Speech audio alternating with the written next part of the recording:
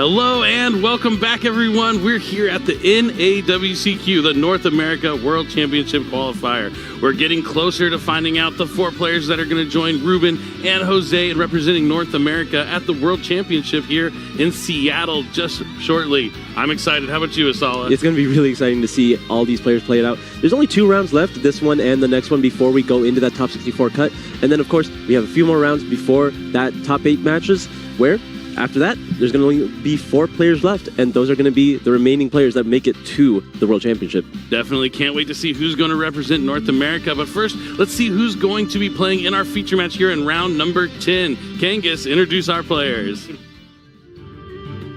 In our next feature match, in the blue chair from Woodline, New Jersey, Brian Pham. His favorite card is Moltrami Perulia, and a late birthday wish to him as his birthday was yesterday.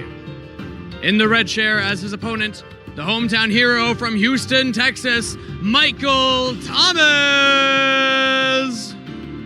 His favorite card is Cleefort Scout, and he's repping his place of employment. Duelists are ready, so let's send it back over to the casters for game number 1.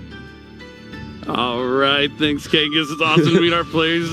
You know, Michael Tamez there representing this place of employment. Pretty funny stuff to see. His favorite card, Clifford Scout. That is a good one. Pay 8. Feels great. But his opponent, Brian Pham, it was his birthday yesterday. Happy birthday, Brian. Happy birthday, Brian. He was able to go 9-0 on his birthday, but unfortunately that means he did lose the first round of today. Hopefully that doesn't mean anything, right? Maybe without the birthday power, you were still able to win some matches here. He did also make it into the tournament through LCQs.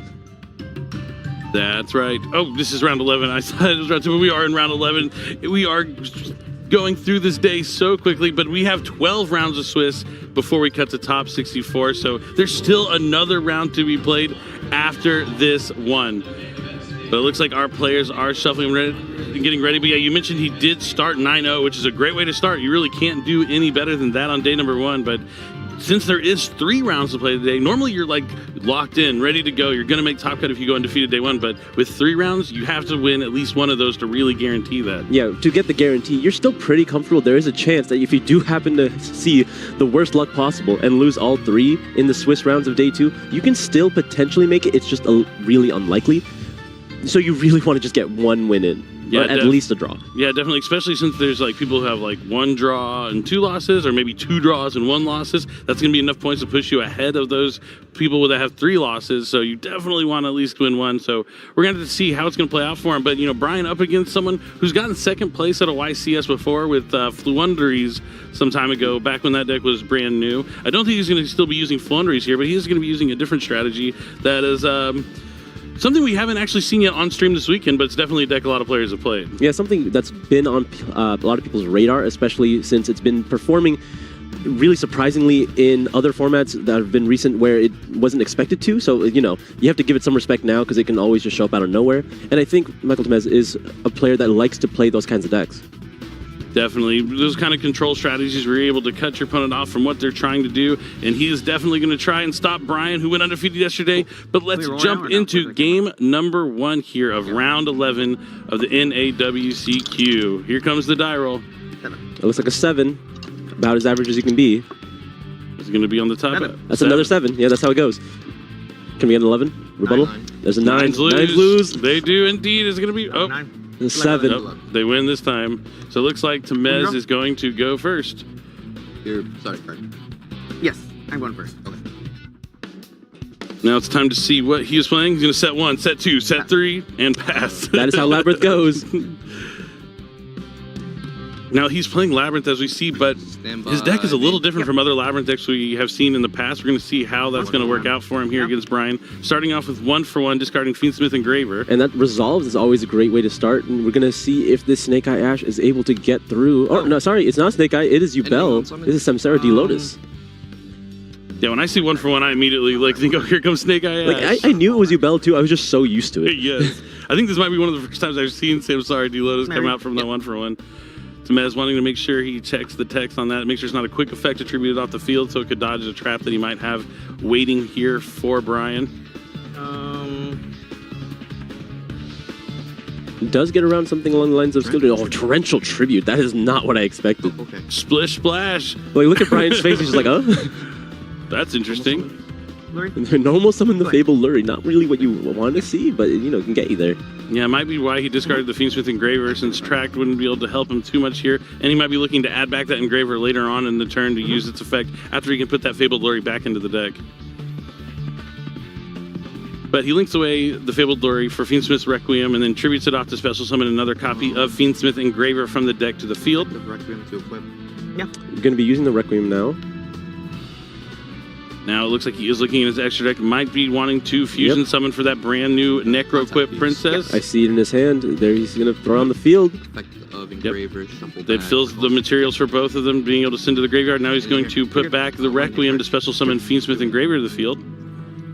Sorry. Yeah, yeah. I likely believe he's going to go for Understood. sequence now at this point. Although he does have some ability to extend in his hand. You have 3 in your hand. Cool. Yes. Now, Temez is asking how many cards in his hand. It could be he's trying to run the numbers and get to that proper equation that he's looking for. Wow, I thought we weren't about spoilers here, Billy. Well, I didn't spoil anything. I'm just saying he's trying to run some numbers in his head. Special Lady Labyrinth? Oh, so he does have Lady Labyrinth in his hand. Since he activated a trap card, he can special summon it from the hand. And then followed by a Welcome Labyrinth. And since there's no response, he's going to be able to use the Lady to set a trap from his deck. Looks like he grabs Big Welcome Labyrinth. Big welcome. Yep, going to be able to set up his engine here. And then from the Welcome Labyrinth itself, likely going to be summoning. Lovely. And also, Resolution, Terrors. And then Terrors of the Overroot. Targeting your That's a great card. You get to swap out a card on your opponent's side of the field with a different one in their graveyard. Destroy. No response. Destroying card in your hand. Yep, and now because a card was sent to the graveyard, we're going to be using the effect of Lovely. And then We'll be that's hitting the Abominable Chamber. Ooh, a lot of cards you don't want to see in your opening hand. It's just a Nightmare Pain and Infinite Permanence to follow up. This is a tough spot for Brian. Temez showing why he has made it this far with the Labyrinth strategy. Stand by main. Lovely effect targeting Terrors. Set. He's going to try and reset a trap here with Lovely. This one is the one that can't be targeted when you have a second Yes. card. Likely going to have to use the Infinite Permanence here just to like really mitigate the Chain big. damage. And he's going to chain the Big Welcome because it's in the same column anyway. You need to use it now. Then And be able to put the Setting Big IDP. Welcome, or sorry, put the Lovely back in the hand to resolve it. Indeed, he will. IDP. He's going to set Ice Dragon's summoning Prison with the Lady Lady. Labyrinth in attack mode right here. Now, Temez, you know, Something he's like only Lovely. playing the big, Resolving by setting this face down the and big destroy card in Labyrinth your hand. of the Silver Castle cards. He doesn't play any of the furniture, any of the small minions. Yeah, it's something you haven't really And seen a Ice lot Whisper lately. attack. When you typically think about Attack the on Labyrinth your deck, you think about the big Attack on engine 2000. version with a lot of the furniture, a lot of the Arianas, sometimes even Ariane. But no, this is back to the roots, Your just turn. straight trap cards. Like that. And he's playing quickly, knowing how to play. He's probably practiced this matchup plenty of times, and going first is where he wanted to be. And he is Lovely. in the Big driver's welcome seat, out. in control here in game Oh, no, number I one didn't of round destroy card. I 11. shouldn't destroy Yeah, I should have destroyed. he is I should have destroyed card in forcing hand. the simplified game state Yeah, here, it was just a set. which is It was just a exactly set. what Trap Labyrinth wants to do. Sorry, you said the card, So, the Nightmare Pain's this in your is hand. in my That was my fault. I'm sorry. Yeah, it was Nightmare Pain. Yeah, that was my fault. It's in hand. That's fine. Accidentally using the effect of Lovely when it would have Oh, been I in the was my hand, so it hand. was not able to trigger. Yeah, you're good. Sorry. You're all good. Yeah. Yeah. Good. Yeah. Oh, because he had to return it to his hand with the big Welcome Labyrinth, so it wasn't face up on the field to resolve. Because normally you destroy a card when a card leaves the field by a trap effect. Yeah, it has to see it and then still remain on the field to activate. That's what- All right, so we're making it back to Brian's turn. He's able to activate the Nightmare Pain. He's able to destroy a dark monster from the field or his hand. The placement of the card is fine. Activate effect. Activate the effect of Nightmare Pain. So he did draw something that he's going to be able to destroy. Probably a U-Bell, perhaps. A Hopefully Spirit U-Bell, U-Bell would yeah. be nice. I'll chain Terrors targeting this. Terrors of the Overroot has just been an absolute terror here for Brian. He's going to swap out the Nightmare Pain with And chain Lady. Is that an infinite Imperm. permanence? He's like, you can have another Imperm. It's Just not give going him to do trap anything cards, against yeah. me. And he's just going to be able to keep resetting that Terrors of the Overroot as well. Okay. Setting Destructive Daruma Cannon. Understood. Another Daruma Cannon. Really, all the powerful trap cards you can These have in can't your be targeted arsenal. when you have set cards, Correct. This is a trap control strategy. I mean, this is pretty much over for Brian at this point. You know there's still an Ice Dragon's Prison in the I graveyard. actually short a card with Lovely when I shouldn't have. I'm gonna activate the Fiendsmith, effective Fiendsmith Engraver. Yeah. I'm going to shuffle back So now he's going to try and summon Fiendsmith and Engraver. Let's see if this... You're good. Nope, doesn't do anything here from Temez. Going to hold Ice Dragon Prison. Really no reason to use anything yet, right? No. Not yet. Now, where does Brian go from here? He is in a pickle. You know he has a Dark Monster in his hand. It potentially could be summoned here, but that would likely force out the Ice Dragon Prison. Link summon. Yeah, unless it's one of those big Dark Monsters, that would be tough. But he's going to link away into the Fiendsmith Requiem that he put back on turn 1. Be able to tribute that off to get to another Fiendsmith Engraver, the 3rd copy. This would be a good time to potentially banish both the Requiem and Engraver, cut them off from further points in the game. Let's see if he does decide to use Ice Dragon's Prison here. He won't be able to use the Karma Cannon just yet. Sure. So he's going to equip the Requiem. I wonder Well, if he can't target either of those, so... Yeah.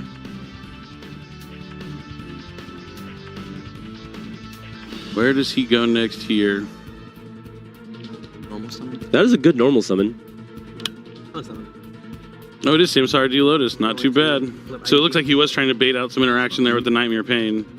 Banishing your Earth Specialing Samsara and banishing both of these. Yep, just going to get rid of both Samsaras now And with the one effect of Ice Dragon Prison. So reset. Do you think there's any merit for Brian to try and like go after the Ice Dragon Prison before summoning the Samsara D Lotus? Or does the Engraver only go after monsters? I thought it was monsters. I think it is only monsters. Yeah, I've had that question before. Engraver is just monsters. It's a good card, but not as good as it could be. Switch to attack. It's as good as it needs to be. Yeah, it's good as it needs to be, and this is going to be enough here for Temez, and he's going to be able to attack and take a quick game 1. I mean, going first with the Labyrinth strategy is where he wants to be. He's able to set his trap cards and get all his Labyrinth strategy online. I mean, really having 3 traps and that lovely in his hand, or lady in his hand, was exactly what he wanted to be able to do. Yeah, some powerful trap cards. We're able to follow it up with, like, just, you know, he has such a limited quality of monsters, but they are all just very powerful, and they're able to facilitate getting access to the trap cards again and again. And even though the trap cards generally don't replace themselves, the monsters will make up for that difference. Definitely. I think that's hilarious that he has a toucan on his hat there, because I believe, like, the thing that cost him the finals of that YCS was like a slight like misunderstanding or a misstep with like a toucan resolving for like a normal summon, or he declared it or something. So I wonder if that's like a shout out to like, I've learned from my mistakes and now I'm here to win when it matters most and try and represent North America at the World Championship. I don't think he was thinking that far. I don't know if it was really that intentional. You'd be but surprised. Maybe.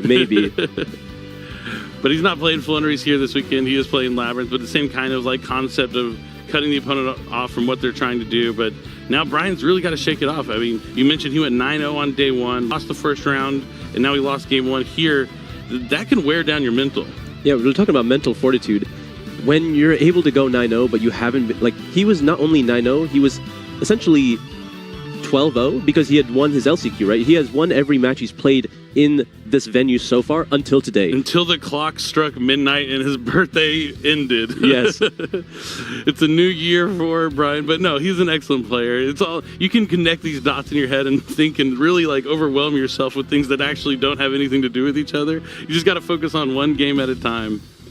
I like how both players do have like the pin in the ear ready to do their life points. That's a classic. Shows their focus, you know, a little bit of a style point. Yep. Every time I put my pin in my ear, I always lose it. Is it the hair? No, it's there. No, I just forget it's there. But I do think it's funny that they're both rocking it on either side. But now they are side deck shuffling up. Mez probably thinking about that cinnamon butter and how... just kidding. But you can see that they're still enjoying themselves. I mean, being X1 with 2 rounds to go, like, you definitely want to win another round, but you're still feeling pretty confident in your skills because you've already won so many rounds leading up to this point. Yeah, definitely not out if you happen to lose this round, but you really want that comfort because winning this one is the guarantee. Yeah, I mean, the coolest thing about Labyrinth 2, though, I know I brought up the equation thing, but we've seen it in previous tournaments for like the nationals that were happening over in the EU, where the Labyrinth players were using cards like Simultaneous Equation Cannon. I really want to see that card resolved. It is a math problem that can result in your opponent losing everything. Yeah, just a little bit of algebra here, but what we know about Yu-Gi-Oh players is it requires a high IQ to play this game. Definitely assuming you read. does. The reading's tough sometimes, but let's go ahead and jump right into it. It's Game 2, Round 11 of the NAWCQ. I will be taking first. The second to last round of the Swiss rounds before we cut to top 64. And then it turns into that single elimination tournament. We're also going to have a live duel that you're going to want to stick around for to check out during that top cut. There's a lot of exciting stuff going on today beyond just the feature matches, so make sure you stick around all day to watch out for that. Now, Fiendsmith Engraver is going to start here for Brian, sending it to the graveyard to add. Assumingly tracked. Resolution. One day it'll be Fiendsmith Sanked. One of these days. It doesn't need to be right now. But I caught a peek at Brian's hand here, and it looks phenomenal. All right, so he's actually going to get to, hopefully get to some Ubel stuff here since he's going first this game. He's going to be leading with the Fiendsmith to potentially bait out some interruptions here.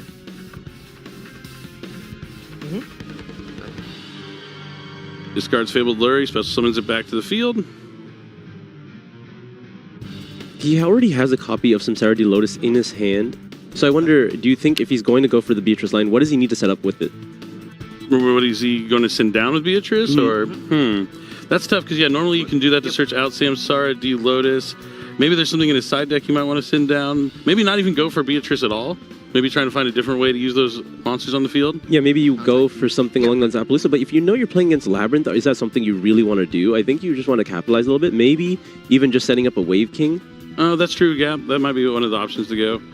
But I mean, Appaloosa, yeah, it's probably pretty tough, and there's a lot of trap cards that can deal with that. The Daruma Destructive Karma Cannon essentially deals with any Link monster, but we'll see how he's going to navigate this. I like how he's playing this right now. He is just putting the bodies on the field, setting himself up so he can just extend with the Fiendsmith cards rather than throwing them all into anything currently. Yep, just has that Necroquip Princess on the field. The Samsara de Lotus tributes itself to special summon Spirit of Ubel, and on summon it can add spell or trap that mentions Ubel, so he adds Nightmare Pain. This is the classic combo. Nightmare Pain can destroy the Spirit of Ubel to add. See what he goes for. Imagine. Yeah, we're Pain popping the Spirit. I was just reading it. Yeah, he already has a copy of Gruesome, but he looks like he's just getting another one. Yeah, that's like the main thing you get. I was wondering if there's anything else he would want to grab in the situation, but then since Spirit of Ubel is destroyed, it's going to summon Ubel. You know, we featured a bunch of Ubels, but they never have Nightmare Throne, and it's like their best card in their deck. It gives you just like that extra body. It's pretty nice. That's why we've seen him lose a lot, I guess, right? They don't get to have their best options. Yeah. Effective special.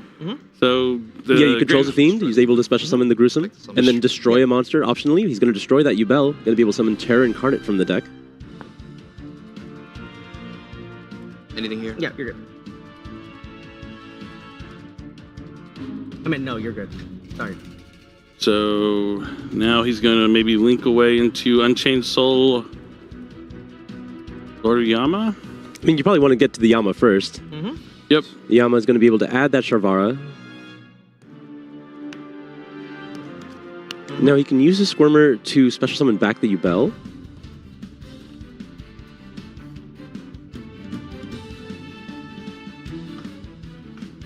Oh, we can just lead with Phantom of Ubel, of course. Ubel and a 0. Yes. Definitely want to put those cards back so you have more things to summon from the deck. Yep, Phantom Ubel definitely changed things for the Ubel deck, coming out in Battle Legends Terminal Revenge. And yeah, just being able to shuffle back the materials from your graveyard, field, or hand to summon from your extra deck.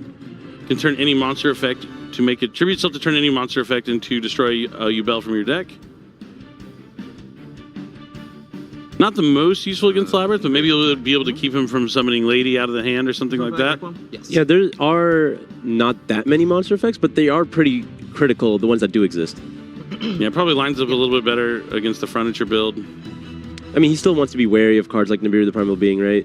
True. Especially now in Game 2 and side decks are involved, and Temez knows he's going second. Now he's committing the bodies to the field because he has that installation from Nibiru. He's able to go into sequence after using the effect of Engraver. Yep, that Link 2 is going to let him shuffle back a couple of Light Fiends to fusion summon Fiendsmith's Lacrima. He's going for Aerial. I forgot we're playing Ubel. Yep, that's going to be able to send any Fiend from his deck to the grave. There's so many different options you have. Really, really cool. Yeah.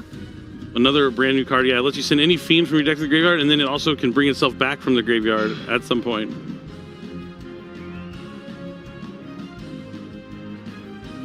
Definitely a great new tool that Ubel got out of the Infinite Forbidden. Yeah, we've seen so much of Necroquip Princess. We haven't seen as much of Aerial Eater, but they're both just fantastic cards.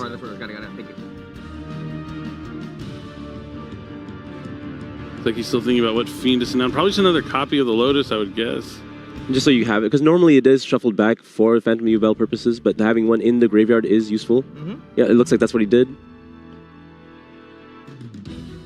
Yeah, I believe it can special summon itself back during the end phase, so you can use it as a tribute for Yubel. Exactly.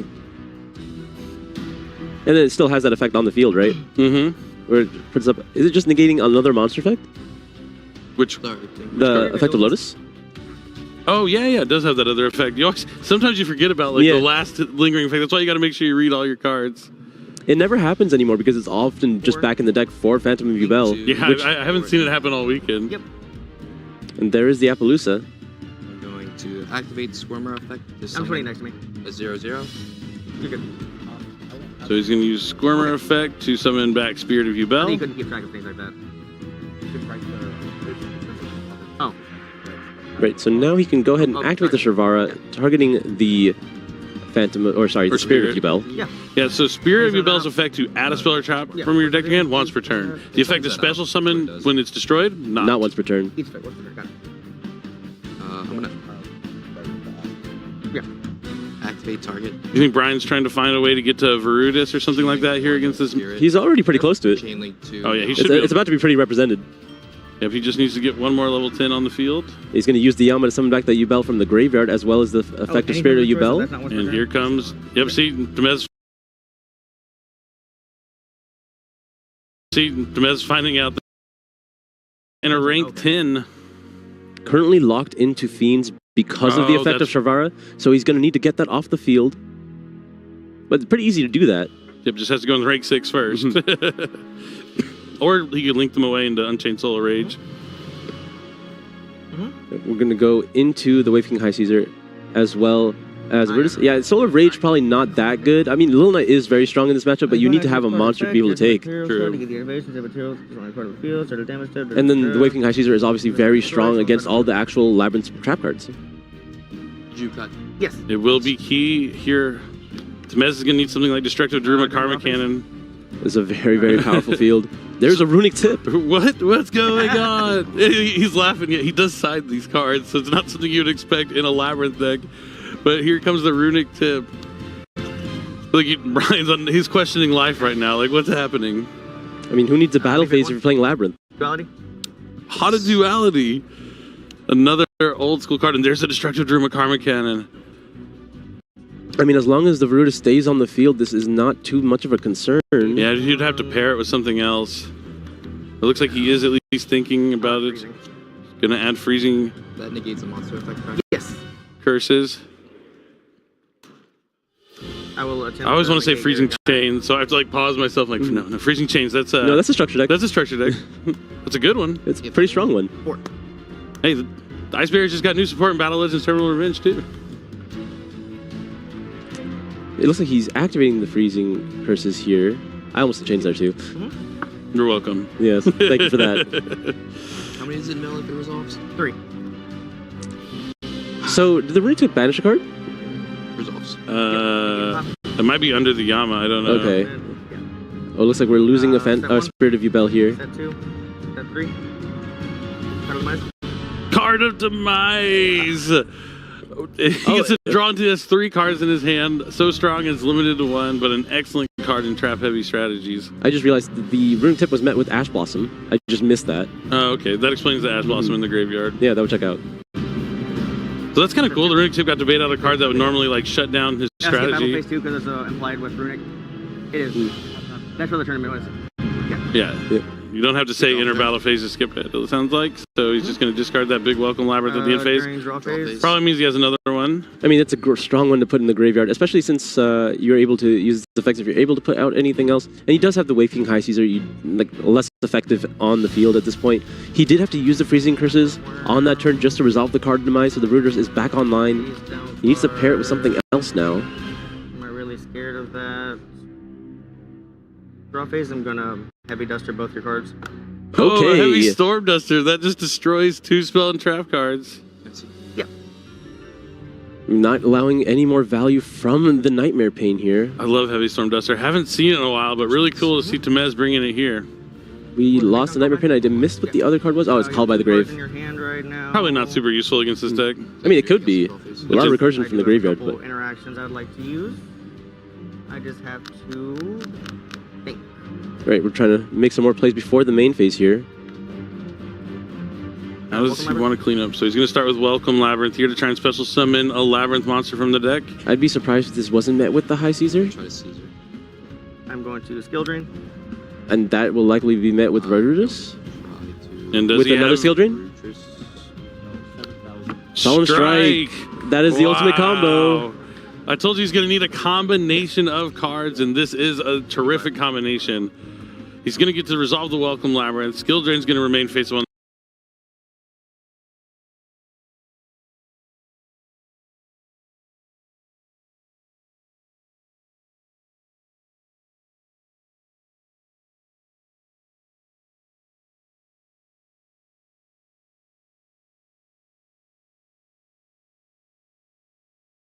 On the field, and the strike is going to take care of the times, and he looks so cool. He's like that giant like kaiju just like destroying the planet. I mean, it really did effectively trade with 2 to 3 cards here. We trade with like 5 cards, I feel like, if you count the freezing curses. But I guess that doesn't really count because the card of demise. I mean, it did. It did something. The card demise just gave him 3 cards back. But, Yeah. and then another Ice Dragon's Prison here. Like, Going for Fiendsmith Engraver. just trying to cut off that immediate value, at least putting it on the field, right? Or no, there's plenty of Fiends available. We're going to be able to get rid of the High Caesar as well, No response. or the Phantom Rebel, most likely the High Caesar. Big welcome to Bouncer Caesar. Oh, I'm gonna bounce my Caesar. Oh, that's going to send Shavar to the graveyard. This is Smith, gonna be Spanish Phantom. You're gonna banish yep, just going to try to clear the field, leave up an Appaloosa with 0, Fortress will well, 0 attack after the skill drain. And then no cards available for Temez. All information is known now. He just has to go after the skill drain. Fortress will destroy the skill train. Yeah. And And now he's going to normal summon Lurie. Shavara. Yeah. After, of course, resolving the Shavara. Yep, since Shavar sent to the graveyard, doesn't matter from where, even if it's from the This is overlay 0. network, and so he's get to set Train resolved and is now 0. the Abominable Chamber. Michael Temez doing a really solid job of clearing as much as he could, but Brian still has the remainder of his turn now. He hasn't actually done anything. It was just able to clear the field. He has not committed anything to the turn.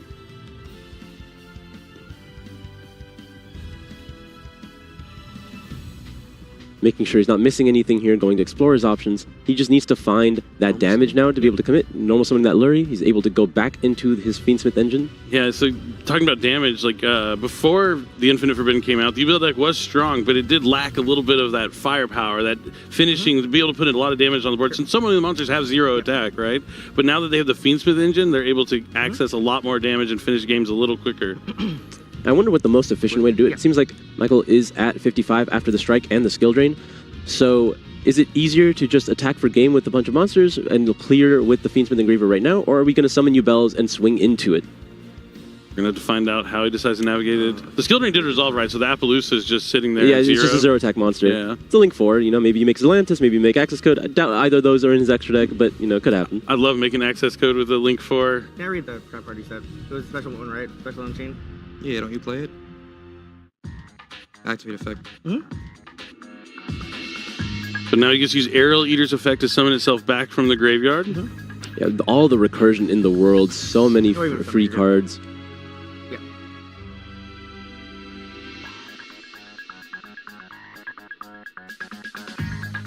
Let's see how he proceeds next. He has most of the damage represented. He just needs a little bit more.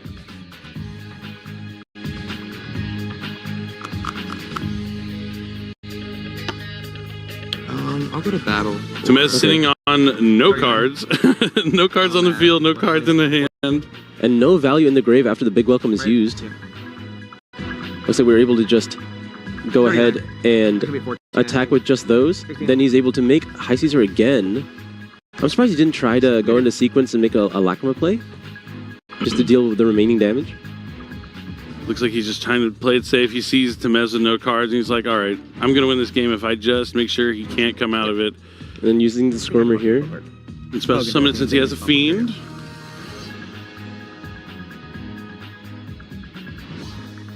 Oh, looks like he's going to try to make the SP Little Knight as well. Effective SP. Yeah. Banishing the lady, I imagine? Another useful way to... or maybe just the Welcome Labyrinth? use that Appaloosa. Yep, going to banish the Welcome Labyrinth here. Taking out all the resources from Michael's graveyard. It's 14 to 8. 16. Oh, okay, he was leaving 16, so the Lacrima wouldn't be enough. But he's at 16. Yeah, after Skill Drain, Strike, and Yep. 18 from the Engraver, as well as... Could he have summoned SPL Knight before going to battle phase? He would have had to...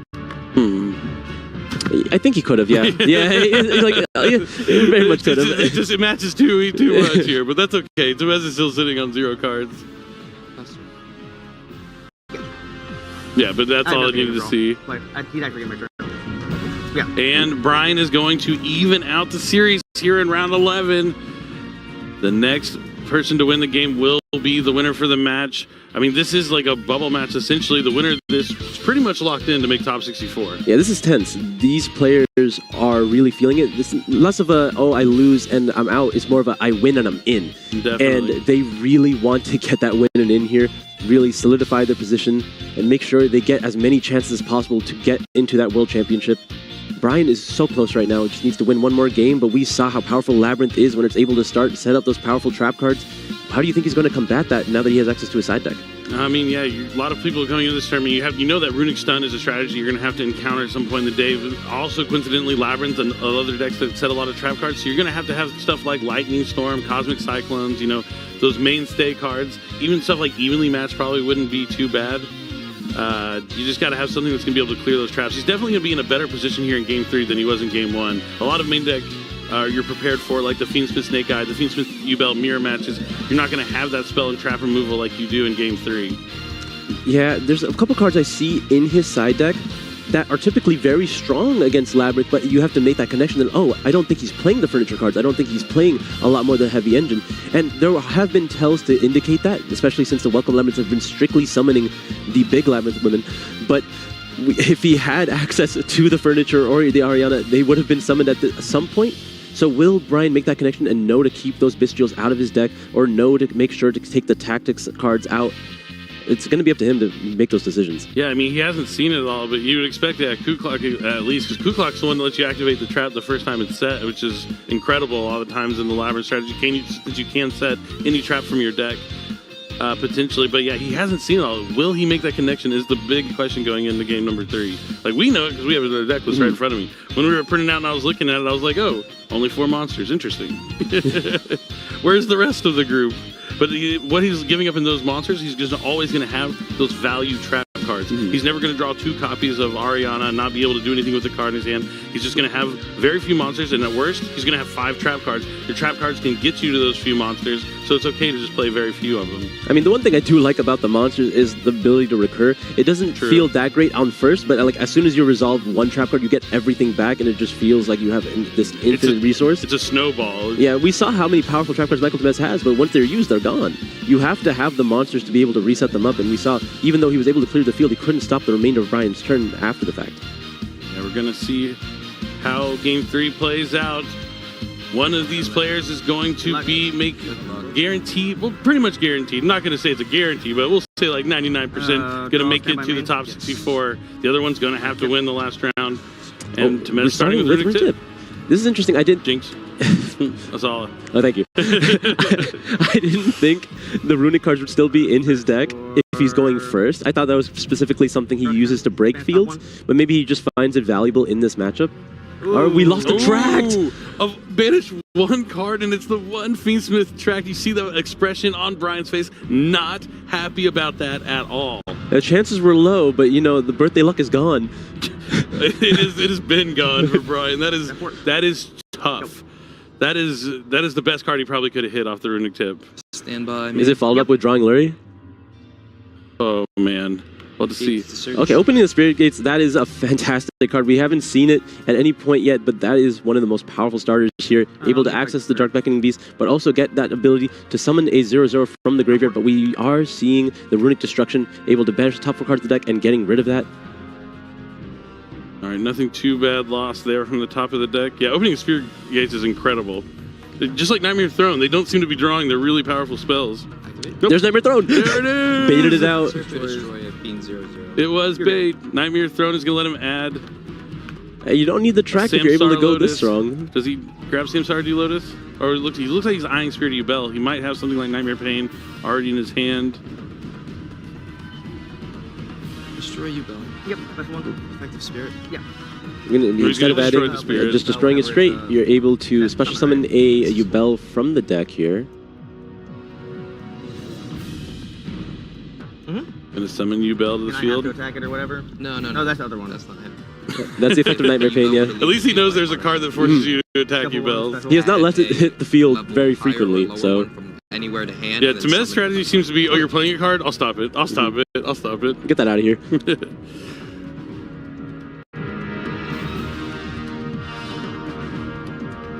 All right, Brian in the driver's seat at this point. He's able to normal summon Samsara D Lotus here. Cards in hand. 3, 5, 6, 7, 8, 10. It's level 10, right? Or 11. It's level 10. 10. Now, it does look like Brian did get a minor warning for shuffling the materials for Phantom of Yubel before summoning game number 2, but, you know, just a warning. Not a big deal as long as you don't accumulate multiple warnings for the same kind of thing throughout the tournament. Do you have anything? I do. I have a response. Okay. I'm just Wasn't sure what's going on. Yeah, Tamez is just math right thinking now. about his response here, not clearly indicating to Brian. Brian's making sure he's aware if he is allowed to continue or not.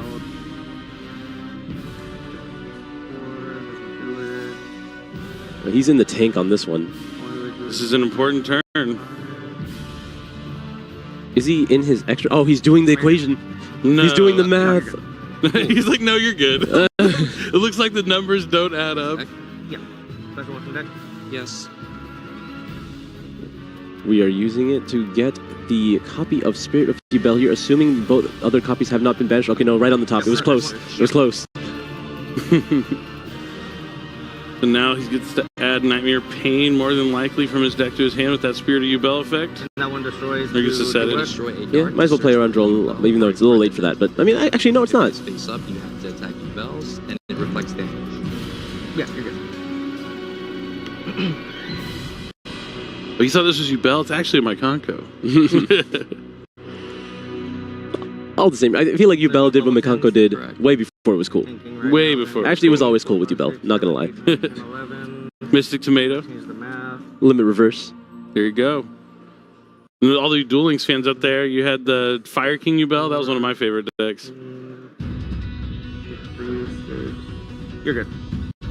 All right, Tamez is letting Brian proceed.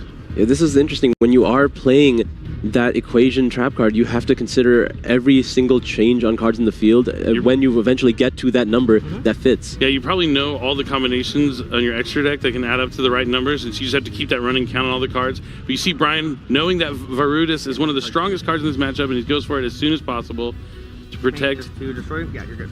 his cards. Nightmare Pain. And then he's able to use Nightmare Pain to destroy another copy of Yubel from his hand that's going to be able to add a card from his deck to hand, and then the Yubel will trigger to summon a Terra Incarnate. Adds the Gruesome Grave Scormer. And here comes the Yubel Terra Incarnate. Anything here? Read it. Thinking 3, 4, 5, 6, 7, 8, 9, 10. The destruction was the... I love that Tamez is counting all the cards. It's so funny. I think Brian is pretty, I think Brian understands what's about to happen. If he, yeah, he has to have something like Imperm also, but if he does it, that's the way to get back in this game, because you don't want to destroy Varudis. As we saw in that other game, he's able to take a card down with it, but simultaneous equation cannons would banish everything. Yeah, we can see that Michael can't do too much with just one card outside of Card of Demise itself. If you're able to limit all the interaction that you're able to do. Yep. Going into that Moon of the Closed Heaven here. Not going to be able to access the track, but it's fine. We still have the remainder of the Fiendsmith cards. I know it's a very complicated game, so I'm calculating for the cannon. I understand, but it's happened multiple Okay. times with no responses or no Yeah. thing, so I don't want to be accuracy. That's No. It looks like Michael's getting a slow play warning for that counting here. I understand it is a little bit difficult. You're good. What? I'm sorry. Oh, okay. Yeah. He's not. He's. Yes. What is he supposed to do? Not count so he can't use his card? I'm sorry. I disagree with that.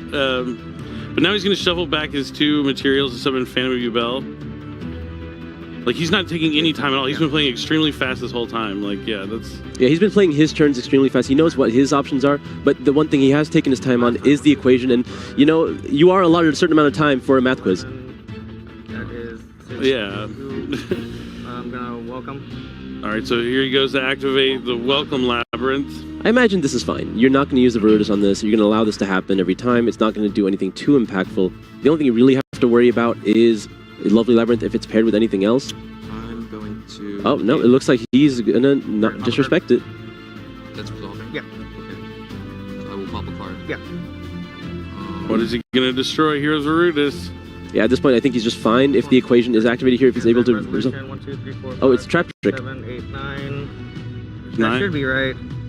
Yeah, he's going to be able to get rid of everything else here. Trap Trick. Trap Trick's going to get simultaneous equation cannons.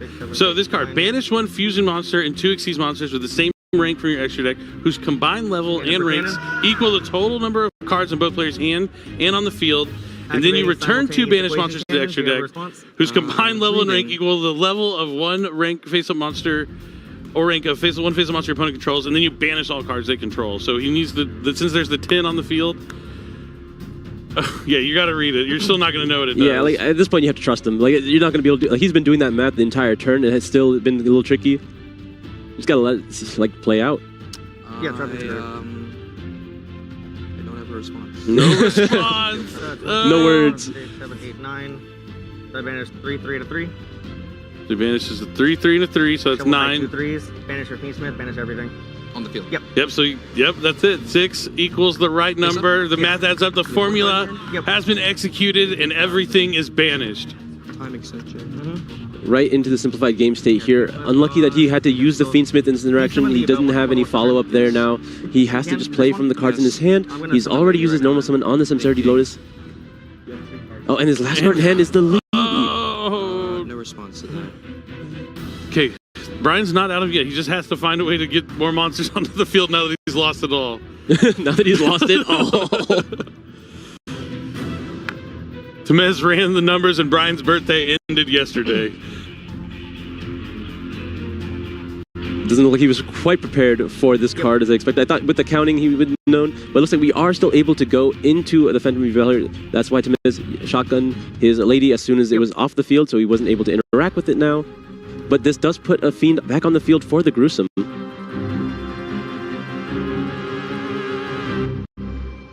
What do you have the normal summon? Sorry? What do you have the normal summon in your hand? That's what I'm wondering. So he has the Phantom Bell at least. He definitely normal summoned the Sincerity Lotus this turn, right? It's tough. I'd have to see his graveyard. I'm not. He used Nightmare Throne. You know, he started with opening straight gates. It got stopped. destruction. Throne destroyed. The Yubel. It put the Yubel on the field. Then he had to get another level 10. Yeah, it was the Lotus because he went to Verutus immediately. Oh no, there's no Lotus in his graveyard. He he shoveled it back to Phantom Yubel, Duff. Now he's gonna pass. That can't be destroyed by cards, right? Battle. Can't be destroyed by battle. He does take the damage without the Nightmare Pain, right? I think so. I think Phantom Bell has the built-in reflection. But he just sets the card he draws and passes. He was able to stop him, but Temez had to use all his cards along the way. Well, that's Chaos Summoning Beast. It doesn't really do anything on the field, but it is a Fiend. So he could be looking to go into Yama. Yep. Yama can go a long way here. Unfortunately, there is a card set for Michael here, so he's not going to be able to go into any cool combos with maybe a Cell of Anguish. Oh, but it's an Ice Dragon's Prison! What's your target?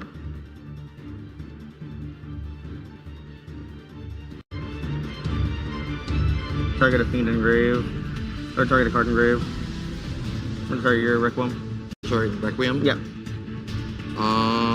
He is going to have to change something here just so that there's no value from the lady. Oh, no. It looks like we're... Banish, or summon it, and then banish this. Oh, we're not getting any value from the lady here.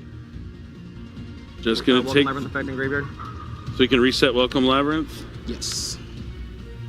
All right, he's still able to summon the Gruesome Square Swimmer, I believe. All right, Brian not out of it just yet, even though he lost his whole field last turn. Yeah, I mean, how far can a Yama go, though? Yep. And I just get battle phase last turn because of Runic, sorry. But it's implied again.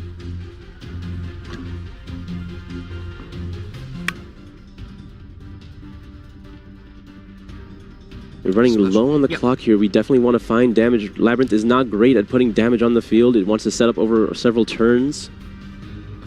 Gonna link away the 2 for Yama as we saw coming. Gonna probably grab the Unchained Soul of Shavara.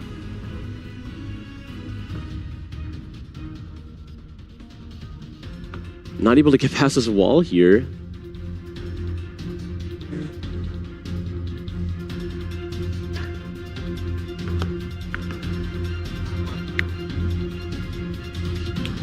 Squirmer. Yeah, Squirmer is going to be able to special summon a monster with 0/0 from the graveyard. It's going to summon a Spirit of Yubel. That's great. Yeah. It doesn't negate the effect, right? So you're able to get access to Nightmare Pain? Yeah. I didn't realize there was still one in there.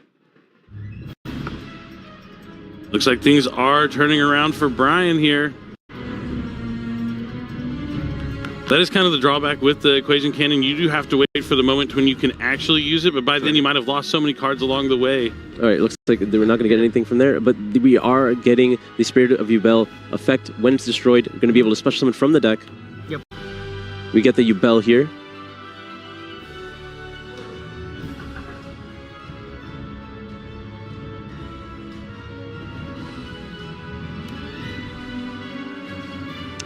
I think it's pretty easy to just try to set Michael back to 0 cards. He just needs a way to clear the Welcome Labyrinth. And then from there, he is able to try to get rid of the lady.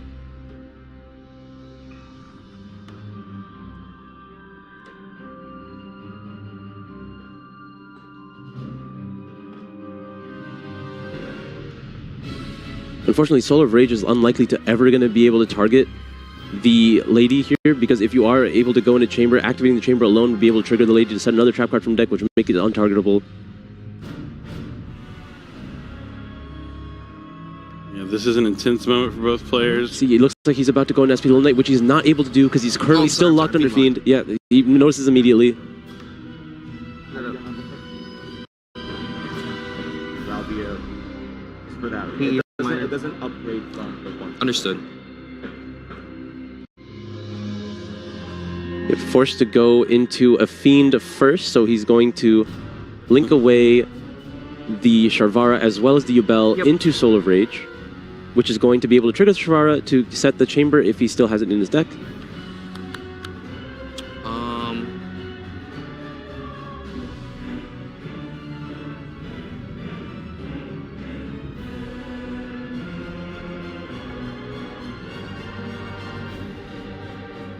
Where does he go from here? Oh, he's just passing. That's what I'm saying. Like, yeah, there's really not much to do. And this adds back a Fiend from the grave whenever it dies, right? Yes. Yeah, whenever it's sent to the graveyard. I mean, I think it would still be worth it to at least try to SP Little Knight banish the welcome here. Yeah, this is where Temez can turn things around. He has a lady, he has a welcome that can get him to Lovely. You attack the blue dog, correct? Yes. He's attacking the Soul of Rage. Soul of Rage is going to be able to add something back here. Yes. Adds back any Fiend. Doesn't necessarily have to be an Unchained card. I'm gonna add back. Maybe adding back the Spirit of Yubel as to something to block damage at this To the point. battle phase effect, yeah. Yeah, there's only a minute on the clock. Yeah, still during battle phase. Oh, going to be adding Sharvara. Oh, and this is why the card in his hand is really going to come in clutch. We're activating Welcome Labyrinth. It's forced to special summon. This is not the one that has optional, and we're going to change Spooky Dogwood.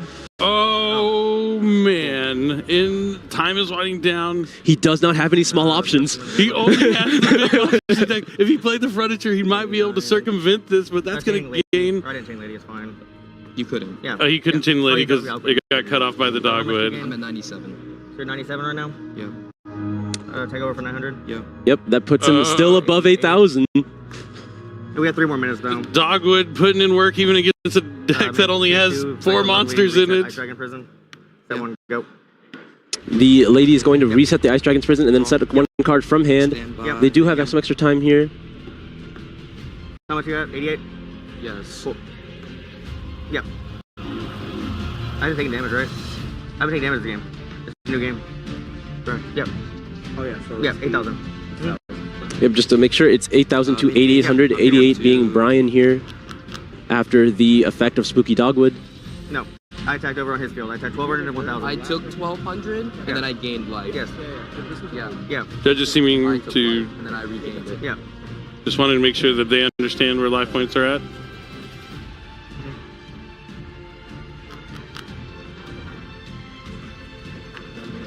I'm at 88. Yeah. We have 3 minutes. But that- we Brian should have an extra deciding minute how he on wants to the lead this thing. turn here. Okay. Yeah. So can we get 4 minutes because we talked about this for a little bit? All right, they do have some extra time from a slow play warning, so we are still in extra minutes here. Oh, Yeah, go. Squirmer effect? Yeah, you're good. Special. Yeah. So he's going to be able to banish the Grave Sure. Squirmer to spell summon back Spirit of Yubel. He could use a Sharvara again here. I wonder if he has any more Phantom Yubels left. We have been seeing a lot of players play 3, but it doesn't look like he has it. There's only the 2 that he's already It was a used up. minute, But okay.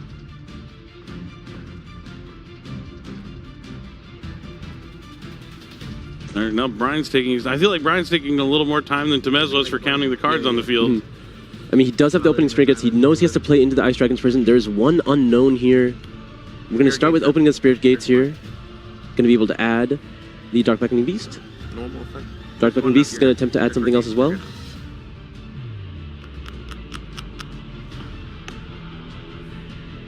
I'm sorry, I can't Yep. resolve. Yep. Banished it. So he resolved his failed to surge. Is there a copy of Nightmare Pain in his graveyard? Or are they strictly they're banished? banished. They're all banished? Oh, there's at least 2 banished, I think. But there isn't one in the graveyard to get back Yeah, that with doesn't the opening need to Spirit be Gates? I don't Like target. think so. Just going to try and destroy. On the effect. Chain target Yama. Chain lady. So he's going to do Ice Dragon Prison, target the Unchained Soul of Yama, chain the lady to set from his deck, Summoning this. spell summon the Yama, and banish Banish both this. fiends. This is And, probably going to effect do the it. Lady effect to pop. And then he gets to destroy the Spirit Gates. Yep. Really cleaning up nicely here. Leaving with just the Dark Beckoning Beast, which allows him an extra normal summon, which does not matter here for the Sharvara. Yep, Brian knows the writing is on the wall. Yep, past the deck to cut. He has nothing else to do here. As long as Michael doesn't activate another runic card, he should be able to take it. Temez draws. Hostile now? No, it's your turn. Battle phase. Yeah. Battle phase. Yeah. Tag over 3000. Attack. So you're at what? 58? This is going to be enough. Tag for 29. Yep. Attack for 29. So what are Activate. you at, That's- 29? That's plenty of damage. What does that put me in? 21. Big, Big wel- welcome. yeah, big Chain welcome. lady. Big welcome, and you get to chain the lady. Sets trap So lady trick. Bounce. Tag for game. Attack for game, and Temez takes it on the back of simultaneous equation cannons. He did the math correctly and won game 3 in a close match between Brian and Temez. And now we will probably see Michael Temez make it into that top 64 playoff. While on the other side, Brian's got to win that last He has round. to win that last. Oh, it doesn't feel very good. The birthday luck is truly gone here, but Not yet, not I'm yet. counting on it. He's going to win the next one. He's got to shake it off. He's got to shake it off and realize he has to win that next one. I mean, going 9-0 day 1, if he does lose this next one, and he will probably be one of the higher X3s. So if there are any X3s that happen to make it, he might. But with so many X2-1s, X1-2s even, it's going to be tough for any X3 to make that top 64 cutoff. Yeah, he definitely doesn't want to take that chance. But I think, for a second there, I really thought he was prepared for the equation because I thought he had really considered. He knew that his opponent was counting. I thought he was very aware of what that meant. But he left the Fiendsmith on the field, and I think that was the biggest issue, right? His opponent got an opportunity to take away the cards while the Fiendsmith was on the field. If it was in the graveyard, at least, he was able to recur all that value. Just having a single Fiendsmith in grave would have changed that entire game. Obviously, hitting the track was really annoying as well. Oh, that I forgot about that. From the get definitely changed a lot of the game and how it played out. Yeah, would have been able to generate some more additional bodies here to really keep him out. Like, a lot of things went right for Labyrinth in this situation, but we see that's why it's here. That's where its power comes from. It's able to resolve simultaneous equation cannons in a situation where your opponent is almost never prepared for it, and you're able to banish everything they have. I mean, yeah, we saw it in one of the EU tournaments that happened not too long ago that Labyrinth was doing well, and it was because of this card.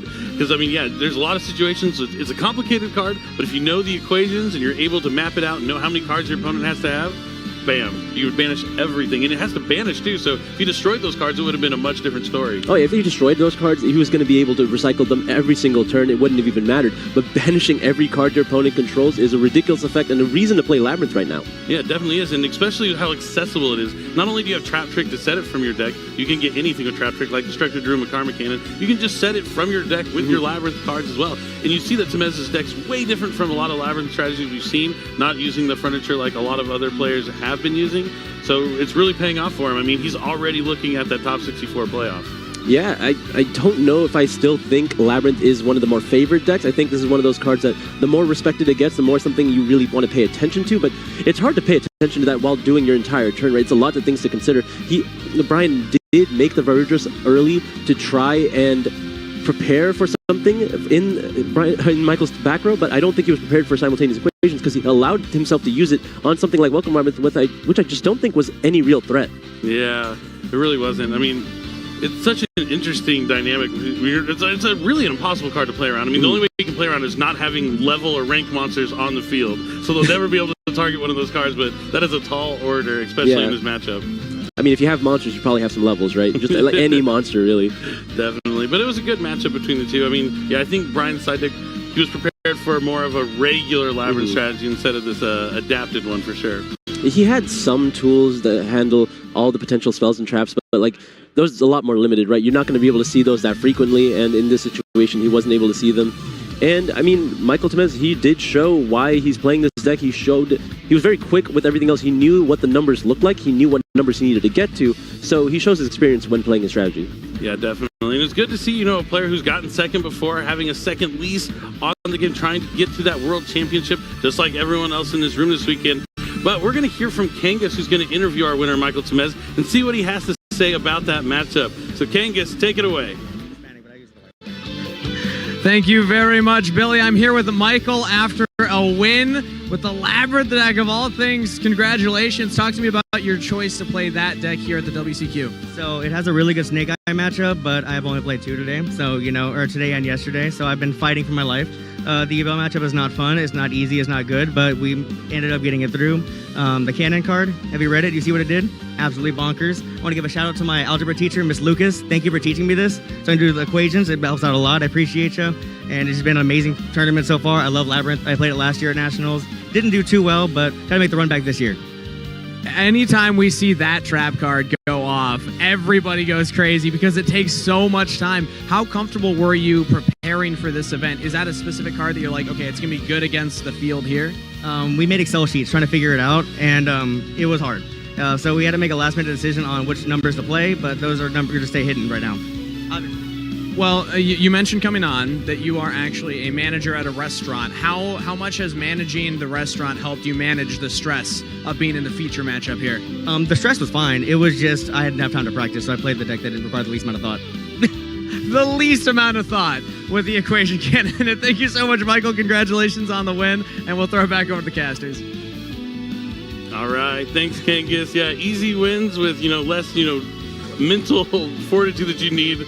Something to look for. There's value in that. I guess like every other activation besides the cannon is pretty quick. Like every other motion he did was very quick. Like some big monsters attack, set trap again. Try to get the value from the traps. Know when it's opportune to activate traps. That's something you've probably learned from just years of experience, right? You don't need to have to practice that too much. You just know when to activate traps because you've been playing the game for so long. But I don't think the equation is that simple. Maybe he's just really good at math. That's the part that he aced for his deck, but we're going to see how he does later on in the tournament. But this is not the last event of Yu-Gi-Oh! Ever. We have plenty of upcoming events that you're going to be able to attend to. If you're watching right now and you want to check out what competitive Yu-Gi-Oh! Is like, next week we're actually going to be at San Diego Comic-Con, so if you're there, make sure you stop by the booth. You can do some awesome demos and win some really cool prizes, or you can duel the master. Asali Watutandage is going to be there and be one of the masters if you want to take on this commentator / master duelist. We also have the World Championship, of course, in Seattle, Washington. But before that World Championship, we're going to have a YCS in Sacramento. You're not going to want to miss that. And, of course, the Team YCS in Santiago, Chile as well. Definitely a lot of cool stuff. Following up, we do have YCS Championships in Niagara Falls, Ontario in October, followed by event in November. We have Guayaquil, Ecuador. Oh, I always love going to Ecuador for a YCS. They have some crazy weather, but it's always exciting to go to Ecuador. It's one of my favorite cities to travel to. But then following up after that, November 9th and 10th, and a remote Duel Yu-Gi-Oh! Championship Series. And then following up, December 7th and 8th, YCS Anaheim, California. I love hometown events. I love having the events in Anaheim. Words out of my mouth. You never really see a YCS in December, so this should be really exciting.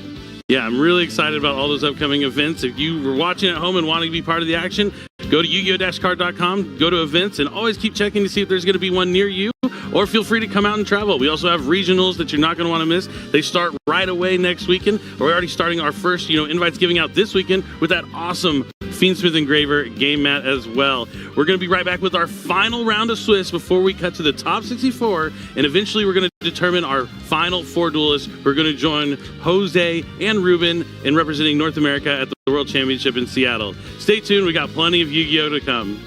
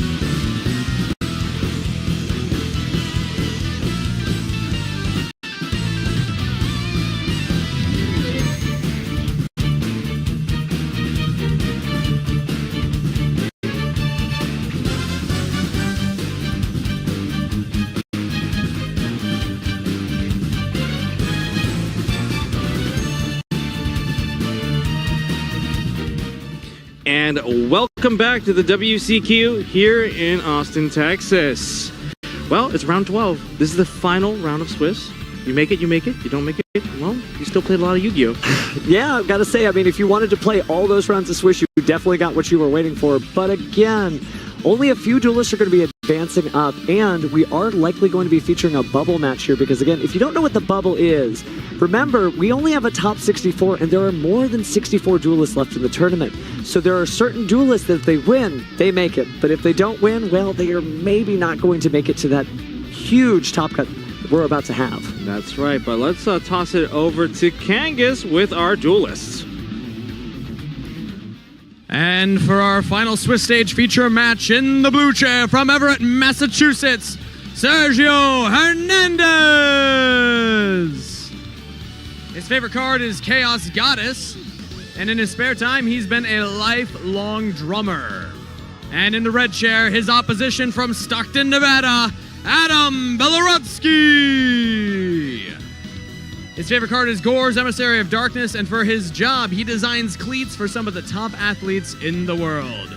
Duelists are set, so let's send it back to the casters for duel number 1. So our matchup here is a mirror match of Fiendsmith Snake-Eye versus Fiendsmith Snake-Eye. Now, Adam is a previous YCS champion. So he is no stranger to the feature match stage, which means he is very familiar with this setting where, again, you got to win and end, and if you lose, well, that's okay. You will have to basically go through this round again. But here's the thing. We see that they're both playing the Snake-Eye Fiendsmith deck, and we know how powerful that deck is and how popular it is, but it doesn't guarantee that you're going to make it through the Swiss round 12 alive, right? So many duelists here showing off their skills with all kinds of different decks, and here, well, they're going to have to do whatever it takes to make it out if they want to make it to the top 64. I mean, this is make it or break it moment, especially when this is already the first milestone. Making it to day 2. Day 2 is milestone 1. And then top 64, milestone 2. Top 4 is going to be your next milestone. I guess I believe people do get prize cards along the way in the top 64, but there are, different milestones even within that. But top 4 is definitely the big milestone to get that World's Invite. Absolutely, and again, none of these duelists want to get even second place, but there's so many duelists and only so many prizes and trophies to award. So the thing is, you'd have to just have grit and determination and mettle to make sure you can make it through, and that's exactly what we're seeing. Adam just sort of nodding, feeling all right. Just no stranger to the featured match stage and ready to duel here, and Sergio smiling just as brightly. It's a comfortable seat sometimes when you get used to it, And while they're shuffling up, getting ready, in a moment's notice, they're going to be rolling the die, determining who's going to go first, and we're going to see how that's going to play out. Now, Fiendsmith Snake-Eye mirror match, something that both these duels have expected. They're going to expect to play against that matchup quite a bit because it is one of the favorite or most popular matchups that they're going to see. I mean, they're both playing it, so it has to be good at some point, right? We're going to see it at some point. It's a popular card for a reason. Again, a mirror match can be difficult, right? Sometimes it's luck of the draw, but sometimes it's, you get inside your opponent's head. Maybe you make a move they wouldn't expect and like, oh, I would never do that. Well, I guess I'll have to respond to it somehow. Exactly. I mean, if you can surprise your opponent with something that is, less common, it'd be good. Is it less common but better? That's the other question. If it's like something that you've explored and realized, oh, I know where this is going. That's the nature of a mirror match because you know the deck, you know your opponent's deck, but do you know your deck as well as your opponent?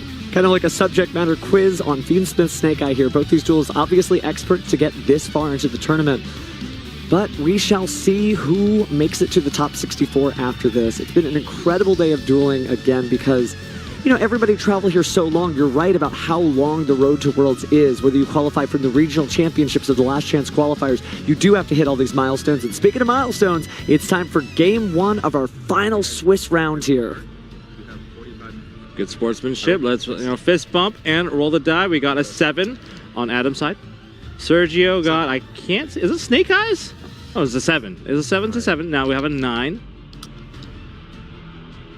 Well, that one's definitely not going to beat the 9 already. So 9 to the 4, and Adam has the choice to choose if he wants to go first or not. It's kind of funny. Even the dice roll was a mirror match.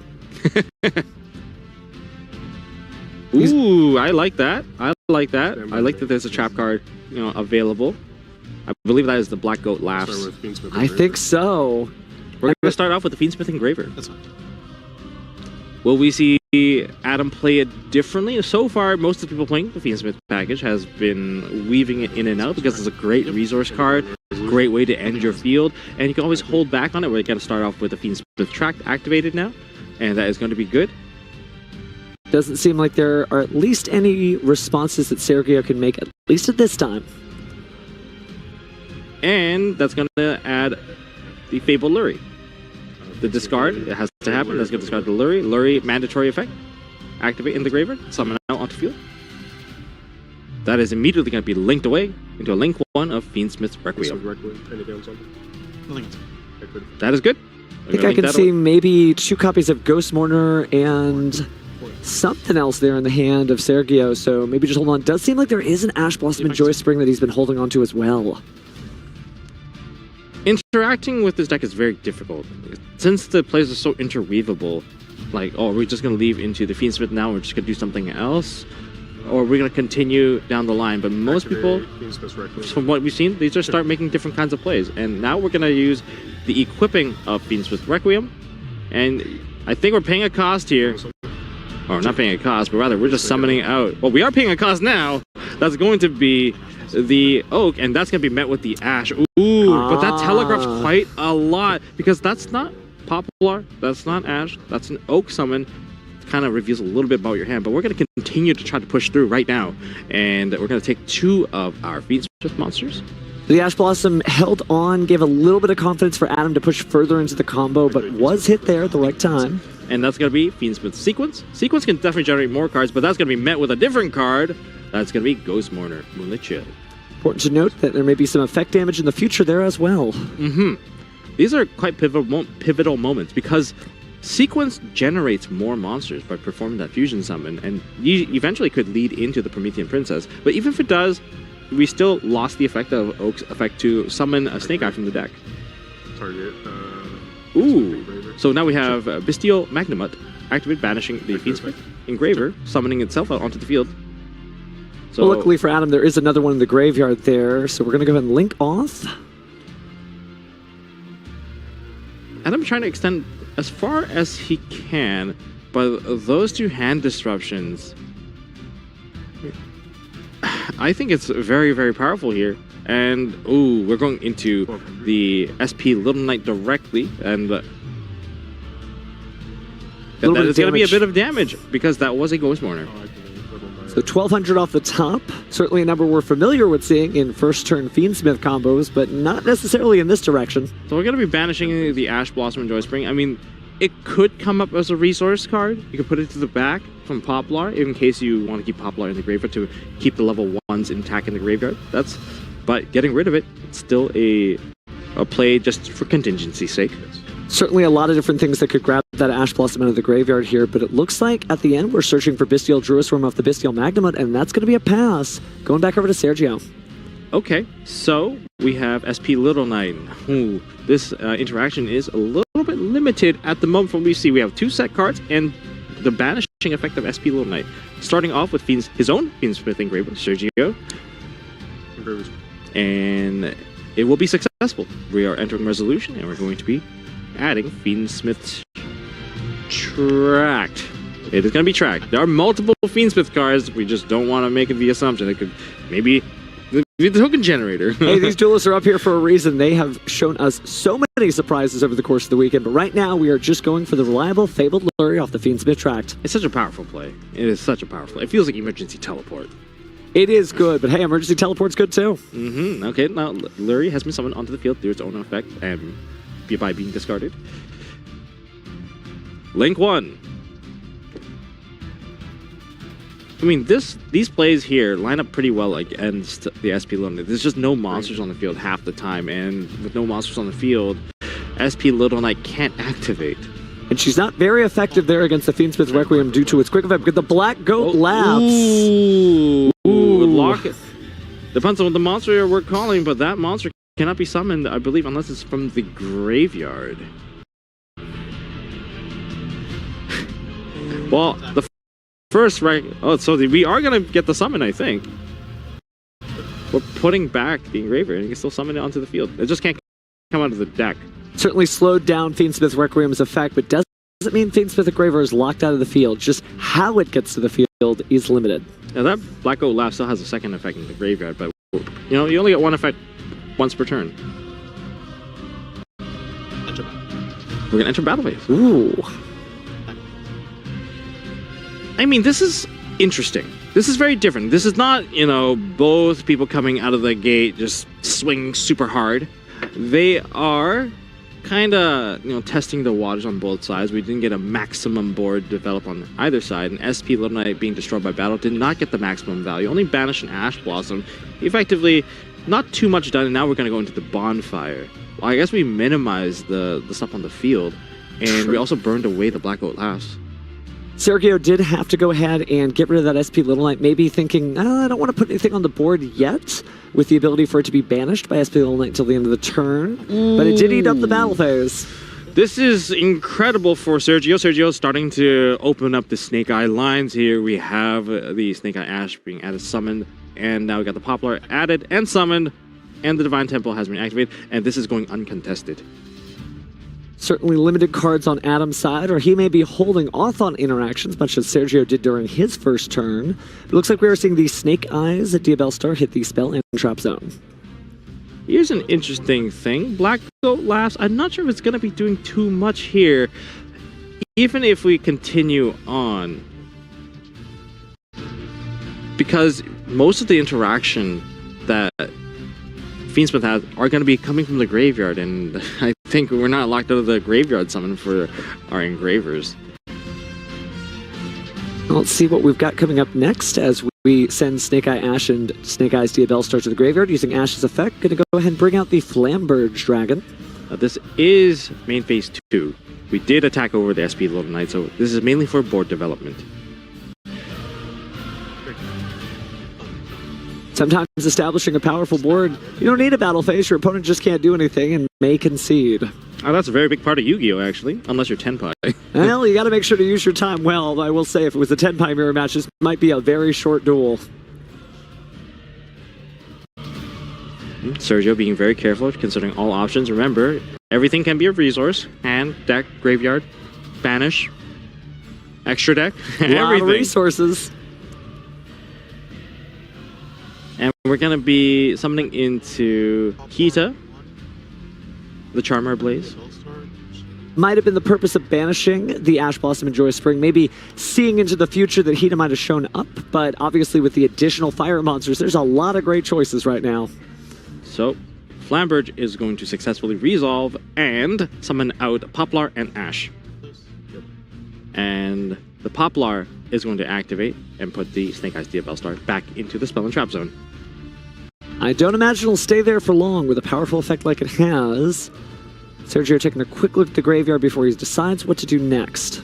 I wonder if he's going to wait till the Poplar's back in the grave before, you know, summoning onto the field and putting the Poplar into the spell and trap zone. I think that's perhaps a cool line, whether we've seen a lot of players do, but now we got the Snake Eye Oak being summoned through the Hita. Wow. Thanks, friend. Don't forget, we share graveyards when it comes to this mirror match. Those Charmers, you know, we built a little bridge into your graveyard and, you know, just fish out one of your monsters. Talked about our turn, our banishment, now it's our graveyard. Ooh. Not sure what he wants to do here. Seems to think about linking off the Hita and the Snake Eye Oak. That's a possibility. Oh, it seems like we are pushing out the Flamberge into the spell and trap zone instead. And now we're performing a link summon. We're looking into the extra deck, and that's going to summon out into Celine. Makes a little more sense. You don't see Flamberge Dragon in the spell and trap zone every day.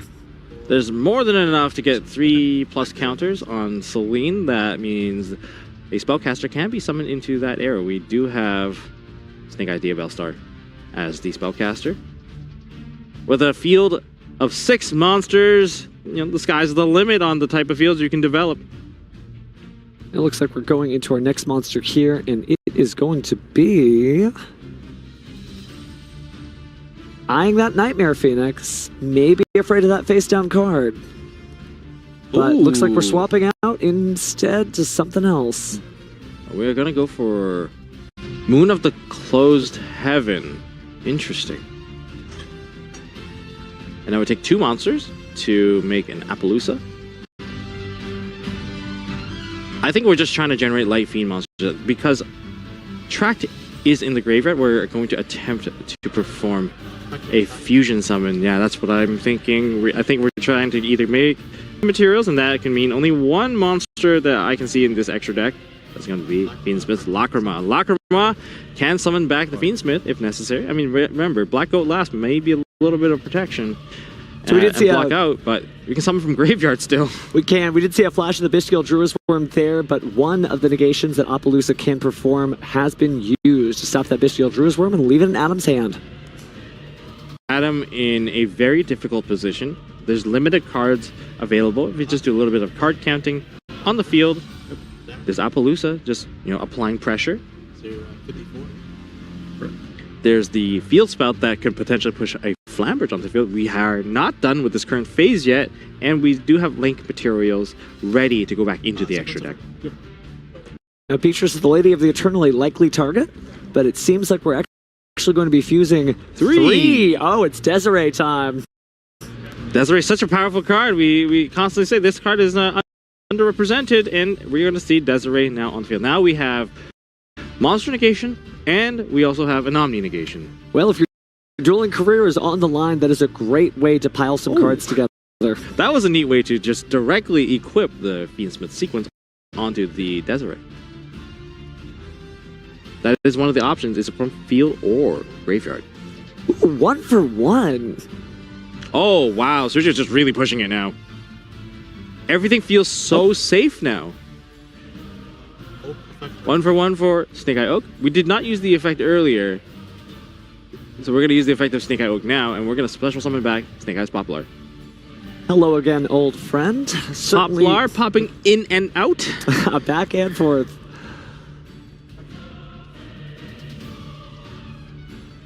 A very tough position to break out of, but maybe the heart of cards is going to be what it takes to come out of this. But right now you can kind of get a good look at the establishment of this current field. We can see how Sergio plays his current playstyle, the way that he plays, and adapt to our own strategy when it comes to this mirror match. Oh, wow. We are trying to put the nail in the coffin with the SP Little Knight. We're trying to get rid of stuff in the graveyard. The graveyard resources can be taken out.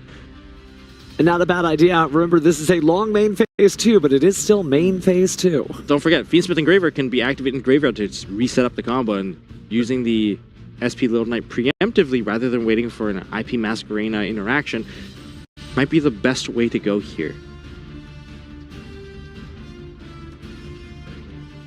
So still running 2 Flambird Dragon. I know some duelists have kind of cut it down to 1, but it allows you a little bit of redundancy there to place it in the spell and trap zone and not worry, you still have another one in the tank. Just checking out the graveyard. I mean, there's a lot of interaction, but, well, rather, there's a lot of options for Sergio right now. Interaction, a little bit limited on Adam's side. Not a lot of cards to really play. All right, so passing that back, seems like he's happy other than placing that in the spell and trap zone. Interesting, so we can go ahead and grab it himself. I mean, that's one of the meanest things about that card. Flamber's Dragon, you put one of the big negator monsters in from your opponent's side, put it into their spell and trap zone, and just take it for yourself to give yourself an additional negation. Thanks, friend.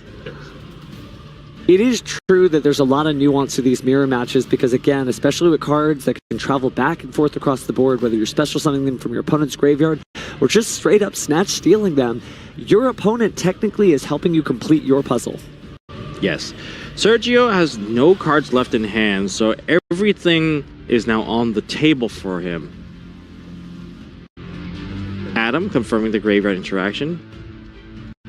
Was Promethean Princess even summoned this turn? Not this time. I don't think so. So the graveyard interaction is a little bit limited. Now we're going to go for the Black Goat Lapse. We get to turn off an effect.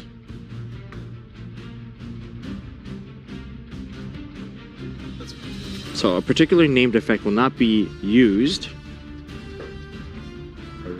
Normal summon Poplar. Normal summon out Poplar. Ooh. Really thinking about this Poplar effect, but it looks like we're going to go ahead and negate it with the Appaloosa Bow of the Goddess and chain the forbidden droplets.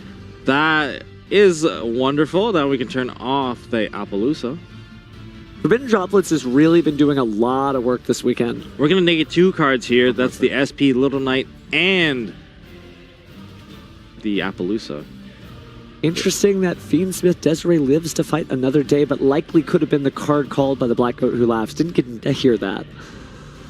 But I feel like if you were going to stop something, but you would be able to respond with monster effects anyway. This could be enough to climb back. Poplar effect, putting Poplar back into the spell and trap zone. And we did get the original Sinful Spoil Snake Eye. Adam showcasing the termination of a YCS champion. It does look bad, but it doesn't mean you're out. Using the original Sinful Spoil Snake Eye to go ahead and send Snake Eye Poplar to the graveyard to call another fine fire friend. It's going to be Snake Eye Ash. Snake Eye Ash effect. Now we know Oak is kind of already been in play, so which monster is it going to be? Ash can add Ash, but it's going to be Poplar this time. Poplar being on the field, that means we're going to reveal, activate, summon? But you can't use the Poplar effect to search because you used it to grab the original Sinful Spoil Snake Eye. Certainly a great card, but only can use those powerful effects once per turn. A tight position to be in, limited effects, a tight and narrow path. Adam taking a moment to size up his options and bring out his own Hita. Hita is one of the strongest cards when it comes to the mirror match because the graveyard just becomes this infinite resource available, and taking in Oak will generate an additional monster, and you of course have the additional effect of Oak that you can use to generate a Flamberge Dragon as well. Certainly finding another way back into this duel. 4 link materials worth of monsters on the field, but a lot of different ways you could go here. This is the comeback story for Adam right now. Well, one piece at a time, one piece at a time. Again, showing us the grit and determination of a YCS champion. If you've had this experience before, if you've ridden the roller coaster ride, the NAWCQ is certainly important, but it may just be another tournament in Adam's eyes as he puts out his next monster. Snake Eyes Flamberge Dragon has been summoned onto the field. A very strong card. I mean it. Ooh, now we're going to the Bestial Druid Worm. It didn't go anywhere, it was just stopped.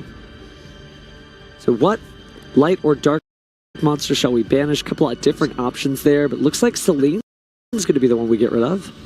Yep, just essentially just getting the monster summoned onto the field. This, ooh, we have Link 3? We are going for Link 3. We're going for our own Celine now. You know, we check both players' graveyard for spell cards on this one. Looks like I saw 3 over on Adam's side. Oh. We're going into Access Code Talker. Access Code Talker effect, targeting Celine, gaining 3,000 attack points, 1,000 per link rating. Making it a whopping 5,300 and putting multiple attributes in the graveyard for Access Code Talker to use its powerful effects. But before we get the effect of Flamberge Dragon, Flamberge Dragon is going to summon back the Oak and a Poplar. That's going to continue on into the extra deck. And we're going to go for a Fiendsmith line now, going into Moon of the Closed Heaven. Adam going for closing out the game. Some people opted to not play Access Code. It seems like Adam made the right choice of playing the Access Code in this game. And we're going to be quickly reaching the conclusion of Game 1 if all of this fall into place. Access Code Talker has made a huge impact this weekend every time it's graced the featured match stage. Whether it won or lost, it definitely changed the tempo of the duel. So we'll see if Adam is able to win right now with this card. We're going to go for the equip of the Fiendsmith Requiem. We're going to send away cards, or we're going to go for Necro Princess to generate additional damage. I'll go to battle. Sure. Attack for 24. We're going to go for attack for 24.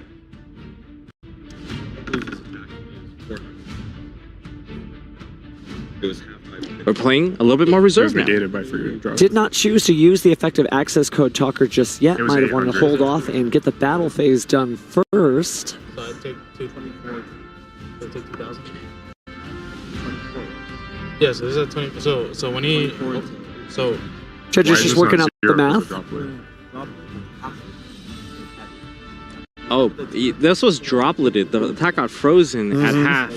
Remember, it does not negate and then do the other part. It's half, freeze it at half, and then do the negation. I believe that should make that 400 then, since it did use one of its negation effects and would have had 800 attack left. Can I appeal that? And they are doing a ruling appeal. As is their entitled right, but it'll take us just a little bit of time to get that done. So, again, interesting match so far, though, watching how just this first game one is really taking them through the paces here as, again, it shows you that a mirror match is not pre-written. That's right. This is actually a very tight rope that Adam is currently walking because he's already used the original Sinful Spoil Snake Eye.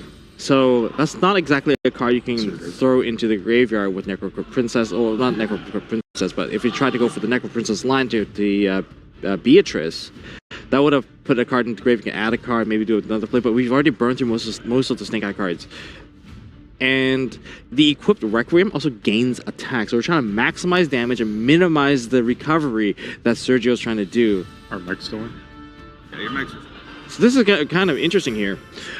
Where Sergio has a ton of cards here, we don't want to put the Flamberge into the graveyard because I could just reload the entire field and just re-add everything into hand. Start that combo straight from the beginning. It's just a very difficult position to play. I mean, he's doing a really good job considering you're staring down essentially at a full field while only having 2 cards to play. What's going on? So I'm turn player. So again, players just working out with the judges there just to make sure that everything is on the up and up. Again, judges traveling from all across North America in order to appear at this tournament and make sure there are rules that are being enforced and in effect. And I'm appealing that it should go down to 0. Is that correct? That's what happened? So yeah, he did drop it. So we're gonna continue on with the appeal. The judges are talking. Does it matter that the Appaloosa was chaining 1? What happened to the Druid's Worm?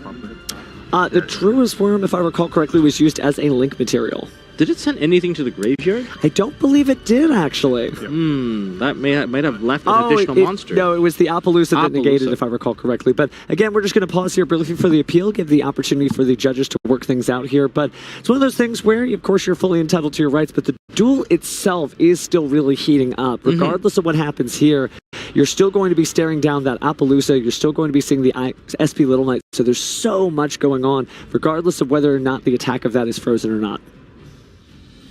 Oh, I think I see where this is supposed to be going, or at least what we're attempting to do. We're trying to do as much damage as possible, but because Fiendsmith does have a little bit of additional effect damage, we can use that effect damage to close out the game with a 5,300 attack points Axis Coach Hacker. Plus, if you manage to do 24, that's about 7,000 worth of damage, and you just go into Lacrima, put Lacrima into the graveyard. You're going to get that Lacrima effect damage to close out the game, which the math checks out, could result in a full win right there. I think this is why understanding how your cards resolve is going to be very important to make sure that the math is done correctly. The T's are crossed, the I's are dotted. It's one of those things too where, again, people say all the time, oh, life points are just another resource, and that's great unless you have 0. But it looks like we are going to go ahead and turn back over here as the players are just wading through. It's one of those things where, again, these duelists, it's going to take a bit, but hey, we're going right back to the match here. We are going to go ahead and attack. Oh, and 53 and we're going to 53 into the halved. Yep. Wow, that's actually a very long-term play. Having that, making sure you can do enough damage, especially on the Appaloosa and the SP Luna, just minimizing the life points just by dropletting both of those, not to mention that there's like a double play right there to turn them off and maximize my damage. Well, we'll get an update for the folks at home when we can, but it looks like Duelist play is continuing as Axis Code Talker banishes that light attribute Celine, Queen of the Master Magicians, to go ahead and destroy the Divine Temple of the Snake Eye. Perhaps that particular droplet was a little miscalculation in terms of the math time, and we can't reach that damage just yet. Yeah, there's only 1,500 life points. I think that 400 difference was a complete game changer right there. Well, luckily we have some great Yu-Gi-Oh judges to make sure that everything is working as intended. But it is true that this duel isn't over yet. We're going to banish Heat of the Fire channel. There, screw Fire Charmer. And then that Ablaze is ablazing, getting rid of the Fiend Smith sequence. Getting rid of the Fiendsmith sequence, a very interesting choice. Not getting rid of every single Fiendsmith. I believe you can still destroy the Desiree. I think that is an option. I mean, we're prevented from targeting, but access code does not target. Well, looks like we weren't able to perform the summon that we did there, so have to come up with a new game plan on Adam's side. Is sequence in the graveyard? Yeah, my sequence is in here, my moon's. It is in the graveyard. Oh see. no. That might be a minor procedural error right there. Yeah, it's been a very long weekend for these duelists, so you have to understand what it's like to be on the road to Worlds, having woken up so early so many days in a row and playing just non-stop Yu-Gi-Oh! It can change your game plan sometimes. Okay. There is a procedural error just for the summon of something that doesn't exist. Hey, but again, that's just going to be a minor, so that's a warning, so the play can continue from here. The play has just been rerouted. We put the card back into the extra deck, and now we can get into the sequence, and you can try the sequence play once again. Well, we talked about math earlier. Order of operations is important. And we're going to perform this particular fusion play with two monsters, Fiendsmith, Lacrima. Actually, Lacrima. Lacrima effect. Now, you don't give up. You just keep on going. You can take a banished copy of one of your Fiendsmith. It's not just graveyard. It's both banish and graveyard. And you can summon back the Fiendsmith Engraver.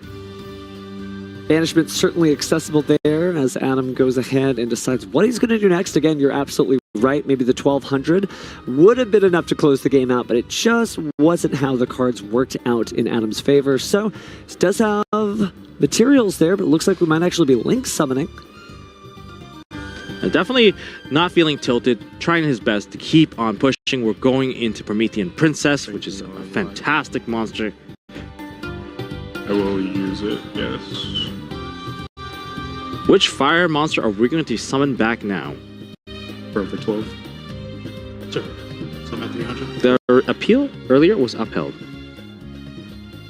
So again, that's why the life points are what they are. It just wasn't going to go Adam's way. But again, he is not discouraged here, going ahead and link summoning into Promethean Princess. And now we see the Fiendsmith Engraver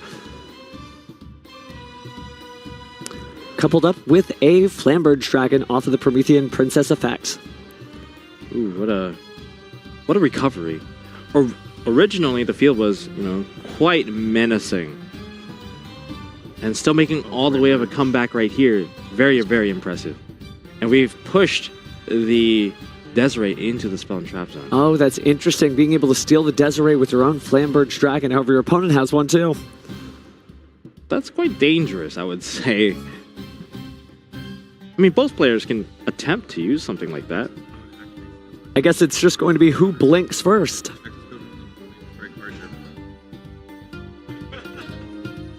Is pushing that Desiree going to make a huge difference? We're going to find out soon. I believe they're talking with the judges at this moment. I'll concede from there.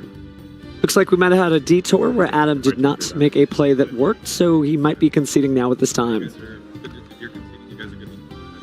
I believe we are picking up our cards now. Okay, we'll get an update for the folks at home, but Adam does concede, and therefore Sergio appears to be the winner of the first game. I mean, that was a 25-minute game. Certainly down to the wire there. Neither player giving an inch, but Sergio holding it out just with a little bit of life points that he had. That math was very important by the skin of his teeth. He is on his way maybe to the top 64. Oh, there's a PE minor for also access code or an illegal destruction. So you have to make sure that you're still well aware of your card's conditions and effects. But again, Adam, if you're cheering for him, still has 2 more games. And Sergio is, well, he's 1 game up. But again, both of these duelists, very good, very skillful. It's just been a long dueling day. We're getting ready for another. I still find Adam's play very impressive. Like, regardless of the PE minors and whatnot, like, he came out of that tight situation almost with a chance to take the entire game. It was really, really cool to see how well he did it. The math was, maybe it was a little off, sure, but you ended up just clearing off almost every single disruption your opponent had, from the black gold left to your droplet to turn off the other, because like just multiple things on the field, all just getting turned off one by one by one. And then now you have to walk the tight line of trying to find game, and he found like what he thought to be the possibility of winning through access code and the droplet damage and the lacrima effect damage on top of that, which means there are just so many ways to find 8,000 worth of damage with this deck. Well, Sergio did get a little bit of a preview to see how strong Adam is. Merely putting up that incredible board was not enough, and eventually all of those combo pieces setting up the great board, well, that board was tipped right over. Did win the duel? No, but Adam has shown how strong he is, so Sergio is going to have to think about that as he goes into game 2. Yeah, you can see Sergio being in deep thought, like, oh man, I just barely dodged that one. You can feel the heartbeat from here. Yeah, it's really, really strong. Like,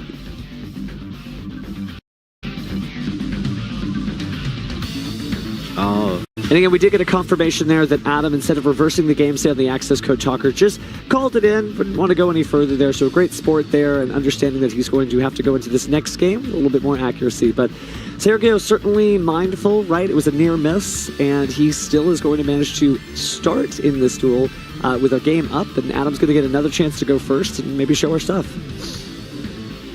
Both players in deep thought, knowing that, of course, this is the final round of Swiss. They don't want to make mistakes anymore now that we understand how the cards work. Definitely, we're not going to have a repeat here. The pressure's on. If you want to be the representative of North America, it is difficult. This is the audition, though. Being up on this stage and playing against an opponent of equal skill level who worked just as hard as you did, is playing the same deck that you think is the deck you should be playing. It's going to be quite a great game 2, and if we're lucky, we'll even get to see a game 3. Okay. I like how the boards were being destroyed, but speaking of boards being destroyed, we might see it here in game number 2. Good luck. I think both these players have they have similar play styles where they try to just find that path and go down, like commit. As we saw, Sergio committed his entire hand in that previous game, as Adam tried to commit his entire hand to find that one little point. But there is no recovery play after that. Certainly not. Now, speaking of committing cards from the hand, we do see the Wanted Seeker Sinful Spoils drop to get the Snake Eyes Diabell Star. That's an interesting ad. Well, it might telegraph that you already have the Diabell Star, which will send Snake Eyes Diabell Star to the grave, but infinite and permanent stopping any search. Will that be enough? Normal summon out Snake Eye Ash. The effect of Snake Eye Ash will be resolving successfully. That's going to add Snake Eyes Poplar into hand. Poplar effect, activate, successful. We're going to place that onto the field, special summon in defense mode.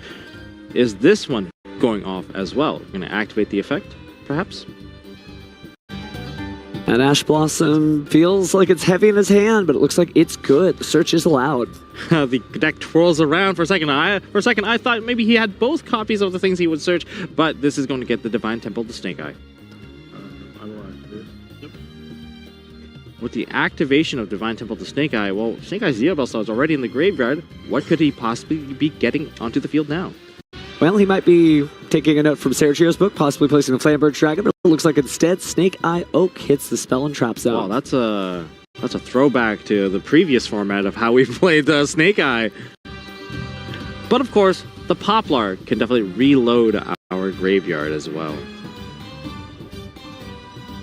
Poplar effect. Poplar effect, that's the one way that we can fish the Diabell Star back onto the Spell and Trap Zone. Accurate. Immediately using that card to put it onto the field. We're on IP Masquerena territory. Ooh, okay. Wasting absolutely no time here. Snake Eyes Diabell Star and IP Masquerena fill up those link arrows to combine to form. Ooh, another Celine, Queen of the Master Magicians. We're quickly layering ourselves from being hit by disruption from the hand that are monster-based. Anything here? Summoning back our Snake Eye Diabell Star. Oh, I think it's coming down now. Ooh. Bestial Druid's Worm to get rid of the IP Masquerena, I think.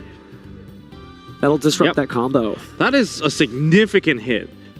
No longer are we going to see the Flamber Dragon placing the IP Masquerade into the back row and summoning back onto to make the SP. So for now we have the Appaloosa now summoned onto the field. Certainly limits the options that Adam has. Appaloosa is a very strong card, but it would have been nice to have that IP Masquerade in tote, but he'll have to reconsider his options there, look through the graveyard, making that next decision, not sure where to go next. Looks like 2 spell cards in the hand from what I could see. Now we haven't seen any Fiendsmith card just yet, but that pivot is also possible. We're going to activate the effect of Ash, and that's going to be met with Ash. There it is. I do see, I believe it's a Bonfire and a Forbidden Droplet. Powerful cards on their own, but not enough to keep this board moving forward.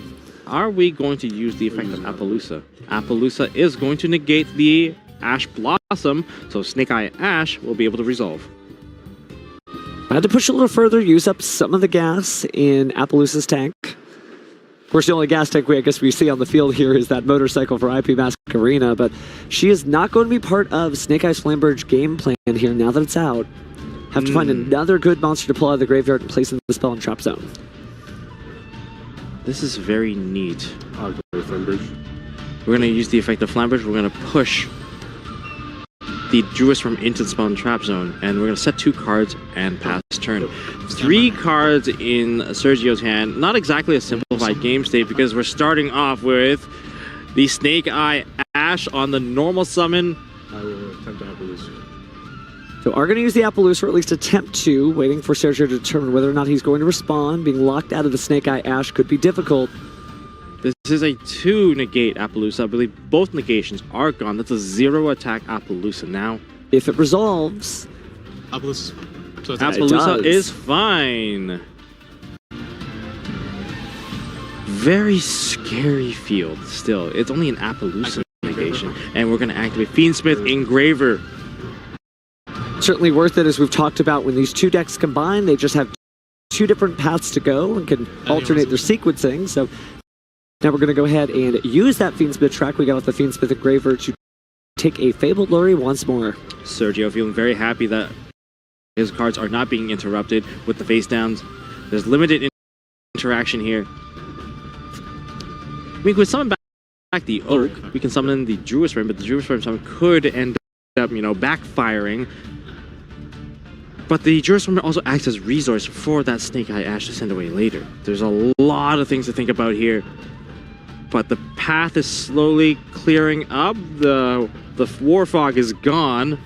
Speaking of thinking, though, Sergio certainly has to be mindful of things like the Black Goat Who Laughs, having seen it earlier in the duel, not knowing exactly what those face-down cards on Adam's side of the field are. Of course, we know. One of those is a Bonfire, and the other is likely that Forbidden Droplet. And speaking of Ash Effect, we're going to use Ash Effect sending away that Druid's Worm. Summoning into Snake Eye Oak. I believe Druid's Worm has been called on chain. 1 Oak, target Ash. Oak, target Ash. Chain link 1. Chain link 2, Druid's Worm. Target your Flamberge. Targeting Flamberge. So, Flamberge will go ahead and go to the graveyard from that Druid's Worm effect, and we'll say hello again to Snake Eye Ash. Are there enough monsters in the graveyard for that Flamberge to activate? And there will be. There's going to be Snake Eye Ash, and there's going to be a Snake Eyes Poplar being summoned on the field from the graveyard. Of course, both of those have trigger effects as well. Poplar, chain with 1 Ash, chain 2. Adam here walling off, trying to protect his life points.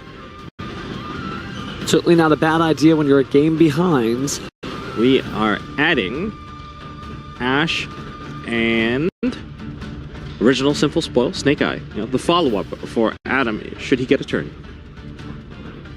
He certainly has bodies on the field, but with a 0 attack Appaloosa and just some defense mode monsters, it might be difficult to get out of this turn alive.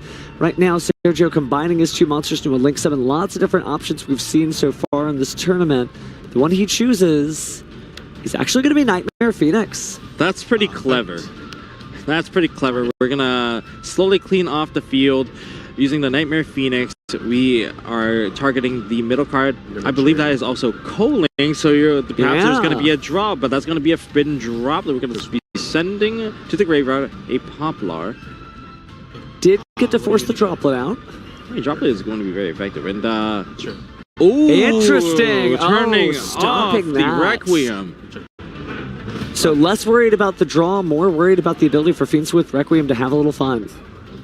Now, Requiem can't get another Engraver onto field, but you have so many monsters that you can just link it away and still get into the next part of the sequence. Sort of a different lens in which to view the creativity we've talked about this entire tournament. When your back is against the wall playing this deck, you can make some different choices to pivot in whatever situation you're in. But the monster at hand that's likely going to be summoned from Sergio is going to be, I mean, he's been looking at that Promethean Princess. We have 3 materials worth of link. And it's going to be Promethean Princess. That's the decision. Effect the princess. Princess effect. Special. Are we going to be met with a disruption? Nope. That's going to be Flamberge Dragon summoned back onto the field. Okay, the game state's more or less simplified now.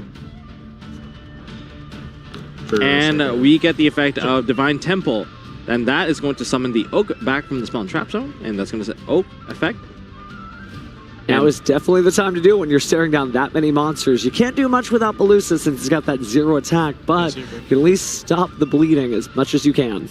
So, Adam here maybe trying to wall off as much as possible because not everyone plays Access Code. Access Code would have been, you know, be able to clear off these monsters. Hito, target your Flamberge. But some people do side Access Code as well, so be very careful. That Hita is going to hurt again, seeing 2 copies of Snake Eye Flamberge Dragon, one from each side. Scary. You want to be careful though with the order of operations here. You don't want to accidentally send your opponent's cards to the graveyard and then, well, make that Flamberge Dragon a liability. I'll use Flamberge here. I'll put back Flamberge effect. We're going to be pushing the Oak back into the Spell Trap Zone. Middle. Middle zone. 3,000, 3,000, 1850, and Oak, I believe. Well, not exactly high stats. But I don't think Oak is going to be alone here as we bring out the Fiendsmith Engraver. Are we going to equip? We're going to equip with the Engraver, well, with the Requiem onto the Engraver. That gives you another opportunity to send away another one of the monsters. Engraver effect. Seems like we're not going to go too deep into the extra deck. Maybe there's no access code, so we got to find alternative ways to remove all these monsters off of the field and attempt to go into battle phase. The good news is the Engraver has ground up that Requiem into the dust it needs to get rid of that monster. Looks like we're going to attack it. That's the that is handshake. going to be the handshake. Sergio! Sergio feeling himself there, just sort of almost crumpling under the weight of that duel, but still happy to sign the slip and possibly advancing to the top 64. Winner of match number 12, round 12, is going to be Sergio. This puts him in to the top 64. Very good chance. X2. Very strong chance. But again, you may think the marathon of Swiss rounds is over, but Sergio might be absorbing the fact that this tournament for him may be just beginning. Top 64. Continuing. Ooh, it is going to be an incredible series of matches. Again, some really strong and interesting play lines there from Adam, and showcasing, you know, if you've been up here on that stage before, you can show some really cool stuff and the intricacies of these decks working against each other. It was wonderful to see, you know, both of these titans kind of clash at each other. Of course, everything on the line, trying to make it to the next part. You know, this is the qualification, and only one of them are going to make it. That's the sad thing here. So many great duels in the field. I know I keep having to just let out a sigh to be like, can't we bring them all to the World Championship? Well, the answer, unfortunately, is no, because they have to qualify through an onslaught of duelists here. So if we do see Sergio again, his work is cut out for him. He will be in a top 64 of other duelists of similar rank and stature. You know, this is a very nice spot to be in, going to top 64. If it's his first time, well, this is going to be a big congratulations on what an achievement. Perhaps it's not his first time. I don't know his past in Yu-Gi-Oh! But hey, this is what we're talking about. This is such a big challenge. It's only a bigger challenge coming up because now you're facing off against all the other people who have made it through the grueling tournament, which was yesterday. And a whole season of traveling for Yu-Gi-Oh! And speaking of traveling for Yu-Gi-Oh! If you're headed to San Diego Comic-Con, you might want to check out the Konami booth for some really interesting prizes and a purchasable game mat. Let's take a look at it now. Again, it's going to be the Konami booth 3713 with a limited edition game mat featuring both Seto Kaiba and Yami Yugi and that beautiful Dragon Master Magia. You can also duel the master, but don't forget, bring your own deck. You can create a token card, so if you missed out the ones we have here at the NAWCQ, can make exclusive ones unique to San Diego Comic-Con. And we're taking demos for the Yu-Gi-Oh! Trading card game, Master Duel, and Duel Links, and you can win some of those cool prizes. Do you have a favorite up there, Tom, or are they all just great? They're all awesome, but I do have a favorite. It has to be that little glowing crystal ball that we with see the up Millennium there. Ring. Oh, that is so cool. I have to say, if I had to pick one, man, that Time Wizard is so neat. I might be a little bit of an anime stan, but there's also great stuff. And speaking of great stuff, why don't we go ahead and throw over to our interview up on the stage. Thank you very much. I have Sergio here after a fantastic win. Congratulations on that. We were just talking and you mentioned that this is, if you do make it in, your first top cut. Is that correct? That is correct. It's my first top cut at any premier event. That's awesome. How does it feel knowing that you've made the distance potentially this time? Again, we still have to wait to see the official confirmation, but it feels good nonetheless for a duelist like yourself to make a deep push. Yeah, of course. I mean, yeah, I'm just overwhelmed right now. You know, I'm just really proud of all the testing I've done with everyone from my local groups and all my friends and everyone. You know, I'm just glad to be here at this point. Now, the feature match on screen, on stream with everybody watching, what does that do to your nerves when you're trying to make decisions with a very complex deck? I had to really think my lines through, just make sure that, you know, anything I do, I just have to commit to it and believe that, you know, this is the correct play, and that, you know, that I just believe that I can go for it here. Once I knew that that the board was very weak, and I had all the monsters assembled, I can just go in and it'll be enough. Knowing when to end the duel is a mark of a great duelist, but also you are a great musician as well, because before coming up you mentioned that you're a drummer. How long have you been drumming for, and what are some of your favorite songs to play? Are you looking for a band or anything? Right now I'm not really looking for a band, but I've been playing drums for, you know, most of my life. I mostly play like you know, like metal, progressive metal, just rock, stuff like that, you know. I'm a little bit varied when it comes to what I play. All right, cool. Well, maybe we can get a drum set up here for you later, but thank you so much for coming on for the interview. I'll let you get going here. And after this, we're going to send it to a short break, but then we have our top 64 announcement, and then we're getting into those duels, so you won't want to go anywhere. We'll be right back after this.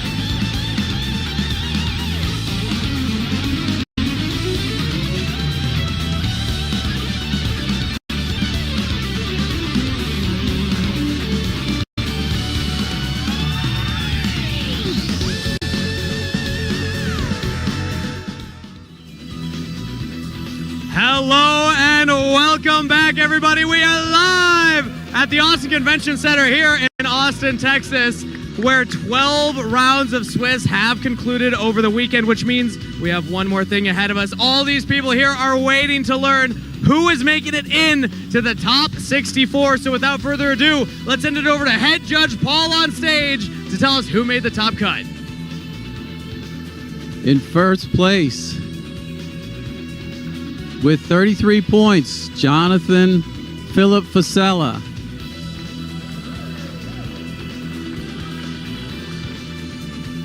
In second place, also 33 points, Patrick Jefferson Hobart. In third place, with 33 points, Charles Ray Futch.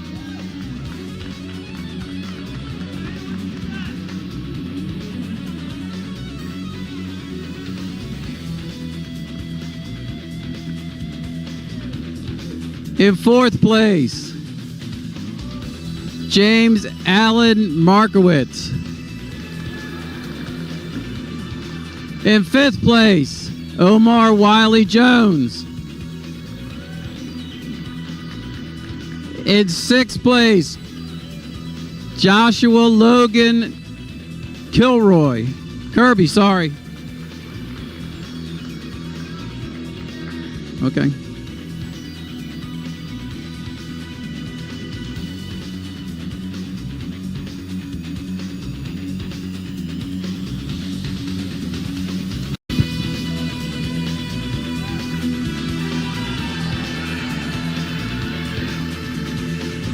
Can you hear me now? Hello? They can't hear me.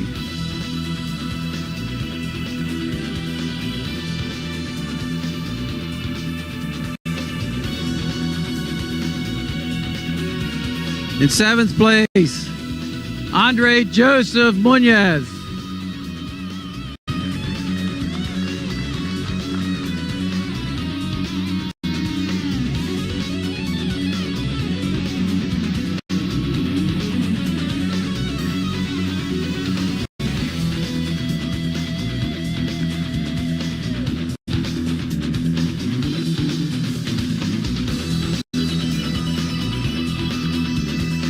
Can you hear me?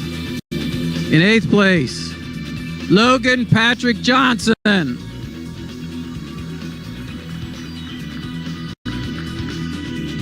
In ninth place, Enzo Maximilio Felias Velasco. In 10th place, Logan Samuel Shepard. In 11th place, Edwin Martin Strom IV. In 12th place, Adidas Shermish Darab. Sorry.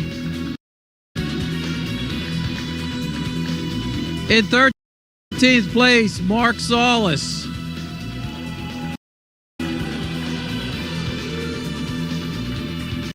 In 14th place, Artan Lajik. In 15th place, Landon Edward Oliver. In 16th place, Bar Granite. In 17th place, Kylar Lane Price. 18th place, Wyatt Leland Brannock.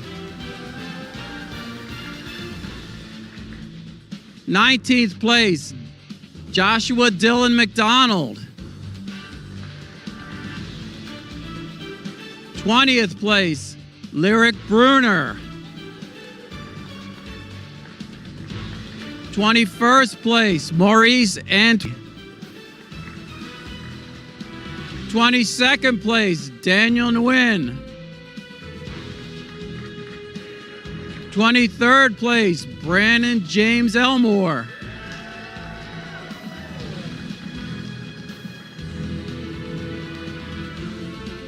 24th place,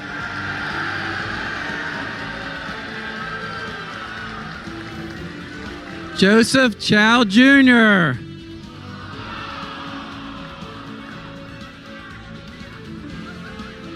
'25th place. 25th place, Sean Michael Killian. 26th place, Benito Enrique Garcia. 27th place, Michael Joseph Tamez. 28th place, William Russell Candia. 29th place, Jonathan Aaron Williams. 30th place, Matthew Pyrian Sindari. 31st place, Jesse Smenegar. Jesse Smenegar. 32nd place, Derek Inglesio Hernandez Solicini.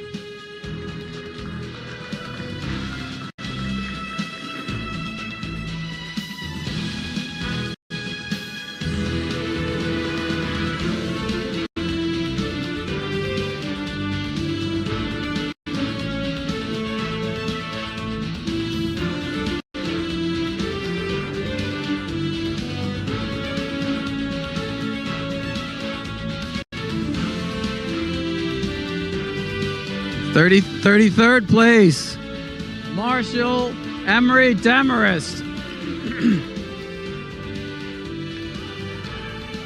34th place, Johnny Nguyen.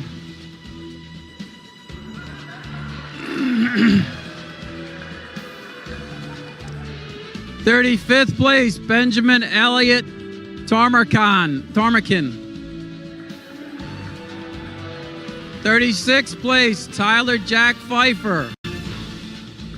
37th place, Kamar Derek Crooks Valdez. 38th place, Sergio Vladimir Hernandez Andrade. 39th place, Michael Kyle Walters. 40th place, Jorge Jamil Joseph Kosho. 41st place, Ruben Andres Penaranda. 42nd place, David Saul Hernandez Cordon.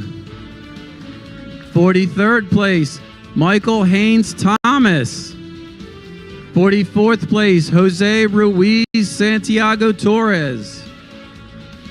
45th place, Jesse Aaron Helwig. 46th place, Benjamin Jester Rosen.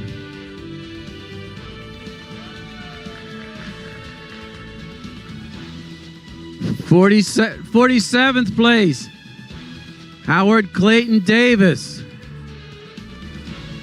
48th place, Murat Sin Ergine. 49th place, Albert Wu. 50th place, Austin James Schaefer. 51st place, Andre Michael Wiggins.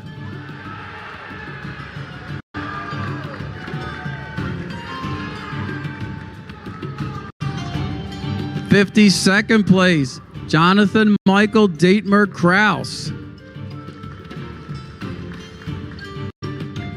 53rd place, Farku Ali Bata. 54th place, Dominic Eduardo Couch. 55th place, Alexander Bowden Goaki.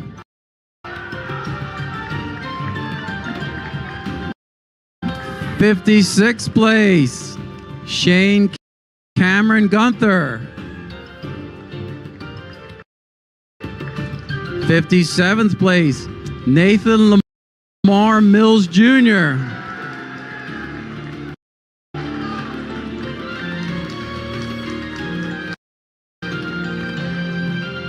58th place, Rockaman Brito. 59th place, Matthew William Bauer. 60th place, Brian Pham.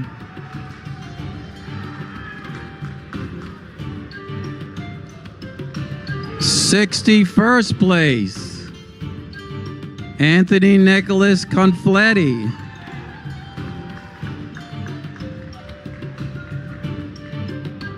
62nd place, Landon Doi Pham.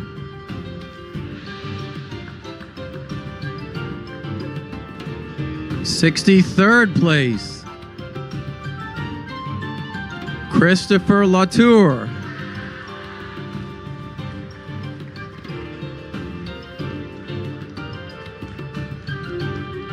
64th place,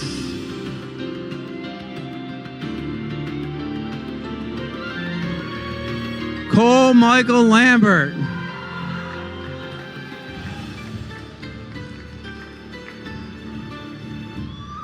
We will post paper standings, and then you'll have 5 minutes to check your record.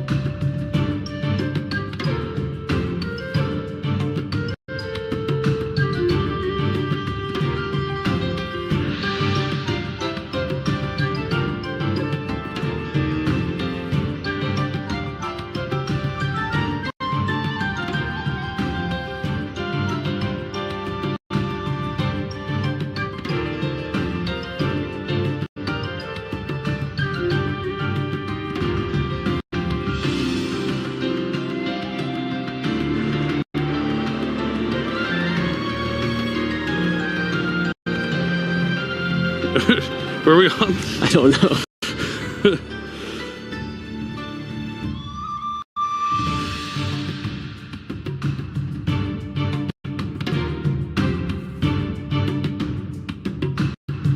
All weekend, we finally arrived, and man, do we have some amazing representatives that could potentially make it to that Final Four and represent us at the the WCS in Seattle this year. I mean, two of the people who are already qualified, the only two people who are already qualified, are in the top 64 trying to get those trophies. Yeah, we talked about how in the playoffs, those are the players that are the most dedicated. They put in the most amount of time, and they still show it. They already qualified, but they just kept playing, and they can potentially qualify again, although that's not really how it works. But they both made it. They actually played each other in the last round of Swiss, and they both still made it. But we do see some fan favorites here. We have Dominic Couch, who has been on a bit of a dry streak, but back in it in the NAWCQ Top Cut. We also see Brian Pham. He actually lost all three in day two after going 9-0 on his birthday, but he is still in that top 64 at the 60th place. I'm really happy to see it. A lot of top contenders here. That is it, right? There is so many players that we've seen in the feature match stage and have been competing throughout the year. Enzo actually competed at the World Championship last year. He's trying to get back there to, make that top 8 yet again. He was in there really easily. He made the top 8 of the World Championship, wants to do it. Charlie Futch is a Dragon Duel World Champion. He's looking to go back. We see Patrick Hoban coming in second. A lot of people know that name. Really just so many people that are going to have a chance at making it to the World Championship. A lot of good players in this difficult format. In the back half of the bracket, we see my favorite out of this. I know it's your favorite too. One of your personal friends. That's Brian Pham. We talked about how he went undefeated on his birthday and then did proceed to lose every round since then, now that it's not his birthday. But luckily he did so well. He was the top ranked X3 and he got to sneak in there in 60th place. I think he deserved it. It's not so much of a sneak. He did all the work he needed to do on day one, got him that cushion that we need. We talk about that cushion of going undefeated day one. It's not guaranteeing it, but it gives you the best chance. And the worst case scenario, you do lose 3. You're still able to make it. But we do see Kamal there at 37 as well, not sneaking in, sorry, but just comfortably getting in with 28 points. Yeah, it's definitely really cool. You also see Dominic Couch. That's a 2-time YCS champion. I mean, his home was in Vegas. He's won Vegas twice, and now he's trying to make it to the World Championship. A lot of really good names in here. I don't know who's going to make it to top 4, but I do know we're going to have an excellent team representing North America at the World Championship this year.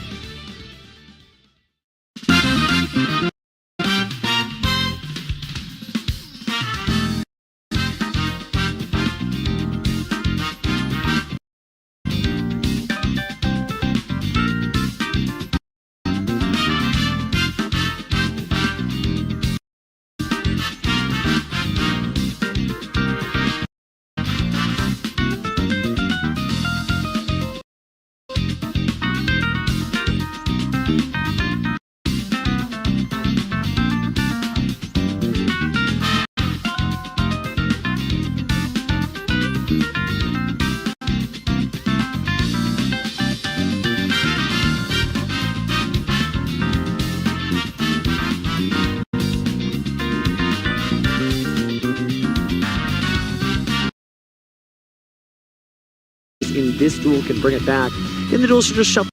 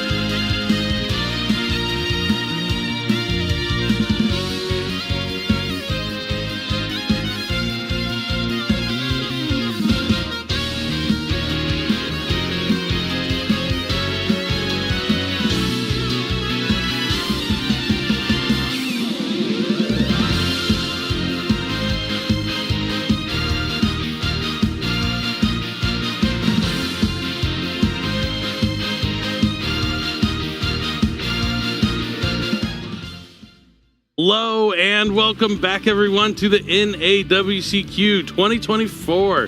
It has been 12 grueling rounds of Yu-Gi-Oh! But now we finally cut to the top 64 players and the single elimination portion of the tournament begins. This is the hard part of the tournament. They've done all the work to get to this point, but this is where it really starts. Every point from here on out, if you lose, you're out. You just want to win a few more matches and you guarantee that spot into the World Championship, but until then, it's do or die. Definitely is.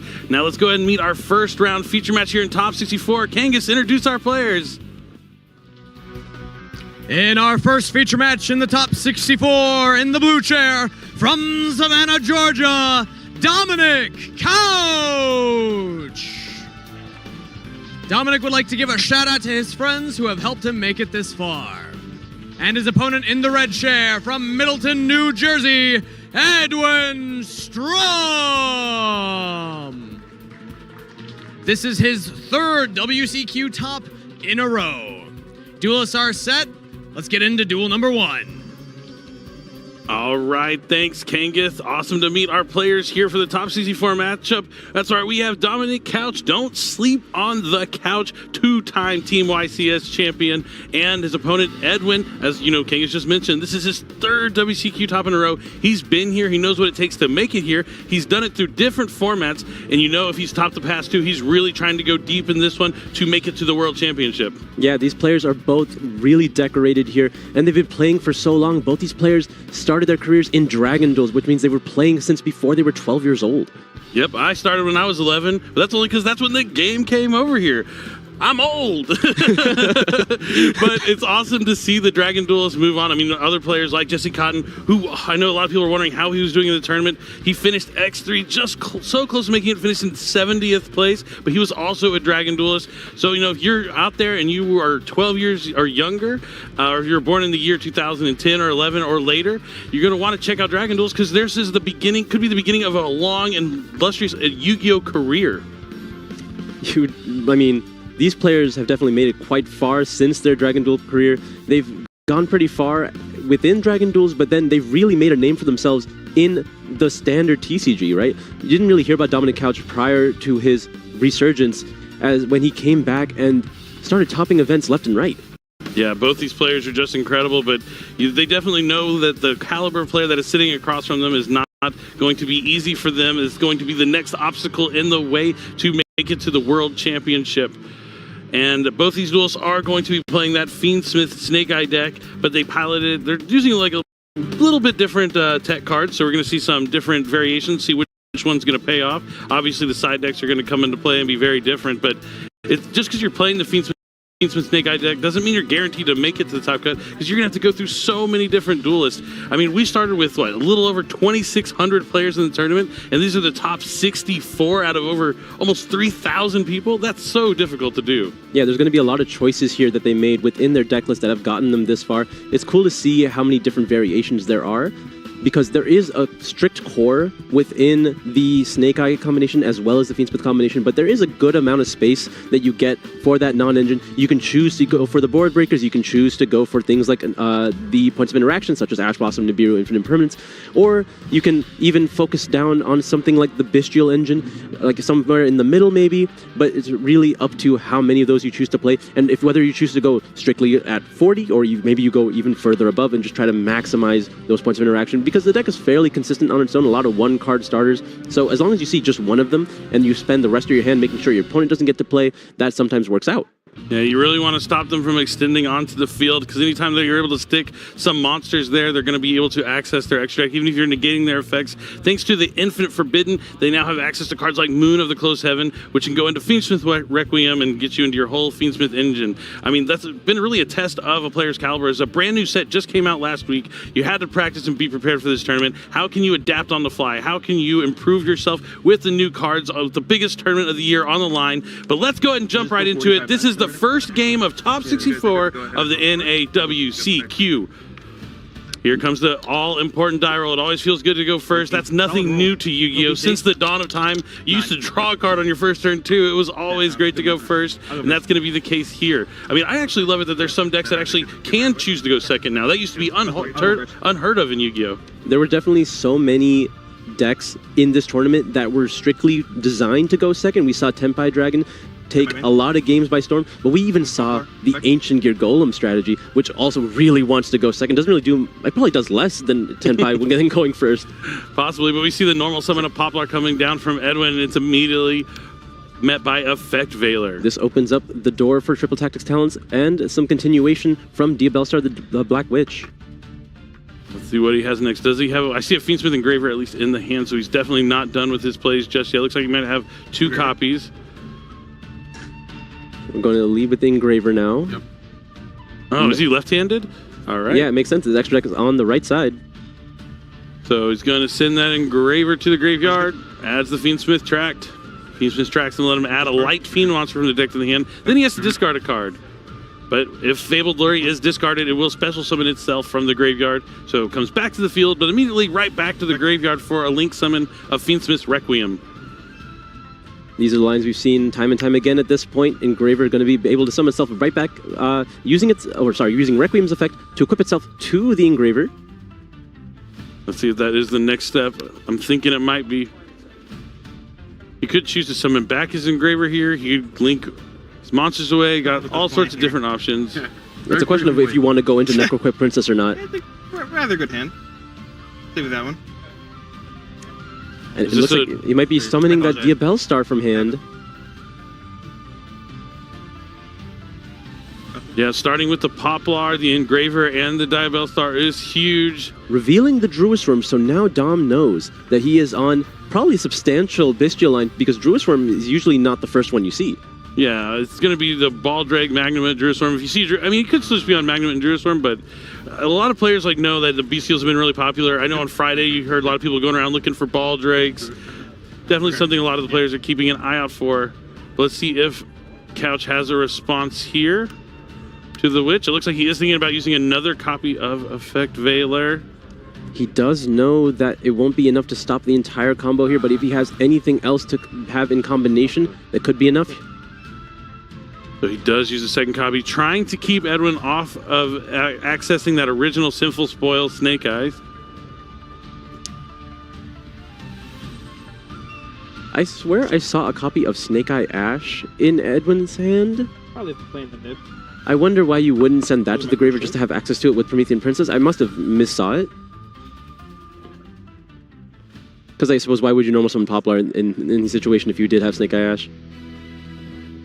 Yeah, that would be an interesting decision. So now he is going to link away Snake Eye Ash and Engraver for Fiendsmith's Requiem. A sequence, yeah. Sequence. Or sorry, sequence. They all start kind of coming together, right? They're a little bit all over the place. You see one, you're going to see them all. Definitely. Now sequence is going to shuffle back the 2 materials.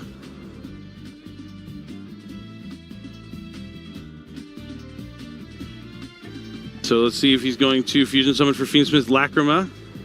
I believe with those 2 it has to be. Yeah, Lacrima is going to hit the field. It's going to be able to most likely just special summon back that Engraver here. Special? Yep, indeed. A lot of times you can add it back if you haven't used Fiendsmith's Track, but since he already has, just needs that monster on the field to overlay the 2 level 6 monsters for... I think Beatrice here. Beatrice is going to be able to send down that Snake Eye Ash and get access to it. Oak works here as well. Yep, here comes Beatrice in attack mode. Detaching the Engraver. See what he sends. Hovering over the Oak and the Ash. Looks like it's going to be... The Ash, well, okay, it doesn't summon from the deck. Not that good. It's pretty good, but yeah. Get him ahead of myself here. Yeah, he definitely needs to link summon for the Princess first.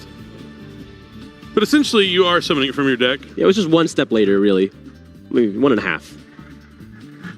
1 3/4. Thinking on my promotion. So Promethean Princess comes down. Now he's going to be able to special summon back that Snake Eye Ash. If it resolves, unless Couch has a 3rd copy of Effect Veiler. Yeah, Eddie is considering using Lacrima's effect here. Will he need the additional lights in his grave, or rather light fiends, for Fiendsmith later, or just going to get in that damage now? He's going to get in that damage now, put back the sequence to the extra deck.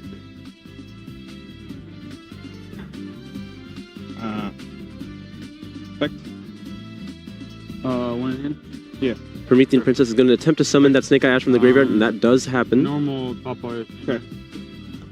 Yep, Poplar was normal summon, so you're still able to add it to your hand and special summon it, even if you're not able to search with it. But Ghost Ogre and Snow Rabbit. yeah, I did wonder if I saw that in Dom's hand here. That is 3 different points of interaction here. Does that do anything? Because he just grabs the Oak. Oh, but he can't summon it because he normal summoned the Poplar. Yeah, we're not going to get access to Flamebirds this way. Okay, Ghost Ogre, Snow Rabbit, not a popular interaction from hand, but could be really useful. Here we see those 3 cards out of Dom's hand. Only 2 left. Drawing to 3. We're going to have to see if it's going to be enough to slow Edwin down. It's a matter of what he can do from this point on. I do not believe he has actually used the effect of Engraver yet. To summon itself, I believe the last one was summoned off the effect of Requiem. I do think you're right. So he's still going to be able to special the Poplar from his hands if he wants. He can't add with it since he already used that effect. As you mentioned, he can summon Engraver as well. He has to get this Princess off the field so he's not locked into fire monsters. Likely maybe burning through a Nightmare Phoenix or even a Hida in Desperate Times. So what are you thinking? It's going to be like Nightmare Phoenix IP? Well, you can't even do that. No, yeah, you can. He just makes Nightmare Phoenix here and then brings back the Engraver and then makes IP. Where? With what arrows? Oh, you're right. You're right. I think that's what he just realized as well. Yeah. Oh, does he? Maybe he plays Raging Phoenix though, which would be nice. Yeah, that is the real loss there when you have to make space for it and you cut. Oftentimes, it's going to be the Raging Phoenix, but you really do need those arrows or you need those fires in your extra deck to have. Yeah, like I think this is what, Hida, yeah. Yeah, like the desperation Hida. Hida will give him the proper arrows. The Nightmare Phoenix, if it did happen to point down, would be nice. That's the big difference when you lose Link Karibo and have like Relinquish Anima. It pointing forward instead of down definitely can impact your plays. But here comes the Engraver. You could also just go into a 3 material Appaloosa, but with only 2 cards in Couch's hand, that might not be a bad option. I don't know. I hear the deck does quite a lot with 1. Versus an Appaloosa? Actually, wouldn't be enough bodies. The weird thing is he does want to keep a fire on the field. For the Princess? Yeah, so I don't think he ever gets that option, though. Looks like he is looking to go into IP Masquerena. Poplar. Yeah. He gets to use the Poplar effect, which, I mean, without Temple on the field, this might come back to bite him. Yeah, Couch did make sure to keep the Search for a Snake Eyes spell off of Edwin's turn, so he doesn't have access to Snake Eyes Diabellstar. Yeah. So not the worst after 3 cards from the hand, only having to deal with an IP that can potentially go into SP or Appaloosa, I suppose. Yeah. I do believe I saw an Engraver in Dom's hand here. Engraver. Oh, well, there you go. Going to be able to lead with that, try to force some interaction here. It's definitely strong because you are able to immediately summon the Engraver, put the Requiem on it, and then force something out immediately. Yep, adds the Fiendsmith's Tract. It's a beautiful quarter-century secret rare. Droll and Lockbird. That is going to shut that down. This is the best time to Droll and Lockbird because the Fiendsmith's Tract also wants you to add a card from your deck to your hand, and now Couch is going to have to only work with the cards that he already has. But I do think those other 2 cards, quite a powerful combination here. 1-for-1 Poplar. Spoilers. We'll have to see how that's going to help. Yeah, 1-for-1 and Poplar are really strong, but with an IP and a Droll, that might be enough, I think.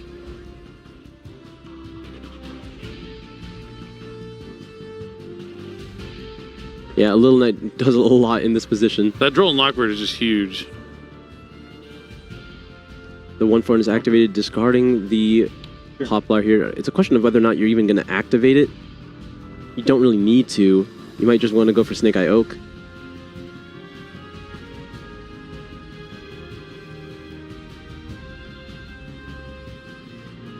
We know the last card is tracked, so there's not going to be a normal summon play here to extend further past the SP Little Knight. Yep. Goes for Oak. Promethean, target, gimmick 3. So he's going to go Promethean Princess, target the Hida and the Oak, and then chain IP as well. Because the Princess only has to destroy 1 of the targets, and it still will be special summon, unlike SP Little Knight. So we can go into SP, the Princess will come out, destroy the Oak, and then the SP Little Knight will be able to banish Oh, he's going to add it to hand so he gets to avoid it from being banished from the field. Yeah, but it'll still be able to banish the Oak from the graveyard, which I think is a strong... yeah, Dom sees this. There's nothing he could do to beat the Princess summoning back Snake Eye Ash on the following turn. And even though he did have those 3 powerful points in the hand, one Droll and Lockbear was enough to stymie his entire play. Yeah, Droll's just one of those cards that either does everything for you or it just doesn't really do much at all. But if they lead off with Fiendsmith Engraver, which a lot of people are playing that card, over 50% of the decks had Fiendsmith cards in their deck. I mean, it's not all just Snake Eye. We also have Yubel. I think there was like a Kashtira deck of some sort that also used Fiendsmith. But if you can catch them on the Engraver for that Droll, unless they're playing Sanct or something and they got Sanct instead of Tracked, it's tough. But you're not going to know that until after you search, and you're always going to go for Tracked.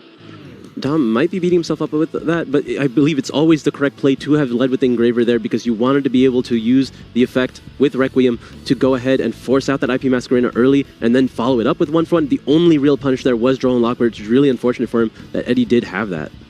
Yeah, it's just one of those hit or miss cards a lot of times, but it is definitely more popular at the start of formats when players are using more combo-oriented decks, and usually as the format gets more... You know, people figure out what they're trying to do as the format develops. Droll and Lockbear becomes less and less valuable. But right now, we saw. I mean, going into it, that was one of the cards I was watching this weekend was Droll and Lockbear and what kind of impact it was going to have in making huge waves here in the top 64. But you know, both these players, veterans, as we said, for years now, have been playing the game. They've been at the biggest stages as possible. They know that even if they lose one game, they're down but not out. You got to keep that mental focus. You can't be discouraged. You have to win the next 2 or you're done. Yeah, I don't think Dom is any stranger to this position. He has lost many game 1s in his past, but he knows how to play this matchup in and out. This is what he's been practicing all this time. You just have to keep doing it one at a time. Yep, always just focus on the game in front of you. I know one thing that they prepared for quite a lot is choosing to go first post side. They have quite a lot in there just to make sure that they can guarantee winning when they are able to go first. And then Who's they? The people that they test with, of course. Yeah, I'm just joking with you. But you do bring up a good point that you're testing Circle. You can discover a lot of things and make the adjustments you need for the matchups that you're going to go. It's always good to play test with other people and pick each other's brains and be open to ideas that you hear from your friends and the people that you just go to locals with. It's always best to have the most amount of different ideas possible so you can get like differentiating data and you can, you know, have someone to challenge you, someone to make sure they correct you when you think something is right when something might clearly be not. Very true. Now they are side deck and Dom is shuffling up. He will get to go first this game, so hopefully he's going to have a little bit better of a luck. Do you think he's going to watch out for Droll and Lockbear and try not to lead off with Engraver in game 2? I mean, if he has Droll in his deck in game 1, you can guarantee that he's probably going to keep it in going second in game 2. I think Droll and Lockbear is something that the deck naturally tries to respect in any given hand. Especially, it's a lot easier when you're going first and you get to decide your entire hand, how you want to play through any given point. But I think in the situation that he was in, he chose to go for the line that wins almost every single time. If he doesn't have Droll, he's just able to clear all the responses because he knew he had to deal with SP Knight. He knew he had to deal with Princess. If he was able to deal with both of those, then he was in the clear. Yeah, it was close. For sure. But let's go ahead and find out what's going to happen here for Couch in game number 2 as he draws his opening hand. It looks like there's a lot of potential starters there. There's a Snake Eye Ash. I think that might be... Yeah, Wanted. Those are 2 of the best cards in your deck. Wanted during the draw phase. Droll and Lockbear. It's the only phase that it won't be able to be activated. That's the phase you're supposed to be drawing cards in. Very true. That's probably why it can't be activated in the draw phase. Makes a lot of sense. Oh, I do see it in his hand, too. I saw that Droll and Lockbear. But now, just having the Diabell Star to begin with already plays around Droll pretty well. He even has the Poplar to go with it, so he has access to it. Oh, was it not Fable? It was Fablery. Okay, that is a lot worse than Snake Eye Ash. A little bit. So he's going to link it away, and for the link one, it requires a Light Fiend, so you can go into Fiendsmith's Requiem. Then you can tribute Requiem to special summon Engraver from the deck to the field. So now he's going to equip the Fiendsmith's Requiem. And then he's going to be using the Diabell Star to send the Requiem, I believe. Looks like that is what he is considering.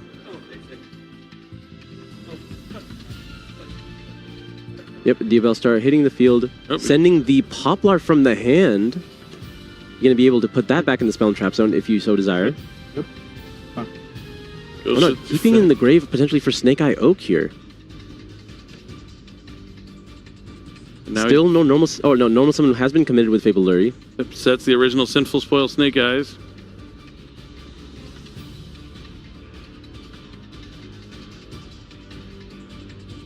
Using original. Yep. Sending the Requiem, getting the maximum value between the Fiendsmith synergy. And there's the Oak. Yeah, see, Couch is like, okay, you drolled me in the game because I couldn't do anything because I was going second, but this game, you can just sit with that droll in your hand. Yeah, this is the way to absolutely maximize your value into a droll and Lockbird. Look, he's activating it now. I don't even know if he was ever going to activate another card. You see kind of the look on his face. He's even smiling. He's like, well, I guess I'll use it. I mean, you might as well. Like, it's going to stop him from getting a search with Snake Eye Ash, maybe potentially down the line on this turn. Oh, it cuts off the wanted draw at least, so just something that's actually pretty substantial. But now the Divine Temple of the Snake Eye lets him place a Snake Eye monster from the deck to the Spell and Trap card zone, and he's going to play Snake Eye's Diabell Star. Potentially pretty off to the races here. Yeah. He does have to be wary of his opponent's Bestials. That is something he also saw. So Maybe he knows, Nibiru too to keep in mind. Yeah, I think when you're playing Droll and Lockbird and Bestials, he's playing all those types of cards, right? We know he doesn't have Ash Blossom and Joy Spring just yet, because I think at several points in this turn, it would have made sense for it to be activated. Yeah, on the original for sure. So now he's going to link, or sorry, use no, he did link. It is a link. Okay, yeah, the Oak's still on the field. The link away for IP Masquerena. Now he's going to use Poplar's effect to place itself back in the Spell and Trap card zone. I believe he's just going to use Oak now to follow it up, sending itself and the Poplar, putting those fire monsters back in the graveyard for the Snake Eye Diabell Star. He's keeping the Snake Eye Diabell Star here to play around Nibiru, the Primal Being. So that way, if he has something go wrong, he can still have some plays beyond that.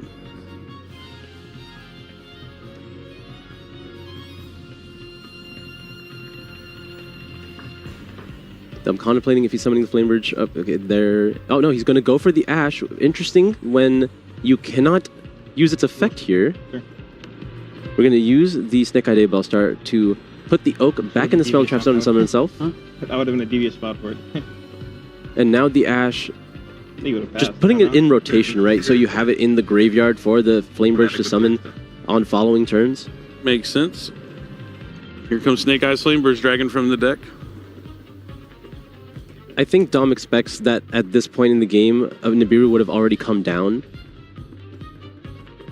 I mean, yeah, it was tough. He definitely had a moment. I think, yeah, while the IP was already out, if he Nibiru'd before the Ash effect there, he could have still have Token, Snake Eye Diabell Star.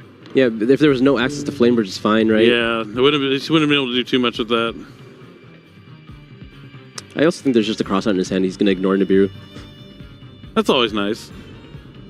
So now he's going to link away IP Diabell Star and Snake Eyes Diabell Star for Appaloosa, Bow of the Goddess at 2400 attack, meaning he can negate 3 monster effects. Yep, and now this is where the Engraver comes back. Going to be able to put back that Fable Lurry. Okay. Is there a Bestial? Will it matter to the Appaloosa? A Bestial Chain Nibiru, perhaps? Yeah, that's fine. Nope. Now Flamebridge is going to use its effect, put the IP Masquerena back in the Spell and Trap zone, and then immediately be linked away, likely into sequence. Looks like Moon of the Closed Heaven. Okay, Moon of the Closed Heaven. I was just using it as link material to get the Princess, maybe? Yeah? Yeah. Did you put the Requiem back already? No. I think he needs to load up some Light Fiends in the graveyard. That makes a lot of sense. He has put back the Lurry. I believe the Requiem is still in there, but so now there are 3 Light Fiends. There's the Engraver, the Moon, and the Requiem. And Lurry? No, the Lurry is back in the deck to summon the Engraver. Okay, you're right. So Sequence is now going to put back a couple of those Light Fiends, as you mentioned. Looks like he might be going for Desiree. Yep, that's going for 3 here. So this is why it was important to summon the Moon of the Closed Heaven. And now, once Desiree hits the field, he's going to be able to link away into the Princess.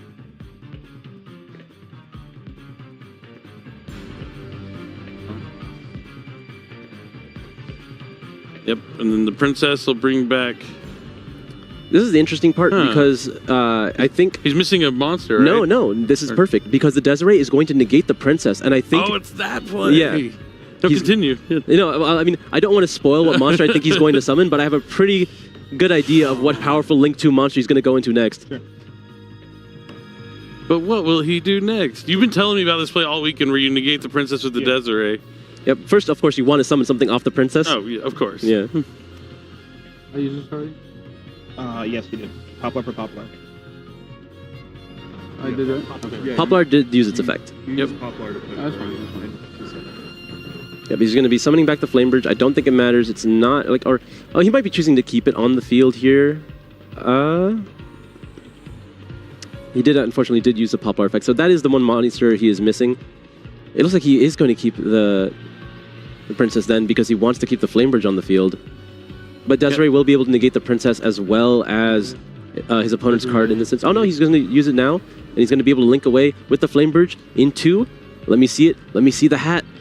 The Silhouette Magician. Yes, that brand new secret rare out of the Infinite Forbidden. Shades of Predaplant Verite Anaconda. A generic link 2 that's going to let you access a continuous trap card from your deck.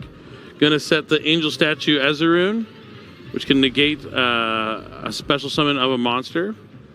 And if if any monster is special summoned from the Spell and Trap card zone, you're able to destroy a Spell and Trap card on the field. One of my favorite cards out of the Infinite Forbidden. The rabbit's like pulling himself out of the hat because he is the magician. But it's just an illusion. This is something I think I've mentioned every time this card hits the field, but it's really important to note, it's not only when your cards move from the Spell and Trap zone into the monster zone, it is also just whenever that happens. So your opponent's effects will trigger it as well, so any of their Flame Bridge effects or their Divine Temples will trigger it to destroy a spell trap on the field, and that can come up at multiple points. Yeah, and it's not so bad that he lost the Flame Bridge since he still has that Divine Temple face up that can push forward the IP Masquerade at any point. I'm going to be following up with the Divine Temple from Edwin here, but that's fine because he does have access to Silhouette. Is there any merit to negating this with Desiree? No, absolutely not, because you're just going to Chain Azure and then use the Silhouette Magician to destroy the temple. That is... Well, that's not how that works. Well, I mean, I guess after the fact. And then his temple can summon his opponent's monster. Oh, that's so cool. I love it. I love the interactions here. Pass party. Rabbit.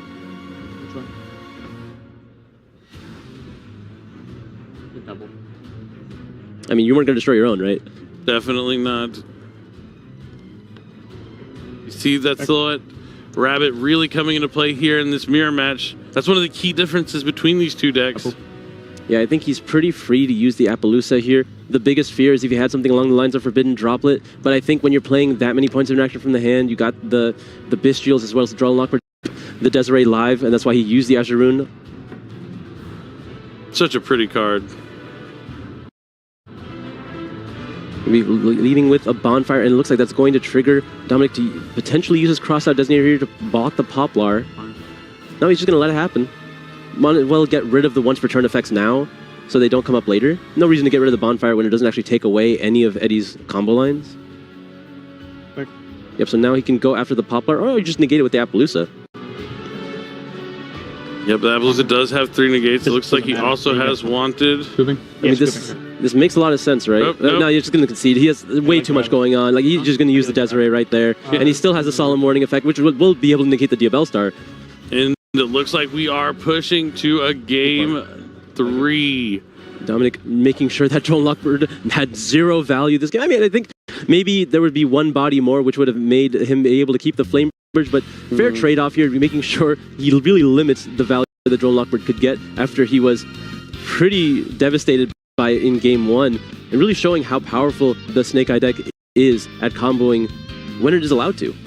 Yeah, Couch has come so far. I feel like when I used to watch him, there was a lot of emotion on his face. Like, you know, maybe it was because he was younger growing up, but he has been stoic this whole match. He has been focused. He has the same face that he had when he lost game 1, now that he won game 2, because he knows that he still has that game 3 where anything can happen. And obviously going second in game 3 a little scary when you have your side decks involved. It makes it a little bit better than that game 1, because most people are going to engineer their decks to be ready to go first, because when you roll the die you're going to choose to go first every time. But when the side decks are involved, things can get a little bit better. That's why when you're playtesting at home, you can't just playtest for your main deck over and over and over again. You got to practice full matches, got to practice sided game 1s. You can keep trying to change out your options. There's a lot of different things you can do when you're practicing for the game, besides just playing the same games over and over again. You got to go through all your different siding patterns. You want to know exactly what you're taking out, putting in, what cards you're never going to really side out. You want to have that stuff established when you go into the tournament. Those are the things that you can do to prepare yourself better if you're going to go to compete at a regional, a YCS, or even something like the NAWCQ. I believe Dom has had a lot of the training in this exact situation where he's mapped out all the different possibilities within a Snake Eye Mirror, especially depending on the variations that they are. If you see that they're on more of those points of interaction, you want to go a certain way, and he's going to be really focusing down, knowing that he has that information. And you can see how he's been very stoic, as you mentioned, but I think he's just been under the same constant pressure as soon as he hit that top 64. He wants to go to the World Championship so bad. He's been trying for years. Every time the points playoff has been top 60 or top 16, he has generally qualified. He missed out on this year because he had to take a bit of a slower approach. He's been busy. He has had life. Yeah, life. He normally tops every event he goes to, but had a bit of a dry streak. It's been one of his first tops in a while, and he really wants to be able to close it out. Definitely. And Edwin on the same side. This is his third WCQ top cut in a row. He doesn't want to take an early exit, but I do love like the smile on his face. It looks like he's just always smiling. I love that. I tell people you have to be enjoying what you're doing while you're playing it. Otherwise, what are you doing here? Have fun. That's the key to success. I promise you. You will do better if you're focusing on having fun as opposed to focusing on the results of the games. But you can see that he's happy to be here, ready to try and go first in game 3. It's a really good position. He's up against an incredible player in Dominic Couch, but he's an incredible player himself. Both these players have really done a lot in their career to make it up to this point. They've had a lot of successes, and really they want to just put the cherry on top with the World Championship. Yeah, I would be happy with either one of these players representing the North America at the WCS in Seattle. That's one of the disappointing things about a top 64 bracket, right? There are so many powerful duelists in there, so many contenders, but they have to face each other at some point, and if it's any point before that top 4, one of them has to get eliminated.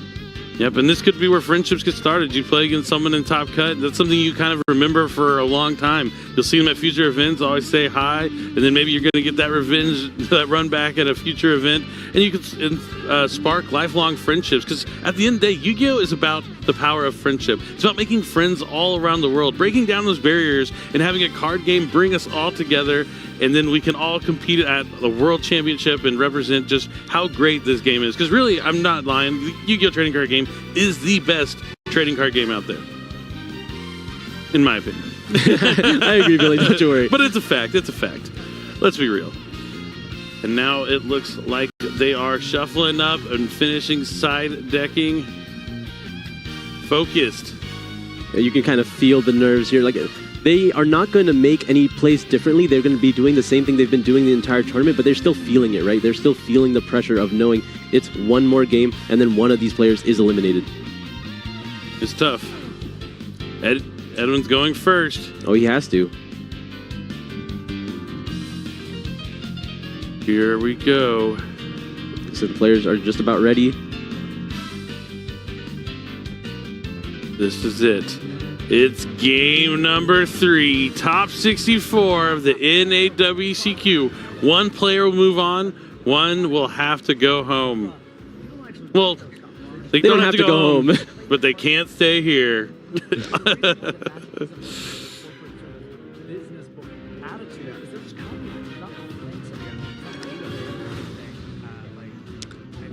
It looks like Eddie has a pretty strong hand here.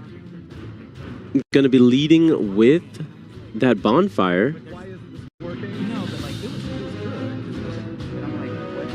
All right, so bonfire is going to add Snake Eye Ash.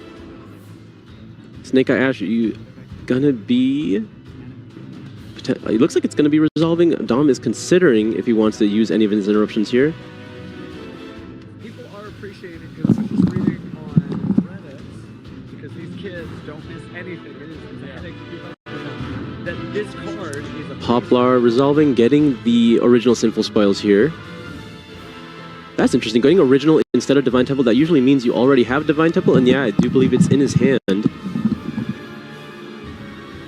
to be activating the Divine Temple. All right. Off to a good start for Edwin.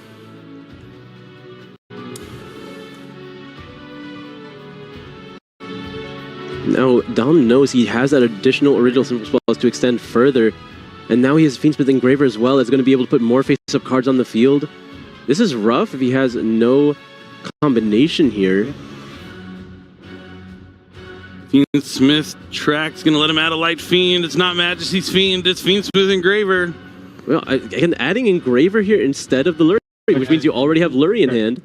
And I know original. And you sets him up for next turn potentially. Of course. Bestial Magnum.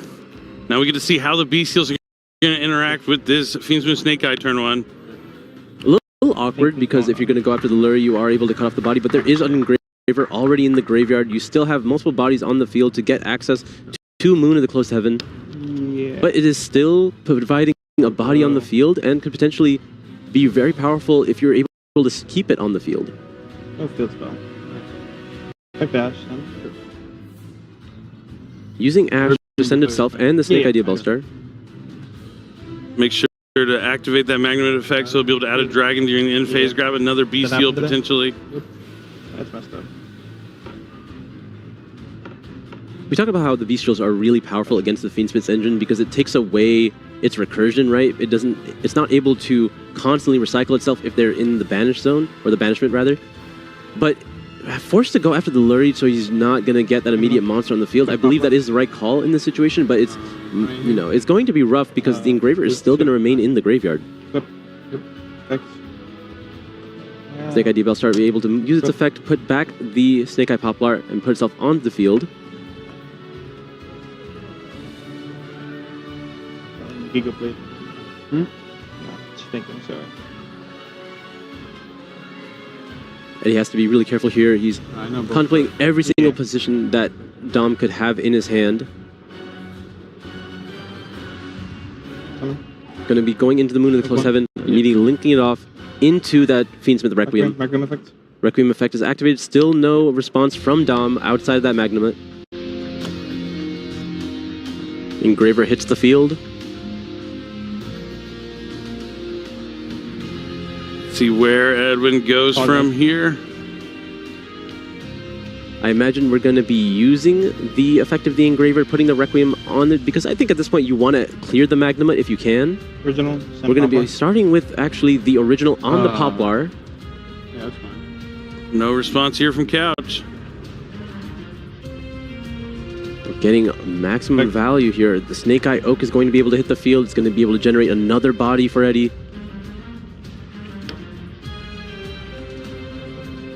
Gonna put the Poplar back on the field. Where he belongs. For now. None of these monsters seem to stay on the field very long. Yeah, no, I kind of like monsters that like stay on the field.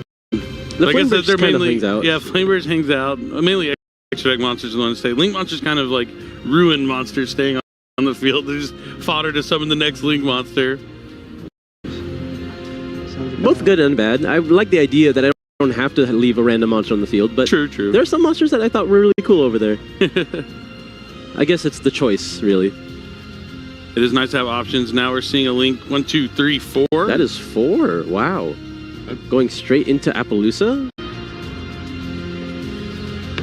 That is a hefty Appaloosa too. If you get mind control in this Appaloosa, that's a lot of profit for Dom. Appaloosa 4, right? Correct.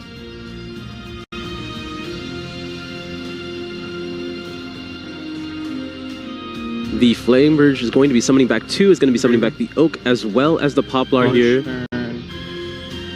Moon. And then Engraver is going to be using its effect, putting back Moon of the Closed Heaven.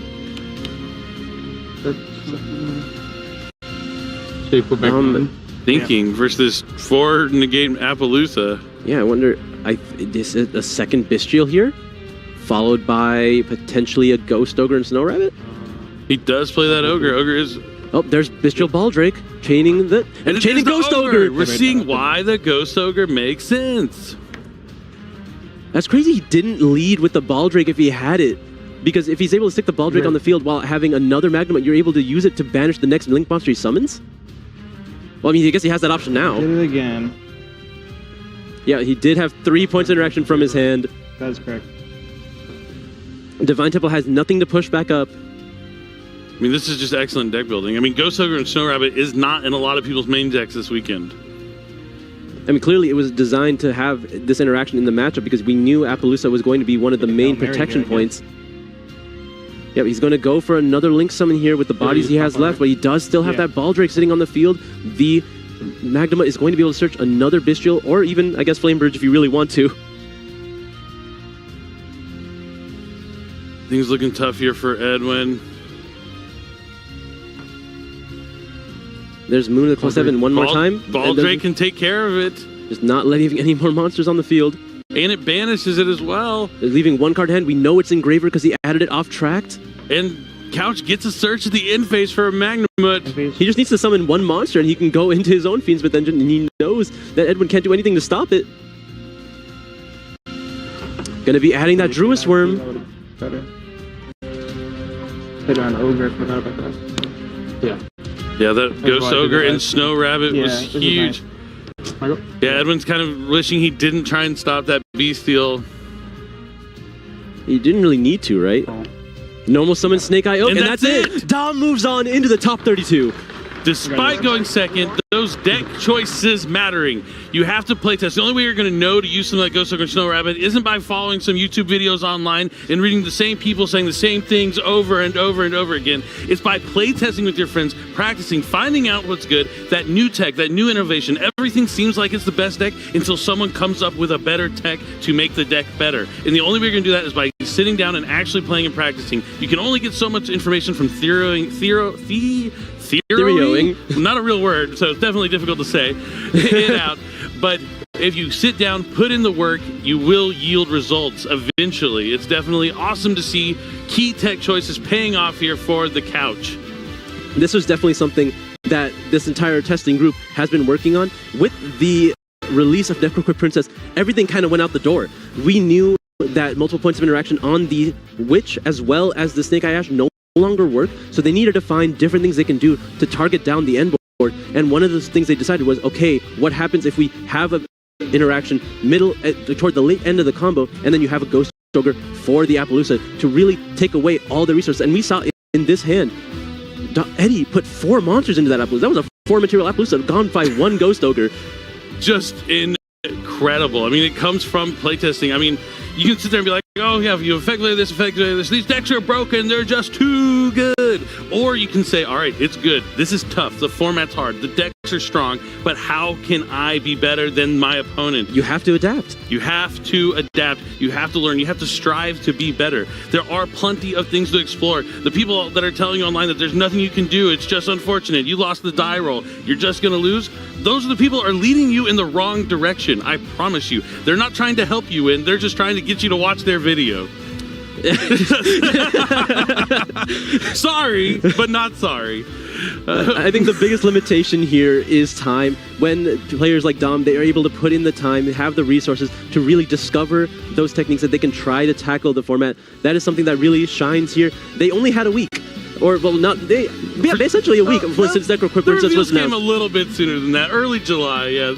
For Princess? For Necroquip Princess, yeah, maybe, yeah, those a little shorter. I mean, the Moon of the Closed Heaven got revealed at the beginning of July, but yeah, the Necroquip Princess, the world premiere cards were pretty recent, but yeah, being able to adapt fast is the name of the game. How can you learn and adapt your strategy and capitalize on it? Yeah, these players put in the work and they're getting rewarded here, and this is how they've made it this far, and Dom is moving on into the top 32.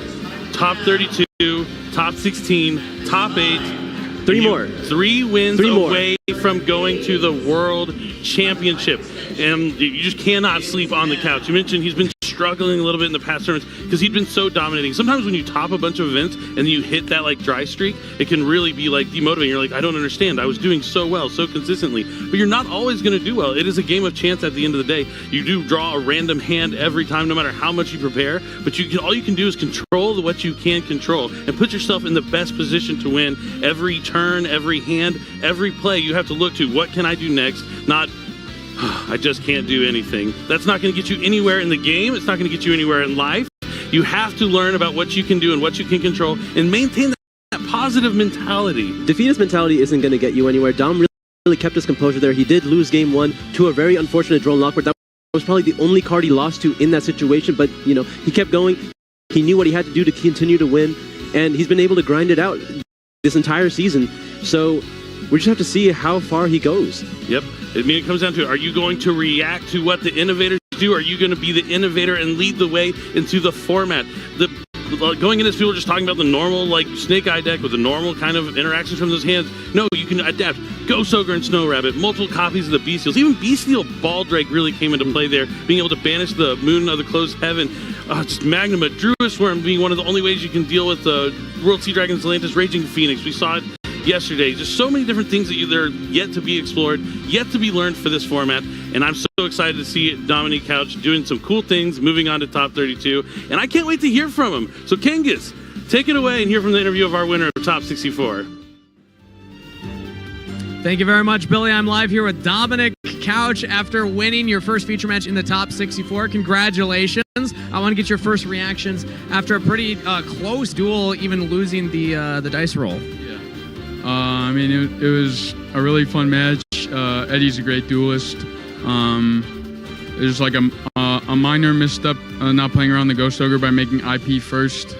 Just made the Ghost Ogre super powerful, but otherwise, like, it was super well played on his side, and I really hope I can finally go to Worlds this year. Yeah, you mentioned that you haven't made it to Worlds before, even though you have gone very far winning YCSs in the past. So what would a Worlds representation for North America mean for you? It would really mean a lot. It's my biggest goal in Yu-Gi-Oh! Is to win the World Championship, and that starts with participating. Winning YCSs is great and all, but there's no greater achievement than being able to win the World Championship and represent my country. That'd be awesome. Now, before coming up, you mentioned that you wanted to shout out your friends who had been supporting you. Do you want to give another shout out to anyone in particular on stream now? Yeah, I mean, special shout outs to, Jesse, Mike Albanese, Jeff Jones, Avery Foster, and a bunch of other duelists that really helped me prepare, and they help me prepare every tournament. We all play test together. It's usually the same group, and I wouldn't be like where I am today without those guys. And also special shout outs to Steven Silverman, who is just the GOAT and won both of those tournaments with me. He will be the best teammate in my heart forever. All right, perfect. Thank you so much, Dominic. Everybody don't sleep on the couch, all right? We're going to send it back over to the casters. All right, thanks, Kangas. Cool shout out for Steven Silverman. He did win those 2 Team YCSs with him. Couldn't do it without him. I mean, Silverman has also been to the World Championship. Back when it was in Las Vegas, it was actually the one that had the Grandopolis playmat that you can get from the WCS OTS celebration event, which you're going to want to ask your OTS events about. But before we go away, before we come back for our top 32 later on, we're going to have something to show you, and it's the Infinite Forbidden Regional Qualifier game mat. It has that beautiful Fiendsmith engraver. The designers did such a good job on those zones. I really like how you have the insignias inside the zones as well. One of my favorite things, one of my favorite game mats in a long time. But this is going to be what you can win at regional qualifiers from July 27th. That's right, that's just next weekend, all the way till September 9th. So you can go to Yu-Gi-Oh!-card.com, go to events, find out where the nearest regional is to you, and make sure you don't miss out on a chance to win it. But if you can't make it to a regional, we also have OTS championships. These take place at your OTS store, and you're able to actually get an invite to next year's NAWCQ and win a special version of the game that has that cool official tournament store champion logo there in the bottom right corner, and that's going to be the weekend of August 9th through the 10th. Really special mat there. I love the real subtleties on those zones that you mentioned before. They're on those for like every single Top Cut mat. If you notice them, they're all very particular to the card art itself. It's something that you don't really get to see, but you appreciate it when you do notice it. Definitely. Our designers are so good at making game mats. They've been on fire lately. But we're going to be back for a short break from our top 32, so don't go anywhere. We also have a live duel coming up. You're really going to want to miss it. It is so good. We'll be right back. Stay tuned. Steve Kangas live for the WCQ, and I got duelists all around me, so let's ask them some rapid-fire questions. I'm here with Hani. Are you participating in the WCQ? Yes, I am. How many WCQs have you participated in so far? Maybe like 5 or 6. So you're a bit of a veteran then, okay. So does this one feel any different than any of the past ones? Nah, like I'm just gonna like see how it goes, at the end of the day, like it's all up to luck, like it's a tough tournament this time. So luck, not skill, that's what I'm hearing? I mean, at the end of the day, like skills involved always. You got to play your cards to the best of your ability, and if you don't do that, then yeah, that's going to cost you a game. But if you both play your cards to the best of your ability, that's when it could come up to luck. But I mean, at the end of the day, mistakes are made, and you could capitalize on those things, and that's what takes other players to the top usually, and that's how I just view it. Yeah. So what I'm hearing is Joey, not Kaiba.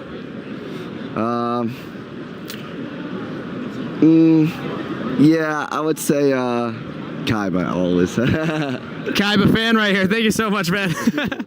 I'm live here with Dante. Like the card, right? Yes, sir. All right, that's awesome. First of all, is that your favorite card?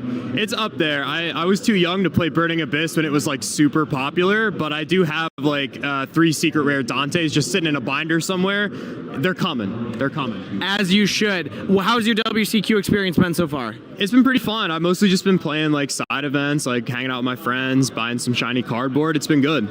That's awesome. Are you an anime fan? Do you like the show itself? I haven't watched the show in a while, if I'm being honest. Do you have a favorite character? Oh, man. Probably Yusei from 5Ds. That was like the last time I like watched the show like consistently. Yu-Gi-Oh! On motorcycles. Can you do a Yusei impression for me? I definitely cannot, and I am not going to do that. All right, thank you so much, Dante. I hope you enjoy the rest of your experience. Thank you. All right, I got Milo here preparing. Milo, how's it going? I'm doing good. How are you? I'm doing all right. Thanks for. No one's asked me that yet. Where are you traveling in from? Utah. Utah. How was the trip? Like 3-hour plane. Okay. Not too bad. Not too bad. Not too bad. How many WCQs have you been a part of? This is my first time. First time. Welcome. What's the experience been like? It's been nice. There's a lot of Yu-Gi-Oh players here, so feels like home. Nice. How confident are you feeling in your first WCQ? Are you going to take the whole thing? I'm gonna try my best. I always do. So we'll see how it goes. Do you have like a pre-tournament warm-up that you're gonna do? Like anything physical? Any songs you listen to? No, I usually go to the gym before I come here, and then that's kind of what gets me focused to lock into the game. Nice. What'd you hit in the gym today? Leg day. Leg day. All right. Saturday, you gotta hit legs. Saturday, have to hit legs. That's probably the last question I'm gonna ask because I cannot talk about my leg day. But thank you so much, Milo. I'm live here with Mai on the show floor. Mai, how'd your WCQ experience go? It was a little bit bad. I actually dropped day one. I played Fiendsmith Snake Eye, and I played a large amount of the other Fiendsmith Snake Eye decks, and I got a little unlucky, but it was a good experience, and had a pretty fun time with it. Well, happy to have you here. What do you think then? Luck or skill? Man, I don't know. I was pretty unlucky yesterday, so we'll say luck, but next time it might be skill. It might be skill next time. Joey or Kaiba? Oh, we gotta go with Kaiba, man. Gotta go with Kaiba. He's the. If you're going skill, then you have to go Kaiba, right? Absolutely. Spell or trap cards? Spell cards, because they're usually the cards that get you monster cards, and monster cards are actually the best. So yeah. Flip effect or union? Probably Union. Got ABC. That's pretty good. I'm a big fan of those. Union Carrier is like one of my favorite cards. So yeah, that card's pretty good too. New support coming out. That's a great plug. Thank you so much, Mai. Very excited about that. Very excited. Hope you enjoy the rest of your weekend. I'm here with Elmer, waiting in line. How's it going, Elmer? It's going pretty good. How about yourself? I'm doing well. Man, everyone's so nice. They're always asking me this. Where are you traveling in from? Puerto Rico. Puerto Rico. Welcome to the continental states. If you could be any anime character in Yu-Gi-Oh history, who would you be and why? That's a tough one. Gotta say Joey. Joey? Can you give me a Joey impression? I can't make the face.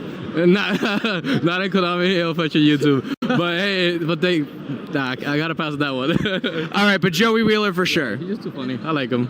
He's a funny guy. Yeah. How many WCQs have you participated in? My fourth one. Your fourth one? Yep. How'd the last three go? First one was horrible. Second one was okay. 4-0 then had to drop. And the last one, playing Kashira, not that bad. And this one, I just came here to be with my friends and just hang out. This is my whole team's first YCS, first Nats. So pretty happy to be able to help him come over here and represent the team. So nice. Where's your team right now? They're right around here, the whole team with the whole Puerto Rican squad.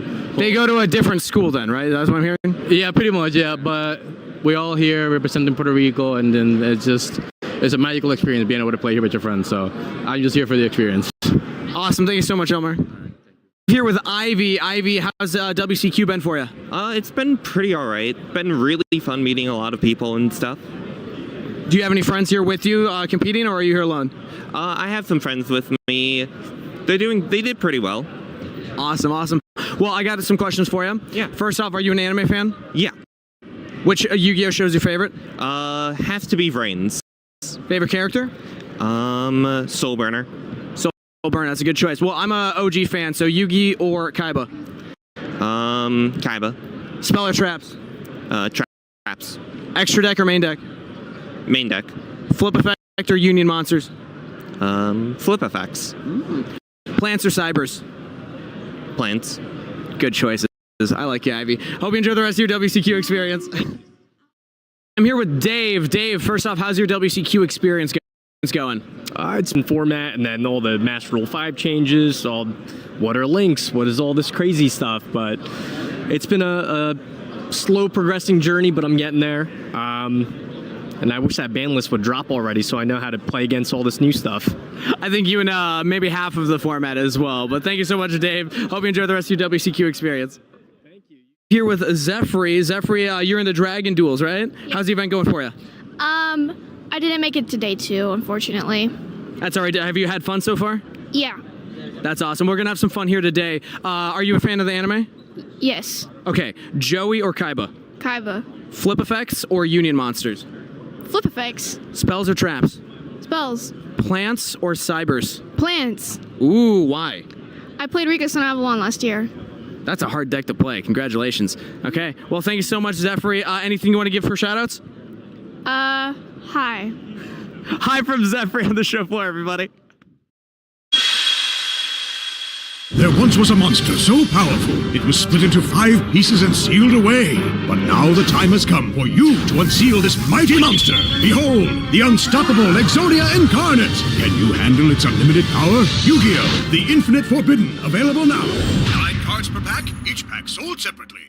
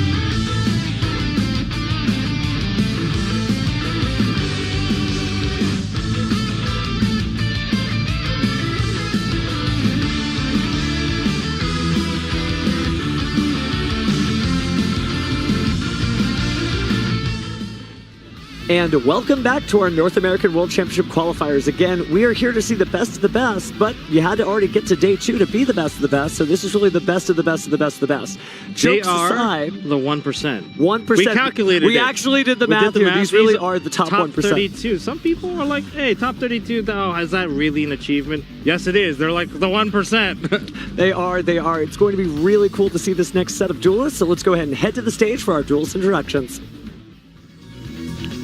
In our top 32 feature match in the blue chair from New Haven, Connecticut, Marshall Demarus. Marshall is proving his dedication as a duelist since he is missing his flight today because he didn't think he'd make it this far. His opponent in the red chair from Toronto, Ontario, Jonathan Fosella.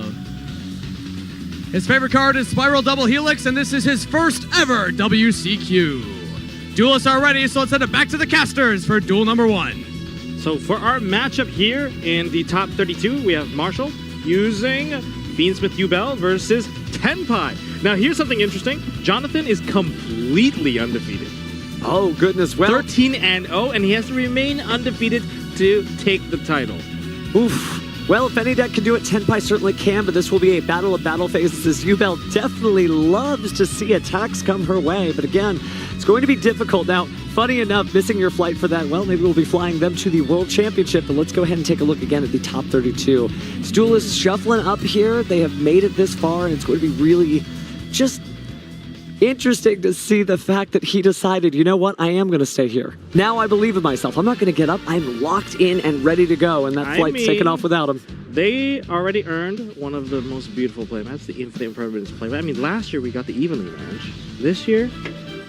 Was it Evenly match last year? No, it was a different match. But the Infinite Permanence one does really look good. so gorgeous. But, you know, flipping over from the flight, Jonathan, his first WCQ, making it all the way to the top 32. It shows you there's no one type of duelist that's up here. There are people from all walks of dueling life, and we're going to see who is going to be, well, at least moving up to the top 16. I find it to be very, very impressive to just come to an event for the very first time, and it's one of the most prestigious events. It's going 13-0. Well, you can't just say that like, oh yeah, I went like 12-0 and then went 13-0, and it was like no big deal. Like, consider this: it takes about 45 minutes a match. You just multiply it out. 45 times 13. That's many games that you have to sit through, and you've had to win them all. Well, he's made it this close. He just has to make it from 32 to 16, 16 to 8, 8 to 4. Quite a few more rounds to go. Well, but it's not as bad as you think when you're a Tenpai player, right? They could be pretty short matches, but this is not likely to be that with Yubel. I like his deck list already. I can see it here at the desk. Very cool. I do hope to see some cool combinations, and I like the way that he plays. We're gonna. I don't want to spoil too much here because it's gonna be really cool to see how he navigates his deck. Now, does his opponent know what he's playing? That's the other thing, because this is going to be determined here in game number 1 once we see the die roll.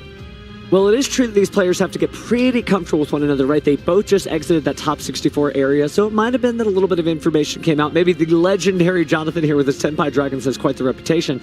We're going to go ahead and roll the dice. It's going to be a 5, and that's going to be an 11. Marshall's choosing to go first. I think he just pointed to himself, but we're going to get the confirmation once the first card is played. Oh, wow. He's going to start off with a terraforming. Oh, no. This could spell disaster. That's going to be the field spell, and that's going to be met with a Drone Lockbird. We're going to activate the field spell. Can you activate that? Yeah, I can. Oh, destroy the deck, yes.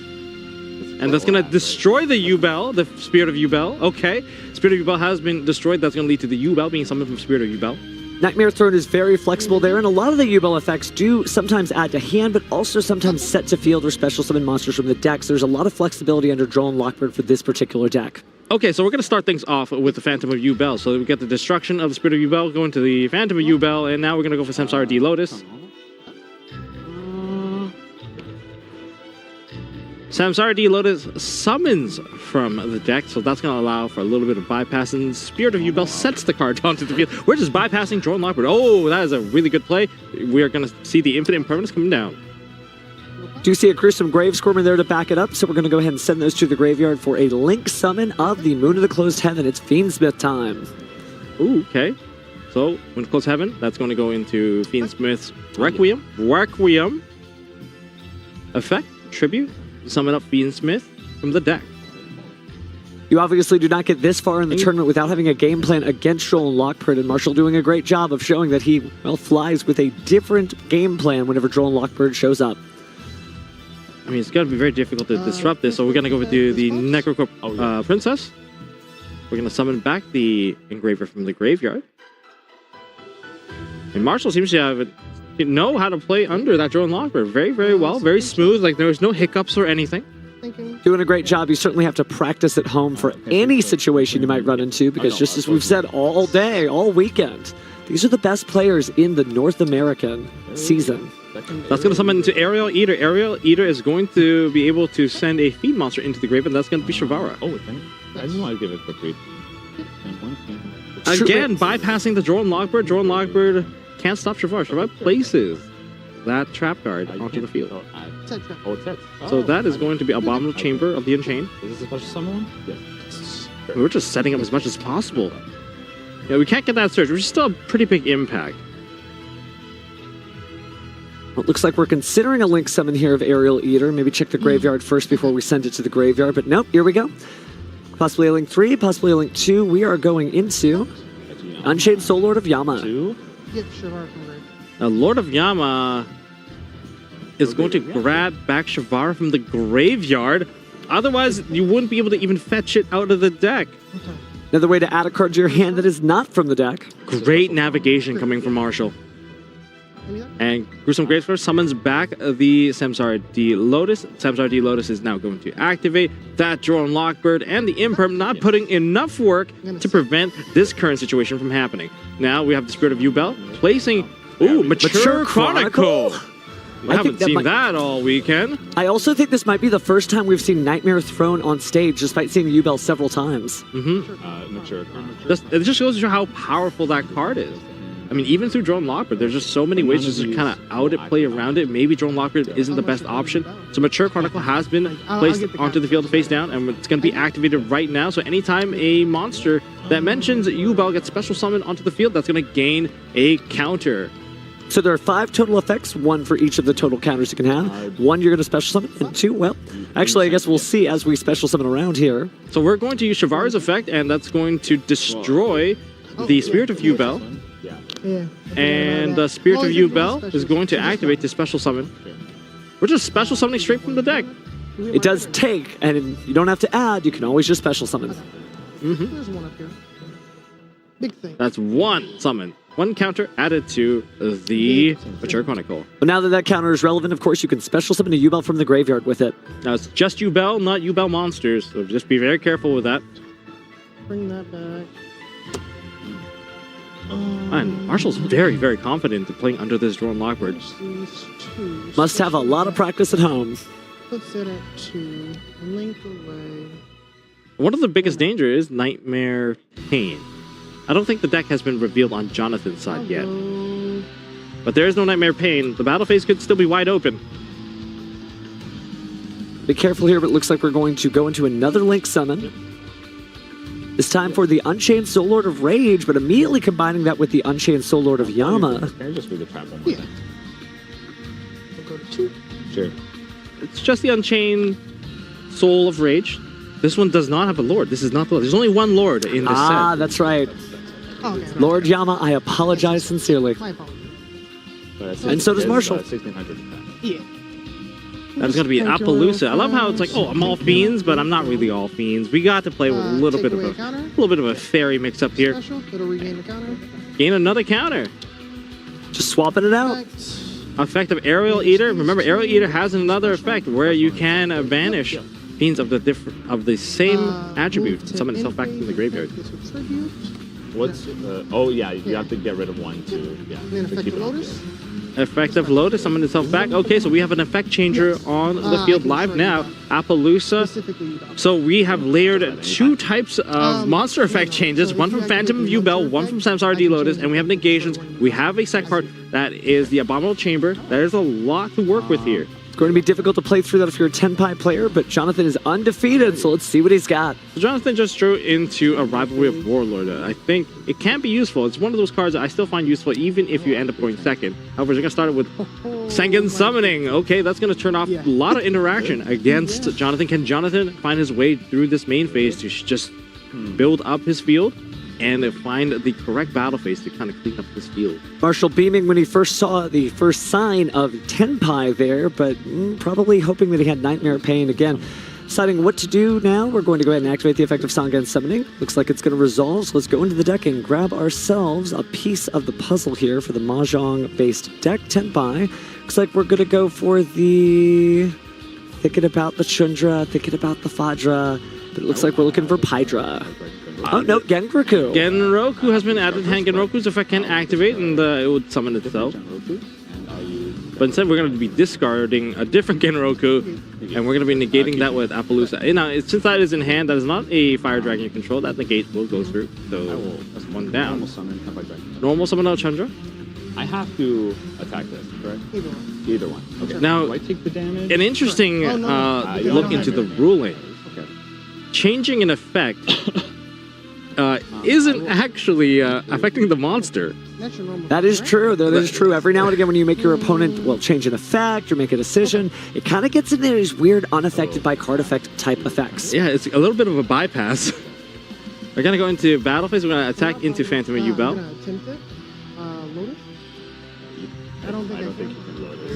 I don't think that Samsara Lotus can activate because this is damage step after all. Chandra's effect is in damage step.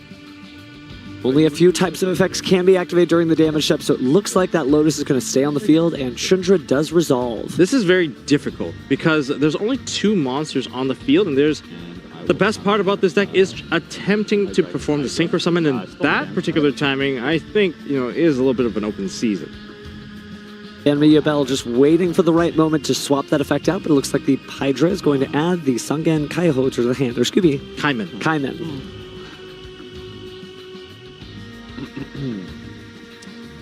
Here.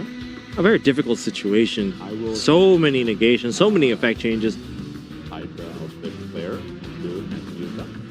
Hydra's not going to declare an attack. We're just going to maximize the attack declaration count. Now, there's no battle damage out of Hydra. This is the interesting thing. When Hydra is on the field, it's just a lot safer to kind of attack into... Well, as long as it's the Yubel monster doesn't reflect effect damage, it's okay. Looks like we're not going to do anything with the Phantom of Yubel now, so looks like we are going into our... Ooh, Samurai Destroyer. Samurai Destroyer can attack into that Phantom of Yubel, and that monster cannot respond, and I believe the effects are also negated. You cannot activate any effects until the end of the damage. Certainly a powerful card that reigned in Duel Links, but to see it here on the top 32 stage in Jonathan's first ever appearance here is incredible. Okay, now we're going to activate the Sangen. This is a really good chain here. Using the Samurai Destroyer, attacking, locking out the chain, then chaining your own Sangen Kaiman. There's no response for this. Masterful play. That's going to summon into Fadra. In the same window, I'll use the Fadra. And we're still in that attack because I mean, this card is battling. So the moment you declare the attack, there is no response whatsoever. This is a great use of Samurai Destroyer. Really incredible stuff here as Fadra erupts back onto the field. Looks like we've had 3 attacks so far, although we haven't finished the Samurai Destroyer's attack just yet. Oh boy, this is how you can open up your field and lock out the opponent from responding. In the same window. It's almost feel like using Droplet on your own turn, just so that your opponent can't respond to any of the subsequent summons that are happening. It feels like that, it gets that, block off the chain. Definitely getting it done. All right, but looks like we're going to go ahead and synchro summon into the Sangenpai Biden Dragon. I think we're piggybacking off of Samurai Destroyer's effect very, very hard here, and it's actually a really great thing, and this is something that we want to see, especially from a top-level 10-pie player like Jonathan. Definitely showing how he earned his spot here. Clutching that Hydra in hand, looks like it is going to hit the field. And we're still in the battle of Samurai Destroyer. Samurai Destroyer just doing so much. Maybe that Synchro Summon should have been stopped. It's almost like the Samurai Destroyer is attacking in slow motion here as the battle rages on. A little bit of a time freeze almost. Oh. Yeah, I don't have. Oh, but I asked and you said I have to attack with one of these. I think we were talking about Kane in that same window. Kane was on. No, He doesn't actually have to attack into those U-Bell monsters. That is true. The Nightmare Pain is not on the field.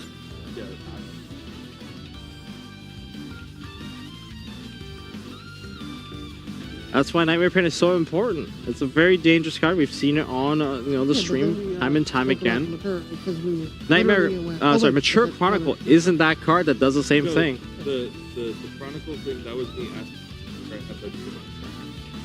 So, no, he pointed at this. Well, there's discussion here as they figure out what it is that happened earlier in the duel, but again, just this slow motion style attack on the Samurai Destroyer, locking out all effects here. It feels very interesting here. Samurai Destroyer, declare an attack. Activate the other effects of all my other monsters. Let me just play my entire deck while this one attack happens. You be the distraction, I'm going in. Where'd you guys come from? Okay, that's fine. I think it was accidental. Oh, they had a slight accident. A little bit of a miscommunication, but just a long set of days here. But again, it's a long road to Worlds as well, and Jonathan's still charging in hot. We still got that Samurai Destroyer. We're still in the midst of that attack. We're going to the epic drag out of the stare down. One eye to the other eye, and going back and forth. Which eye of U-Bell? I don't know. There's so many. I don't know. Jokes aside, looks like we are going to figure out our attacks here. Hard U-Bell. Now, if that U-Bell does get destroyed by battle, I don't think we get to summon out anything. That's Samurai Destroyer. There's no response. Definitely closes things out. But it seems like it's Synchro Summon time, still in the same attack window of the Samurai Destroyer. Which level 10 Synchro monster are we going for? Are we going for Sangenpai Transcendent Dragion? I will quick effect. And that's going to be the quick effect, bringing back Biden Dragon. We're still in the same attack. There's been 3 attacks. This is Samurai Destroyer. Slow motion attacking into a full arsenal of Dragions. Samurai Destroyer. Well, this just goes to show how knowledgeable Jonathan is with his cards. And it might be true that Samurai Destroyer has carried him this far in the tournament, because this is so cool to see how much you can get done from this single attack. So the card that was destroyed was Nightmare Pain, which is good because this prevents the follow-up of additional U-Bell monsters being summoned. Well, now that U-Bell is off her throne, it'll make things a little easier on the Tenpai side. Yeah, with Trident Dragion on the field, there is no respawn. Or, is it Trident Dragon? Sorry, my mistake. It's Transcendent Dragion. Transcendent. And it is Transcendent with a powerful effect like that. Looks like we are slowly but surely getting through that U-Bell board that was established under Joel and Lockbird that did limit some of the resources out there, but let's see what comes up next as Appaloosa is attacked. Oof. So that would put me at 30. 26 plus. That's a lot of damage because don't forget the effects are getting negated on the swing. Okay. But not for the Appaloosa though. We will. But the Appaloosa also wasn't very strong. In phase 2. I think maybe 3 materials, the largest Appaloosa we've seen this whole tournament, but focusing on the duel at hand, looks like thinking about what we want to pull out next. Now that wasn't enough to close out the game. I'm sorry, this can be destroyed by card effects as well, right? Correct. Does anything happen when it's destroyed by card effects? Yep, it floats into the... Just clarifying to make sure we remember what it is that U-Bell does when commonly destroyed. Of course, it'll bring out U-Bell Terror Incarnate. Thank you. Okay, we're trying to clear things out here, but the field isn't completely, clear at the moment. There's still a U-Bell on the field. Mature Chronicle still has a counter. It could lead to a pretty strong follow-up as well. Note that the Sangenpai Biden Dragon has already been used, and that is a once per duel effect. Well, the Heretic Seal of the Heavenly Spheres is a very common ending board for Tenpai when they fail to close out the battle phase, but it looks like we're going to see the Abominable Chamber of the Unchained here. Maybe special something out. Jonathan is fine. That's going to summon out the Unchained Soul of Rage. Quickly? Isn't it only a main case? Yeah, it's on main case. Oh, was it in the main? Yes. And that's going to summon Unchained Soul of Rage. Is the Soul of Rage attempting to perform a Link summon? I believe I heard Marshall declare that he's going to use the effect to try to make a Dark Link monster. Okay. Ooh, this might be Jonathan's toughest moment here. Sure. Tenpai Dragons tend to commit a lot of resources when they need to go into the battle phase, especially when you go into Transcendent Dragion, you go into Biden Dragion. It was really close, really close. Actually, level 7 damage But at some point, but that's the damage dealt was not enough here. Yeah, you already had him on the field. But we got to witness the Samurai Destroyer line. Oh, of the yeah, battle that phase. was so cool. That's why you find ways to lock it up. Some people choose not to play the Samurai Destroyer, but the Samurai Destroyer opens you a little bit of throws a little rope at you. The only issue that could come up is now the cat's out of the bag. Not only does Marshall know he's playing Tenpai, but he knows he's playing the Samurai Destroyer as well.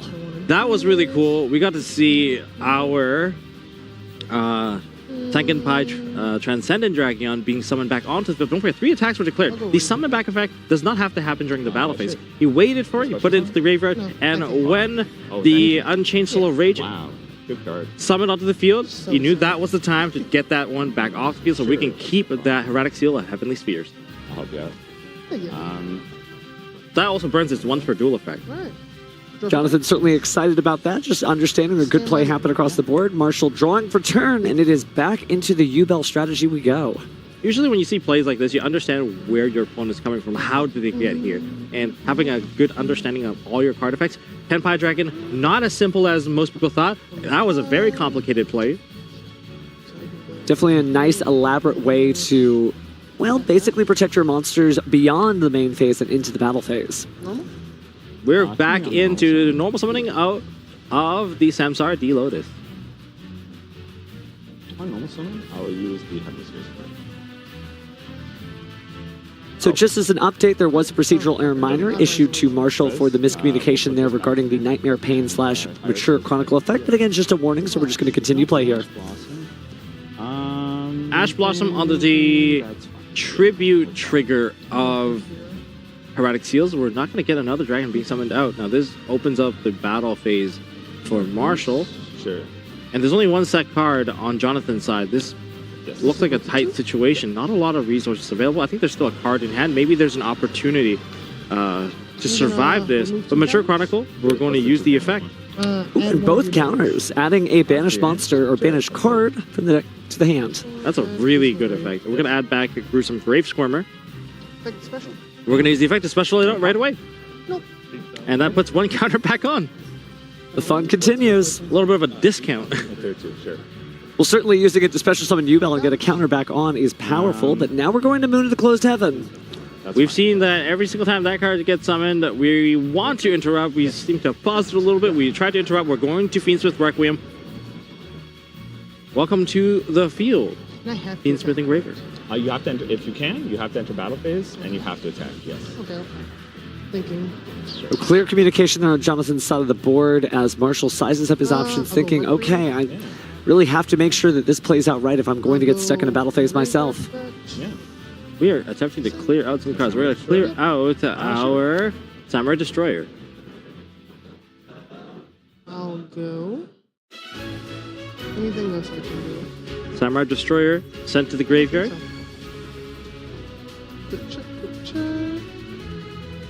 Like, do I enter battle phase regardless if I have action? That is a rule. You can ask obviously the judge, but that is the rule. If you're able to attack and able to enter the battle phase, you must. Activate Aerial Eater now? Going into Aerial Eater, resummoning. It doesn't get banished or anything like that after you use it. No, wow. Aerial Eater has been resummoned onto the field. Certainly a powerful card. It's also level 6. We might be seeing Nah, on summon, right? Nope, fusion summon. 2 cards combined here, but maybe not just yet. But you don't get to send another Fiend monster into the graveyard. That would be too good. That has to be a fusion summon effect. Well, the U-Bell deck is powerful, but not that powerful. The 2 banished Phantom of U-Bells, certainly if you're going to recycle resources, and we know you can add those banished cards back, it'll take a little time before we see that card again. Is it worth it to make that? An interesting point for Aerial Eater is that Aerial Eater is a TCG, world premiere card. It definitely changed up how people thought that this one was going to turn out. We've got additional lines added in. There's more bridging into the U-Bell and Fiendsmith cards. That's what this is what makes the TCG so exciting. That the format continues to evolve and all the champions are their own person. They have really leveled up here using all these new cards from Infinite Forbidden that really weren't seen just until about a week ago. Now we link summon into SP Little Knight. Get rid of that. We are clearing out our Sangan summoning. Not a bad option. Marshall trying to figure out how he's going to press on in on this duel. Again, we are still in game one, despite 20 minutes having raged by. With only 3,200 life points left on Marshall's side. Ooh, that is difficult. We're going to activate the Rivalry of Warlords. I mentioned, having that later on isn't too bad because you can still lock your opponent out and make it very difficult for your opponent to put additional monsters down. Luckily, this is a U-Bell deck. Most of our attention is going to be placed into Fiend monsters, and Fiend monsters, is what this deck specializes in. But it might lock out cards in the extra deck. That's the one limitation. No, I think I just misplaced that. You only play one, right? Oh, Okay. There seems to be a little chat with the judges here. So yeah, then I will go. The Aerial Eater was used to link, or excuse me, something to the SP Little Knights, so looks like we are gonna go ahead and bring SP Little Knight back to the field and then choose Fiends, sending the SP Little Knight to the graveyard off of Rivalry or Warlords. Turn play passes. It looks like we just drew maybe another 10-pike Genraku on Jonathan's side. That's a little unfortunate for the SP Little Knight. Coming in last back into the field while there's another monster on the field. You're just got to put it into the graveyard, I guess. I mean, if he wanted to be a Fiend, he should have tried harder. Now we're going to summon out the Genroku. Mature Chronicle is definitely not Nightmare Pain, but we get an Effect Veiler activated, attempting to negate the effect of Sangenpai Transcendent Dragon. Certainly can use that Effect Veiler now that the Sangen summoning is cleared off the field. Again, Marshall doing a great job after having to lose his SP Little Knight for, well, the crime committed being a warrior-type monster and not compatible with Rivalry or Warlords with Fiends on the field. But that's okay. We're going to attempt to go into battle phase anyways. We're going to attack into the Fiendsmith Engraver that's going to attack over it. That's the first attack there. Genroku might not be a strong monster in terms of attack, but Genroku has some of the most awesome effects. I would change Genroku. As both players know, Zero is still something that could attack. Now, a monster was destroyed, so therefore we are using Lord Yama to summon back a monster. I'll just summon a Rage. We're going to summon back the Unchained Soul of Rage. Ooh, this battle phase, it's full of action. Got a lot tougher. Again, the battle of the battle phase between these two decks. Declare the attack, but we're going to chain the effect of Genroku. That'll bring us up to 2 attacks, so we're almost there to the magic number of 3 for this deck. But at this point, does the magic number 3 even matter when both of their effects have already been used? Oh, that's going to be met with the Ghost Mourner. So, see how important that Effect Veiler was? The Effect Veiler basically allowed for the interaction, for the Yama, and the Ghost Mourner to prevent any further damage from being dealt. This is a tough scenario. And once you go into main phase 2, Unchained Soul of Rage is now live. Jonathan has been undefeated so far, but this is only game 1. Even to take a loss here wouldn't necessarily shut him out of the tournament, but he's got to make every decision correctly if he wants to make it to the Road to Worlds. Go to main phase 2. We're going into main phase 2. I will pass it to. We're going to pass turn. Ooh. Oh, yes, absolutely. Just about to do it. Now, even if that Unchained Soul of Rage wants to activate, it can only go into a Fiend monster. Go for that. So there is no Fiend monster to be used here. Certainly some Fiends accessible with the Mature Chronicle, but the graveyard seems suspiciously empty of U-Bell monsters. Gonna go ahead and put the Moon of the Closed Heaven back there in order to special summon the Fiendsmith Engraver. Taking another look at the graveyard, Yes. Marshall goes ahead and uses the effect of Requiem to equip onto the Fiendsmith Engraver as well.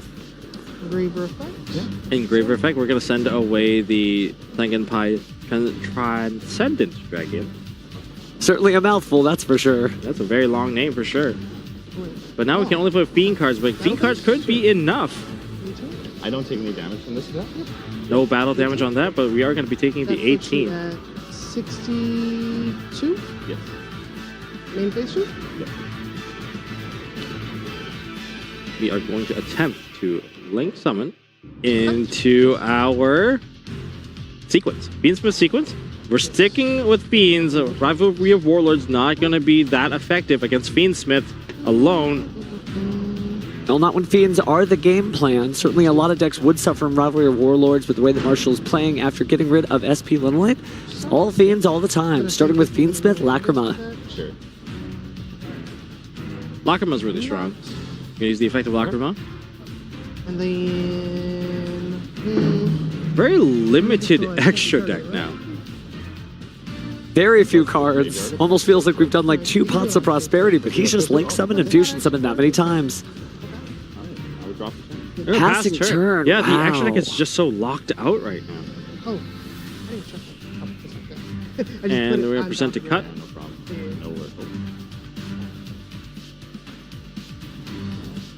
What is now up Jonathan's sleeve? What is his game plan now? With an Your empty big dragons are used. Empty field. Set 1. Pass turn. That's an unusual play from Tenpai, but he's still holding on to this duel. 1 for 1. Sending away the drone Logbird. Samsara D Lotus. That's a fiend, not a plant. That's going to put 2 counters. Does look like a plant, though. Nobody would blame you. I believe the original Samsara Lotus was a plant. Samsara D Lotus is a fiend, so can roll with the best of them. Go ahead and tribute itself to bring out the Spirit of Yubel. Funny enough, 1 for 1 depicting that original Samsara Lotus right there. Oh, that's right. That'll put 3 counters on our Mature Chronicle, which means we might be able to see a card banished from the deck if that happens to be useful to Marshall's strategy. Yes. Oh, there's the Nightmare Pain. Nightmare Pain can come in very, very clutch here to deal additional damage as long as we can keep on attacking into the opponent's defense position monster. And just redo the reflect damage. Yep. I mean, both players really burning out their extra deck and a little bit of lockout from Rivalry of Warlords. We're pushing to a very unique game state between these 2 players. Well, now we've got the 4th counter, so we can destroy a card on the field. I'm gonna remove 4 counters. Yep. Oh, and they're doing it. Yep. They're destroying the Rivalry of Warlords. Well done. Mature Chronicle. I saw very few use of that card this entire weekend, and we're seeing why Marshall is here. Mature Chronicle coming in very, very, very clutch. And now we can go into the bringer of end times, Verudris. Well, Verudris is certainly not a fiend, but now that Rivalry of Warlords is gone, now it is time to enter the battle phase. Tap that face down, Molcharmi, Perilia. 32. Yep. Ooh, this is going to be very difficult. Very, very difficult to make a comeback here. It's just the tank is going to look pretty empty now. Setting a Molcharmi kind of telegraphs to your opponent that I might not have the best options at the moment, but we'll see if this top deck is going to make a big difference. Well, if any deck could do it, Tenpai certainly can. So here we go as we draw for turn. It looks like an infinite permanence, and Jonathan concedes the game as we go towards game 2. Ooh, well played on both of these players. I think Jonathan's knowledge on the battle phase was such a crucial point in this game that allowed the game to push this far. Marshall also showcasing, I don't need Nightmare Pain. Mature Chronicle is where it's at. Some really interesting play there for Mature Chronicle. I think you're absolutely right. It's a card that not every duelist is using. Right, there's a lot of flexibility in the Yubel strategy there, but I think really Mature Chronicle is what carried Marshall through this duel, so he might have inspired some Yubel fans at home. Definitely, especially when it comes to taking care of the Rivalry of Warlords. That was a huge card that was just blocking the opportunity to reach the game, because a lot of the damage coming from these monsters, they're not exactly Fiend type, and being locked under Fiend is very restrictive. Certainly can be there, but now Jonathan has to go through the side deck there. We know he probably has some sort of answers, right? While he had a 13-0 record so far, perhaps he had to give up a game here and there, and so maybe he has something specifically for Yubel, which feels like an arch nemesis, right? You want to dominate the battle phase, and man, do they ever want you to attack. This is going to be a neat one. I was seeing Cosmic Cyclones. Are we choosing to go first? Where are we taking this gameplay? And even choosing who's going first is also going to be a very big part of this upcoming duel. Did you side correctly? Did you decide to go first? Did you guys decide to go second? Which is it going to be? Do you see all the side cards? Do you only see the side cards? It could be difficult either way. And I think it's actually a very big win for Marshall, because Going first against Tenpai usually puts you at a slight disadvantage. Tenpai won going to game. We saw how aggressive that Samurai Destroyer little tiny attack window is really just, I'm attacking, but when I'm swinging my sword, it's a dragon slash. All my dragons are coming out from that one slash, and you can't do anything about it. Definitely harnessing the power of those fire dragons quite well, all during that very slow motion attack. It really got it done. It's a very cinematic. It's a very cinematic attack. Push that card slowly across the table while you get everything else done. But it's a really interesting way to protect those plays in something I don't think we've even seen on the featured match stage before. Yeah, I think everyone just thinks about Tenpai. They're like, oh, I'm just going to go synchro, attack. I'm going to go Samurai Destroyer, and I'm going to go... Just like, that slow-mo attack was just such a cool battle phase motion right there.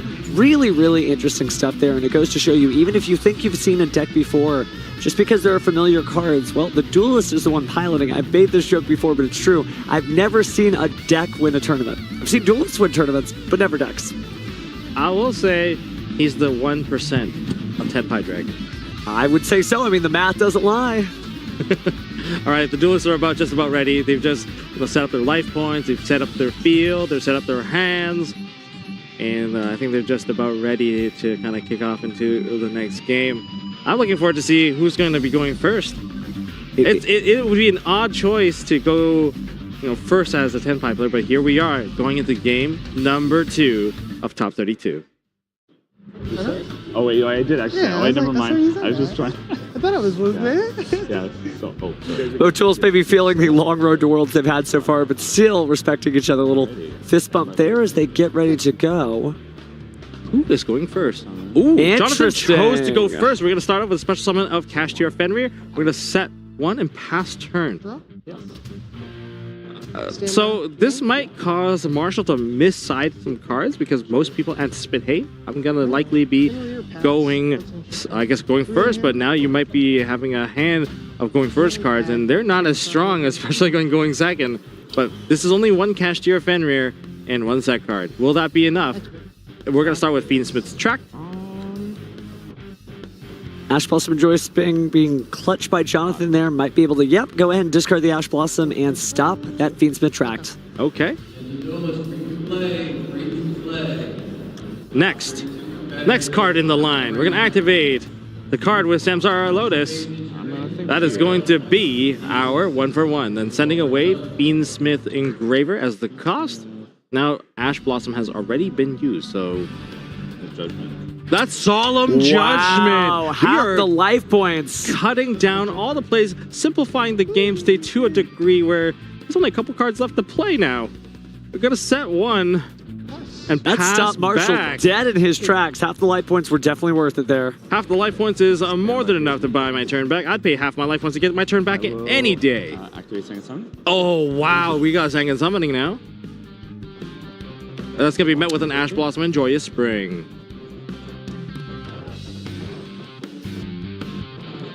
Where are we going to put the Fenrir into attack mode? It's going to be 2400 battling the old-fashioned way with a single monster. Yep. That Ash Blossom counterfire right there. We have to pass back the turn.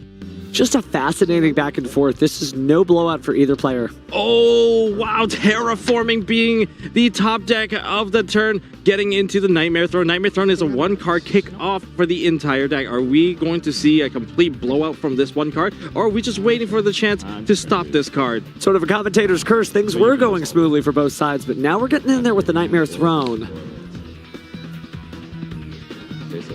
Will this be the end for Jonathan's run? Or are we just holding back a key resource?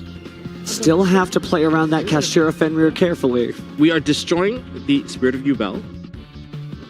Not adding cards into your hand just in case it becomes a problematic thing for Joel Lockbird. We're going to destroy the Spirit of Yubel, summoning out the Yubel. Okay. I don't know what the set is. Now, Fenrir is still technically able to activate at this particular point. And you're right, looks like we're going to go ahead and banish the Nightmare Throne. That is very smart. Because if we get rid of the Yubel, if we get rid of Yubel, it's just Nightmare Throne's going to activate. Jonathan, tough considering choice. maybe there's something else? To make Phantom, you can go from field, grave, or hand, like anywhere. Yes. Okay. Only 0. I mean, game state is simplified, but don't forget, a lot of these decks have one-card combos. Some of these decks are one-card combos. It looks like we're using the Bestial Druid Worm in order to get rid of the Spirit of Yubel. It's 10 minutes. Cool. Spirit of Yubel is certainly a great example of a card that can hold onto the field by itself. And speaking of which, we're going to Nightmare Throne. Destroying Yubel and taking a look at the deck here for another Yubel card. So that's going to be Nightmare Pain. Nightmare Pain adds the Gruesome Gravestormer. And the effect of Yubel is going to activate summoning Terror Incarnate. This adds the score mark. Yeah, and then you do Yubel. Yeah, because on res, everything's fine. You're all good. This is a... Jonathan knows what's going on. He's likely played Yubel before in the tournament. He is accepting all of these effects. So here comes Yubel Terror Incarnate. This is very scary. 2 monsters can spell into the Fiendsmith engine as a possibility, and I don't know if there's any more disruptions available. We've banished our card. We've got a Druid Worm on the field, but there are no face-down cards on Jonathan's side. It could be open season once again. Sure. And we're going to go into Phantom of Yubel. That should be the third summon for the turn, but at least the Phantom of Yubel might prevent any Nibiru if it arises. Oh, we're just dealing damage now. Oh, wow. Oh, don't forget Solemn Judgment has been activated. That's going to be more than a 5-point damage. That's the game. A 2-0 victory for Marshall. This is the thing you've mentioned before. Life points, yeah, they are resource, but they're also the ones that keep you in the game. And Marshall saw a very short line to take victory. He went for the short line. Don't need to do flashy combos. Just go for victory. Once you see victory in sight, gotta grasp it. Just sort of saw his opportunity to win with just a few quick attacks from Yubel. Again, that Bestial Druid Worm, very powerful, especially in attack mode with 2,500 attack. And yeah, the math, we did it. It really spells and shows you why Marshall here is in our top 1%. So while he may have missed his flight, he is on the way to flying to Seattle if he keeps up play like this. Yeah, just a couple more rounds. I think that was very impressive on both players. The battle phase, especially when it comes to Jonathan's side. I guess Jonathan's run has just come to an end. 13-1 is the record for Jonathan. Nothing to be ashamed of, though. Tenpai players should all aspire to be as good as Jonathan in his performance here at the NAWCQ. His a couple of duels left. Oh, I think it was a very impressive play on both players' part. Like, I thought that, hey, maybe it's going to be a Nightmare Pain battle, clear out the back row, but we didn't even see very much of the Nightmare Pain in action, except for that last one. Except for the last play. That last play, a very crucial play. That just highlights how important Nightmare Pain actually is, and maybe the game would have been completely different if we did see the Nightmare Pain, but that was not necessary. I guess being able to see Mature Chronicle. Mature Chronicle, yeah. I mean, we saw multiple effects. The Destruction effect, which is very uncommonly used, we got to see that witness to take out the Rivalry of Warlord. What a fantastic game to utilize that card to its maximum effect. Maybe except for grabbing Super Poly, but we got to see all the other cool effects. We really, really did. Seeing the Samurai Destroyer 2 shows you that this format really isn't solved. Even there's a deck that you've seen time and time again. There are just various different ways that you can implement your own little twist or spin on it and show that you are the champion, not only of your region, but maybe of all of North America, and then represent yourself in the World Championship upcoming. So we'll see how Marshall, well, gets to play in future matches here. But again, showcasing that 2 decks that you think are so well matched against each other, that match doesn't look the way you think it does, because that went totally different than I think either of us I expected. definitely was very thrown off by how they were playing, but I think it was very smart. I'd never seen such a grind game between 2 decks that could end it pretty quickly, especially for Tenpai, but that was a very long game 1. And, well, the game 2 was a little bit shorter thanks to Solemn Judgment. Solemn Judgment always shortens in most games. Half your life points, and half your life points mattered 100% here, where even if the Druid Worm was summoned in defense mode, that still has 2,000 defense. Both of them could have swung in and still done the damage, and there's also the Fenrir. It was open season, as I said before, and that's a lot of damage going through. Well, this season still isn't over, so let's go through to our stage and talk to Kangas and our winner, Marshall. Thank you very much. I have Marshall here after a swift victory. Congratulations. Worth missing the flight? Yeah. Okay, we're gonna come back to that later, but for now I want to talk about the duel that just happened. Walk me through it, because we were talking a little bit and you're saying, hey, I'm actually coming to play meta at this event. You're playing the Ubel deck. What were some of the big moments in that duel for you? So I think game 1 he Ash drove me and I still went like full combo. And then game 2 it was just like, oh, he solemned. I looked, I had a quick moment. I was like, oh wait, this is 5K. This is lethal. Nice. Fantastic. Now, this is a big event for you because this is the furthest you've ever made it at a WCQ, correct? Yeah. How are the nerves feeling knowing that you only have a few more matches ahead of you to potentially be a North American representative at WCS? Hasn't really set in. I'm just taking it a game at a time. All right, now I said we're going to come back to it. Have you rescheduled your flight? Do you know, are you just going to like maybe wait a couple days if you can celebrate for longer? So I already have a room booked just in case. And yeah, I'll be out tomorrow, regardless. All right, well, I'm happy you stuck around. Happy you didn't get on that flight. Congratulations. I'm going to let you get going and get prepared for the top 16. Thank you very much, Marshall. Now, a reminder that we have a few more matches left ahead of us, but we're going to be sending it to a short break before we are back with a live duel between some of the voice actors for Yugimoto versus a surprise duelist. So we'll be right back after this.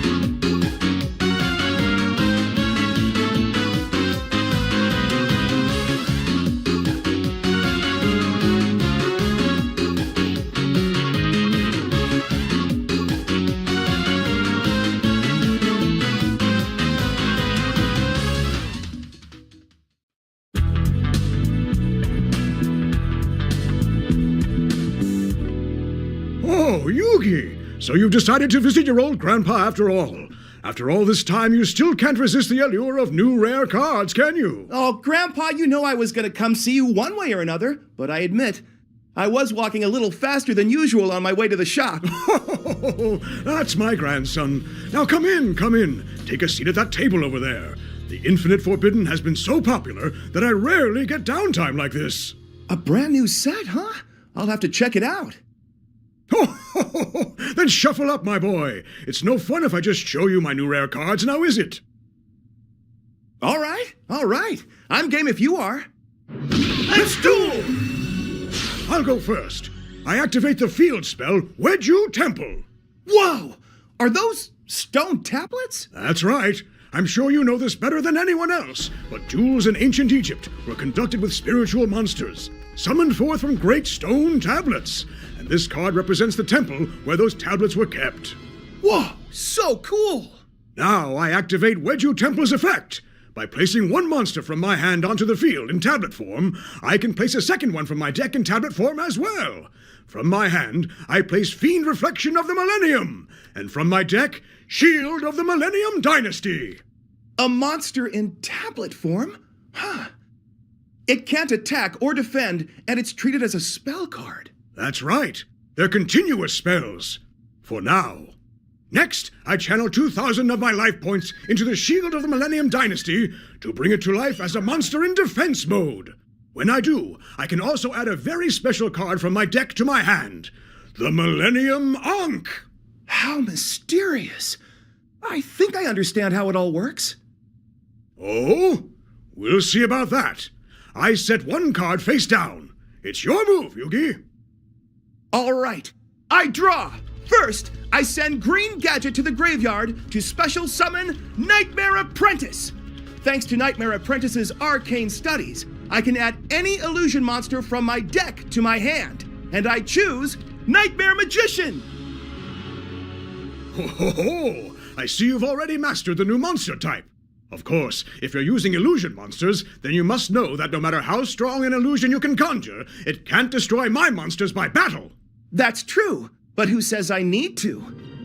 Next, I sacrifice my Nightmare Apprentice to tribute summon Big Winged Baphomet. Big Winged Baphomet adds 2 more cards to my hand.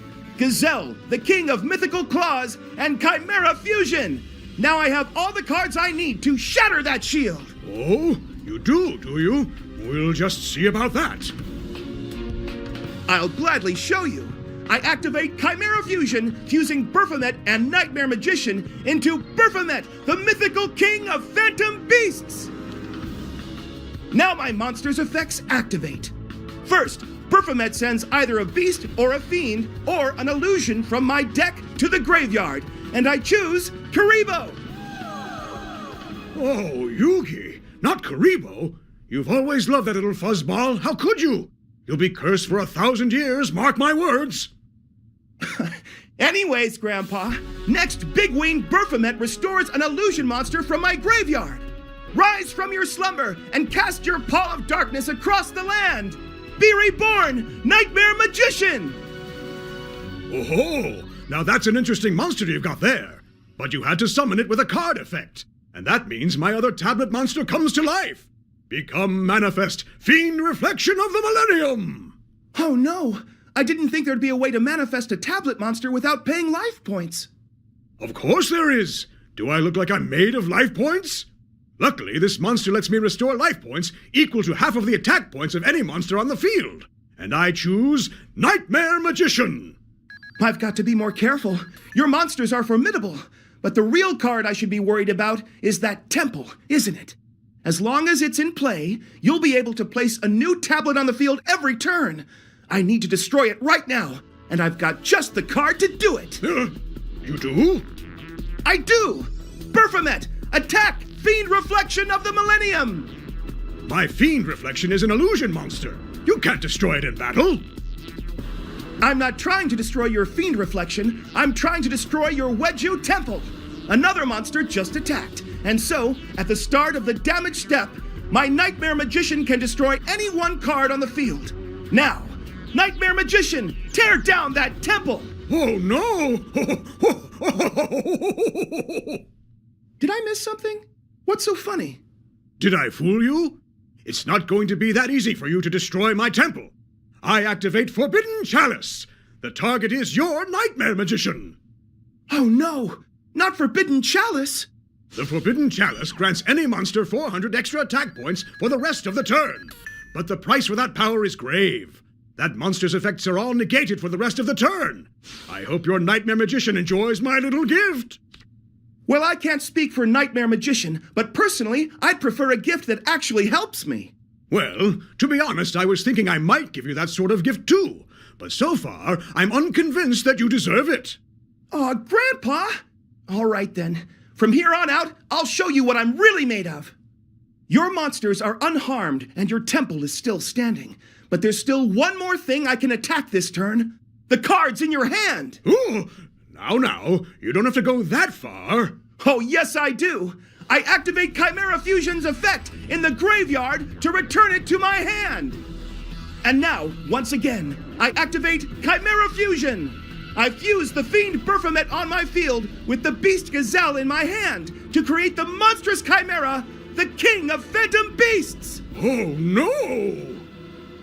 When Chimera is fusion summoned, one random card in your hand is doomed to be sent to the card graveyard at the end of the turn. I wonder which it will be. Before we find out, my Gazelle's effect allows me to add another illusion to my hand, Master Tao the Chanter. I set 2 cards face down and end my turn. Now let's find out which card in your hand has been crushed by my Chimera. It's that one! Oh, dear. Exodia! Mm-hmm. You should see the look on your face. You sure got me good, but doesn't that mean the duel is over? With Exodia in the graveyard, you have no way to win, right? Goodness me, this is only the beginning. I've got plenty more in store for you, young man. It's my turn. I draw. First, I activate Dark Eruption. On its own, the head of Exodia has only 1,000 attack points, so this spell lets me return it to my hand. Don't think for a second I'm going to let you assemble all 5 pieces of Exodia against me. Oh, Yugi, you're going to have plenty of problems to worry about soon enough, but I assure you that's not one of them. In fact, I activate Weju Temple's effect by placing Exodia from my hand on the field in tablet form. Now I can place Sengenjin Wakes from a Millennium from my deck in tablet form as well. Normally, I'd have to pay 2,000 life points to summon this monster from the tablet. But by invoking the magic of the Millennium Ankh card, my Sengenjin is made manifest. When Sengenjin is summoned, I can add another Millennium monster to my hand, the golem that guards the Millennium treasures. Next, I place the golem on the field in tablet form. Wait, you can just place them on the field as tablets without using the Weju Temple card? Indeed I can. I would have been in big trouble if you had succeeded in destroying my temple last turn, but now it's too late to stop me. Once again, the Millennium Ankh card allows me to manifest my monster. And with that, it's high time I showed you what the Millennium Ankh card is truly capable of. There's more? Of course! Merely possessing the card allows me to manifest these monsters at will. So what do you think will happen when I activate it? Could it be Exodia? But that's impossible. How can Exodia be summoned when you only have one of the Exodia cards and it's not even in your hand? Unless... Oh, you're as bright as ever, Yugi. You've almost figured it out. But there are many things in this world that you simply must see to believe, and this is one of them. I activate Millennium Ankh! The Millennium Ankh card allows me to draw upon the power of the Exodia cards sleeping within my deck. With the magic of this Millennium Ankh, I call upon the Forbidden One. Behold, the unstoppable Exodia incarnate! No way! How can Exodia be here when all your Exodia cards are back in your deck? It's great, right? Your grandpa is just the coolest, don't you think? There's gotta be some kind of catch. You aren't doing something dangerous, are you, grandfather? Certainly not. Not by my standards, anyway. By your standards, nearly dying in an ancient tomb wouldn't be considered dangerous. Those were the days, weren't they? They certainly were not. Though, It's thanks to everything you did back then that I was able to meet such great friends and go on so many adventures. That's right. The Millennium Puzzle brought you and all your friends together. And got us into big trouble more than a few times. Anyways, worry less about what Exodia might do to me and more about what it's going to do to your monsters. Its attack points are unknown. I prefer to think of them as limitless. But before I show you why, I need to deal with your Nightmare Magician's pesky special abilities. I send my Sengenjin to the graveyard to activate Forbidden Droplet. With this card, I have the attack points of your Nightmare Magician and negate its effects once more. And now, to battle! Exodia, take my strength as your own and obliterate Nightmare Magician! Not so fast! You activated my trap card! Mirage Mirror Force! It lets me special summon an illusion monster from my hand or graveyard and blow away your attacker! You'll do no such thing, because once per turn, the unstoppable Exodia Incarnate can deactivate one of your spell or trap cards or its effects. Now that your pesky trap card is out of the way, let me show you why my Exodia's attack points are limitless. My strength is yours, Exodia! Impossible! It's become stronger than a Blue Eyes White Dragon! Ow! And it will become stronger still. The unstoppable Exodia Incarnate's attack points will grow during every turn it battles. It's already too late for you, young man. I'd rather not entertain that thought, but he might be right. No, I can't think like that. There's got to be a way. Now for your other monster. My Golem crushes your Chimera. And finally, Fiend Reflection, attack directly. I won't go down that easily. I activate Chimera's effect in the graveyard. During your turn, I can banish it from the graveyard to revive any of my beasts, fiends, or illusions. So you mean to bring back your magician again? Not quite. You said the unstoppable Exodia Incarnate can only cancel out one of my spells or traps each turn, right? That's correct, yes. Well, you've already used that effect this turn, which means my other face-down card is free and clear. So you're not summoning back your Nightmare Magician? I'm not! I'm summoning Karibo! And now I reveal my face-down card, Multiply! Oh, Yugi! How could you? Sending out Karibo to suffer the wrath of Exodia? You'll be cursed for 10,000 years, mark my words! Did the curse get longer? Wait, never mind that. What I mean to say is that I've figured out the unstoppable Exodia Incarnate's secret and its weakness. Its attack points are tied directly to your life points. Now, what makes you say that? Why does the Millennium Ankh card let you manifest your monsters without pain? And why did you make a big deal about restoring your life points with Fiend Reflection of the Millennium? And why did Exodia's attack points become 3250? There's not a single monster in all of Duel Monsters whose attack points just happen to match your current life points. So there's no way it's a coincidence. You're quite right, my dear boy. It is no coincidence. But I fear you may be underestimating the power of the unstoppable Exodia Incarnate. Its attack points don't become equal to my life points. They are increased by my life points. Every single turn it battles. Whether it powers up once or 1,000 times, the unstoppable Exodia Incarnate will never breach my defenses. And that's its weakness. The priest who summoned the real Exodia in ancient Egypt shared his life force with Exodia. If this card matches the legends, then your own monster will be your undoing. The only thing that's going to be undone is that attitude of yours.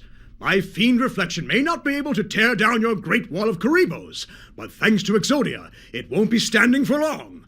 To end my turn, the unstoppable Exodia Incarnate lets me set a spell or trap from my deck that embodies its anger.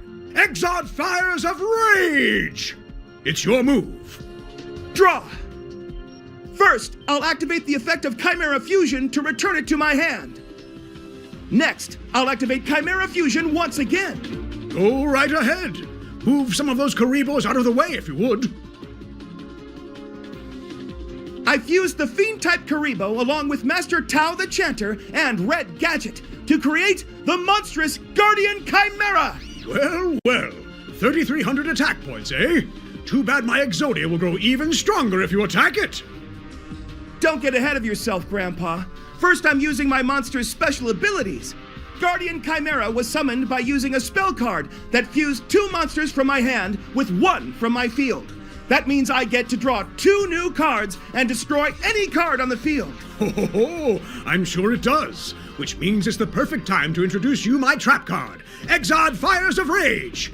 This card destroys every card you control all at once. Oh no! Your Karibos won't survive this, and neither will your Guardian Chimera. Exodia, unleash your rage!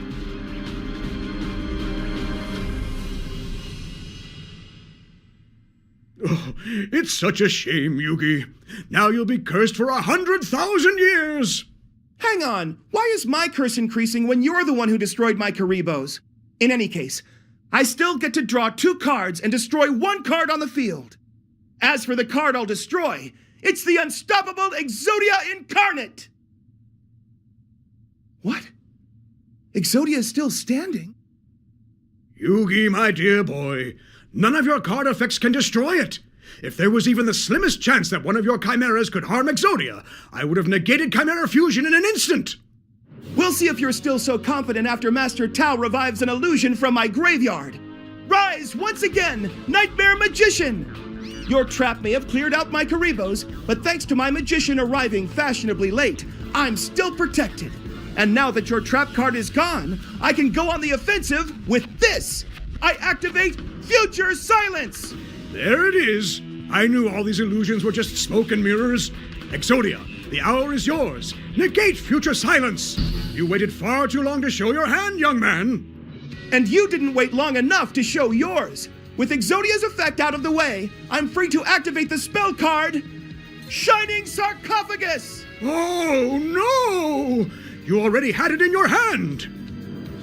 To be honest, these were the 2 cards I drew with Guardian Chimera. The heart of the card sure works in mysterious ways, doesn't it? Oh, so it does, so it does. So what now, Yugi? What's hiding in that sarcophagus of yours?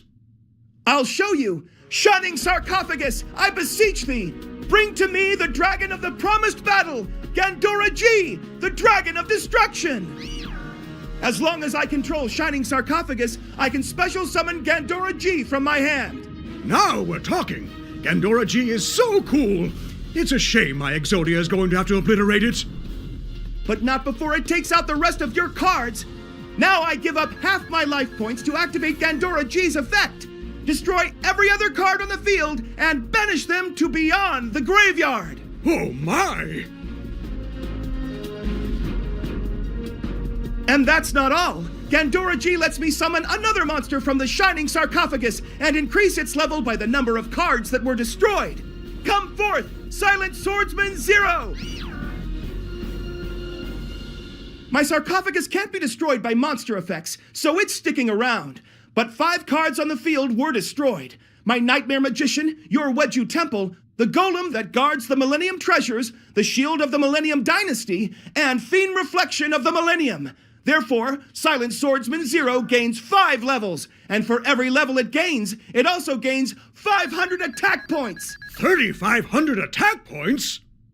That's right. Its power has surpassed Exodia's, and it won't stop there. During every standby phase, it'll gain another level and 500 more attack points with it. But you still don't have enough power to defeat Exodia. Don't forget, it gains more attack points every turn it battles. Oh, I didn't forget. But when my next turn rolls around, your unstoppable Exodia Incarnate won't stand a chance. It's your move. You mean if your next turn rolls around, don't you, Yugi? I don't see any way for you to defend yourself against my next attack, but just to be sure, my unstoppable Exodia Incarnate will set a spell card from my deck. Will it? There's such a thing as being too cautious, you know? By activating Exodia's effect during my turn, you've allowed me to activate this card, Turn Silence. Normally this card just increases the level of one of my monsters by 3. But if I have the Shining Sarcophagus along with one of its monsters and use this card when you activate a monster effect, it cancels out that monster's effect. This can't be.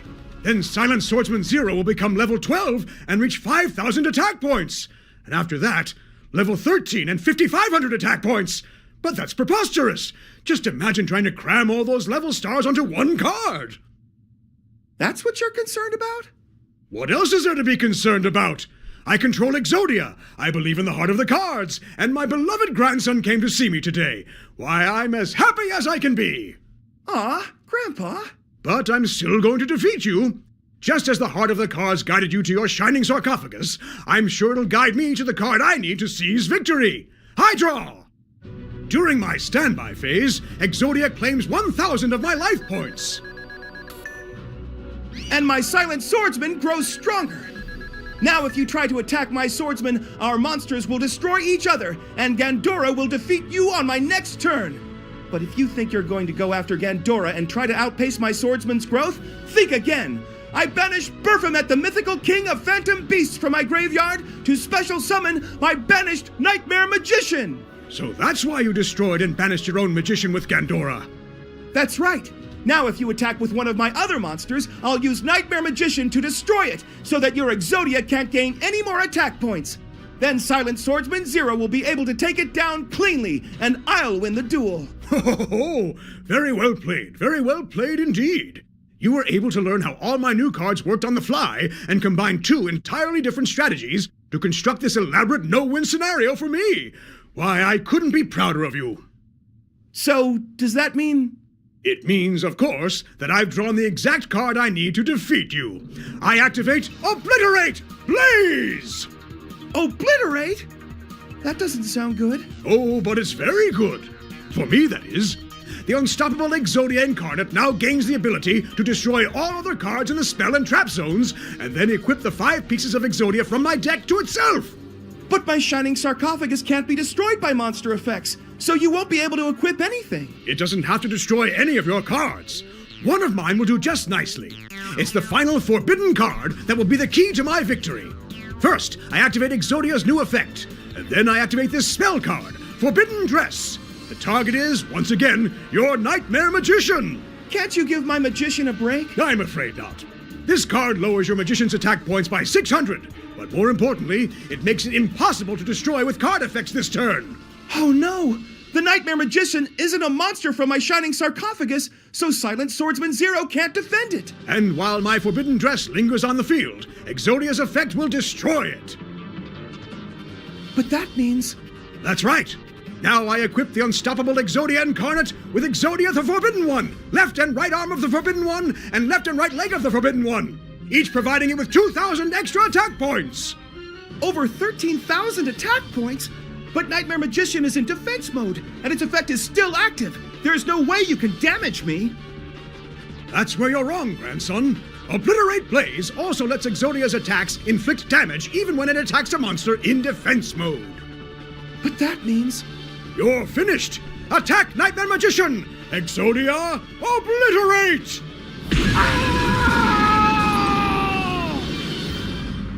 Man, I can't believe I lost. You may be the king of games, but you're still far too green to defeat your old grandpa. Feel free to try again when your million-year curse has worn off. A million-year curse? Who keeps tacking on these zeros to it? Who knows? Curses are mysterious things, but I've got a gift for you that I'm sure will lift it in a jiffy. Here, take this card. Is this a new Dark Magician card? It is indeed. Perhaps it'll help you out in your next duel. Oh, thanks, Grandpa. You know, I had a really great time today. I did too, my dear boy. I did too.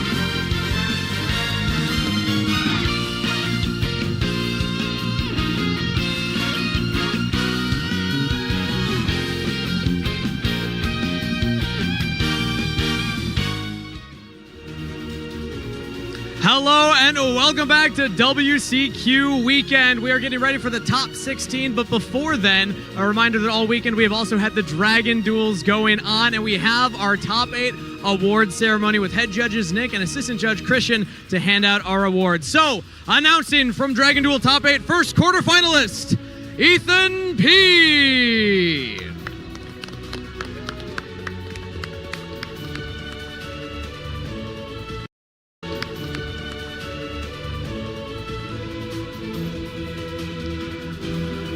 And our second quarterfinalist, Michael M.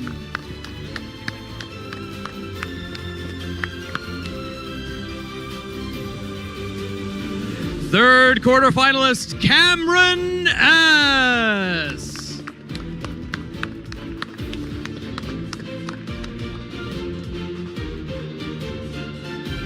And our fourth quarterfinalist, Anthony D.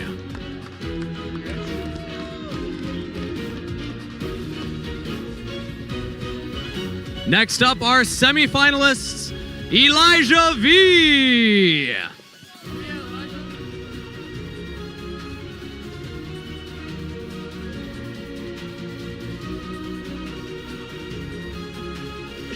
And our second semifinalist, Thomas Z.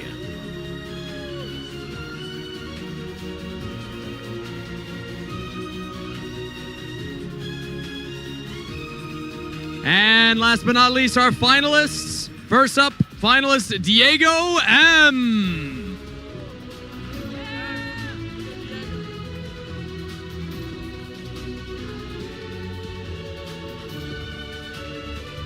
And our champion, give it up for Nabil A.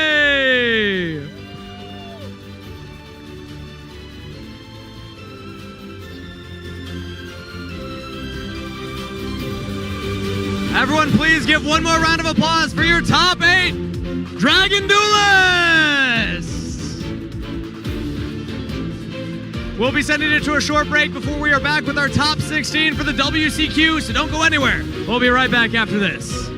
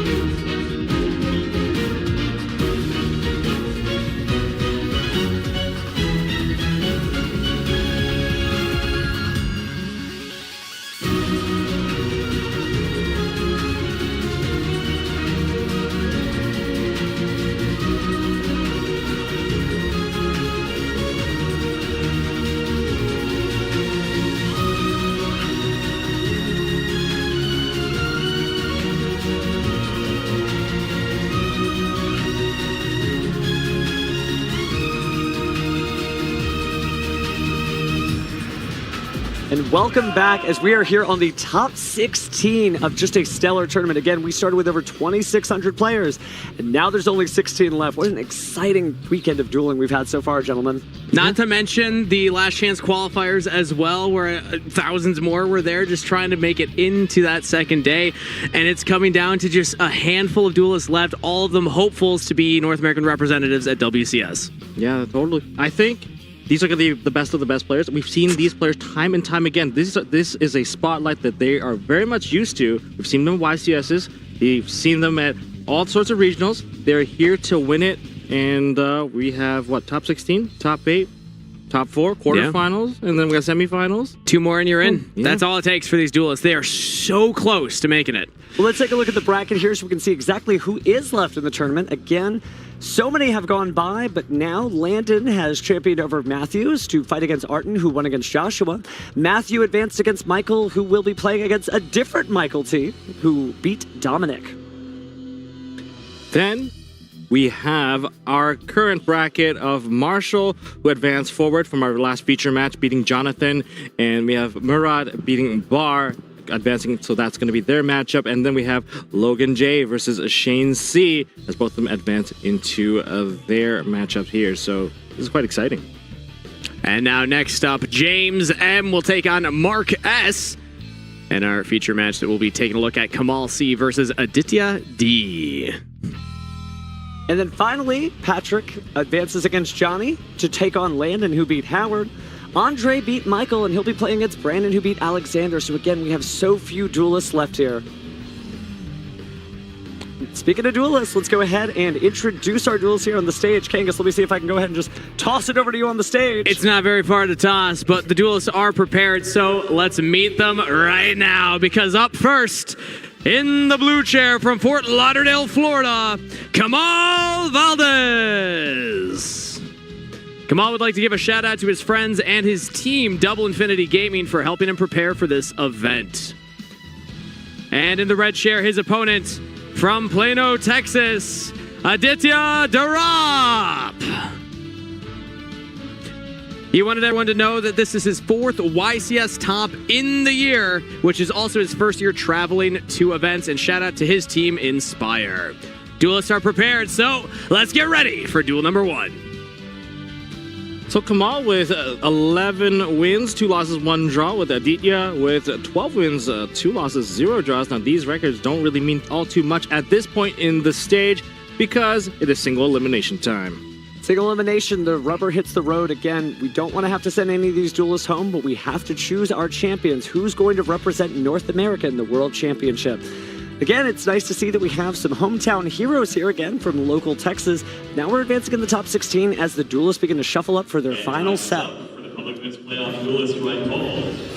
As they shuffle up, this is of course going to be a mirror match, as we just saw. It's going to be Fiendsmith Snakeye versus Fiendsmith Snakeye, but there are quite a few significant differences in terms of the playstyle of these two players.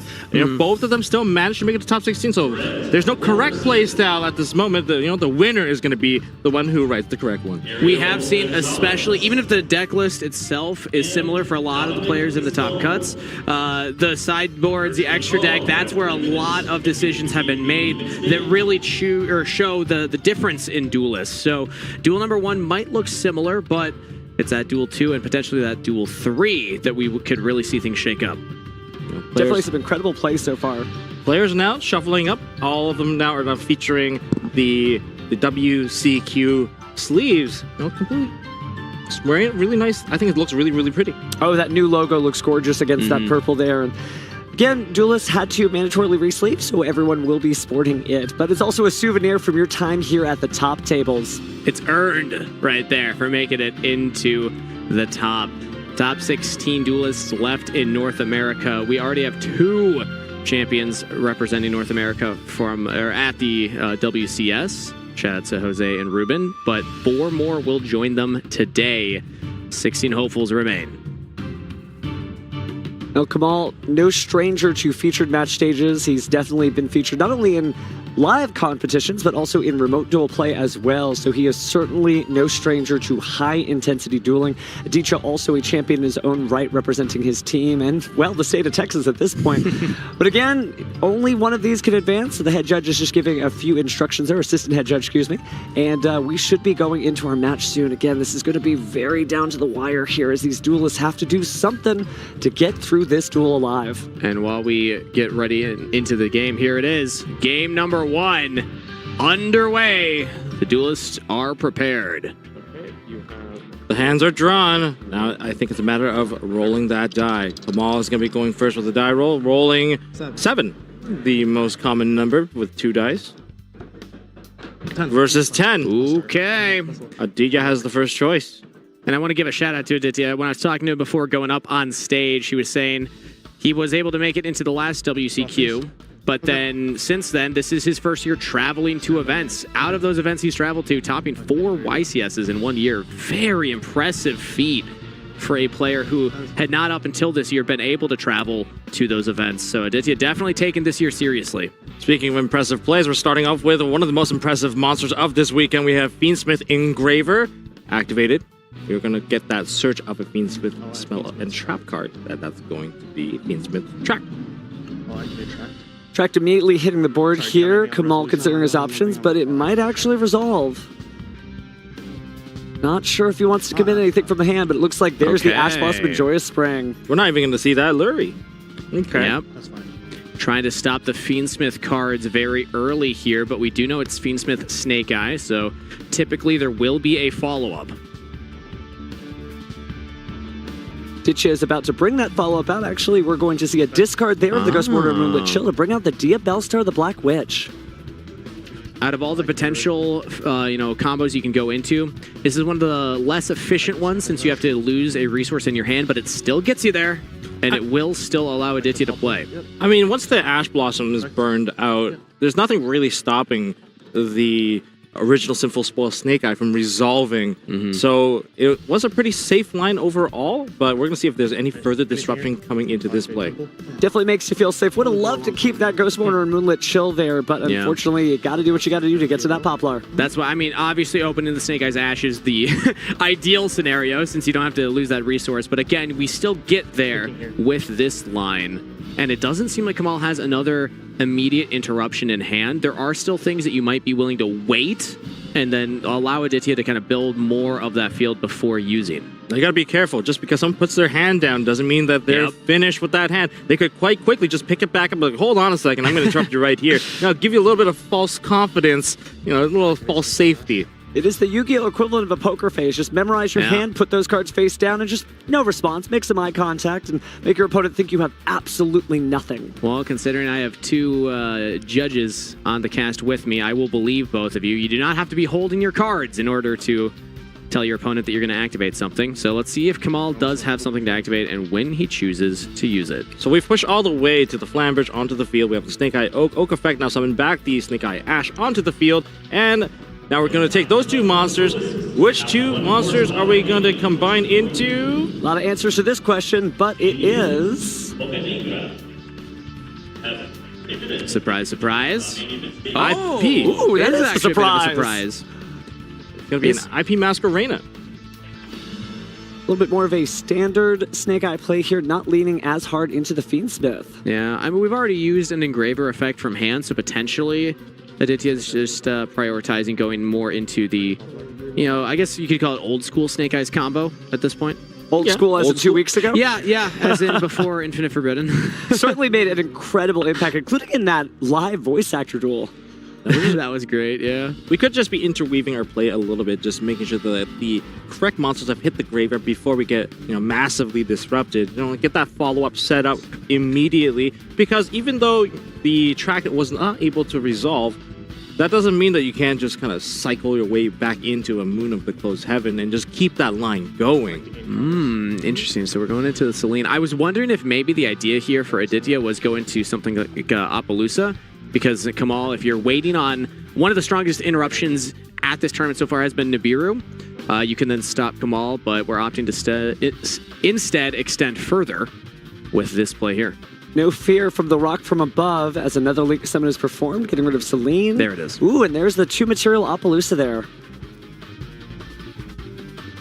And now we can still continue to go deeper. True to Tom's word, I think we are going to see a Moon of the Closed Heaven here. There it is. Such a wonderful package, being able to go in and out, not needing to go one full line down a play just to make a certain play. Now we can just move in and out, go as we need. A lot of flexibility there. Looks like Moon of the Closed Heaven going into the Fiendsmith Requiem, and Fiendsmith Requiem bringing out another Fiendsmith Engraver. Yeah, we've seen this all weekend. Very, very strong combo. And now that we have the Appaloosa on top of it as well, means that Kamal will, if there were interruptions in hand, very limited now. Guessing we would have already seen them at this point, so I think that Aditya will probably assemble a very strong field here, and then Kamal will have to attempt to break that field.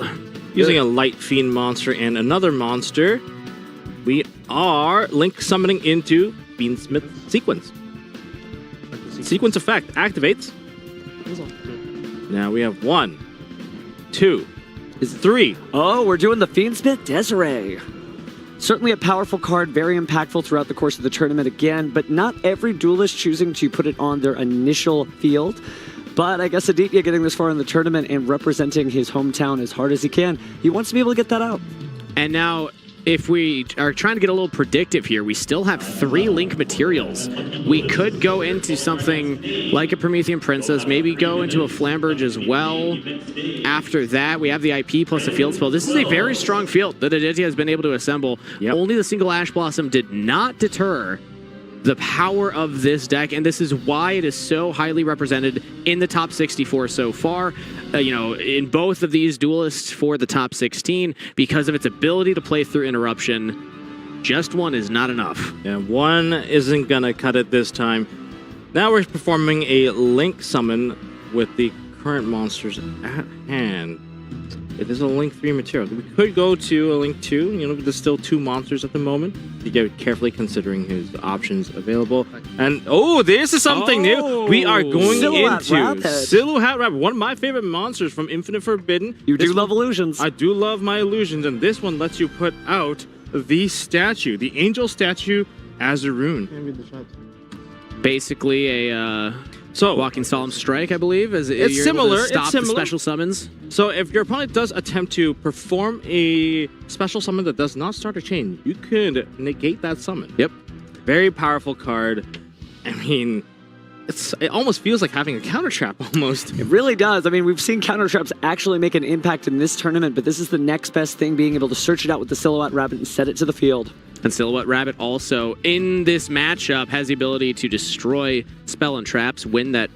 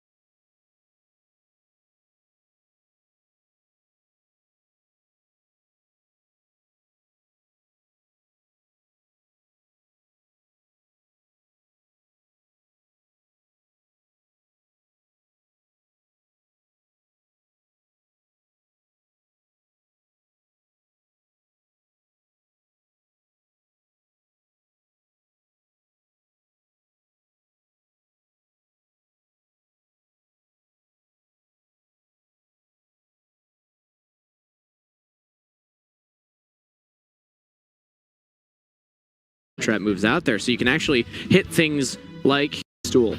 And importantly also, I mean, Promethean Princess was engraved, but no fires on the field to try and get back out. I mean, we do have the Poplar though, so yes, had not used the search effect, so Poplar searches, special summons itself from the hand. What can Kamal do with this now? I don't think there's much that it can do at the moment because both the field spell and original sinful spell Snake Eye has SP? I don't know if we've used an SP Little Knight. Now, SP is an option for Kamal, but will the SP be enough to hold Aditya from just going back in to reassembling the board? Now, there is a Desiree still on the field. That is something that you probably won't want to leave on that field. Might want to take this opportunity. But you can't target it. Sequence is equipped to it. Oh, true. It's going to take a very special type of removal. Remember, the battle phase has already been used up. So this is kind of an awkward turn for Kamal here as he thumbs through the extra deck, tries to figure out what the next answer is. Maybe the graveyard has the option here, thinking about using the Snake Idea Bellstar in the spell and trap zone. But it looks like instead we're going to look at the Fiendsmith sequence for a moment here. We're going to activate Engraver from the graveyard, and we're going to put back the sequence into the extra deck and get that graveyard summon of the Engraver. So we've used Hita, we've used the full Fiendsmith line at this point, we've used Promethean Princess. There's not a lot of extra deck space in this deck, but we do have 2 level 6 monsters, which will allow an overlay. We are opening up the overlay market, excuse me, network, as it brings out features. You know? Go shopping in your you look at the extra deck and just pull it out there. What's but it on looks sale? Like, how about Beatrice? Okay, well, what is she going to buy from the deck as she sends it to the graveyard? There's been so many cool combos that we've seen on the featured match stage, whether it's Angel of Blue Tears or Rise to Fighting Spirit. But it looks like Kamal will be sending... You know, what are the options here? Again, we've used a lot of our effects already. Really, though? It was the Wanted Seeker of Sinful Spells. That's good. Just for the recycling? Yeah. Wow. Yes. You can draw, get a draw. Draw a card. Gotta maximize every single card available. Just from the last card being triple Tactics Talent, we're gonna get an additional card. Sitting across from Kamal is actually very intimidating. He's so calm, so collected. He's ready to duel you down to the last card. He's got that smiling hat. No emotion on the face. Don't Clearly be fooled. happy. Yeah.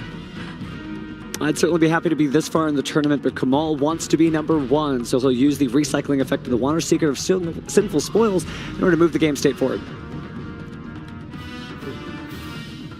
Good looking out, though. Great resource management. There was a point in this duel, in this turn, in this main phase too, where Kamal just had 1 card in his hand. That's crazy to think about. And now look at the field. And also threw a Ghost Ogre, mind you. That I still can't believe Aditya held for that long. I still think SP Little Knight's the most likely thing to go for Kamal here, just to try and deal with some of what Aditya has on the field. But also, just allowing Aditya to go, there's not that many resources available. Let's see what the decision is here. Oh. Going to link one into the SP as you've called it. Yeah. SP can hit cards in the graveyard and on the field, and with the card that we're going to hit, we're going to banish the Snake Eyes Flamberge Dragon. That's going to have some long-term repercussions for sure. Well, we're going to see how that turns out now as Aditya goes ahead and draws here. Not going to be as strong a graveyard, obviously, with the Snake Eye Flamberge Dragon removed. He thumbs through for different options, might have picked something out. He's going to go ahead and possibly banish the original Sinful Spoils Snake Eye to recycle some resources of his own. Again, now he's technically on the ropes. He doesn't have nearly as much as Kamal does. I think it's notable that Kamal chose to hit the Flamberge instead of the original Sinful Spoils because, yes, that removes the option to make plays for Aditya, but if they top deck something very strong, they can still play because Flamberge is a large part of their combo, and to allow for the room for Fiendsmith, oftentimes Duelists are now going to 1 Flamberge. We're going to banish the original Sinful Spoil Snake Eye. I think we're going to go for the Oak, putting back that in the deck. I mean, there are ways to generate additional monsters. That Oak is now going to go to the bottom of the deck, and now you can reuse the Oak. Without Flamberge Dragon, it's going to be harder to summon multiple monsters. Oak being one of the monsters that you're capable of kind of granting you an additional summon from the graveyard. And the theme of the game, generate enough monsters to go into your extra deck, use your extra clean up the field and try to deal that damage going for game. Will we be able to achieve that in this turn? Well, we'll find out. The effect of Desiree, target SP Little Knight. It doesn't target. Yeah. The effect of Desiree has not been activated. Might have given away a little bit of information there again. You don't have to pick the cards until it resolves. Or it's mind games. Imagine he doesn't negate the Little Knight. I'm sure there's fair play here, but it is true he's very excited, obviously, to get rid of those cards, prevent them from doing anything in return. Will that SP Little Knight activate in chain? But if it does activate in chain, it has to get rid of its own Beatrice. Yeah, and that removes the material. I guess you can also chain Beatrice. Chain Beatrice, chain SP? Oh, I don't know. Is that even a possibility? That I don't think it's a possibility because SP can only chain to your opponent's cards. Well, chain SP and then chain Beatrice to your own SP, correct? That is a possibility. You definitely want to get rid of that material before SP Little Knight removes it from the field and Beatrice can't do what she does best. But it seems like it just resolves and we're just going to continue on with this current play. Keep the wall. We also have the field spell, which we have not activated, but now that a monster has been summoned...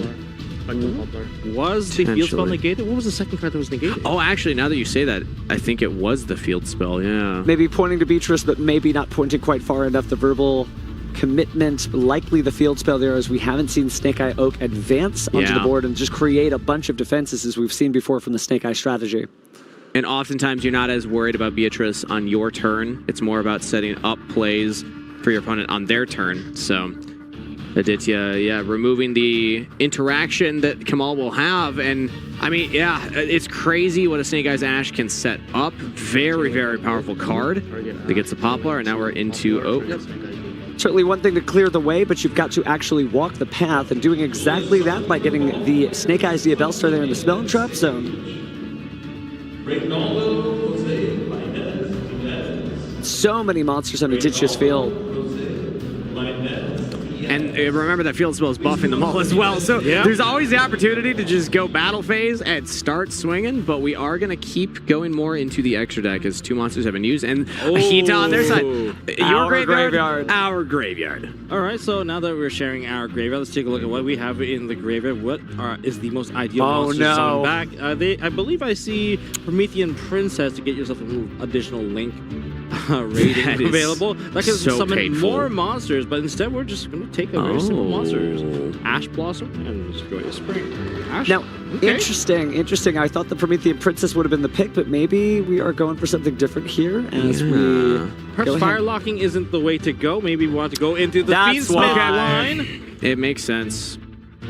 The plan has been revealed. We have a second turn of the Fiendsmith combo. The strongest part about this, in my opinion, not only what you can do in one turn, but what you can do in two, because it will recycle itself back into the extra deck and allow for Aditya to now show us all these cards one more time. We've seen the masters of the format figure out how to set up additional turns in the future. And we've had formats like that before where, it's cool whatever you put out on the board the first turn, but you need to have follow-up plays if you're going to stay in the duel over time.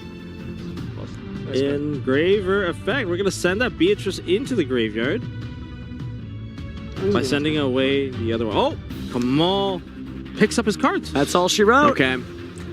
Yeah, it's so tough at that position. Kamal played valiantly, going battle phase, and then main phase 2 attempting to dismantle the rest of what Aditya had. Banishing that Flamberge seemed like a decent play, but then it allows Aditya to go into the Snake Eyes Ash, and that is enough for Aditya to take duel number 1. Duel something a little light banter there. They probably know each other well. When you compete as often as these duelists do, somebody who's across the table, they're not just your opponent, they're becoming your friend. You've seen them long enough. That's right. While taking game 1 one step closer for Aditya to get into the top 8 bracket. And a reminder, this man's story, incredible. Qualified for his first WCQ last year, and within this past year of traveling, according to himself, he said this is his first year that he's hit the road, that he's gotten on airplanes, that he's gone to multiple YCSs, topping 4 of them on his way here. His road to Worlds effectively from Raleigh to Austin, and maybe if he's lucky, to Seattle. Yep. He's not that far. He needs to win this match and then one more, and being up a game is very, very comfortable, but Kamal does have the opportunity to bounce back. We're over halfway through the allotted time, but that is enough time still for Kamal to try and pick up a game win here. So let's kind of roll back a little bit into the game that we just saw. One of the more unique monsters that Aditya chose to play is the Silhouette Rabbit. Yes, Silhouette I love it. Silhouette Rabbit giving you that, Angel Statue shirt, it might not have paid off entirely because that triple tactic sound definitely did the numbers, but it definitely put a lot of pressure onto that field. Perhaps the lesser duelist would have ran into, more trouble. Luckily, Kamal conserved a lot of his resources, showcased us how a single card can just make a full game turnover. However, that Desiree being left over on that field, turn off cards, wonderful play. I mean, again, I talked about this. One of the biggest differences that we'll see in the deck builds at this top cut is the extra deck and the side deck. The fact that not everyone's playing that rabbit. It is a very unique choice. Brand new card. I think the duelists that were on this and thinking, no, this is worth playing, are getting rewarded for it because we have seen it in a couple of the feature matches from the other casters. But now is the other part of that, the side decking part of the duel here. Kamal will have the opportunity to know if he wants to go first, he can. If he wants to go second, he can. And speaking of side deck, the side deck in these Fiendsmith Snake Eye decks, they've started to include a lot of extra deck monsters, whether it be Axis Code Talker, M7, Desiree. The deck is just so tight. And which is your starting lineup and which are the ones that you bench?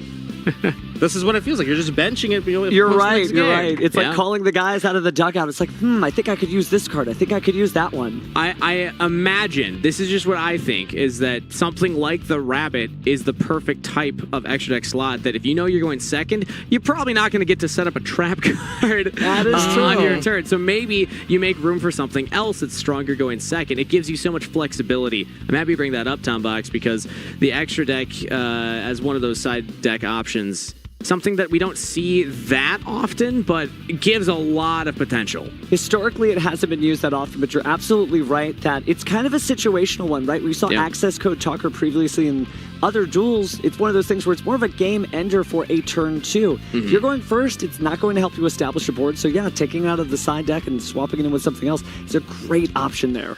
I mean, for a deck with this much generation of monsters, the ability to summon so many monsters, your side deck, including some extra deck monster capacity, isn't like too far of a guess that it's not going to happen. It is very, very powerful that you're able to just keep on summoning. There's just so much gas in the tank to keep on summoning, keep on going. But we're going to find out whether or not we got even more gas in the tank in this game number 2. All right, let's see how we start here. All right, Kamal, let's see what you got. Aditya up 1-0 in the series. One more win away from top 8 and continuing his WCQ run. Kamal looking to put the brakes on that. Will need to win back-to-back and in draw phase, I imagine. There it is, everyone's favorite new card from the hand, Mulcharmy Perulia. We saw the impact of that card in previous duels, and it's going to be difficult, but we also saw how the Fiendsmith cards were able to... Am I seeing double? You are seeing double, but we are seeing a different card that's going to be Ash Blossom and Joy Spring activated to stop the Fiendsmith Engraver. And as Kamal commits cards from the hand to summon them onto the field, Aditya is going to add more cards into hand by drawing. One of the most common plays from this type of position is Snake Eye Ash into Snake Eye Poplar. That would give your opponent 2 draws. There's potentially even more draws into this. Now we're going to start off with a Wanted. That's even more. That's going to be, that's right. One more from the Diabel Star. Yeah. 3-card draw. That's more powerful than a Pot of Greed. We would theoretically be summoning the Ash, I suppose, from deck, so that isn't... It isn't an additional one there, I don't believe. Maybe you have to hold back on your normal summon this turn, but will that be enough? Well, you saw when the Mulcharmy Perulia was first activated, Kamal stopped in his tracks, did a little bit of math in his head, so he might know exactly how many cards he's about to give his opponent as he discards his card to bring out the Diabel Star the Black Witch and cause Aditya to draw that first card off the Mulcharmy Perulia. That's one of the tough things if you... And that's the danger of all those draws. You can add additional resources to your hand, and that might be live cards you could use as Ghost, Mourner, and Moonlit. Oh, wait, but the triple tactic style immediately dropping after the effect negation of that Diabel Star the Black Witch. Okay, now do we go for our own draw 2 to try and get deeper into our deck, or do we try and rip something from the opponent? There it is. Okay, draw 2. Draw 2.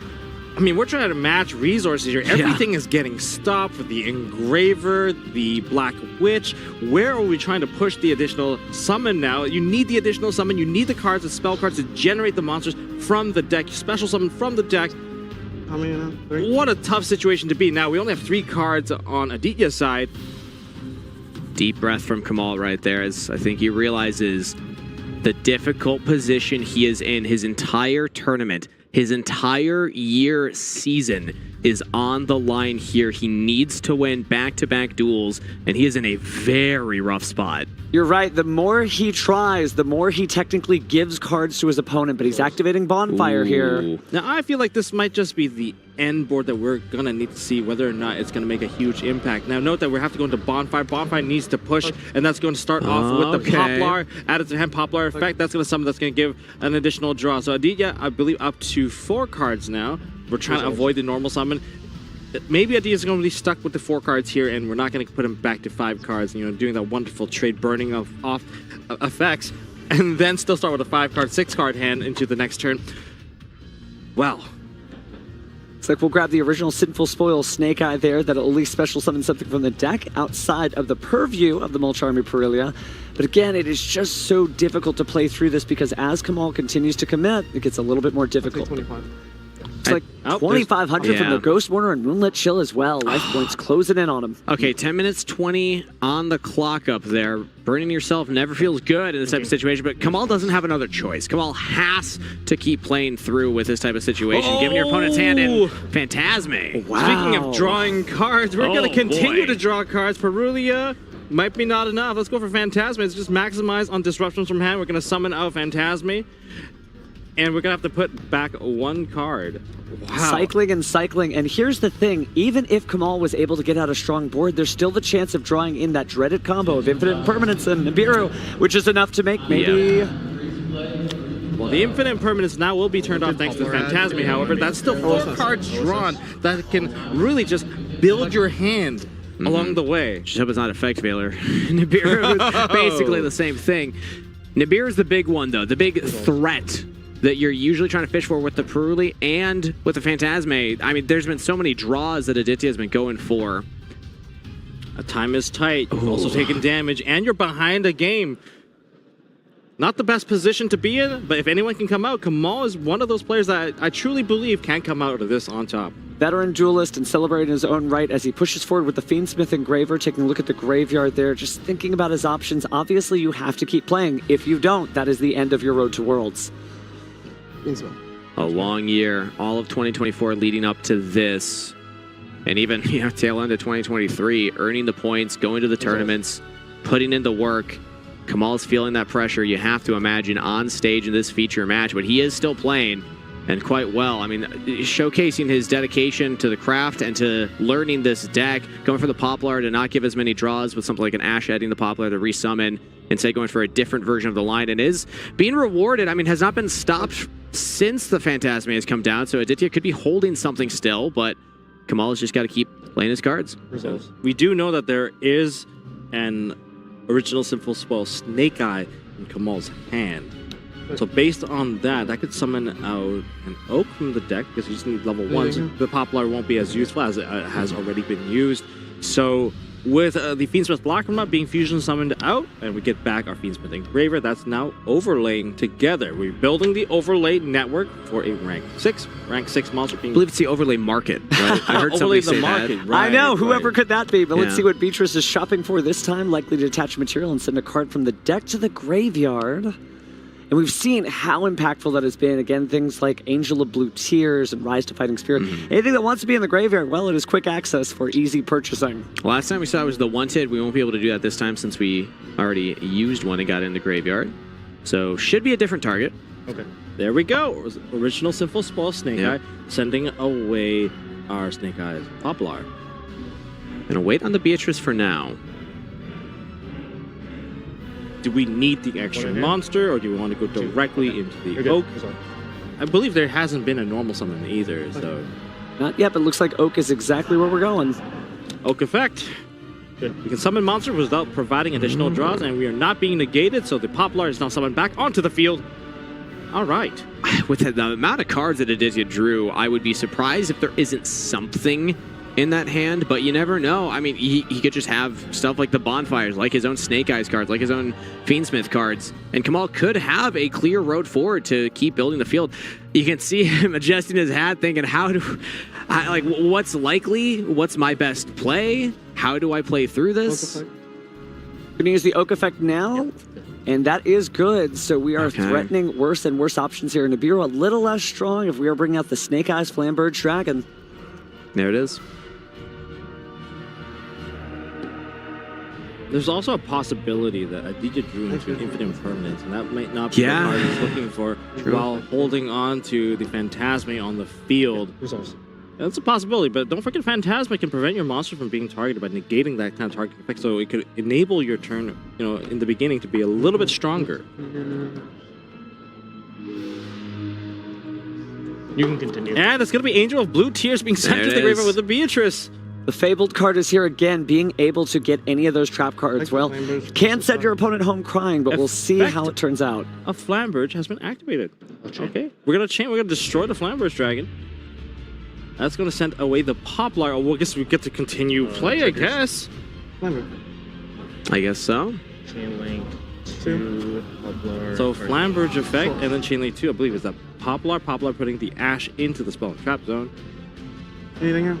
Like I said, that Phantasme has that ability to negate targeting-based effects on monsters. Certainly powerful though, but again, we still haven't seen Kamal be able to really push through or set up anything substantial here. Just sort of playing through the interruptions, but not necessarily putting up something of his own. It's just so terrifying. This is turn 1 and in just such a tough position here. We got to link someone into the IP Masquerena, and then we're going to take the remaining monsters to SP Little Knight. Okay. And we're going to attempt to get rid of that Phantasme. Possibly just trying to reduce the resources that Aditya has, just less monsters on the board for him to do anything with, and obviously the Ash Blossom and Joyous Spring and the Spell and Trap Zone preventing the Infinite Impermanence, so a pretty decent position. Modest, but still locked in. That's going to be banished. The problem is that we've used the SP already, so that IP Masquerena, typically what you'd want to go into on your opponent's turn is the SP, so that you get that banishment. Oh. That is going to be searched from the Angel of Blue Tears, the different dimension ground, essentially putting your opponent under a dimension fissure for the turn. Well, that changes things. I mean, that alone might actually give Kamal the runway to take off on the next turn. Aditya could be dead in the water if that trap goes off and he doesn't have a good answer. This is becoming quite the grind game with only 3 minutes and 55 seconds left on the clock. Again, sometimes our clock might be a few seconds off there, but here's the thing. We're also in single elimination, so we'll use a different end of round match procedure. However, we're still going to compare phases at the end first. Before that, anything further gets compared.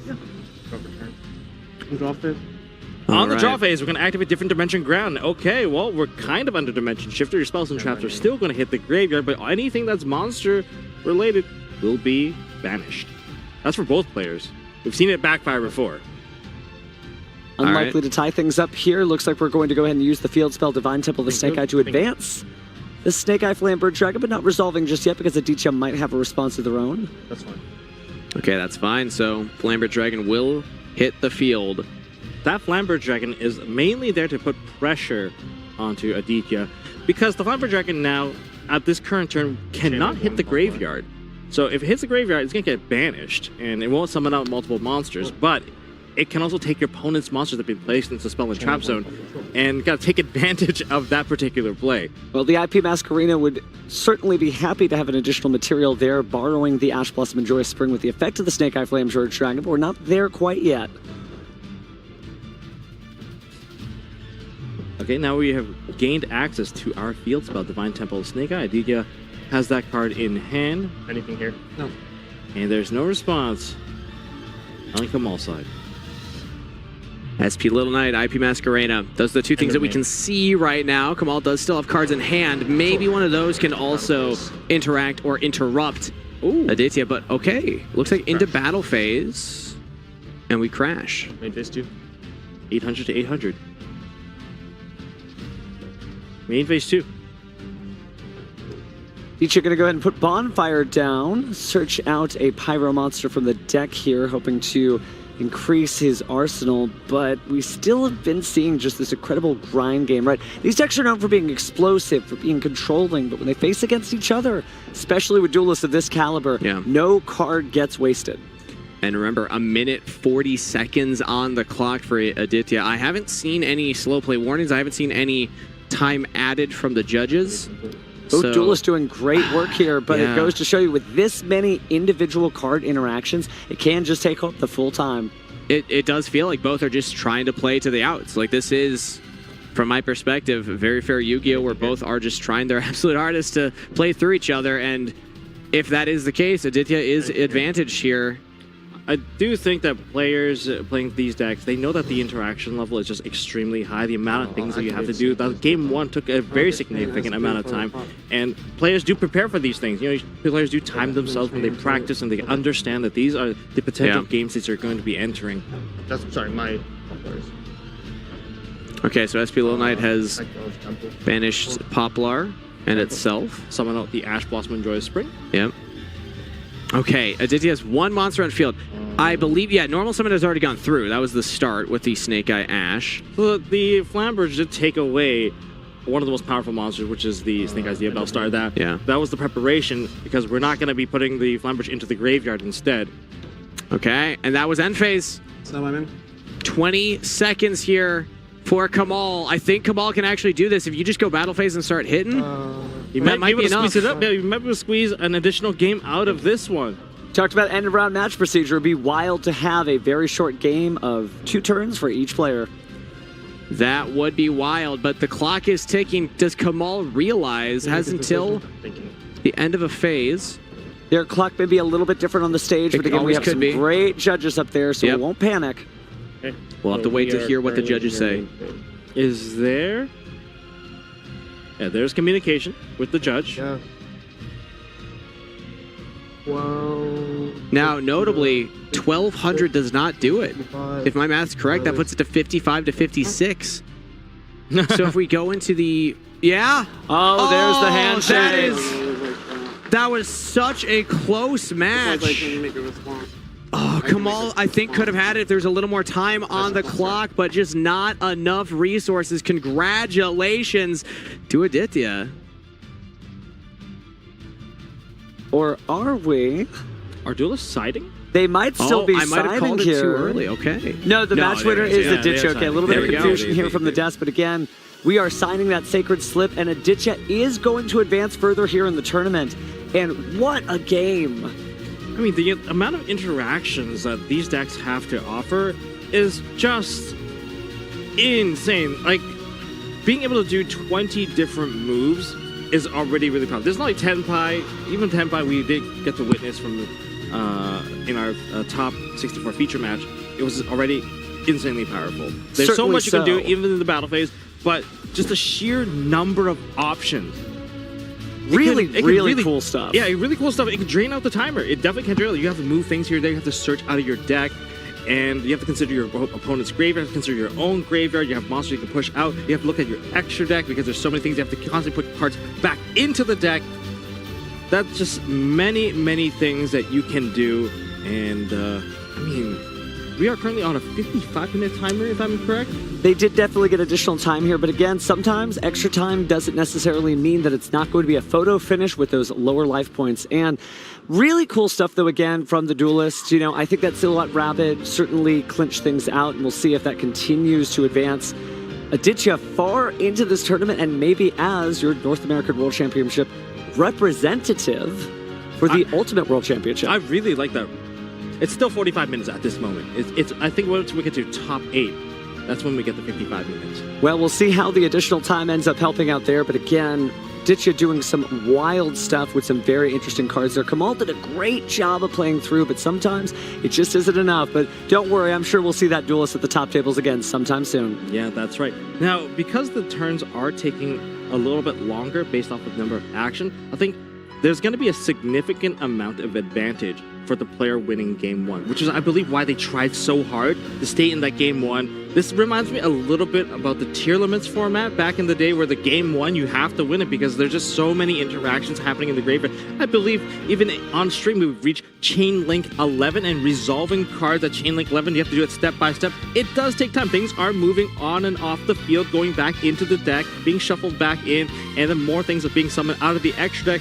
And this is a very similar scenario. Rather than doing it with, Dark Aqua monsters, this time we're doing it with Fire Pyros and Light Fiend monsters. It's a really different format, but certainly seems familiar. And again, we've had those throughout the Yu-Gi-Oh! Trading card game, but it's just been stellarly exciting just to see this. Really interesting stuff. But speaking of interesting stuff, why don't we take a look at the Winamat that we've been giving here at the NAWCQ, again, featuring some really cool stuff. Again, you got to see Grandpa and the might of the unstoppable Exodia Incarnate, and even little Yugi could not keep up, but he did get a gift from Grandpa, that beautiful new Dark Magician from the Shining Sarcophagus strategy. So hey, if you're still here at the venue, you can still qualify to win one of those mats. Oh, awesome stuff from Grandpa. Grandpa showcasing, well, my Exodia still has more tricks up its sleeves, and we got to see Exodia obliterate. Grandpa's definitely still got his groove. I'm telling you, that Exodia could do some amazing things. And a lot of duelists have been championing Millennium cards, so maybe we'll get to see them again on the stream. Just so much interesting stuff from the Infinite Forbidden. We talk about how the set makes an impact. Sometimes just a few cards of the set make an impact, but this feels like the entire set just dropped down from the sky. Now, we're going to pass it over to Kangas with our top 16 winners interview. Thank you very much. I have Aditya here on stage with me after a 2-0 win. Congratulations. Very close at the end there. I want to hear first your thoughts of what was going through your head when you knew it was coming back to you and the decisions you had to make. Honestly, I was just remembering the past events that I've been to, and I'll admit I got really, really nervous in Game 1 and Game 2 both. Kamal's a great player. I really do admire him. He's very accomplished, and I was definitely nervous going in. Well, you had mentioned before coming on that this is really the first year that you've committed to traveling to events, topping 4 YCSs. So I want to give you time to reflect, because nerves on stage make a lot of sense when, you're looking back at only a year of really pushing for this type of event. So what's the year been like for you? Honestly, I felt like I've improved at the game a lot since I started playing again. I started playing again like mid-COVID, and we didn't get to travel too much, and the 2 times that I've already been on stage has been playing Pac and playing Kamal, so 2 really, really, really good players. That's, 2 very good players, but you have 1 match ahead of you, also going to be against a great player, and if you win 1 more match, you will be a North American representative going into WCS. How are you feeling knowing that you just got 1 more hurdle ahead of you? After that match, I feel less nervous, more excited. Awesome to hear. Well, we'll be cheering you on. Congratulations on this win. And now we're going to send it to a short break before we are back for our semifinals.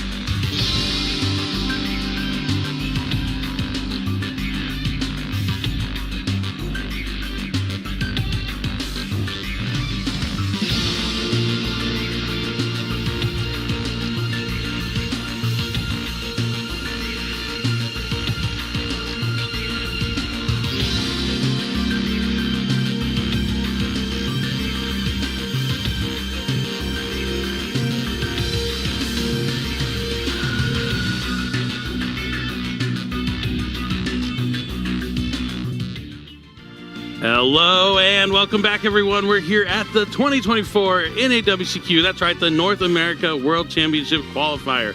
And we are in basically the most important round of the tournament. It's top 8. The winners of this round will move on to top 4, and we will know what 4 players are going to join Ruben and Jose in representing North America at the World Championship in Seattle this September. Now, I'm just going to cut you off right now, Asala, because I want to jump right into it. We're going to look at this bracket. Go ahead and talk about it. Asala, what are we looking at? What has happened so far? So we did see in this last round, Marshall was able to beat Murat. Murat was holding it down for Canada with his random strategy, but unfortunately was defeated. So Marshall's going to be moving on to have that chance here. And Logan is going to be facing, that's right, Logan from that Friday playoff. He's made it all the way back, getting another shot here to play off. If he wins this one, he has another shot to go to, well, not another shot, he will be going to the World Championship. That's right. In the other half of the bracket, we see Mark took down James. And in our feature match, we saw Aditya take a 2-0 win over Kamal. And those two are going to be facing off. The winner of this match will be going to the World Championship. Of course, we do see Landon being able to 2-0 Patrick. He's going to be able to move into it. And then facing him is Brandon, who defeated the other lone Canadian, Michael. Tough day for Canada. But on the other part of the bracket, we see that Landon lost to Artan. And then Michael, I believe that's Michael Temez. I said it's Michael T. I'm going to assume it's Michael Temez, which you saw play earlier with Labyrinth, is going to be facing off against Artan. One of those two players will also be going to the World Championship. No matter what, at the end of this round, we will have our 6 players, the 2 from Friday and the 4 from today, that will be representing North America. I couldn't be more proud of whoever's going to make it, and I couldn't be more excited to find out who it's going to be. All of the duelists are incredible that are left in top 8, but let's go ahead and find out who is going to be in our feature match for the top 8 match. Kangas, take it away and introduce our players. For our top 8 feature match with winner, advancing to represent North America at WCS in the blue chair from New Haven. Give it up for Logan Johnson. This is an astounding second chance to qualify for WCS in the same weekend. And his opponent in the red chair, give it up for Marshall Demarest. He would like you all to know, in case you were worried about his flight, it has been comped and rebooked. The duelists are set, so let's send it back over to the casters to get us into duel number 1. All right, thanks, Kangas. These are going to be our players. One of them will be going to the World Championships this year in Seattle. Logan, actually, as you touched on it already, Asala, Kangas kind of mentioned it there. This is his second time to win one match to go to Worlds. In the points playoff, he made it all the way to top 4 before falling just shy of making it. He is on Fiendsmith Snake Eye this time. He was playing Fiendsmith Ubel, I believe, in the last point playoff. Yeah, I was really surprised to see him make such an important switch. You know, maybe he didn't like how the Ubel deck performed and decided to go with Snake Eye this time. But he's going to be facing against the deck that he played, Fiendsmith Ubel. Yeah, we're going to see that plays to his advantage. He definitely knows since he used it on Friday as well. But Marshall was in a feature match earlier who played fantastic. We saw him win with his Ubel cards. But that's right, we're in the top 8. The trophy is on the desk. They see what is on the line right in front of them. These two players are going to be facing off. It's going to be quite the epic match. Now, yeah, switching to the Fiendsmith Snake Eye deck for Logan here from the Ubel deck, I mean, it did really well for him. I mean, making it the top 4 out of that 16 of that caliber of players, not an easy feat. So, but, you know, it didn't get the job done in the end there for him. Yeah, it probably left a bad taste in his mouth. You know, he decided, this deck beat me. This is probably the one that's a little bit better. And we do see it perform better overall, but there's still a strong showing for Ubel. It was probably the second most popular deck in the top cut. Yep, it definitely was. I mean, there's a lot of advantages to playing the Ubel deck over the Snake Eye deck, because the Snake Eye deck is the one that people are really hyper focused on. They're targeting down. They want to have that effect negation. Maybe they're using like decks like Labyrinth or any of their trap kind of strategies, while Ubel can probably line up into those rogue strategies a little bit more than the Snake Eye, the Fiendsmith Snake Eye deck can. Another strong strategy for this event has been Tenpai Dragon, and I think Ubel has a much stronger matchup into that if you happen to queue into it, so that might be a consideration moving forward. But I think it's one of those things when you're expecting to go through this many Swiss rounds, you're going to play majority of Fiendsmith Snake Eye, right? Definitely. I would expect to, at least, but sometimes when you expect to play a majority of the best deck, you actually run into a bunch of other decks. Yeah, I mean, it's still a gamble at the end of the day, but I think as far as non-engine slots go, the Fiendsmith Snake Eye deck has a little bit more space, so you can capitalize capitalize on using those slots for the mirror match or just any matchup that you're particularly afraid of. And that is the limitation of Yubel. You don't have that many slots, so you're focused on more of those board breakers because you have to get the highest impact. Definitely. I mean, we've seen cards like Forbidden Droplet and Triple Tactics Talent be pivotal in going second and being able to make comebacks in the game this weekend.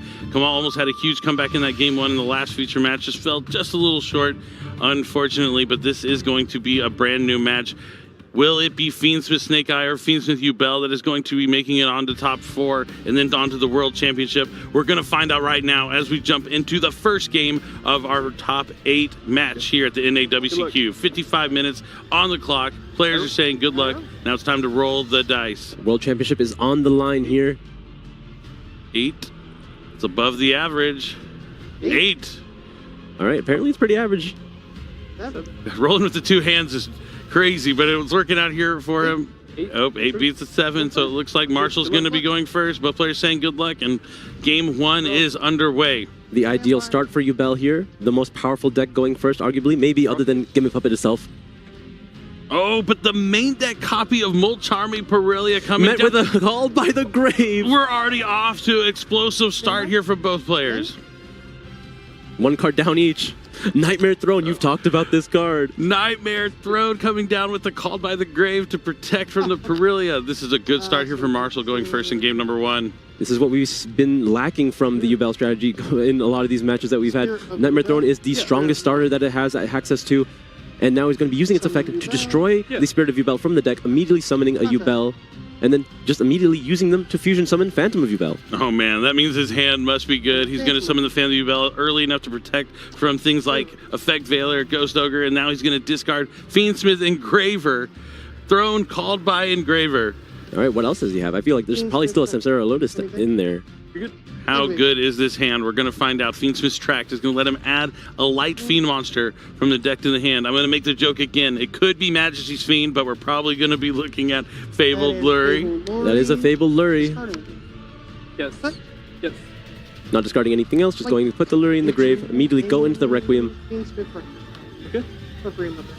Requiem tributing itself. We're going to get that Engraver from the deck. What's that? Yeah. So now he's going to use Requiem's effect to equip it, and now we're going to see that brand new world premiere card, Necroquip Princess. Yeah. Engraver effect, but Princess is going. Oh, sorry. The Engraver is now going to put back the Requiem, immediately summon itself, and then linking those two away into the sequence. He's trying to find it. Yep, Fiendsmith sequence coming out. He's going to be able to shuffle back materials to make a fusion monster. Let's see if he's going to go for Fiendsmith's Lacrimosa. There's also Aerial Eater out of the Infinite Forbidden. That's really useful in the Yubel deck. Yeah, Marshall was zooming through his plays up until this point. Now he's trying to give it some consideration. He's going to see which line he wants to continue to.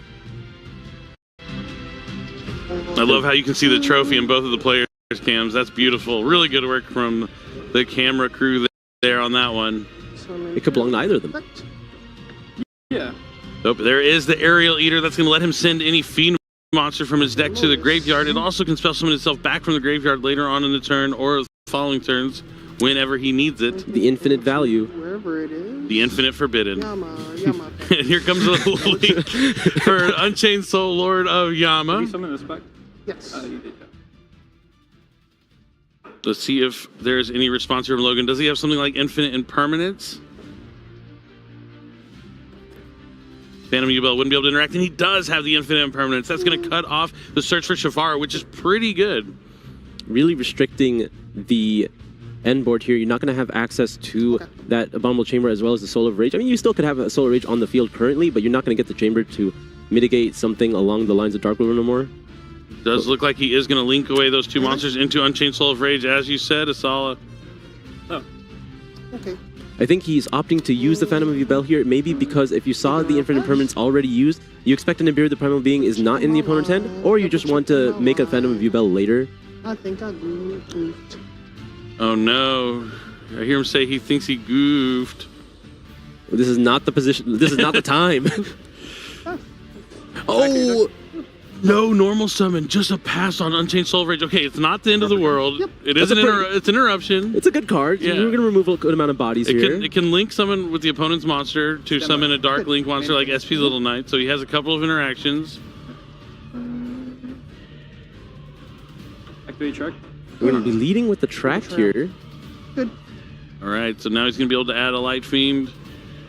Leading with tracked in this position is very ideal outside of something along... I mean, actually, no. Drone Lockbird doesn't really matter here, but you just want to put the Fiendsmith Engraver on the field and immediately force out that Rage.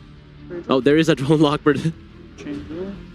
So he's not going to be able to add any cards from the deck to him for the rest of the turn. Drone Lockbird with the Soul of Rage, a little bit better. We've seen like subpar boards backed by Drone Lockbird still be pretty significant into a player's hand going second. It's always been something along the lines of IP. I guess Soul of Rage is just very similar, but a much more potent version of IP Masquerena. Think he plays Relinquish Anima? He could go for it. It would be weird not to go into Requiem, but he does have other options. But it is going to, of course, be the Fiendsmith Requiem. Let's see if this is where he wants to interact. Marshall could make a mistake here and target the Requiem. Yeah, there's a quick effect tribute, so you want to be careful. But you definitely want to probably wait until he has two monsters on the field, so he'll be able to link away with one, SP banish the other. Yeah, get that maximum value. Marshall is thinking here. Or is it Logan? Hard to say. It looks like it is Logan. Marshall's... It looks like he's chilling, honestly. Yeah, he only has so many options, so... A little more relaxed than I would look in top 8. I mean, if you know there's not many things you can do, you just have to wait until you can. Definitely. This is the most important match probably of both these players' dueling careers. Not only do they get a chance to go to Worlds, they get a chance to be crowned the NAWCQ Champion. Logan is going to be using the effect of Requiem here to put it on the Engraver. It's going to force out the Soul of Rage, like minimizing the amount of damage that SP Little Knight can do, but it will still likely remove the Engraver on the field as well as a card in the graveyard. And with that Drone Lockbird active, might be tough for Logan to move past this after he loses the Engraver, but there's a lot of good normal summons in his deck he could potentially have as well. Potentially a 1-for-1 can come down? Yeah, he's going to need a combination of cards. If he does force out the Soul of Rage.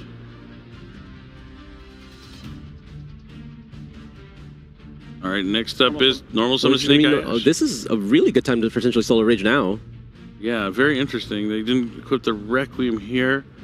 But now, let's see. Yeah, he's definitely going to Soul of Rage. But, I mean, assuming this is what he wants. Yeah, like Logan committed to this for a reason. Yeah. It means he definitely probably has something that extends, like maybe a Diabell Star, the Black Witch. Maybe a Forbidden Droplet even? He could have a Diabell Star trying to go for Snake Eye Oak. Mm-hmm. Afterwards, if he gets to banish the Ash? The Ash, yeah.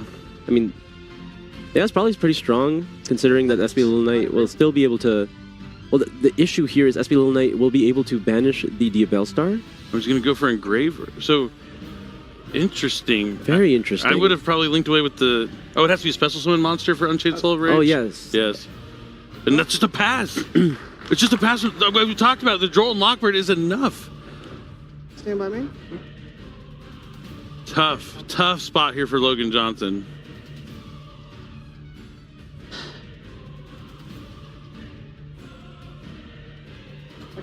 Another Nightmare Throne. We've been waiting all weekend to see it, and now it's raining down, and that's enough. That's all. Logan knows what that card does. He just used it a couple days ago, and now he has to concede game 1. And Marshall on top of the backs of Drone Lockbird. That has been the key card this weekend for a lot of players' strategy. The Fiendsmith engine, while powerful, while it adds a lot to the deck, it also makes you a little more vulnerable to Drone and Lockbird if you lead with the Fiendsmith cards, because then once you go to normal summon something like Snake Eye Ash, there's really nothing you can do with it besides try and send another face-up card. You need a combination of something to get to the Snake Eye Oak and then a Snake Eye Flamebird's Dragon as well. But without a combination of cards to be face-up, it's tough. Yeah, it's a really unfortunate position here for Logan, but he is able to take a game going first now, hopefully just focusing down on getting his engine through. And he knows that likely the Yubel engine is not going to be having too many of those interactions with the hand, so he's going to be focusing down on making the strongest board possible. And post side, there's a lot of tools that you can use for that. There definitely is. What do you think he's going to be using? I don't know. We've seen quite a lot in this tournament so far. There's been Spell Canceller, there's Angel of Blue Tears, there's just... Honestly, just Desiree along with this Silhouette is probably good enough. Yeah, I think that is a key thing you're mentioning there is the Fiendsmith Desiree. We've seen a lot of players, when they have that inboard that includes the Fiendsmith Desiree, it's really, really tough to push past that because when it's equipped with the Fiendsmith sequence, it can't be targeted by card effects. We saw that play a key role in one of our matches earlier. Me and Saul were watching that on the side. Silhouette Magician is becoming one of my favorite cards, by the way. Which one? Silhouette Magician. Oh, I love that link too. Being able to access any continuous trap card that's special summoned from the spell and trap card zone. And then that spell and trap removal as well. It's really fantastic. I mean, it's a generic link too that you can really splash into anything. And it makes your deck just a little bit stronger. Kind of reminds me of Predaplant, Verte, Anaconda. Yeah, you know, it's not particularly as strong. There's definitely a higher ceiling with Verte Anaconda, but I think the net you always get from Silhouette Magician, being able to summon a monster, as well as just being able to destroy a spell or trap at any point, really solid. Really, really solid. It is one of my favorite cards. Definitely don't want to overlook any of the secret rares from the Infinite Forbidden. They are all really good. One of my favorite sets in a long time, and it's had probably the biggest impact of any set into a competitive tournament upon release since maybe like what, Darkwing Blast, Power of the Elements, Yeah, Age of Overlord. There's been so many good sets. Age of Overlord took a little bit to really change everything. I mean, the biggest impact was Diabellstar making Rescue so much stronger, but really it was Phantom Nightmare that made Snake Eyes so potent. And had that Promethean Princess, Bestower of Flames, and Snake Eyes Poplar that really took the Snake Eye strategy to the next level. And now with the Infinite Forbidden, the Fiendsmith cards are really adding to the power level of the decks, but also show vulnerabilities to things like Droll and Lockbird.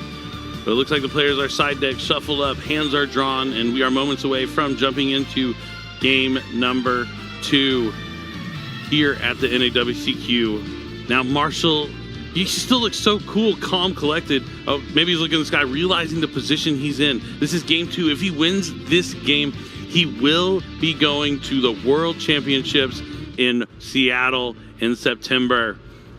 One game away, and he's likely very familiar with this matchup. He's been playing it all tournament. So he probably has a solid side deck strategy for going second.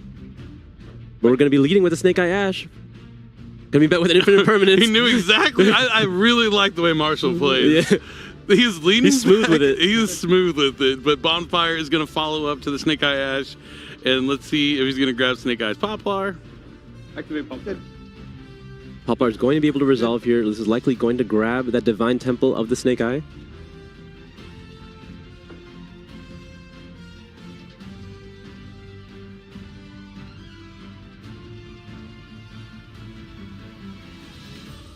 Logan, considering his options here, maybe he wants that original Simple Spoil to extend a little further because that Ash Blossom, or sorry, the Snake Eye Ash is negated with Infinite Permanence. Yeah, it looks like he's going to actually grab the original here.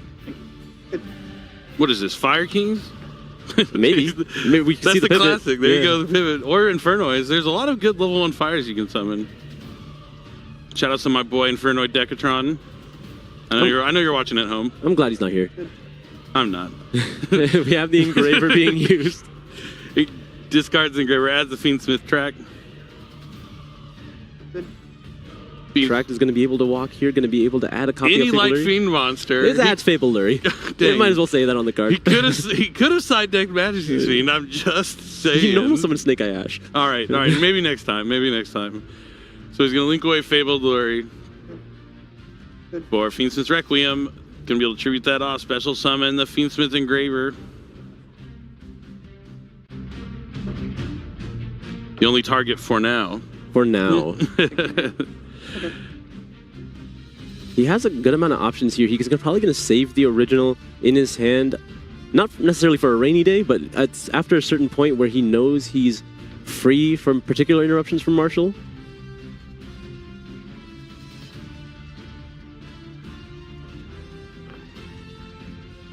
Dude, I would not be able to get a read on Marshall's body language. That's just by design. This is intentional. And now he's going to link away Engraver and I believe in the Poplar. sequence at this point.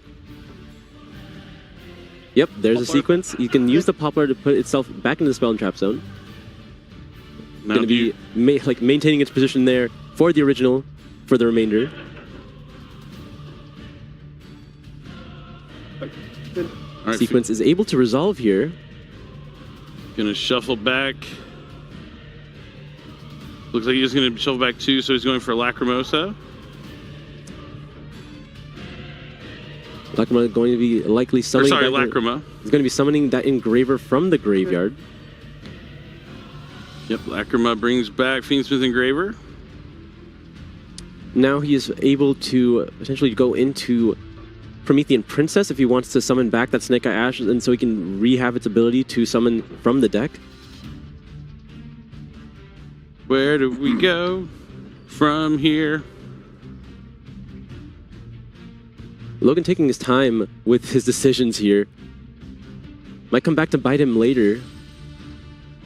I think he's just trying to be really careful. He's been in this position twice already in this tournament. Different deck this time. We got a new horse that's in the race. Good. So he's going to detach the Lacrima. Oh, blue tier. There we go. Angel of Blue Tears. Blue Tears effect. So this is where Lacrima and this card kind of work together. So Angel of Blue Tears says if you inflict effect damage to your opponent, you're able to banish this card from your graveyard and set any trap card from your deck. Yep, and Lacrima was able to put back that engraver to inflict that damage. And now we're going to be setting Dimensional Barrier. That's not Trickstar Reincarnation. Would that be scarier? Honestly, sometimes, like... It's Angel of Blue Tears. I get flashbacks. It's Angel of Blue Tears, my friend. I'm having Blue Angel Tears. But that would be nice with Droll, the classic. I did think I saw a Droll actually in Logan's hand, so that would... It's like you're saying there's a chance. No, Dimensional Barrier, really strong against the U-Bell strategy. Cutting off from fusions means they won't have Phantom of U-Bell. But they still have a lot of Link monsters they can play with. So Dimensional Barrier, not like... it just really limits their shutdown. installation, and then it throws off how many free bodies that they can have. True. I mean, there's a lot of potential in different Dimension Ground being even more powerful. It really is a lot more restrictive, but it cuts away from your engine as well. And I think Dimensional Barrier is a lot more one-sided, which is what Logan's going for. Although, if he was to be ending with Desiree, you don't really want to be having Dimensional Barrier there. All right, looks like Snake Eye Oak is going to use its effect, and we're finally going to see Snake Eye's Flamebird's Dragon make an appearance into the top 8. There he is. Flamebird's coming down. No IP Masquerena in rotation yet.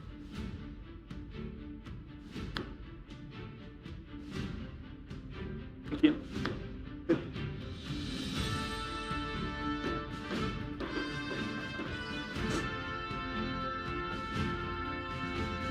Going to be linking away the Poplar as well as the Flamebird Flamebird effect. to go into IP Masquerena using Platinum Secret Rare. Looks nice. Shiny is shiny. Out of Rarity Collection 2. Because that variant artwork, I love it. I use the quarter century Secret Rare version myself. Wow. I can tell you that really impressed you. I'm sorry. I'm sorry. It's not a Starlight Rare like your IP Masquerena, Sala. You ruined me. Ruined. Now, where does he go next? He's going to link away the IP and the Poplar for Promethean Princess, Bestower of Flames. Oh, sorry. He hasn't done it yet. Yeah, there it is. Okay. And now he's going to be able to bring back that Flamebird and put back the IP Masquerena into the Spell and Trap zone. Flamebird. Good. Building the board. Only had to play through that one Infinite Permanence. Now we're going to be using the Oak and the Promethean Princess. Have we already used Oak's effect? Okay, so I believe we have. So we have to be linking them away. We're going to be burning our copy of Hida, which is not very useful in this matchup, so it's really free to give it away. And we're going to be making an Appaloosa with that in the sequence. Not just any Appaloosa, but a Platinum Secret Appaloosa out of Rarity Collection 2. Yes. He really likes his Platinums. Hey, they're really, it really came out nice. They look beautiful. So we've seen this, Beatrice, he has Barrier, Dimensional Barrier plus IP Masquerena plus Appaloosa, not too bad. Pretty solid. Beatrice might be able to send down something. Some hidden effects in the hand. Let's see what he has to send down with Beatrice. We're flying blind for this round. Oh, the Black Gold laughs. Jinx, Asala. Thank you. Draw still. Good. Activate Flamebird's target IP. Oh, what do you call Black? Do you just do something with Black Gold Laugh, like Spirit of U-Bell or Samsara de Lotus? I'm not really sure, to be honest. I think there's too many options in the U-Bell deck. I think they are. Battle base? Oh, scary words. Enter battle phase. The only scary words is into battle phase. I mean, you still have the dimensional barrier. You have IP Masquerena to. I mean, this could be a bluff. This could be a bluff. Just try and force out the IP to go into like SP or something. Yeah, really, just get as many of these effects out of the way. You have to use the IP Masquerena because your IP Masquerena with the Flamebirds into SP, you get back your Snake Eyes cards, you fill up your hand for next turn, and then you have the SP to dodge evenly match if you need to. The weird thing is, what are you going to even banish with the SP? You don't care about the Appaloosa anymore. It would just be one of the small monsters, I would think. But it looks like here he's thinking about just banishing Flamebirds with it for protection instead of bringing back the other monsters just yet, which is interesting. But I guess if you're starting your turn with SP Little Knight and Snake Eyes Flamebirds Dragon, pretty strong. I'll say main. Yeah. It was a bait. Was it a bait? He's staying in the main phase. I hope it was a bait. I would, from the way he plays, I would think he is fully capable of having the confidence to try and do that as well. Yeah, everything is very. How sick would it be that Logan would lose with Fiendsmith Ubel and then get eliminated by it if he loses this game? Do you think that? I would be upset. It would hurt my feelings personally. Normal? We have the Dark Beckoning Beast here. It's like Ubel just gate-kept him from the World Championship no matter what side it was on, but I think he definitely can still win this game. It told him, no matter what deck you play, you weren't going to make it. We're not out of it yet. We're going to be able to use that extra normal summon on the Gruesome Grave Squirmer.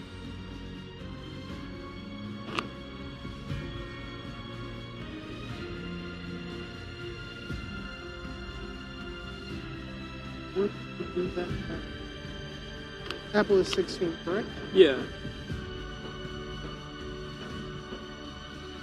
Appaloosa only has 2 monster negates sitting at 1600 attack. The SP Little Knight will be able to get in the way. We hear a roar from the crowd. That means someone's going to the World Championship. Oh, he's going to link away for Salamangreat Almirage. You can use the any monster that was normal summoned with 1,000 or less attack. Shout out to you, Alistair. We miss you. I honestly don't know if I do. This does give him access to SP Little Knight. SP Little Knight is very powerful in the face of Appaloosa Bow of the Goddess. Wait, did I miss calling out the Platinum Secret Roll Lockbird? You might have. Yeah. I was hoping you wouldn't notice. The Rarity Collection 2 just had so many competitive mainstays that are used right now in tournament settings. Both of them, really. All of them. Axis Kotaker, IP Masquerena, Appaloosa, Droll and Lockbird, Ghost Mourner. We've even seen Phantasme. Oh, but we are going to be using the Promethean Princess on the Almirage as well as the Flame Bridge here.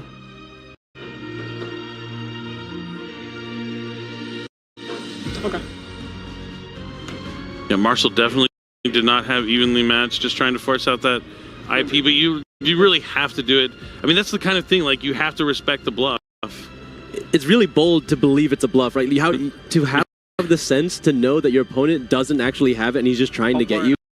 I just don't have it in me. The alternative is much worse. Yeah. Unpopular game, anything? Oh, sorry, we're under Droll, yeah. Sorry, just out. Good. Oh, we just got this in. Landon Oliver has made it to Worlds. That's actually so sick. I've had the pleasure of having seen him grow in this game. He's been developing so far just in this year alone. So fantastic to see him go to the World Championship. Congratulations to Landon. He's going to join Jose and Ruben and being our first 3 to represent us at the World Championship in Seattle.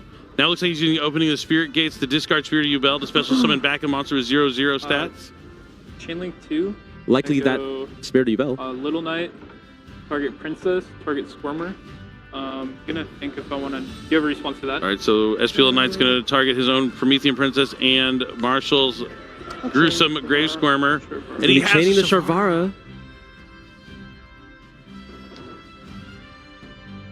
SP Little Knight, unlike Princess, has to have both targets still be on the field. Yep, we're going to be using the Appaloosa on the Sharvara here, locking it down into his hand. He's going to be stuck there. Black Goat laughs and calls Spirit of Ubel.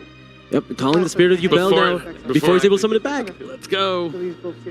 I mean, he knows the Ubel deck, right? He's prepared for this moment. Anything good? Yep, so he's not going to be able to use the effect. Still has one use of the Appaloosa, right? Yep, 800 attack. We're going to go for a Phantom Ubel. He never activated the barrier? No! No! I mean, he can still use it to negate the effect. you're still giving him something for no reason. I mean, you know one of the cards in his hand is Sharvara. Do you know what the other card is? Oh, well, what a crazy 2 cards to have in your hand. That is unfortunate. Okay, so I think he's fine. Yeah, he can always just chain the barrier. Yeah, he's in fine shape, and that's going to be That's it enough for game number 2. And Logan lost game 1, but he is not out of it just yet. He is now 1 game away also from going to the World Championship for a second time. They went to game 3, I believe, on Friday. Yeah, I mean, all the pressure's here. Just 1 game away for both of these players now. The trophy's on the table. You already heard the roar of the crowd for someone who's already stamped their ticket to the World Championship. So you know that the pressure is on, focused, stoic. Just, you got to do what you've been doing all weekend. He's played more than most people have. He had that tournament on Friday. Yes, deep breath, shake it off. I love it. Yep, got to keep that composure from this point on. You only have 1 more game. This is the most important game of your tournament experience so far, except for that one time. But except for that one time. Which one time? Oh, on Friday. Friday. Oh, the recent time. It's your second opportunity. It's not often in life you get 2 chances. You don't want to squander the second one. You're not going to get a 3rd one this weekend. No, he will have to wait till next year if he doesn't win this match. But he's definitely focused. He knows you got to do it. I mean, you think it may look funny taking a deep breath, but you would not want to see me before a finals match. People, I was at a finals of an EU ICS, and the whole EU casting team was just laughing at me because I'm over there doing jumping jacks, stretching my body out, just trying to get as loose and limber as I can. Don't want to feel like uptight and stressed. You just want to be loose, deep breath, focused, and relaxed. Don't want to let the nerves get to you, and Logan's definitely doing that. But Marshall, I don't know if he has nerves. I think he is just cool as a cucumber. Cool as the other side is the pillow. Yeah, if you look up composure in the dictionary, you get a picture of him. Oh, that's where I've seen him before. I knew I'd seen it before. And Logan looking focused as always. That trophy just literally right next to him. I would be like, can we just not have this here? Yeah, this is just adding too much stress. Yeah, I'm tired of it looking at me. But I do love the Millennium Ring that's inside that circle, that sphere on top. It looks beautiful. Millennium Ring, one of my favorite Millennium items. Shout out to you, Yami Bakura. And don't get too distracted here. The game 3 is about to start. Definitely not. Both players looking focused, shuffling up their side deck. One of them will have to not go to the World Championship while the other will be moving on. After this, though, the players who do lose in top 8 do have to play off to see what place they get, 5th through 8th, just in case one of the top 4 players ends up having something where they can't go to the World Championship. That invite would pass down. We've seen it happen in the past. Shout out to Aaron Furman. I know he made it. He came in 5th, got to go to the World Championship in 2017. Then, unfortunately, he came in 9th. 5th and 9th not feeling good, but you definitely want to stay focused. So even if you do lose this year, there is still more Yu-Gi-Oh! To be played. There's absolutely so much Yu-Gi-Oh! To be played. Luck is absolutely a skill. So sometimes you do get that pass down. Luck is a skill for sure. All right, they have side decked one last time, shuffling each other's decks up. Give it a good pile shuffle. It looks like here from Logan. And you know what? I think Logan's from Seattle. Yeah, it's not the most ideal situation for him. He gets the nice little Uber drive. But still, winning in your hometown would be fantastic. He will have all the hometown support for sure. And you want to talk about support from your hometown? We talked about it already this weekend, the OTS celebration event for the WCS. If one of these players who qualified from Worlds is from your local OTS, you definitely want to make sure you're getting part of that watch party so you can watch it from home and cheer them on from your OTS store. There'll be awesome prizes, a commemorative game mat featuring Grandopolis and the Quarter Century Secret Rare. Doom Caliber Knight Quarter Century Secret Rare Swords of Revealing Light will be up for grabs.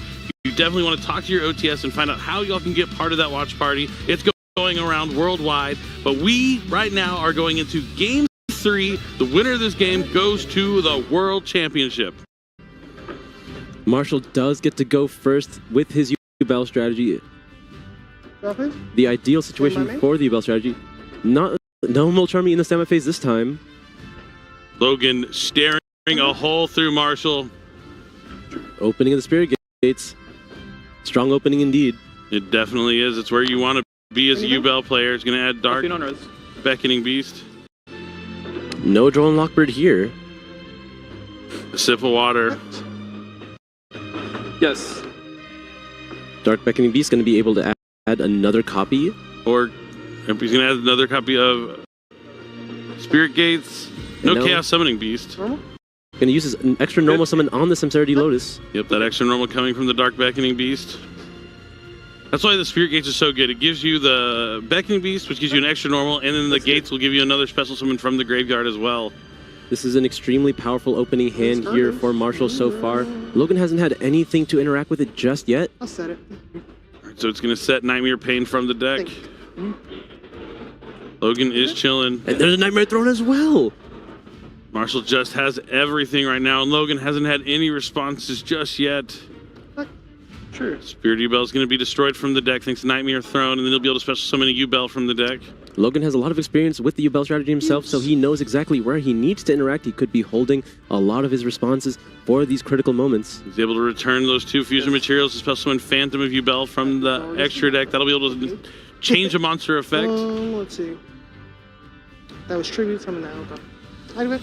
Yeah. Going to be flipping up the Nightmare Pain now. Nightmare Pain effect, destroying the Spirit of U-Bell to add a card that mentions U-Bell from the deck. That's going to be Gruesome Grave Squirmer. And the U-Bell as well as the Nightmare Throne are going to trigger here. Yep, Spirit of U-Bell's effect is special summon from the deck, not once per turn. Only the effect to add a spell or trap is once per turn. Nightmare Throne will also special summon the U-Bell to Terror the Incarnate since it's 1 level higher. And a U-Bell left the field. Did he just use Spirit Gates? Yep, Spirit Gates discarded the other opening Spirit Gates to summon back U-Bell from the graveyard and then immediately use its effect to add it back because he controls a level 10 monster. Here comes Moon of the Closed Heaven. He has 2 level 10s on the field. He's going to overlay those 2 for Varudis, the final bringer of the end times. Yep. This is everything he wants. Is super protected, one of the most powerful opening hands you could have in this deck. Marshall's looking really good here. Logan doesn't seem too bothered just yet, though. Yes.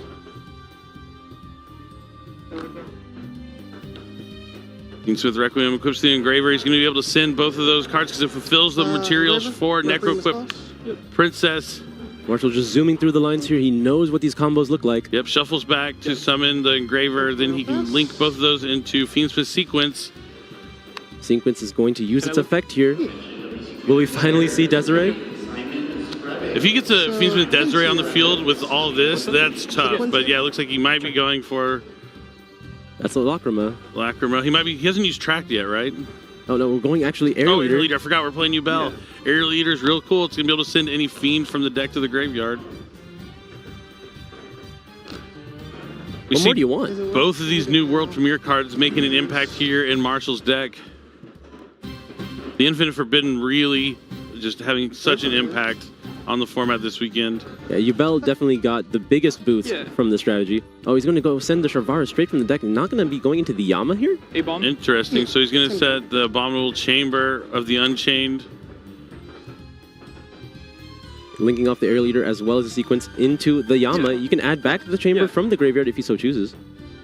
Or not the Chamber, but the Sharvara. Keeping it as a potential point of interaction on his opponent's turn to protect his monsters from targeting effects. I like it.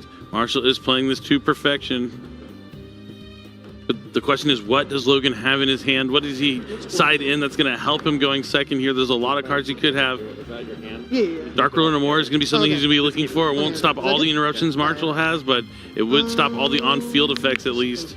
He hasn't used the Gruesome Grave Squirmer yet, so that can potentially put up another body. Oh, the Aerial Leader as well. Yep, the Aerial Leader can banish the 2 Fiends to summon itself back from the graveyard.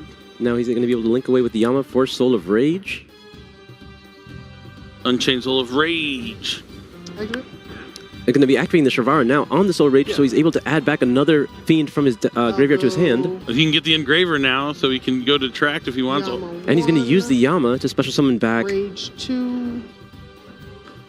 Rage is going to get back Lotus. Oh, he doesn't have an Engraver in there anymore, thanks to all the shuffling back. Oh, he had to banish it for the Aerial Leader. All right, so he's just going to put 2 level 6s on the field to go into that DDD Wave King High Caesar. Oh, man. Logan's really going to need something like Forbidden Droplet or Dark Ruler No More here. 1 second. I mean, that's still just a lot of cards in his hand as well. Yeah, we know he has Grave Squirmer, Sharvara, right? Or no, he uses Sharvara. He has Opening of Spirit Gates, Samsara D Lotus. And Sharvara. Or no, sorry, not Sharvara. Samsara D Lotus. Now Logan draws for his turn. What does he have? How is he going to navigate this? Looks like he's taking a moment to consider his options. It's tough. The Nightmare Pain forces him to attack. I go to main phase. U-Bell is just going to go straight to main phase. I mean, this is just a lot of interruptions if there's no Dark Ruler No More, right? The Phantom of U-Bell forcing monster effects to change into Destroy a Yubel, the Verdurous to negate anything, the Wave King High Caesar to negate summons, and then the Chamber to really remove as many bodies as possible. We're going to be leading with the Engraver here. Going to be able to add that Fiendsmith's Tract. No Drone Lockbird, step 1. I mean, if he had anything else besides the board, it'd be over. Going to be activating the Tract here. Okay. Going to be adding the Luri, discarding the Luri. I imagine that's going to take up one of the High Caesars here, but that would open up the door for Triple Tactics Talents. So maybe he would hold back. Words out of my mouth, Asala.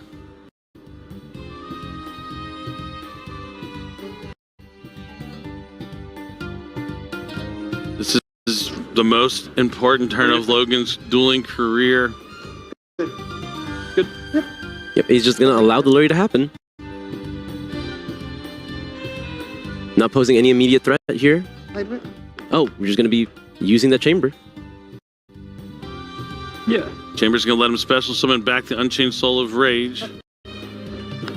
Now it looks like he's using Soul of Rage effect. And it's going to be met with Ghost Ogre. Okay. He could use Phantom. Yep, Phantom of Yubel is going to be chained here. Is there a Called by the Grave, perhaps? Yeah, he would have to stop that with Rudis, but nope. He's just going to let that resolve. So Phantom of Yubel is going to change the Ghost Ogre to destroy a Yubel from the deck. I'm surprised he even wants to... I suppose that's actually not a bad time to go for Little Knight here because you are able to banish the Engraver in the graveyard. This is it, right? I'll go It is. SP1 target. Chainlink 1, SP Little Knight, Chainlink 2, the Spirit of Yubel to special summon. No target for that, so just SP1. Oh, just a Little Knight. There are no more Yubel targets in the deck for the Spirit of Yubel because they're both under their Vargas.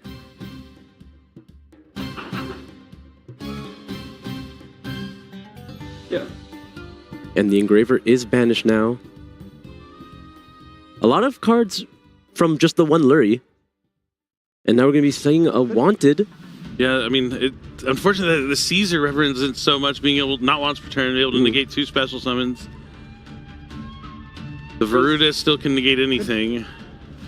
The SP Little Knight can banish.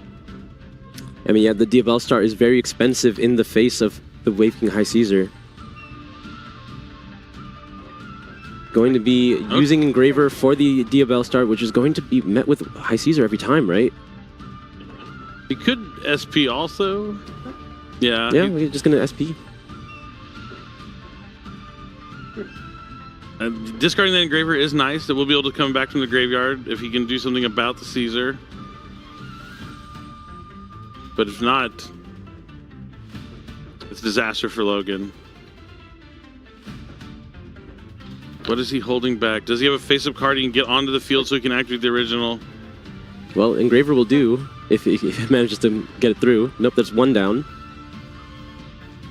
Not even having like an infinite impermanence or anything, having to just push through all of this with just his engine. He opened just engine, right? Like, yeah. Not ideal in the Fiendsmith Snake Eye. We talked about how one of the biggest... Ah, no, it's enough!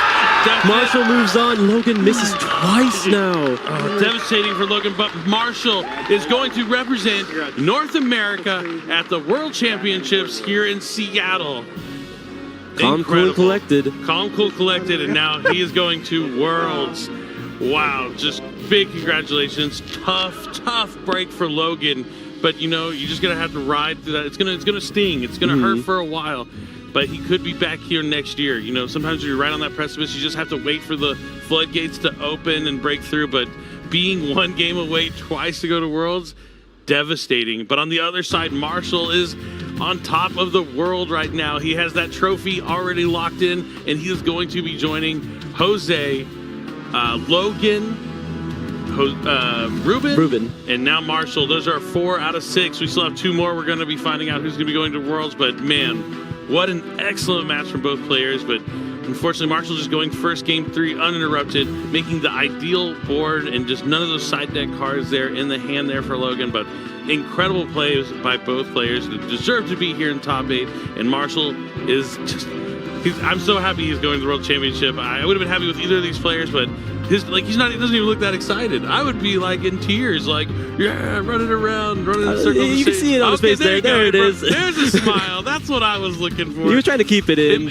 It does take a minute for it to hit you, like, wow, I've been like, this is what I've been aiming for. This is what I've been trying to do. And now I'm finally there. The wave of relief. I mean, the job's not done. The job's not finished. You want to become the NAWCQ champion. You want to walk into the world saying, yeah, I won my qualifier. So he still has 2 more rounds to play, the top 4 and the finals, and he could end up being our champion. But no matter what, he will be going to the World Championship.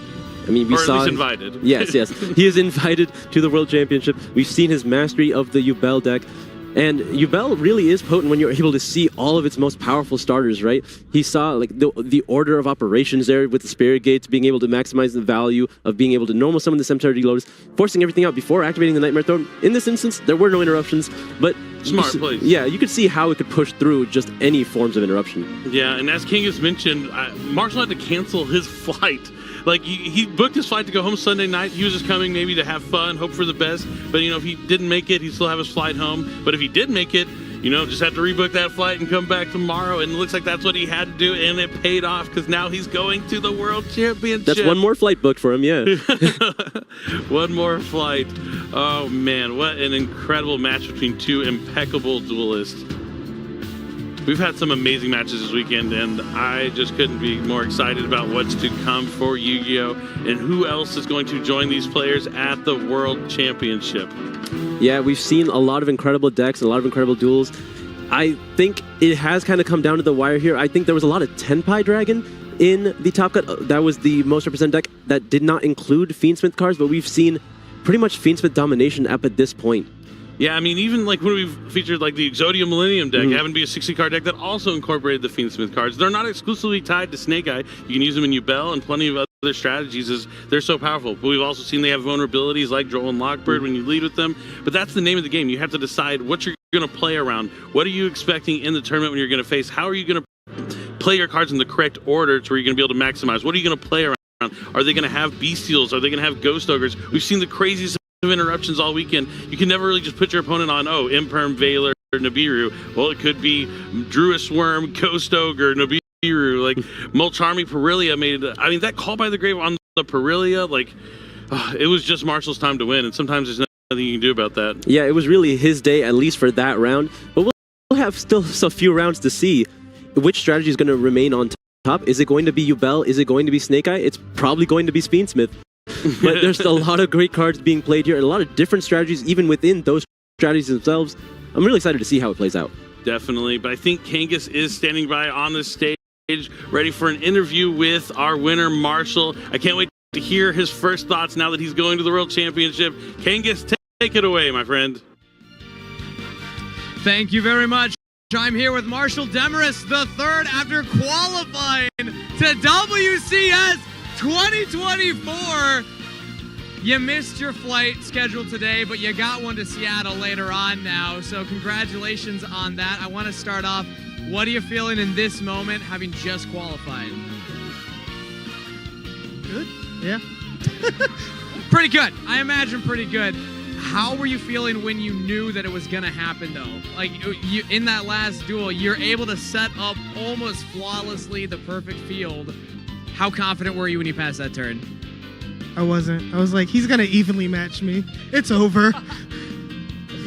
Well, you had the outs, you had the correct plays, and I got to ask, yeah, I mean, you had the right deck, but I talked to some of your friends ahead of time, and they said that your confidence was low coming into this event. You were talking doom and gloom the whole time, saying, maybe I'll play Tenpai Dragons. So what made you commit to the deck you played and try as hard as you did?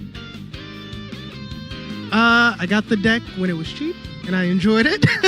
And then it was like, oh, okay, I'll try playing this, and then here we are. Well, here we are. You are going to represent North America at WCS 2024. How does that make you feel, knowing that you're going to be carrying the pride of a region on your shoulders? That's crazy. Woo! I didn't think that far. Maybe still in a little bit of shock after that win right there. And I got to ask, final question here. Are you going to be in any trouble at work with your flight delayed? Have you told your employer yet? No, my boss is watching the stream. Thanks, boss. So, yeah. we'll take the hit. All right, how about that? Congratulations again on your qualification. Now we're going to send it back over to the casters. Well, here we are indeed, Asala. Sorry, boss. Not going to make it in Monday morning. I had to go and qualify for the World Championship. I'm also going to need to put in PTO for September 7th and 8th because I will be going to Seattle to represent North America. Big congratulations to Marshall there. Seems like a genuine guy who just enjoys playing Yu-Gi-Oh! Just came here to have fun with his friends. Didn't expect much, but he played the best he could, and now here we are, and he's going to the World Championship. Just incredible. But we still have more Yu-Gi-Oh! To be played. We have a national NAWCQ Champion to be crowned, so we're going to have to see who it's going to be. But before we go to break, we have some cool stuff we want to talk about to make sure you know about what we have going on, and we have the Speed Duel Main Event Series. You see this amazing, I can't emphasize how amazing this game mat is with Don Zalug, one of my favorite cards that you can win. It's a remote duel main event series. It's scheduled monthly. You see it on August 17th, September 14th, and October 19th. It's not the only main event series we have. We also have Master Duel. You want to make sure you check out all the remote duel stuff. You can win awesome prizes just playing from the comfort of your own home. But man, what an incredible top 8. Really big congratulations to Marshall, but my heart goes out to Logan Johnson. It's a tough weekend for him. One game away twice to go to Worlds. Didn't quite get there this weekend, but next year I expect to see him back again. Yeah, I mean, even if you are devastated, you just got to keep pushing. He's been pushing all the way through. He's been a lot of slight misses this entire season, right? Second place at a YCS, and then missing twice here at the World Championship. But I mean, that's the kind of thing that feeds your passion for the game. Indeed, but we're going to be right back, and we're going to have our next feature match coming up very shortly, so don't go anywhere. So find the conclusion of the 2024 NAWCQ. Stay tuned. We still got more Yu-Gi-Oh! To go.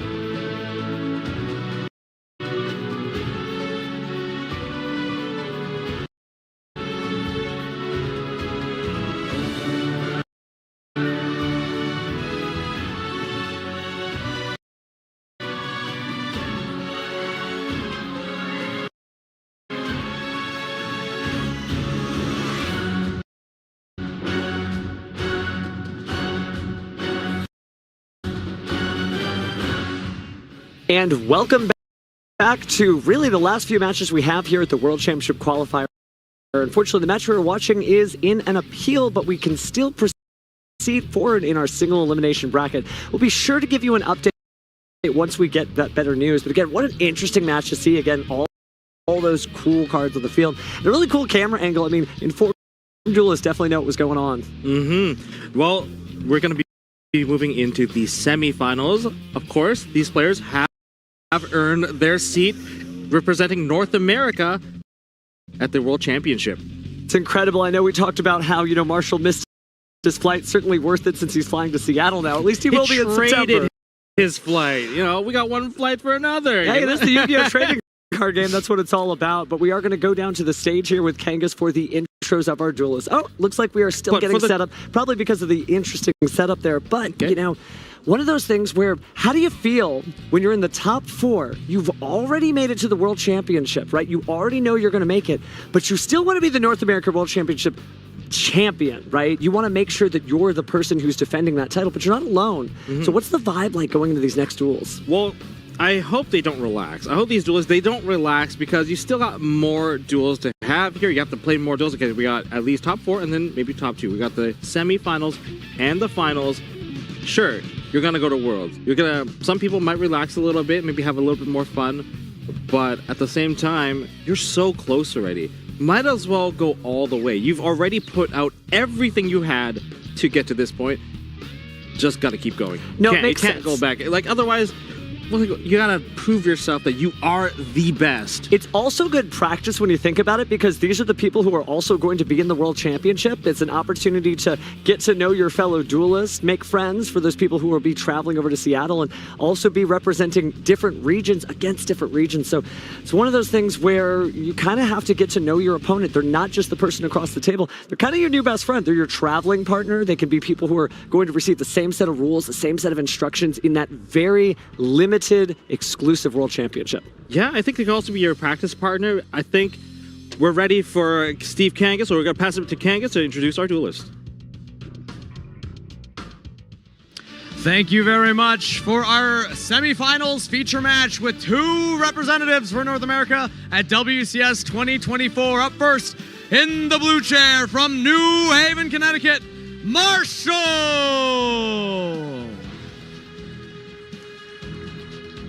And his opponent in the red chair from Plano, Texas. Welcome back to the stage, Aditya!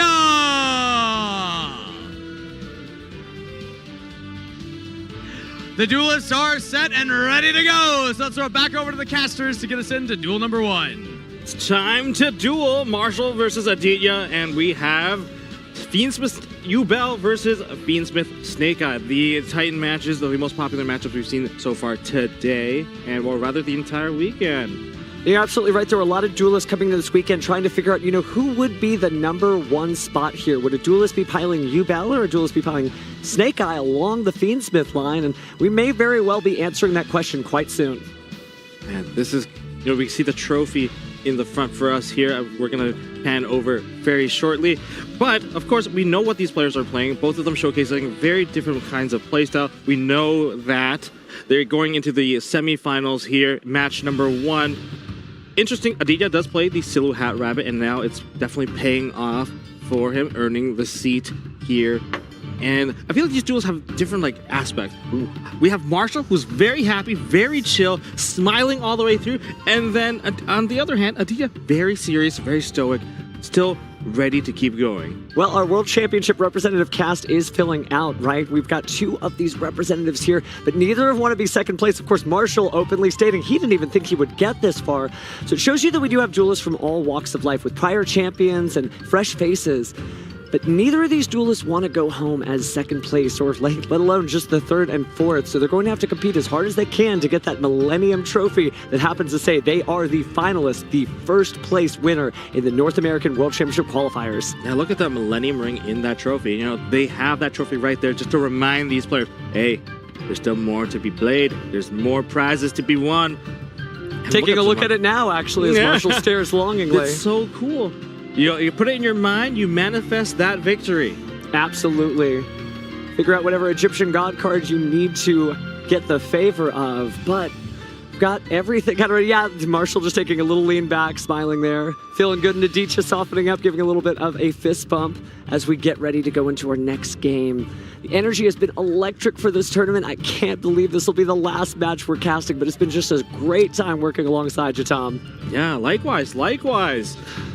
And okay, Ubel versus Snake Eye, both of them having Fiendsmith, and looking into game one, we're going to see which one of these duelists are going to be winning that die roll. Let's choose who goes first or second. Fist bump, good sportsmanship. I love to see it. 7, the average number for a 2-die high roll. And in the red corner, a much lower number, rolling 4. Marshall going first. Duelists applauding them in the audience there, just happy to see them. I think Marshall may be the audience favorite right now. Well, I mean, Ubel is certainly powerful. And speaking of Ubel, here comes Samsara D Lotus being normal summoned to the field. And special summoned alongside it is the Gruesome Grave Squirmer. That's 2 monsters. We're going to hit into the graveyard. Link summon into, well, directly into Moon of the Closed Heaven. We're going straight into the Fiendsmith line.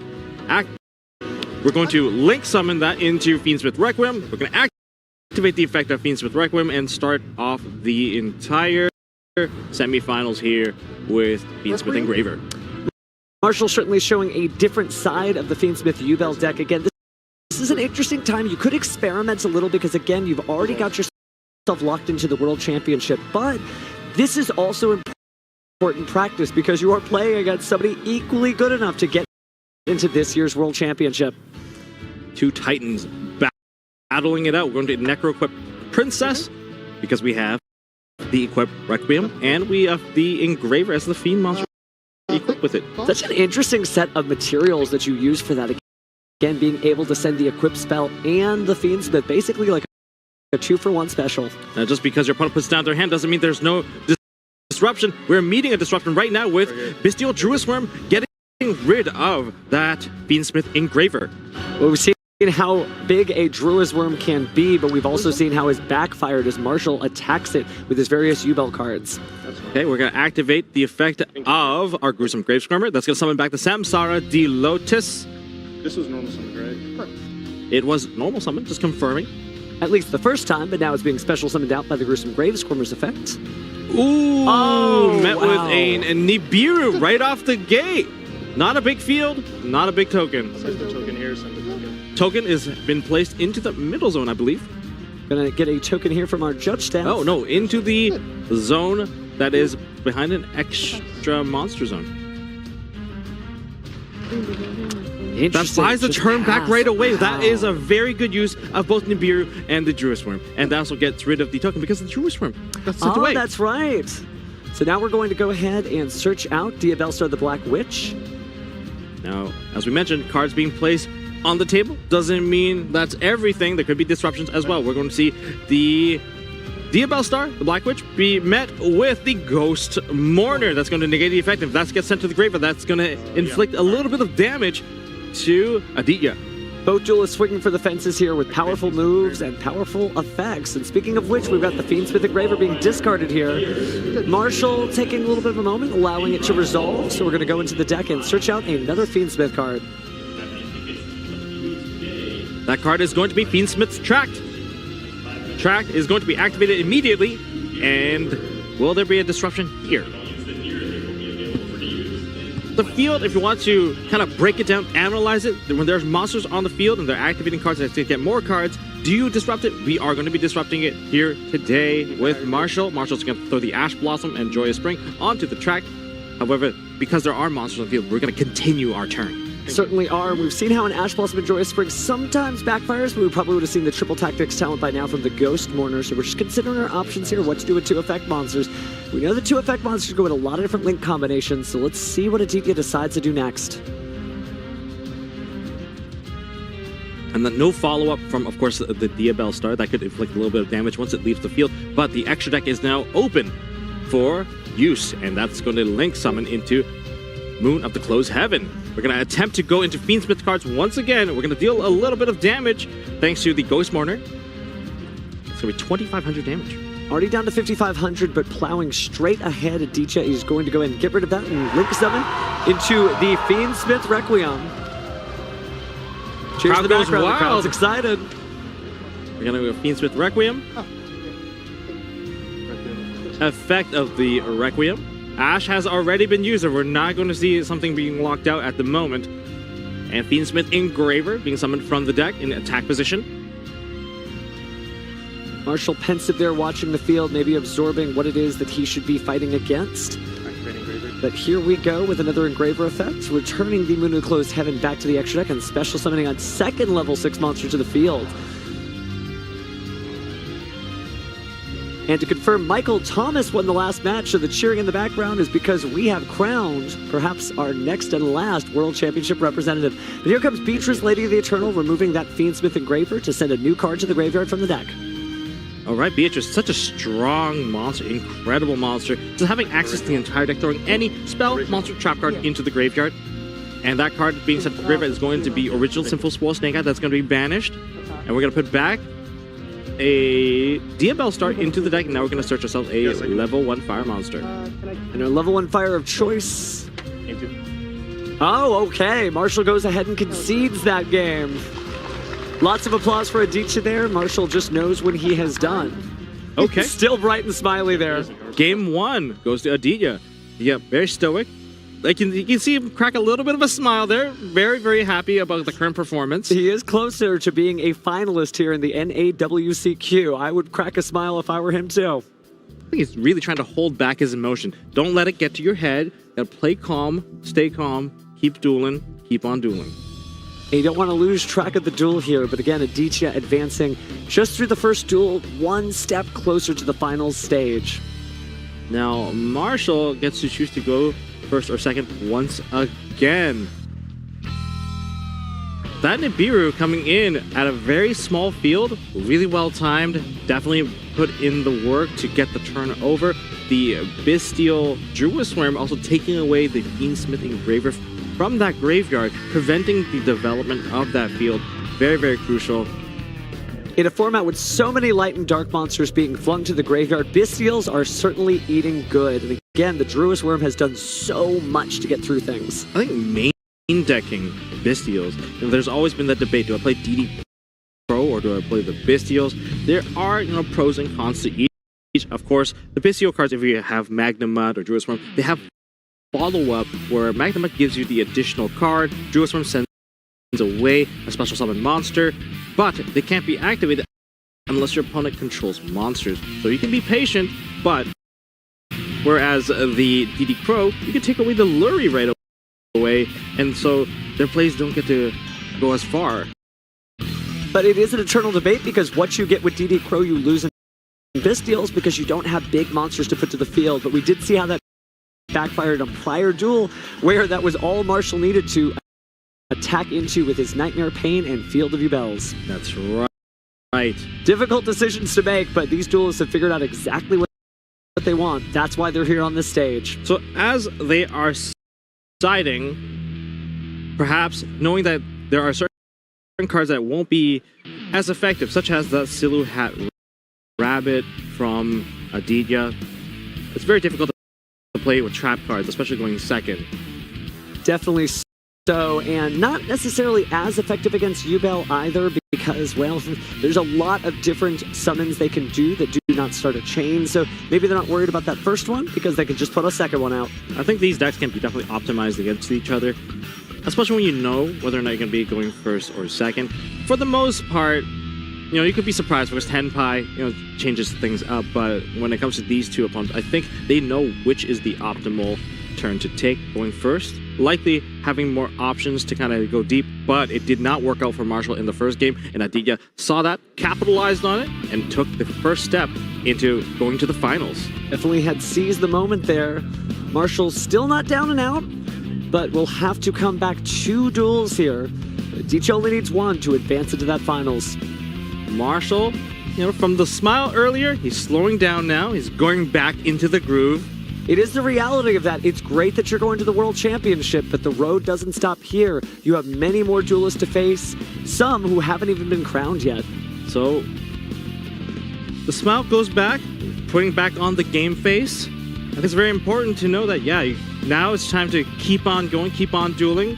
It may be a little bit of a bump on the road so far, but they are about to finish shuffling, and we're going to quite quickly go into our game 2 soon. Each are just making sure to sufficiently randomize the deck. Again, destiny is being dealt here. The last shuffle, the last cut, whatever it is he draws, it all is determined right in this moment. I like this. I like the amount of time we have available for this semifinals. Usually winning game 1, if you take 20 minutes into winning it, you don't have a lot of time to actually play the games 2, and the person that's behind definitely wants to play into the game 3. But instead, I think they're about to get their hands ready. Marshall showing a little bit of energy there. Starting to sort of come back to life, but here we go in game 2 again of semifinals 1. As we figure out who is going to be in the finals of the NAWCQ. And fist bump, and here we go. It's time to duel. Do you have anything priority in draw, please? They're checking if there's anything. Oh, we are met with Mulcharmy Perudia. But we know that Marshall knows how to play around this, as we've seen it before. Just taking a quick look to verify. Giving your opponent a couple of cards, it can be very dangerous because that could lead to, I guess, additional disruptions from hand. Now we're going to start off with a terraforming. Like terraforming is not going to be stopped. It's time to grab that field spell, Nightmare Throne. No. Will there be a response on the DJ side? That's going to be no. Well, if you do respond with a draw and lock, but you're going to lock out your own card that you just threw into the graveyard, that will not be worth it. Marshall, going for Nightmare Throne, one of those powerful cards in the entire Ubel deck. Really changed how Ubel made its game plan, but looks like Adichie's considering something, but no, we're just going to let it resolve. Ooh. Oh, but the Ubel from the hand there, and a draw. So not the optimal place to summon Ubel from, and giving Adichie a draw. Not exactly a great start for Marshall there, but he's going to go and shuffle the cards away to make a Phantom of Ubel. All right, Phantom Ubel, insulating ourselves from additional monster-based disruption, changing up the effect, perhaps blowing up. Oh, that was past turn. That gesture, fanning out your hand, passing to the opponent. Aditya getting the turn back, but the Mulcharmy Perudia drew one card, acting much like his Upstart Goblin. Yeah, it is. It just kind of trades it out, but it does threaten your opponent. Hey, if you keep playing, I'm going to keep drawing, and that might have been why Marshall decided to stop there. Adichie effectively not losing any resources and a very limited field there from Marshall, but it's not as limited as you think. Remember, the Phantom of Ubel can go ahead and change that effect of destruction. And when a card is destroyed, maybe Nightmare Throne will kick into high gear. Speaking of field spells, though, let's take a look at what Divine Temple of the Snake Eye is going to set from the deck into the spell and trap zone. Both players having their field spell, of course, Nightmare Throne likely being the stronger of the two field spell, opening with the Divine Temple of Snake Eye. Not the thing that you typically want to see. Typically, you do want to search it out with the Snake Eye's Poplar. Well, sometimes you just have to play the hands you're dealt. Speaking of which, Different Dimension Grunt has been activated. Maybe that's all you need to gotta buy back your turn. At least that is what Marshall is going to be hoping for. And it resolves too, so cards are not going to the graveyard if they're monsters. It's going to change things up quite a bit here. I like where this is going. This is going to require practice, for sure. Definitely a lot of practice to try to bypass this current turn. Cards going to the banish, or getting banished entirely, is not going to be long-term resource for Snake Eye. Nor for Fiendsmith either. Nor for Fiendsmith. Except we're going to go ahead and grab the original Sinful Spoil Snake Eye there off the Poplar search. Again, you mentioned practice. This is the best stage to practice on because you are playing against somebody you may very well get paired up against in the World Championship. That's true. All good experiences to have here. But this is a practice with a lot on the line. A lot on the line. A lot on the line.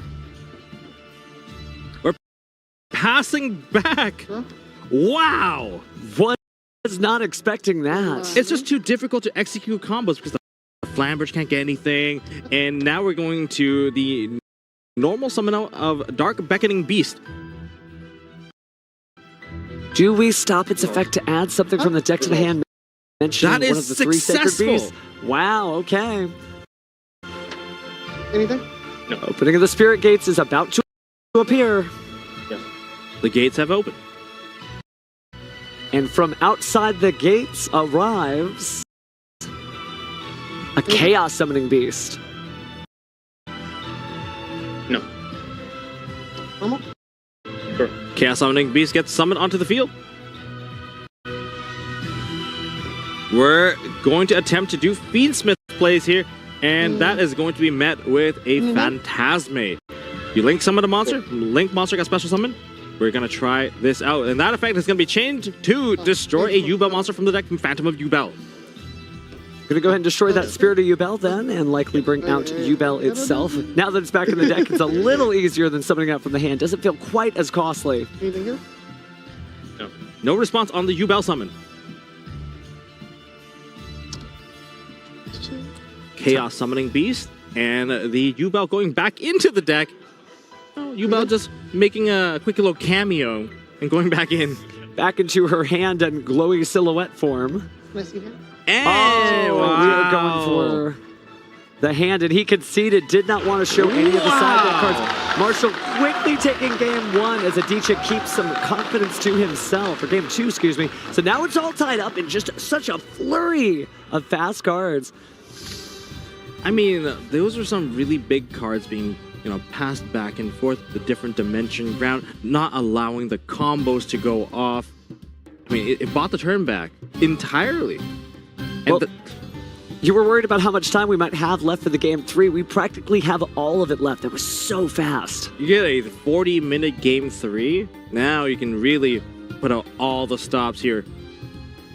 Definitely. I'm actually looking forward to this. We never really got to see a full closure of a game three, because based off of the number of actions that both these decks are capable of executing, it could burn a lot of time when it comes to just executing your plays, going in and out of the deck, and you're just able to interweave your plays so well to keep on extending and extending and extending, to the point that even the side deck has put in extra deck cards just to alter the play depending on whether you're going first or second. Cards per minute count has probably never been higher, as these duelists, geniuses in their own right, have really learned to navigate all the new cards that have been released in such a short time. And this shows, hey, remember we were in the top 1% before. We're in fractions now, as we just have our top 4 duelists trying to figure out who will be crowned North American champion. I feel like Marshall switched gears after that game one. He shifted gears. He's more stoic. He re-primed himself back into competitive mode now. I've relaxed. I've soaked it in already. I am going to be going to Worlds. Now I want to win everything. That's what I got to feel here. Look at Marshall right here. So stoic now. Completely focused. Well, Yubel has a lot of forms. Maybe this is Marshall's final form. But they are shuffling up now. Siding is nearly complete. Imagine this. Missing your flight, canceling your flight, getting a new flight, and maybe even taking the entire title home. Could be quite the story to tell when Marshall comes home, to be like, yeah, I'm a little later than I was supposed to be getting home, but have I got a story for you? Yeah, I got a lot more going on. Seattle is likely going to be the next flight that we're taking. Teacher deciding, maybe not these cards anymore. We're going to go ahead and swap out some things from the side deck. Of course, some cards are good when you're going first. Some cards are great when you're going second. Making those final decisions. Usually when you side deck, when it comes to side decking extra deck monsters, there is a little bit of a complication when it comes to the rules of it. They still have to be sleeved in the regular main deck color sleeves. Well, as we were talking about, put me in, coach, but you do have to be in uniform, so matching extra deck sleeves it is. I mean, once you have swapped to the World Championship qualifier sleeves, you could just have them all the same. They have to be all the same. Well, he's doing one last pile shuffle here. Marshall's already presented his deck. Deitch just trying to make sure that everything is thoroughly randomized. This is his chance, but it's also Marshall's too. I wonder what's going through their brains right now. It's like, breathe, breathe, breathe. Whatever that comes up is whatever that we're going to play. Whatever hand that is dealt is what we have. That's all you can do. It's great experience, though, again, as these champions in their own right are going to a higher stage than here. But Marshall is very stoic, got through that game, but he certainly has, evolved much as Yubel does, ready to take things on to the next level and maybe on to our next set of matches. I mean, wasting no time. Once we see it, then know when to fold them. Got to know when to hold them, know when to fold them. We are in Texas, after all. That's right. All right. The hands are getting ready. Decks are shuffled. Tensions are high. We're getting ready for the semifinals to reach its conclusion with tons of time to remain. One of these duelist advances. 2 go in, 1 comes out. It's time to find out here in our Game 3 of the first semifinals as we try to find out who will be in the finals of our North American World Championship qualifiers. Good luck. Here we go, from semifinalists, evolving to the finalists. Trophies. And Aditya finally getting to go first in this match. And that's going to be starting off with Wanted, Seeker of Sinful Spoils. Grabbing the Diabellstar, the Black Witch. Apparently, no, the other one, Snake Eyes Diabellstar. Oh. Now, we've seen people weave that play slightly differently by tossing into the graveyard a little bit earlier, just so that the Poplar can put it into the Spell and Trap Zone. Well, one good Diabellstar begets another, and it looks like that's exactly what we're doing as Diabellstar, the Black Witch, uses the Snake Eyes Diabellstar as a material. Now, by doing this particular play, once you get into the Poplar, into the field spell, that usually leads into a different monster being placed in the Spell and Trap Zone instead. I'll have to see what he pulls out there, but right now we're just setting the original Sinful Spoil Snake Eye. Marshall just leaned back, watching as this happens, maybe taking a page out of a teacher's book, not looking at the hand, just being quiet and watching the plays go by until he is ready to make his move. And speaking of moves, Fiendsmith Engraver will be discarded to add a Fiendsmith Spell Trap. That's going to be Fiendsmith Tract. Tract is immediately activated. Tract. Tract going into the deck, fetching out a Light Fiend monster. Did you know it's every kind of Light Fiend monster, not just things related to Fiendsmith? That's certainly why we're grabbing the Fabled Lurie here, but there's a lot of great options we've been seeing throughout the weekend. And the Lurie has a mandatory effect to summon itself back onto the field once it lands into the graveyard by being discarded. That's going to lead into the Fiendsmith's Requiem. Requiem into the next monster. Certainly get to skip a step. Popular option, of course, Moon of the Closed Heaven, but you don't need it if you already have a Light Fiend on the field. So it'll become Requiem, and Requiem will go ahead and offer itself to bring out the Fiendsmith Engraver. Engraver. What is it actually engraving? It can engrave itself outside of the graveyard by jumping back out. Well, it is carrying the coffin on its back as the Fiendsmith Requiem is equipped to it. All right, maximizing on resource management. We're going to get that coffin, Requiem, equipped back onto our Fiendsmith and sent away for cost for the original Sinful Spoil Snake Eye. Ash has been summoned onto the field, and then Poplar added to hand and summoned also onto the field. Poplar effect. Go for Field Spell, Divine Temple of the Snake Eye. Now, since we already have the Snake Eye Diabellstar in the graveyard, this is going to be a different monster to be placed onto the field once that gets activated. Careful play. Marshall hasn't jumped in just yet, so may not have any points of interaction in his hand. But Aditya is going to move things forward, combining the Fiendsmith Engraver and the Poplar. That'll make the Fiendsmith sequence.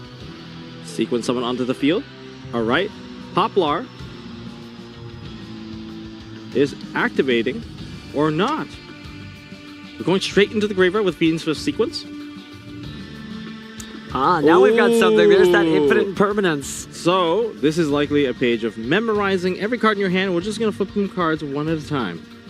Marshall certainly being a stoic duelist there now. Maybe this really is Marshall's final form.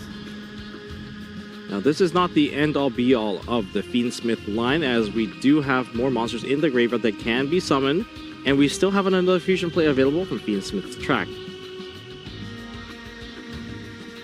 Definitely a lot of plays there, but Aditya will have to commit to one or the other. Again, plenty of time left on the clock, 32 minutes and 40 seconds. And there is the Divine Temple of the Snake Eye being activated. Verifying some information in the graveyard before we reach into the deck to place a card from the Spell and Trap Zone there. This is actually quite interesting. The Poplar did not activate. Perhaps there's going to be a later play with that Poplar, and that's why we decide to hold back. All right. Certainly a lot you can do with the Snake Eye deck in various different orders there. Could be a Snake Eye Oak that maybe puts it back on the field, and maybe it's linked off and returned to the Spell and Trap Zone. But we haven't quite gotten in yet. That is a possibility. We're going to go for the Poplar direct. All right. I think that is actually quite smart because if the Ash can use the Poplar to send it away, at least the Poplar on the field will reactivate and try to put a different monster back into the Spell and Trap zone. We are going to use exactly that. Snake Eye Ash, go ahead and get rid of the Snake Eye Poplar to bring out the next chapter in the Snake Eye Saga. Looks like it is going to be straight into the Flamberge Dragon. The Flamberge has been summoned. And we are going to use the Effective Poplar now. We've been just saving it, for the perfect timing. It seems like now is the time. Snake Eyes Diabellstar placed there in the Spell and Trap zone, likely to advance. And so it does move forward. Oh, maybe not. Aditya's still thinking about that. Not anymore. We're going there in. We go. Certainly being careful about his plays. Again, he definitely wants to get to the finals here, so he may have a shot at being our champion. Poplar being put back into the Spell and Trap zone as a continuous spell card, and Snake Eyes Diabellstar has been summoned onto the field, pushed into the main monster zone. Proceeding to Link Summon. We've got a Link Summon of the Moon of the Closed Heaven. We're generating additional monsters. These are looking at Light Fiends. We look like we're going into the Fiendsmith Engraver effect. We're going to be placing back, just placing back the Fiendsmith Requiem. There are 3 monsters. There is a Tract in the graveyard. Looking back into the graveyard, a Tract is now activated, fusing for 3 material. A lot of powerful fusion monsters throughout the tournament, and this is no exception as Fiendsmith Desiree hits the field. Fiendsmith Desiree hitting that particular part of the field, the second monster zone, which is under an extra monster zone, but don't worry, they can't be targeted. We have the Fiendsmith sequence pick itself onto the Desiree. Desiree, really powerful card, and now we get to the summon of Snake Eyes. Oak summons back the Ash. We have a ton of monsters to play with. The board is being developed quite fully. Certainly open season there as we see the Snake Eye Oak and Flamberge Dragon go to the graveyard. Oh, maybe not. Marshall deep in thought, waiting for the perfect opportunity to strike, trying to understand where this board is going. What are the monsters on the field? What are the disruptions? What are my opponent's interaction? You gotta pay close attention to both field and graveyard constantly, just so that you are just ready and aware to play when it comes back to your own turn. Well, still a Ditch's turn for now, and he's going to go ahead and grab out the IP Masquerena with a successful Link summon there. And because the Flamberge Dragon went to the graveyard, we might see some additional fire monsters, but it doesn't look like we're doing that. We're just going to go ahead and link off again into the Promethean Princess Bestower of Flames, who is now bringing out the Flamberge Dragon, likely to use its effect once it leaves next time.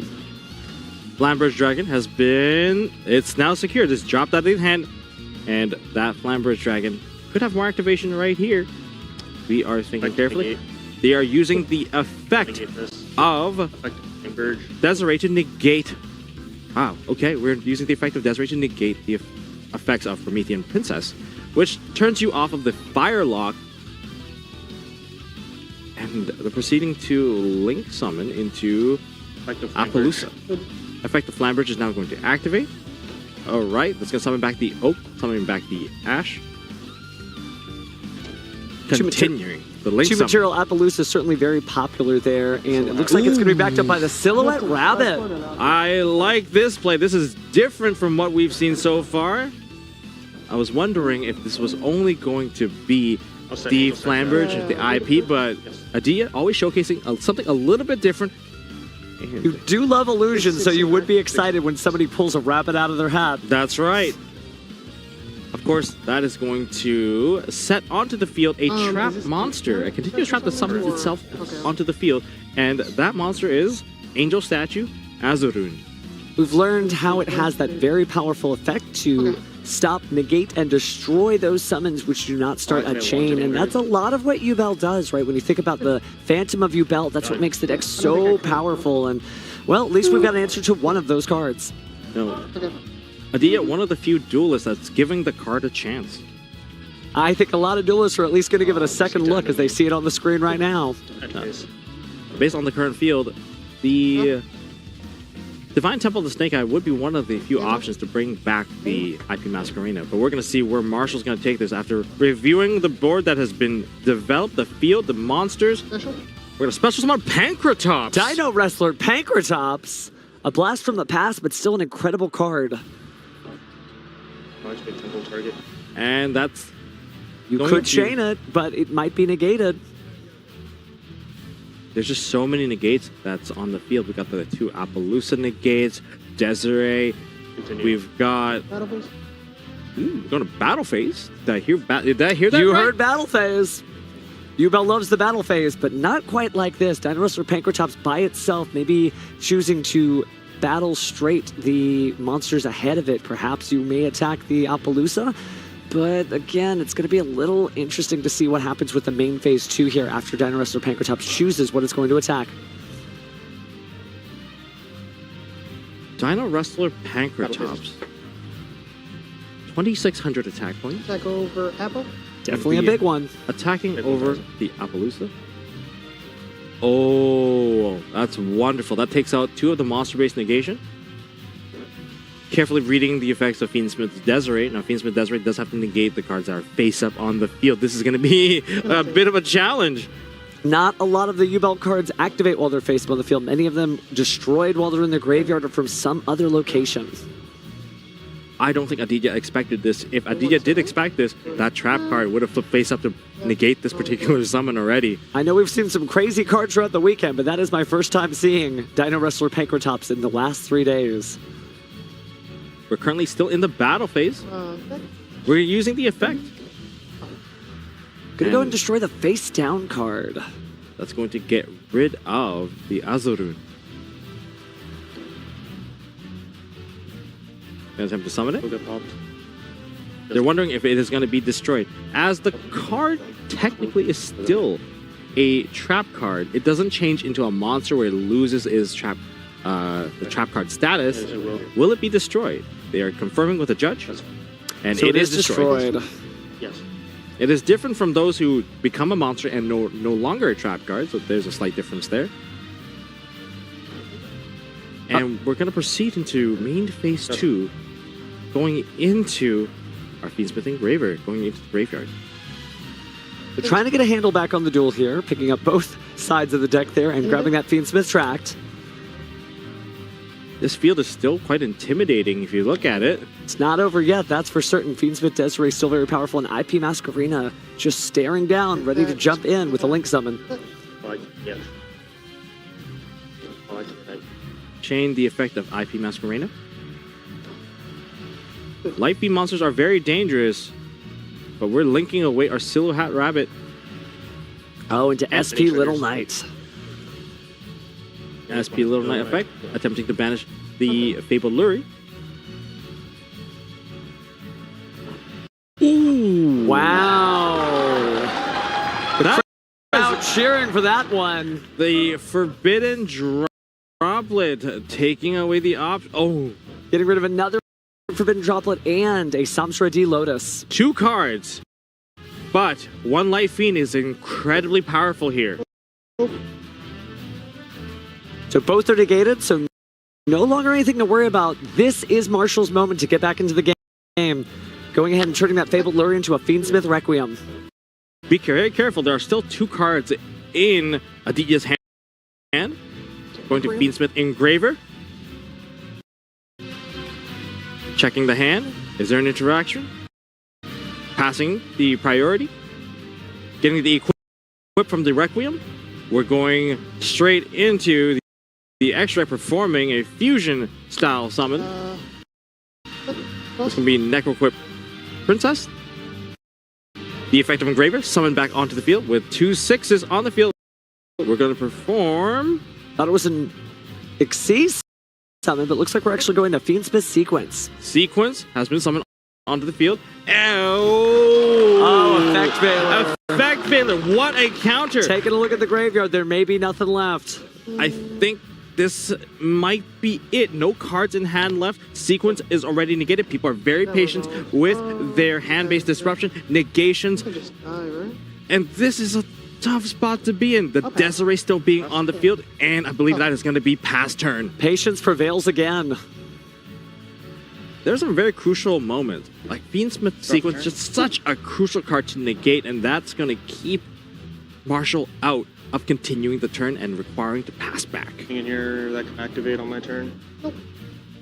There are no cards to activate on Aditya's turn. Aditya has free reign over this current turn. No cards in hand, no cards on field, and no cards in the graveyard for relevance in this turn. So now we're seeing the Fiendsmith Engraver activate its effect and return something to special summon itself back on the field. This is a solid year for Aditya. Certainly is, from one NAWCQ to the next, from Raleigh to Austin. Nope. All right, we get the summon of the Engraver. This is not over just yet. We're going to see whether or not the life ones are going to go down to 0. Are we going to have enough damage? You know, remember, we're close to the goalpost, but we can't fumble it just yet. We have to play it all the way through. Definitely have to bring it home. Take a look through the graveyard again. This is the moment again. If Aditya wants to get things done, there is no better turn than when your opponent has nothing they can do in response. And what an interesting field that was established. Already burned through so much I like that battle phase because it basically revealed that there was actually no evenly match, but it could have baited into like a overreaction to an evenly match or calling battle phase like that. Well, Dinosaur Pankrotop still technically compatible with evenly matched, clearing itself off the field so that evenly could be activated, but it is not being seen here. So the duel may not be as even as Marshall wanted the match to be. If we look at the damage so far, I'm just going to go for the attack now. Just a little battle here. 28. I don't know numbers. 28. Time to do just a little bit of math here. 8. Not closing out the duel just yet. 5K. Yeah. We have to be very careful here. It may be a top deck situation, but they're going to also be stuff in the graveyard that can activate back on Marshall's turn.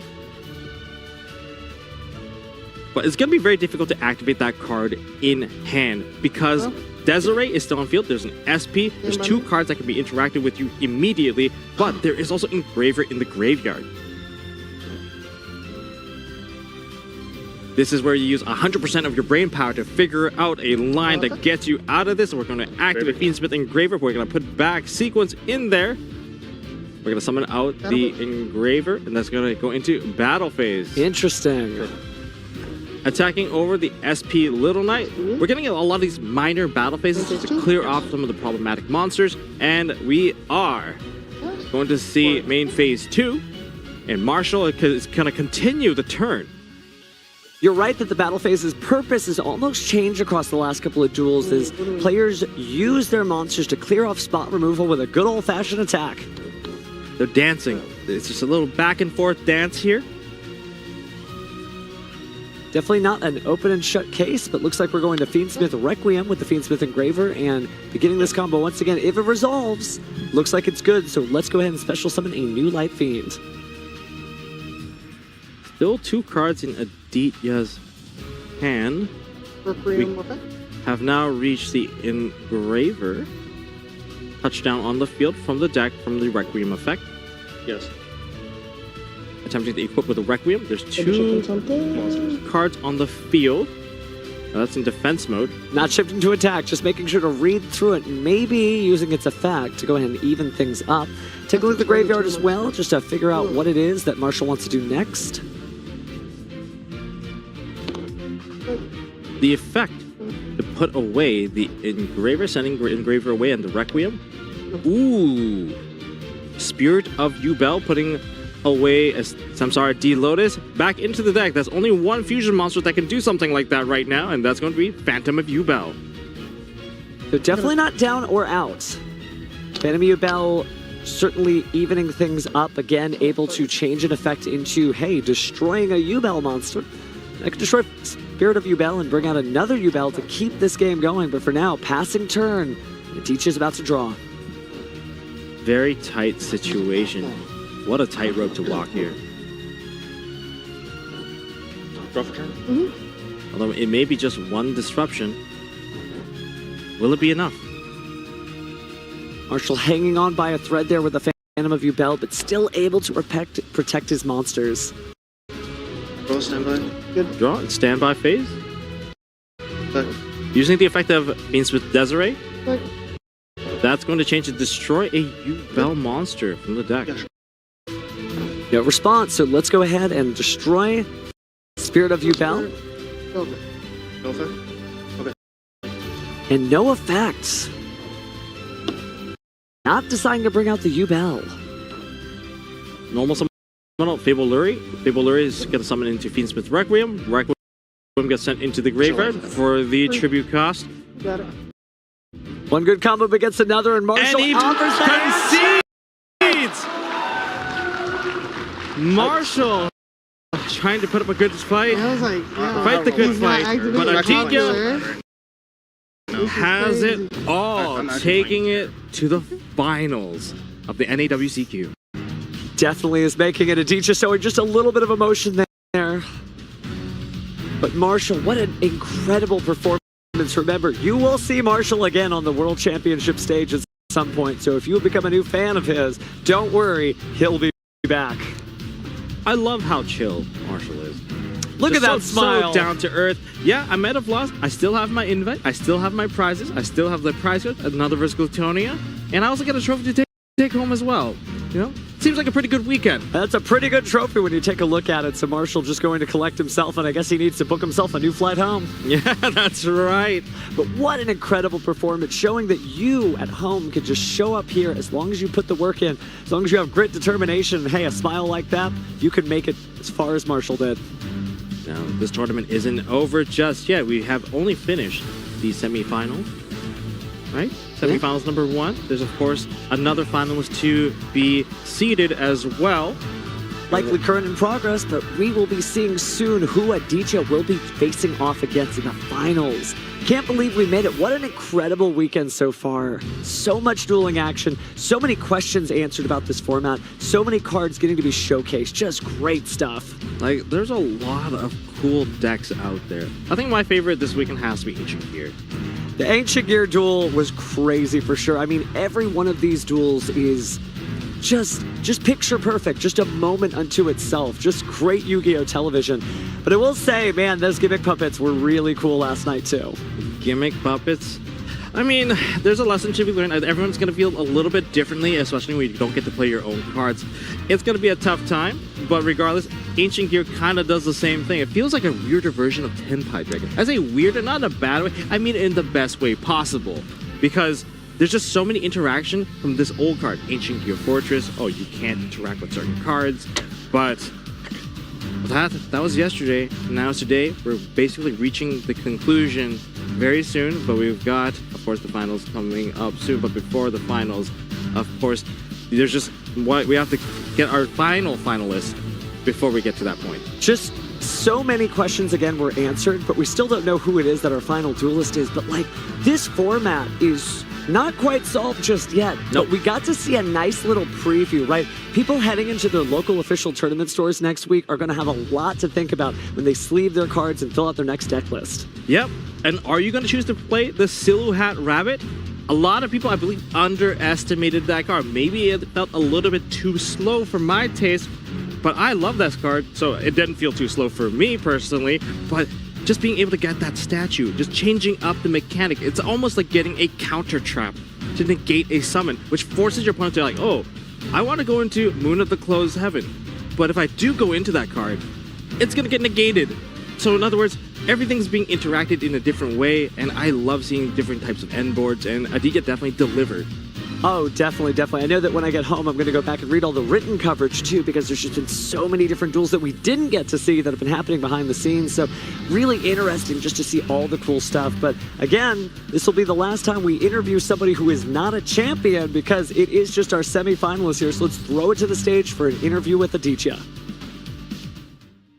Thank you very much, Steve. And I am here with Aditya after winning and now going to the finals. But you also, more importantly, are going to be a North American representative at WCS 2024. So I want to start off there since we haven't had a chance to talk with you since you qualified. Has it settled in yet that you will be representing the region? I'm really excited to be at Seattle. My opponent was really good. I can't wait to see him there. Yeah, I'm just super excited. Now, we've talked a little bit about your journey so far. This year, you're really pushing to compete, go to travel to different events, topping 4 YCSs. Now you're going to go to a finals. Is this your first ever finals that you'll be a part of? Yeah, this will be my first finals. This is the first event I've broken top 8. I didn't think I'd make it to this point. I'm glad for everybody that's like standing behind me over there. And yeah, I can't wait to play. Well, we can't wait to watch you play. Do you have any final message before going into the finals? Any words of encouragement for the people that are cheering you on? It seems like the crowd's behind you right now. All I gotta do is lock in right now. That's it. Aditya's got to lock in. Congratulations. I'm going to let you get going and prepare for the finals. But we do actually want to welcome back up the other representative from WCS. So thank you, Aditya. Marshall, we got to talk to you again here because you've had time to now settle in and process the fact that you'll be representing the region at WCS. So I want to hear, has it settled in for you, and how are you feeling now that you no longer have to compete today? Whew. It feels good. My last round, he was good. He was nice. So I'm happy for him. Any moments that stand out to you in that duel? Game 3, when he started doing his plays, I was like, oh, nobody's put up the on-field negate guy the entire day, and I was like, oh, I think I lose. He got it. Yeah, that's the moment. That's the moment you realized. Well, I gotta say, we're gonna let you get going because you've had a long weekend here. But do you think it was worth it, missing that flight? Oh, yeah. All right. Well, thank you so much, Marshall, for coming on. Once again, congratulations. Both of those duelists will be representing North America at WCS. Now we're going to send it back over to the casters. Thanks, Steven. And I have to say, what a great energy he had. Even though he just lost this one, he's super positive about it. And even mentioned, a quick little remark about Fiend Smith's Desiree. Oh, no one made that, and I guess he made it. He got it. Shows you the power of that card. And again, check this out. We're about to go to Game 3 of our feature match. So we will not be going away. We will actually be showcasing another duel here. That's right. We're back. Yeah, we're back. Already. Throwing us to us. More duels. Yeah, let's do it. Let's do it. They're currently in progress here. This is the Game 3 between Michael, and they're just starting here. Fiend Smith Snake Eye versus Fiend Smith Snake Eye. Landon representing it. It is a tied game here. It's going to be on the stage to find out exactly who it is that Aditya will be playing against. Ooh, 28 minutes, 50 seconds left on the clock. 1 game apiece. I wonder who's actually choosing to go first. Well, we didn't get to see anything before, so this might be a little bit of a surprise for us here. It's what makes the Yu-Gi-Oh! Trading card game so exciting is that we have seen so many roller coaster duels, and this one, hey, maybe it won't disappoint. All right. Landon versus Michael. Here we go. You're waiting for the sign, waiting for the signal. Don't want to jump the gun there. Yeah, when you get to these feature tables, you got to pay attention to the judges. They'll be giving you all the instructions that you need, and then you can have fun dueling on this stage. It's sort of a crash course for our viewers at home who are ready to become the next Marshall. They're quite patient. I mean, quite exciting too. Definitely a recurring theme here, though. A lot of duelists saying, I didn't expect I would make it this far. You've got to be your own biggest fan, right? If you put those cards on the table, that's all it takes in order to win the duel. Landon, just a little bit fidgety, really eager to get things going. A very different set of energy here from Marshall and Aditya. One stoic, one certainly smiley. Landon just rearing and ready to go. This could be it. I mean, both of these duelists are going into, well, they're going to WCS. And we are closing on in on this duel. It's almost time. I can't imagine what's going through their heads. One game away from being into the finals. Well, every moment they get to breathe, they certainly can think about what plays they'll make and reflect upon the duels that we didn't get to see just yet. All right. Just about to get ready. There we go. Well, thank you for your patience. Again, patience being a virtue here that has been kindly reflected upon at the North American World Championship qualifiers. But now we get into this duel, the clock begins to tick down, and we are finding out that Michael is going to go first, meaning he probably lost the last duel and chose to go first. Looking at these players' records, Landon with 14 wins, 2 losses, 0 draws, and Michael with 13 wins, 2 losses, 1 draw. Well, we're starting out pretty strong here using the Wanted Seeker of Sinful Spoils, right? That poster reflecting Diabellstar the Black Witch, and she is added from the deck to the hand. Carefully thinking about what to proceed with, and we're going to proceed with the Diabellstar the Black Witch, sending another copy of herself into the graveyard.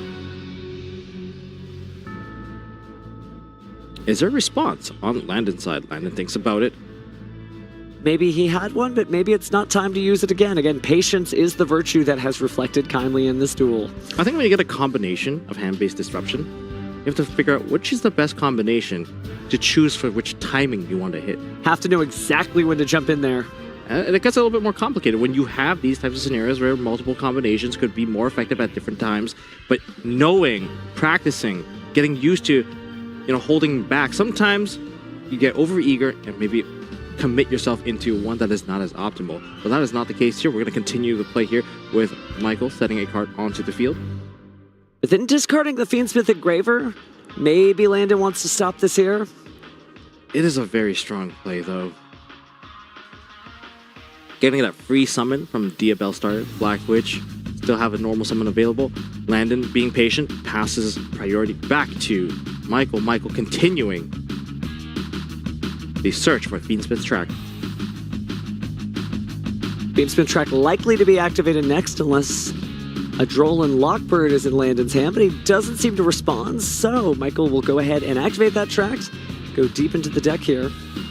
Track activation, adding a Light Fiend monster into hand and discarding 1 card. That's going to be Fabled Lurie. Lurie added hand, Lurie to the graveyard. What an express trip to the graveyard. And that's going to lead to the summon of the Fabled Lurie. It was there, but it's back again, and now it will be converted in a Link summon as a material for Fiendsmith Requiem. Fiendsmith Requiem, summon onto the field. The Link summon of a Link 1. Link 1s are always very powerful. Well, from Link Spider to Fiendsmith Requiem, we've certainly seen a lot of cool ways to utilize that mechanic. And speaking of mechanics, looks like we're going to go ahead and use the effects of the Fiendsmith Requiem to go ahead and bring out Fiendsmith Engraver. Engraver and Diabellstar. Both of these cards, special summon, normal summon still available for Michael. And we're going to do an equip from the Requiem from the graveyard onto Fiendsmith Engraver on the field.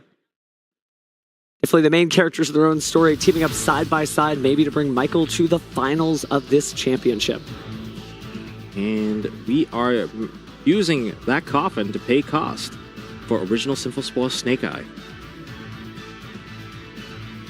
Landon thinking again, maybe I need to respond, maybe not. Oh, it's time. Ash Blossom Joyous Spring. Time. Ash Blossom Joyous Spring, preventing the Snake Eye Ash or the Snake Eye monster from touching down onto the field right now. Maybe hoping that Michael doesn't have it in hand, perhaps. Michael shown previously off camera that did advance from that side stage duel. Now here, competing for a spot in the finals. Ash Blossom and Joyous Spring slowed him down, but it looks like we're going to a Link summon now as 2 monsters go to the grave. And out of the extra deck appears... Checking the graveyard once again. Fiendsmith Sequence. All right, Sequence summon onto the field. Are we going to use the fusion effect immediately, or are we going to commit into a different play first? It looks like we're going to use the Fiendsmith Sequence effect after all, combining Lurie and the Fiendsmith Requiem.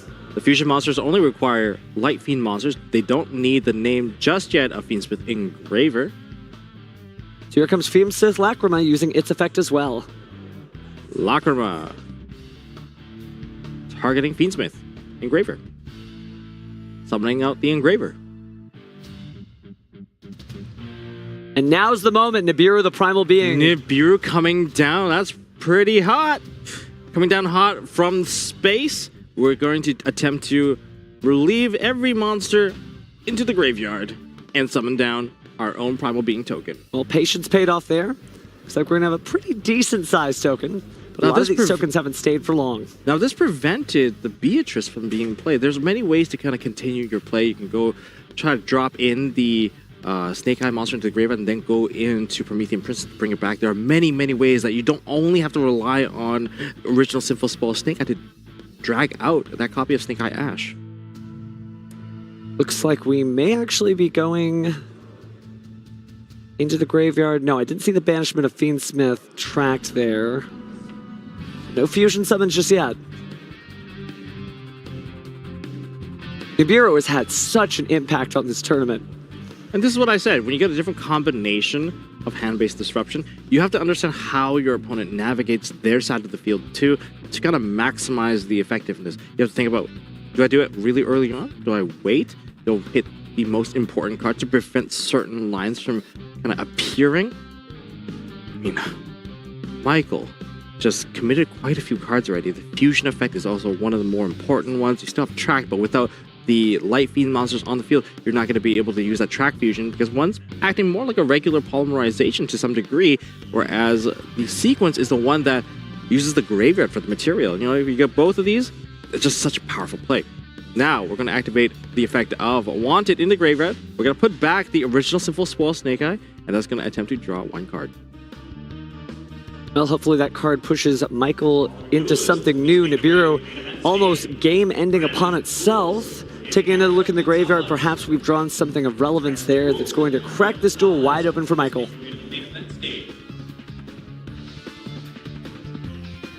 He's going to activate the effect of the Fiendsmith Engraver, summoning himself back onto the field. We're going to be putting back one of those Light Fiends into the deck. Looks like it was Lacrima, maybe being used for a future turn. Getting rid of that Nibiru rather not the token, but the Nibiru itself, the primal being.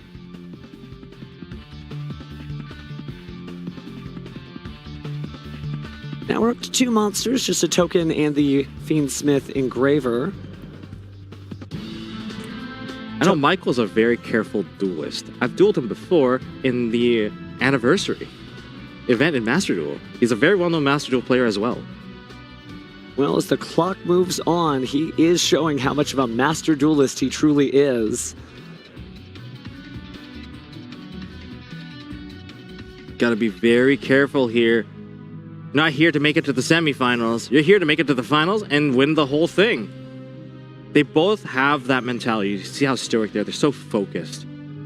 Well, he certainly needs to advance the game state here, and there he does by normal summoning Droll and Lockbird. Linking away the token and the Droll. 2 monsters. IP Masquerena, wonderful card.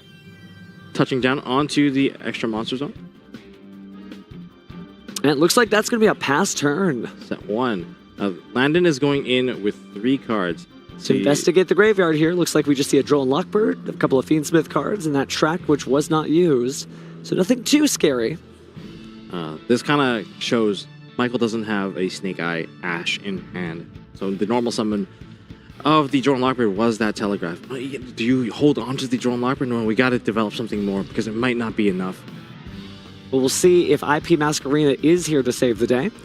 Landon goes in, enters the turn, and starts it off with Bonfire. Light the torches and signal in a new Pyro monster. Bonfire. Okay, maybe that Droll and Lockbird could have done something more. Depends on what we are searching into. Well, hindsight's 2020, but right now Landon is activating the Bonfire to go ahead and grab a Snake Eye Poplar. Snake Eye Poplar, pretty safe bet to say it's going to activate its effect from the hand to special summon to the field. Michael being very, very careful here. I believe Landon showing off that he has 3 additional cards in hand. Ooh, Crossout Designator. Oh, wow. We've seen how powerful this card can be. This is going to turn off the summon effect of the Snake Eye's Poplar and the search effect of Snake Eye Poplar and the graveyard retrieval of re-putting a card back into the spawn trap zone. 3 effects? What effects? Oh, that is a bit unfortunate for Landon. Well played, being very patient. This is the card that I can hit 3 things. I can at least stop 3 things. Let's hope that this is going to be the one that pays off. Crossout Designator, always a slightly more powerful card when duelists tend to drift towards one deck or the other, and there's certainly a lot of common options here, but looks like we're going to go ahead and activate the Wanted Seeker of Sinful Spoils. Wanted is successful. That's likely going to add one of those Diabell Star monsters, and that's going to be Diabell Star, the Black Witch.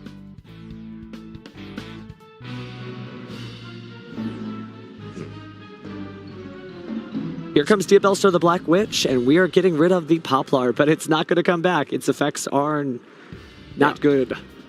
So, the Diabell Star is going to be Chainlink 1, Poplar Chainlink 2. It's going to be negated. It's not going to be able to go to the Spell and Trap zone.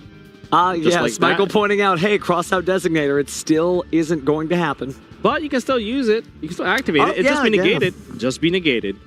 And we're going to set onto the field Original Sinful Spoil Snake Eye.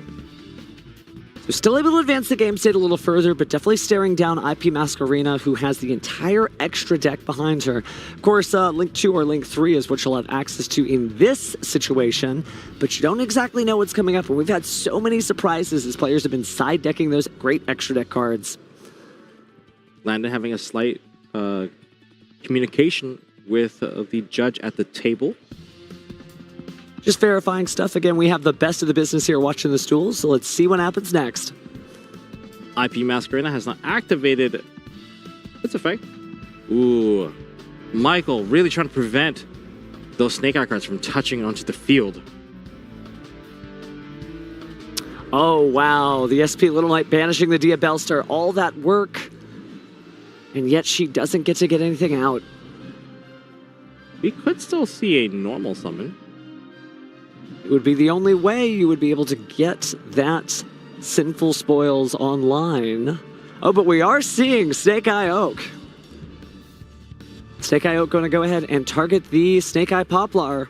That is a level 1 monster, so that's going to be possible. Oh, but we're going to banish both here. Ooh, but there's still a monster on the field, and that can result in the activation of the original Sinful Spoil Snake Eye, paying the cost, using the Poplar.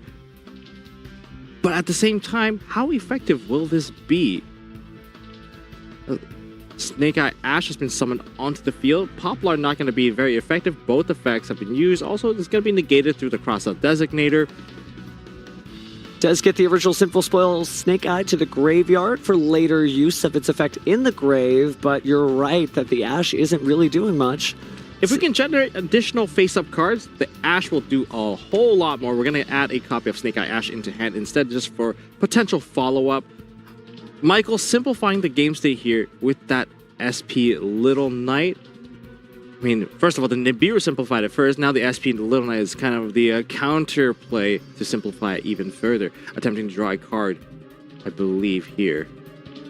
The only damage so far in this duel as the clock ticks down is the 1200 from the Lacrima effect. So again, using that effect to place the card face down and drawing a new card, seeing if Landon can get back into the duel. Will that one card be enough? We're checking out the graveyard, checking what we have. Landon being very careful.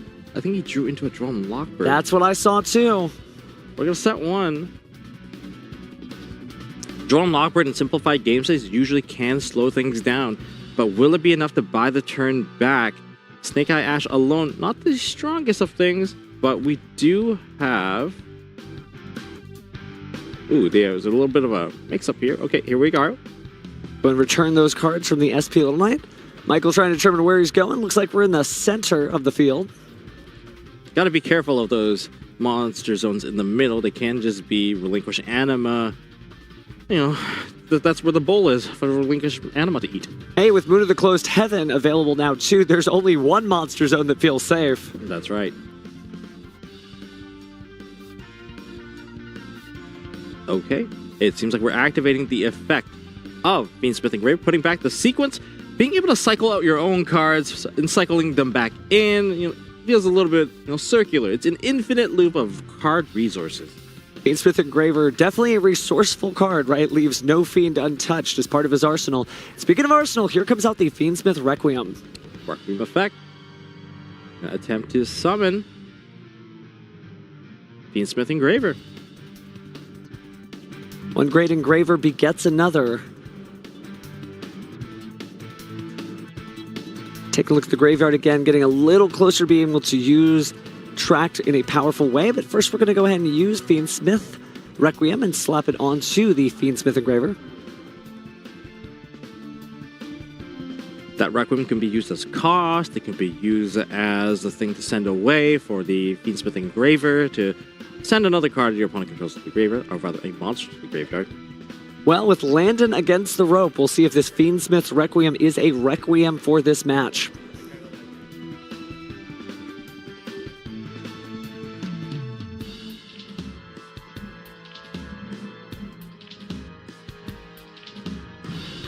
All right. Checking the graveyard once more. Activating the effect of Fiendsmith Engraver to send away cards targeting Fiendsmith the Requiem and the Snake Eye Oak. Putting Snake Eye Oak in the Fiendsmith's Requiem coffin shape, and then going back in the graveyard to see if we need something else, but it looks like we're going to go ahead and perform a Link Summon here using both Fiendsmith Engraver and the SP Little Knight. There's just so many different lines that could occur here. Certainly no telling. That's going to be Fiendsmith's Sequence. Sequence effect. The card that most people have been stopping this entire weekend. However, Definitely shuts down some turns, but I don't know if that's happening here. That's going to be for 2 Engraver and another monster. I guess we're going to Fiendsmith Lacrima. Gotta make sure that you know everything that is happening in your opponent's graveyard. Lacrima summons onto the field. That's going to target the Fiendsmith Engraver in the graveyard. That's going to be added until, well, not added hand, but rather summoned onto the field. That's going to overlay into a rank 6. And I think it's time for Beatrice, the Lady of the Eternal. Beatrice, Lady of the Eternal, has now been summoned onto the field. Detach. For the effect, you send a card from the deck to the graveyard. However, are we going to be met with something? Landon almost gestured he wanted to activate something, but likely is going to resolve.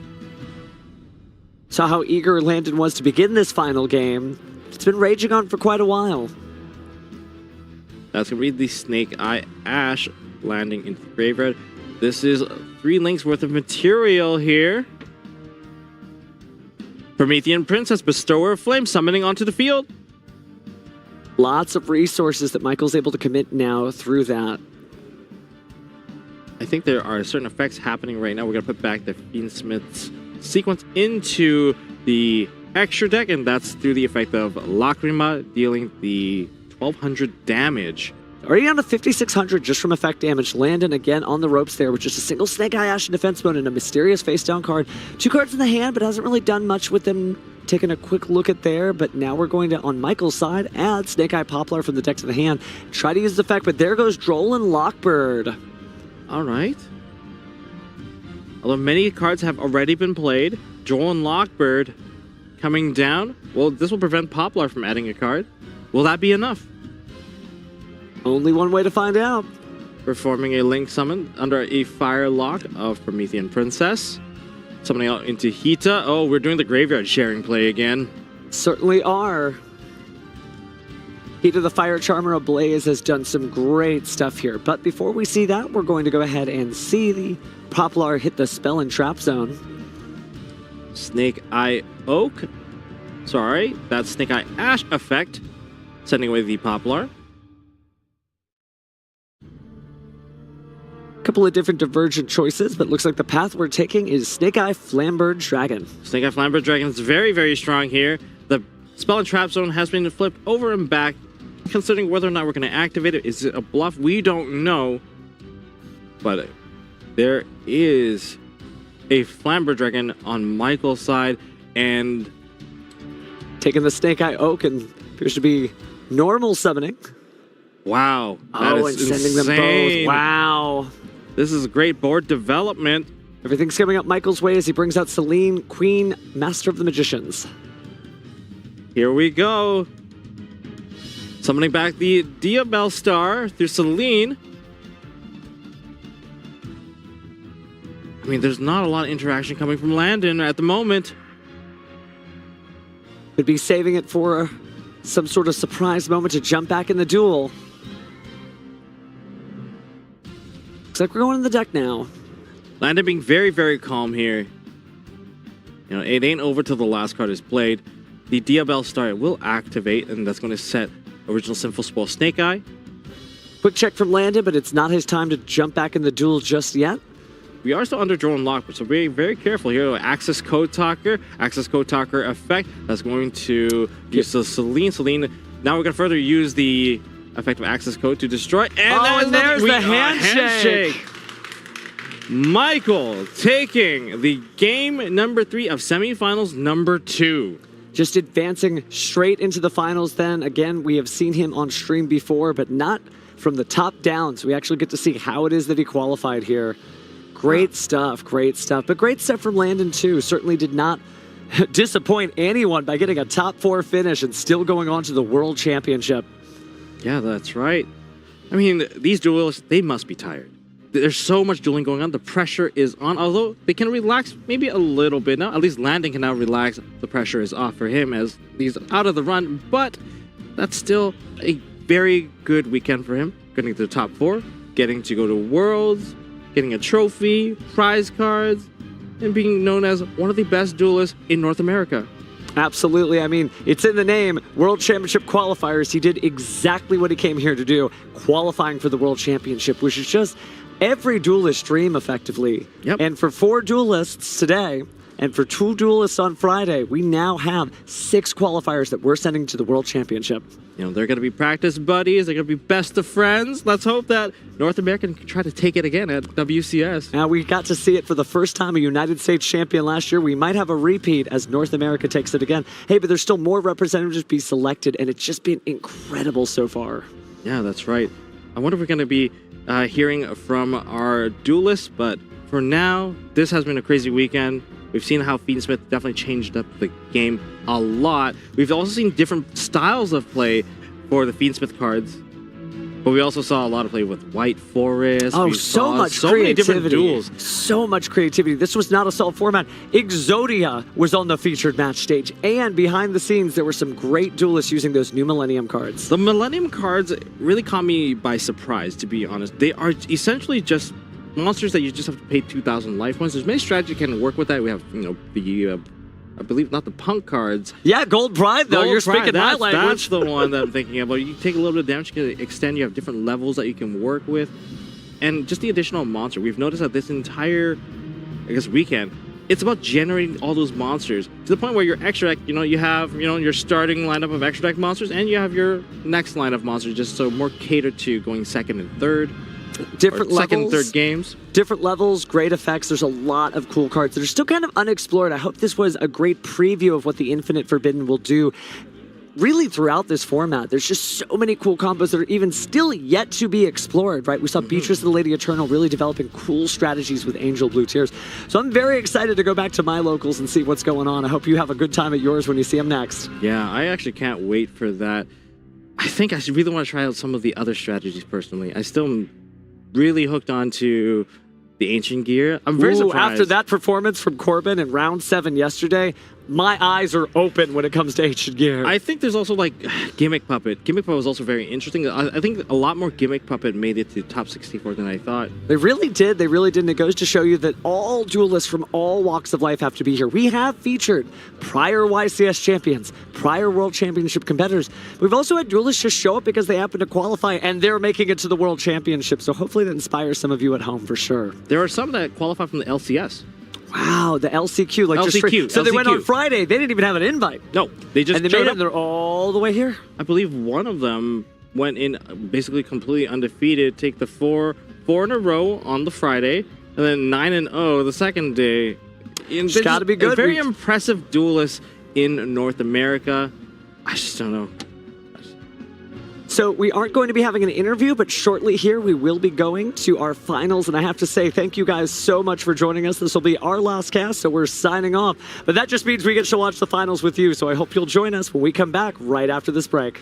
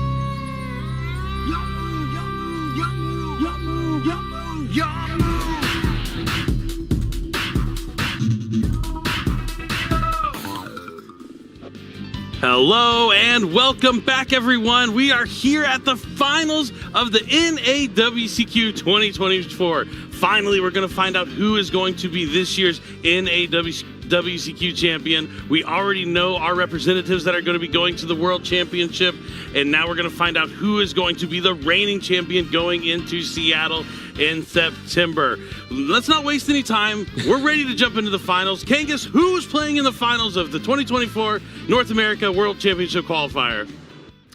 Welcome, everybody, to the final stage of the North America WCQ 2024. 12 months of competition across YCSs and regionals have brought us to this moment. So let's meet our competitors. First up, in the blue chair, the highest overall North America point earner in 2024 in his first ever finals, Aditya Dara. And his opponent in the red chair, proving his skill on table and online as the 3rd overall for Master Duel World Qualifiers. Also in his first ever finals, Mike Thomas!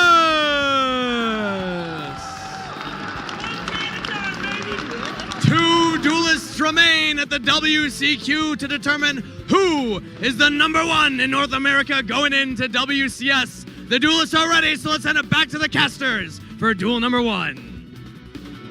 All right, thanks, Kangas. That's right, we have Aditya from Plano, Texas. You can hop on 35, go all the way to Dallas, get on 30, then you jump on 75, bam, get off at Legacy Avenue, and you're in Plano, Texas. And his opponent, Mike Thomas, as he mentioned, is a Master Duel connoisseur, you could say.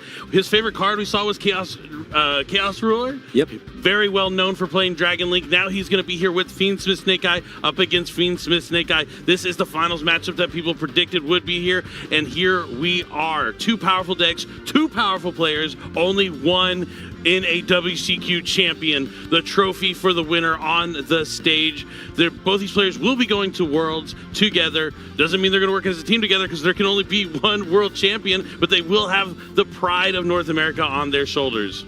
We see so much of these story duelists here in this tournament, and I think that's been just the theme of the entire tournament. This is just a second chance for both of them, right? Aditya, he was the points leader going into the playoff, but he just missed it. But he was making it all the way to the finals of the actual event. And then Mike Thomas, only getting 3rd, just missed his chance for his Worlds playoff at the Master Duel setting, but now he's going for the TCG. Yep, definitely a really cool chance for Mike to get a chance to be the #1 player. But speaking of #1, Aditya was #1 in the points playoff on Friday. He's been playing all year nonstop, going to regionals, YCSs. He's topped many events throughout this year and accumulated all those points. Fell short on Friday, but decided to just keep going, not let that get to him. And now he is here in the finals and stamped his ticket to the World Championship.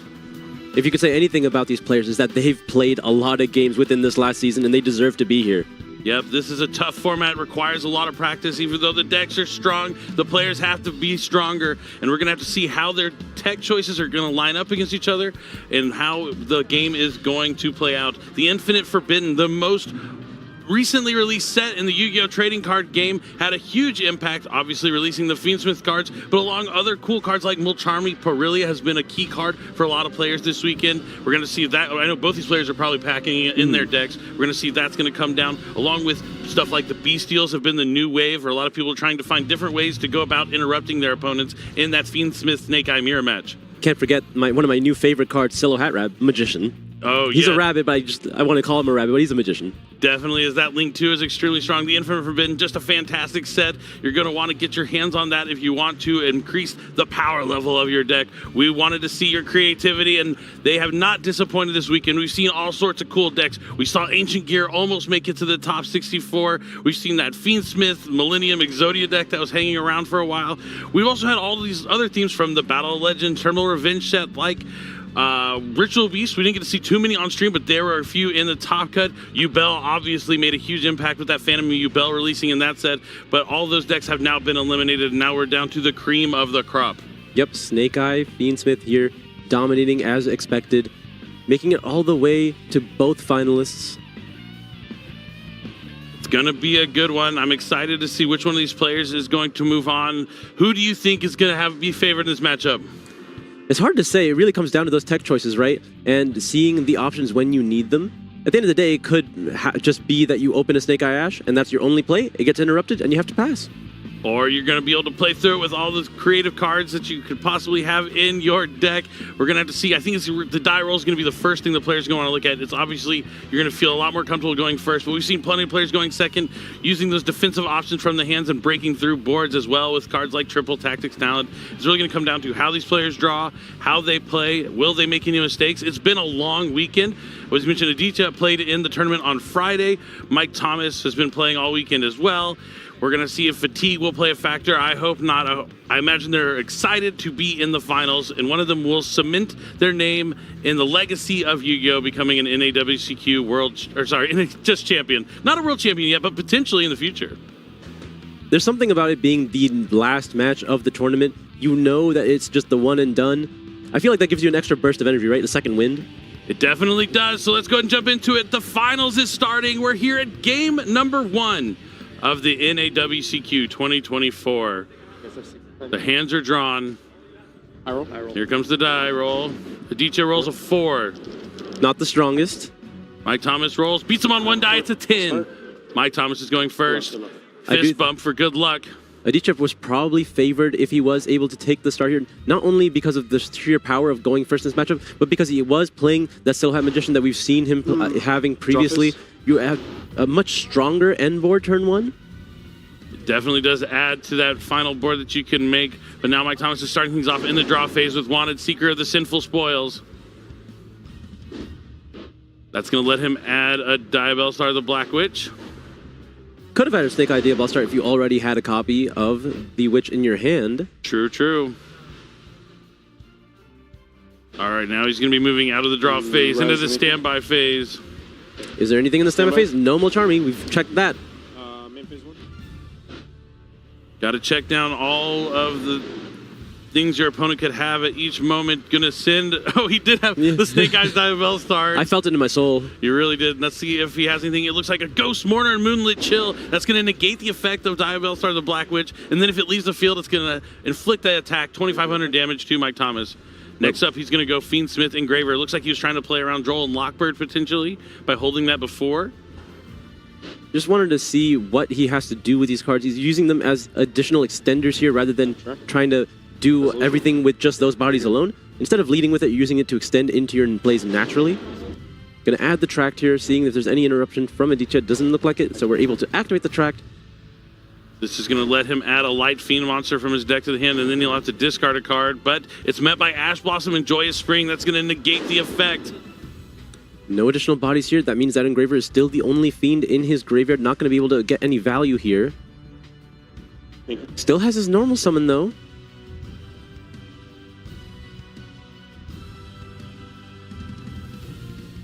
Checking his graveyard. I mean, yeah, when you start with Wanted, that's when you're going to really want to target down the Diabell Star to negate the effect. Looks like we have to normal summon that effect Veiler. We're going to have to go into Moon of the Closed Heaven here. That will turn on all of the Fiendsmith engine, as well as the Engraver already in his graveyard. Yep, links that away into Fiendsmith Requiem. Going to tribute that to special summon a Fiendsmith monster from the deck. Aditya very happy that it wasn't Snake Eye Ash. It's going to be very weak to any other interruptions he might have, but the two have already been used.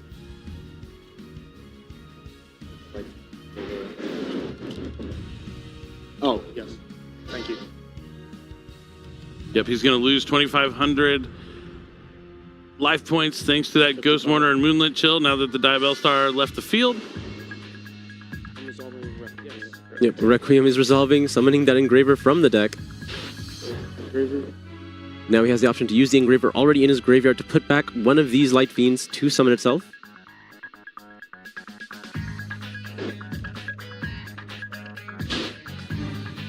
You're going to be putting back that Moon. Put back Moon to special summon Engraver from the graveyard.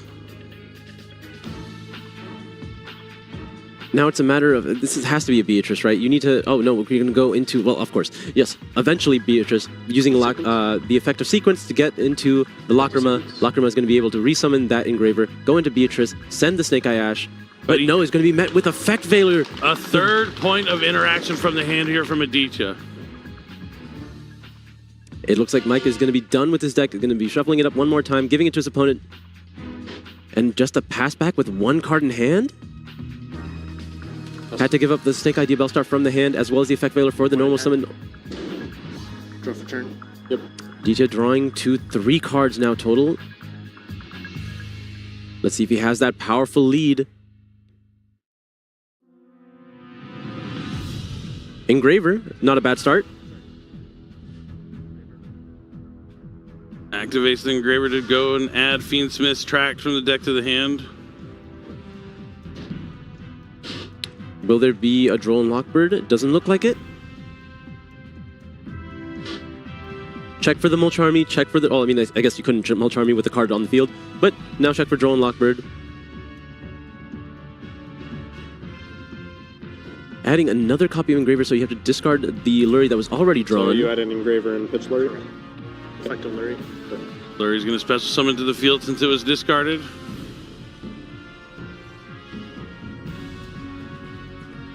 It doesn't look like the remainder of Aditya's hand is that powerful so far, having the Lurry already drawn. A little redundant here, but good enough in this position if Mike's last card isn't effective.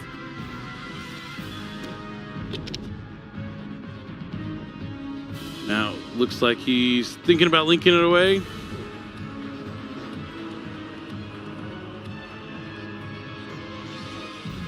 Summon Fiendsmith's Requiem from the extra deck. Be able to attribute that to summon Fiendsmith Engraver.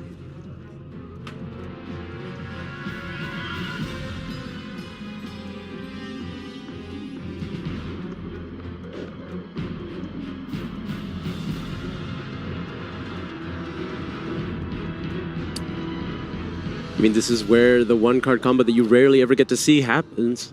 Like the Requiem. Activates Requiem to equip to Engraver. Now he's going to use he's the actually going to use the effect to send it. No Necroquip effect here. Trying to clear the way as he brings back another Engraver. Oh, he already from had the another graveyard. Engraver. He didn't need to, yeah. Now, 2 monsters on the field. This is where you're going to do exactly what Mike was trying to do. You're going to go into that sequence to set up the Lacrima. Lacrima is going to allow you to make a Beatrice after summoning back the Engraver, sending the Snake Eye Ash, and then you're able to link away both the sequence and the Beatrice to be able to make the Promethean Princess and get that Snake Eye Ash from the graveyard. Okay, so sequence is shuffling back the 2 materials, special summoning Fiendsmith Lacrima. Lacrima can special summon back a level 6 monster or add it to the hand. Since he's already used the effect in hand, definitely want to special summon it to the field.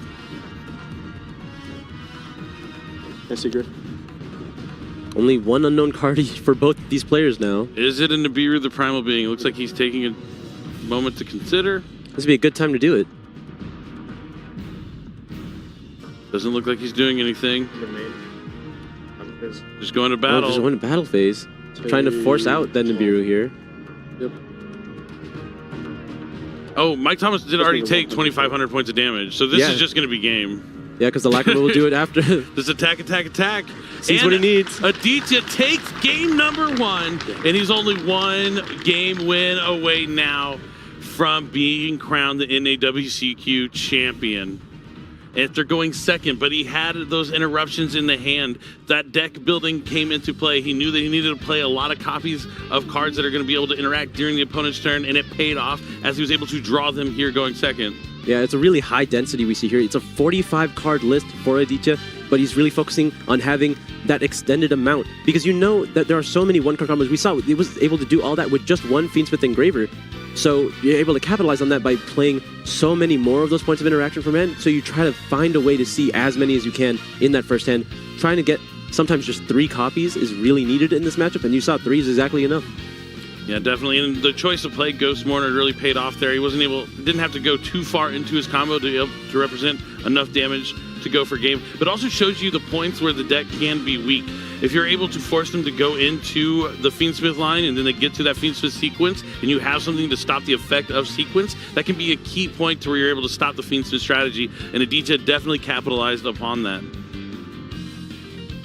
Now they are side decking, so things are going to be a little different here going into game number 2, but I'm assuming Mike Thomas is probably going to choose to start again. Yeah, both these players are very well equipped to handle this matchup at this point in the tournament. It looks like Aditya is changing sleeves on his cards here with excitement, feel that joy, or just stay focused like Aditya is here. You know, I was joking around before when talking about the players making it from top 8 into top 4. They're feeling that sense of relief, knowing that they've already qualified for the World Championship, and they're going into the top 4 match. They're probably playing a little bit lax because, you know, they don't really care that much. They obviously care, but they're already got the main goal. But then once you get past the top 4 and now you're in the finals, you see it again. You have that title of champion right in front of you. And now Aditya's only 1 game away. And Mike Thomas down but not out. It's not great losing game 1, but he is going to be going first in game number 2. If he can take this game, have a little bit better luck here, going into a game number 3, it could be anyone's match. Neither of these players have that championship title yet in their docket, so both players are looking to get their first ring. Definitely going to walk away with the title of champion. Who's it going to be, Aditya or Mike? They're shuffling really vigorously. There's a They lot don't want to take any line. chances here. They're shuffling their decks vigorously. They're shuffling their opponent's decks hard. It's just a lot of shuffling. This is a very important game. I wonder how tired they are. They're just like going with the emotions. What is going on? We're still going. We're cutting. We're shuffling. Shuffle, shuffle, cut, cut. Good luck before game number 2. Mike Thomas is saying he is going to start. So let's go ahead and dive into it. This is pretty much the most important match of their career. I mean, you could argue maybe the top 8 match to get to the World Championship might have felt a little more important, but this is a title that only one person gets every year, and we are jumping into game number 2. If Aditya wins this game, he will be the champion. Can you do a repeat performance of game 1, have as many points of interaction as possible, as well as a way to play? Do you have anything for priority and draw phase? Draw phase Another wanted. Oh! Chain the Mulcharmy. He has Mulcharmy Perilia. So that's a great counter to wanted. So Mulcharmy Perilia, a great card out of the Infinite Forbidden. For the rest of the turn, if Mike Thomas summons at all, normal summons or special summons from the hand, Aditya will draw a card. He can get around it by setting, but I don't think that's going to get him very far. It's a great card to have in response to wanted because that Diabell Star will come from the hand. Yeah, when you have to lead with Diabell Star, it really plays into Mulcharmy so much because it's just an additional draw that you didn't normally have to do for your combo.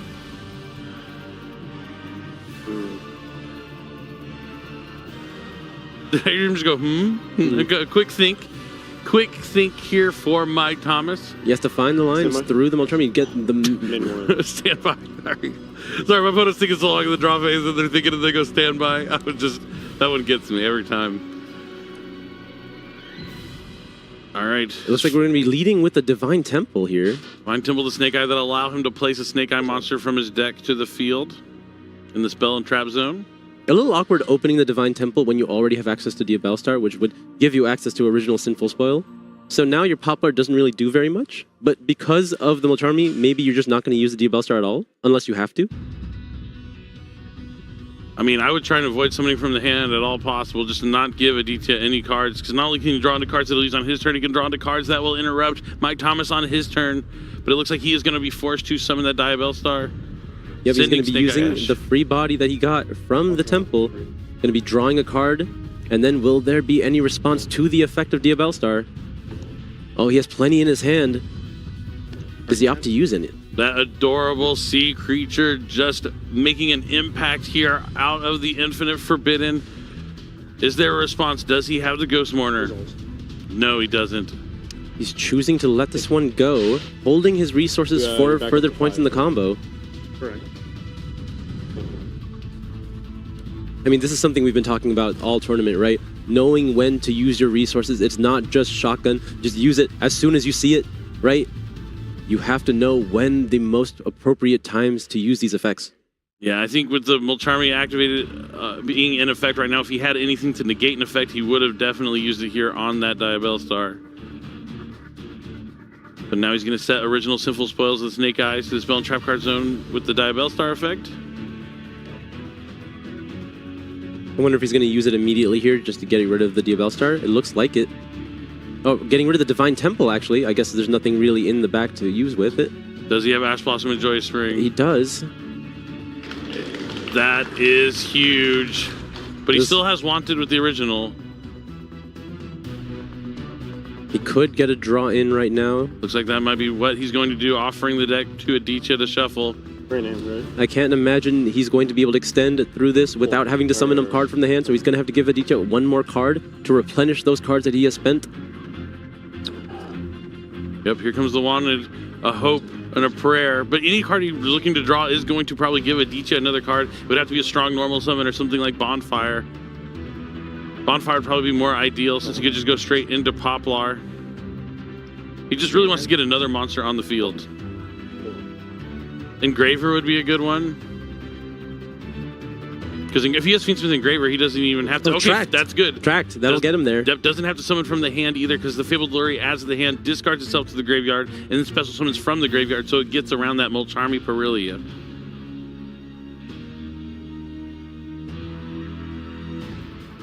Going through the deck, grabbing the Lure. Discarding the Lurie. Fabled Lurie. Yes, the Fabled Lurie. Put some respect on the fabled name, my friend. I'm just kidding. Sorry. All right, so I don't have to then. No, there's the Druist Worm. Bestial Druist Worm. We talked about the Bestials being tech cards this weekend for a lot of players. This is a huge interruption here. This stops Mike Thomas from getting that second monster on the field that he so desperately needs. Just a barrage of these interruptions right now. Does that D stand for Aditya's Day? Is today Aditya's Day? You hear it from a lot of people who win. It has to be your day. Is it his day to become a champion? Or will Mike Thomas be able to battle through this flurry of interruptions? We're going to normal summon the draw that's going to give Aditya a draw. Have to do it. So now he can link away those two monsters into Moon of the Closed Heaven. Well, it looks like he could go into... He's thinking about something else, but more than likely it will be the Moon. Yeah, there's no access to Hida right now because there's no fire on his side.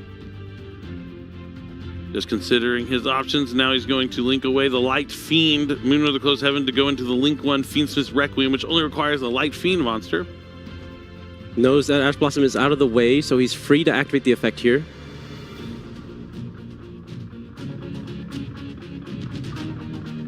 Considering his options from the graveyard, nope, we're just going to use the effect of Requiem here and get access to the Engraver that we do not have yet.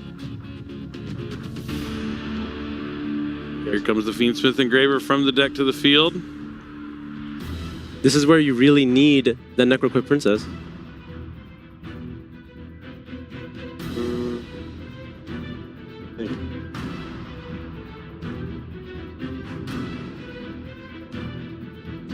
You have the option to use the Requiem to equip and then use the effect of the Engraver to go after the Druist Worm, but I don't recommend it. Whips the Fiendsmith Requiem with its effect from the graveyard to the Fiendsmith Engraver.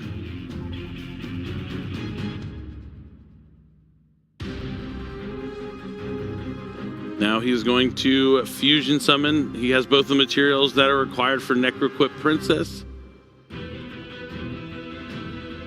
Carefully thinking through his options here before he commits to the play. There it is. There's the Necroquip Princess. Is he shuffling his extra deck? He might have been. It's one of those days.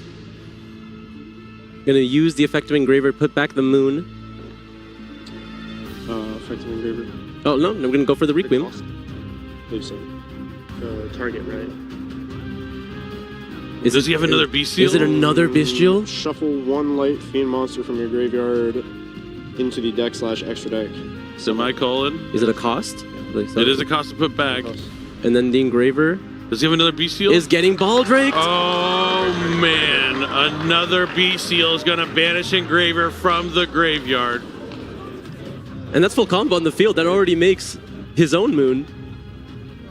It also just represents 5,000 points of damage as well. Huge. This Molcharmi Perilia, Ash Blossom and Joy Springs, Bestial Storm, Bestial Baldrake. I wonder if he started with all of them, or between the two draws from the Molcharmi, he got into a few more. As long as he did get those two draws. There's a chance he will. It shows you how important Molcharmi Perilia is. One of the best side deck options. We've even seen people main decking in this tournament just in case they end up going second. A really, really strong card out of the Infinite Forbidden. It looks like he's passing turn here. Is anything public knowledge known? Just confirming if there's any loose ends here before he's able to finish this off. Now he draws for turn. Still with a decent amount of cards in hand, thanks to Molcharmi Perilia. Now Aditya only has to find a way to do 8,000 points of damage, and he will become the NAWCQ champion out of Plano, Texas. It's really easy to just leave your opponent on 0 cards here by going for the Moon immediately. The Druist Worm will be sending the Necroquip. You can see by the records, this is the 18th round of the tournament they have played. 17 grueling rounds have been played so far by these duelists, and now it is just this last game. Oh, Poplar able to get him access to his engine. There are still 2 cards from Michael here. It looks like it's letting it go. I think we are moments away from crowning a champion. This is just kind of along the lines of, can you find the Flame Bridge and just push back and start attacking? Oh, Droll and Lockbird. That's fine. Something. That's okay. Mike was probably definitely hoping he would start off with Engraver or Bonfire, but Poplar being able to add the original right away. Already having the Divine Temple. Oh, man. That's enough damage represented, right? He has 6,800 on the field here right now, but if he uses the original, he'll get plenty more. I mean, this is putting Snake Eye Bellstar on the field. That's true.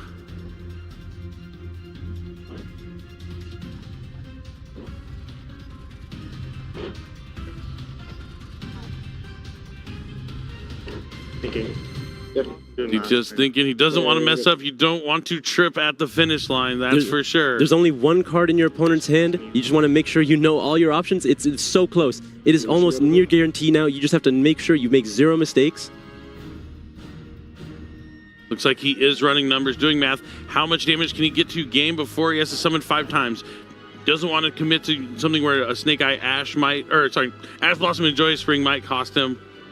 It has been 1 summon so far.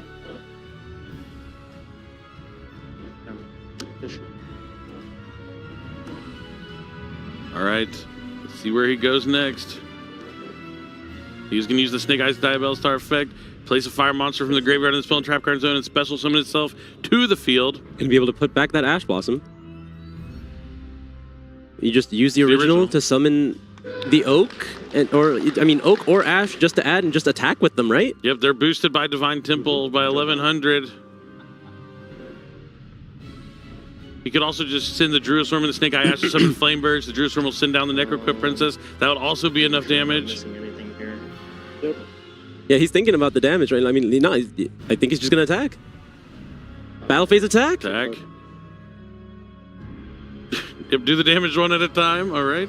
So just from the remaining attacks, it's 18, 15, 19, 28, and 25. 19. That's Yes, it. game! Aditya is your NAWCQ champion. There he is, the champion who will be representing North America at the World Championships in Seattle. He came in first for the most points accumulated throughout the year for the qualifying point playoff on Friday. Wasn't able to make it. Decides to present the trophy to himself. Normally we have a judge who hands it to him. He can't wait for the trophy presentation. Wants to hold it up in the air right away.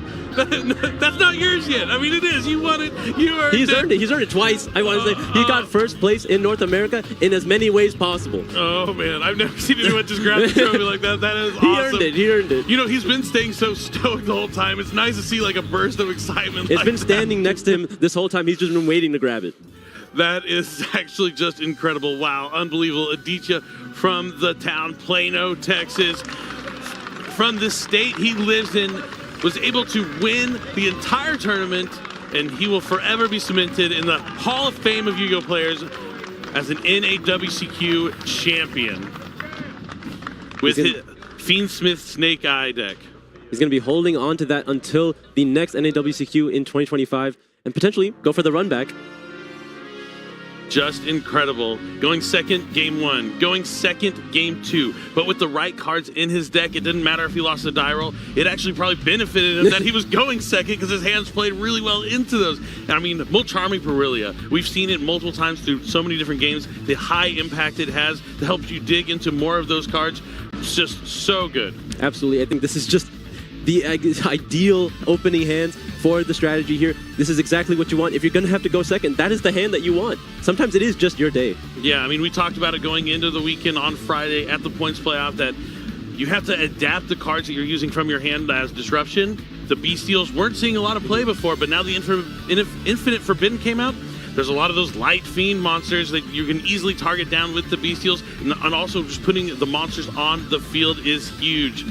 And, you know, shout outs to Mike Thomas. You know, he's still going to the World Championship. He got so close in Master Duel, just came up just a little bit short. He is short of being #1 here, but still going to the World Championship. And, you know, congratulations to all our other players. Landon, Jose, Ruben, Marshall, Mike Thomas, and Aditya will be our 6 representatives at the at the World Championship this year. They handled the NAWCQ just fine.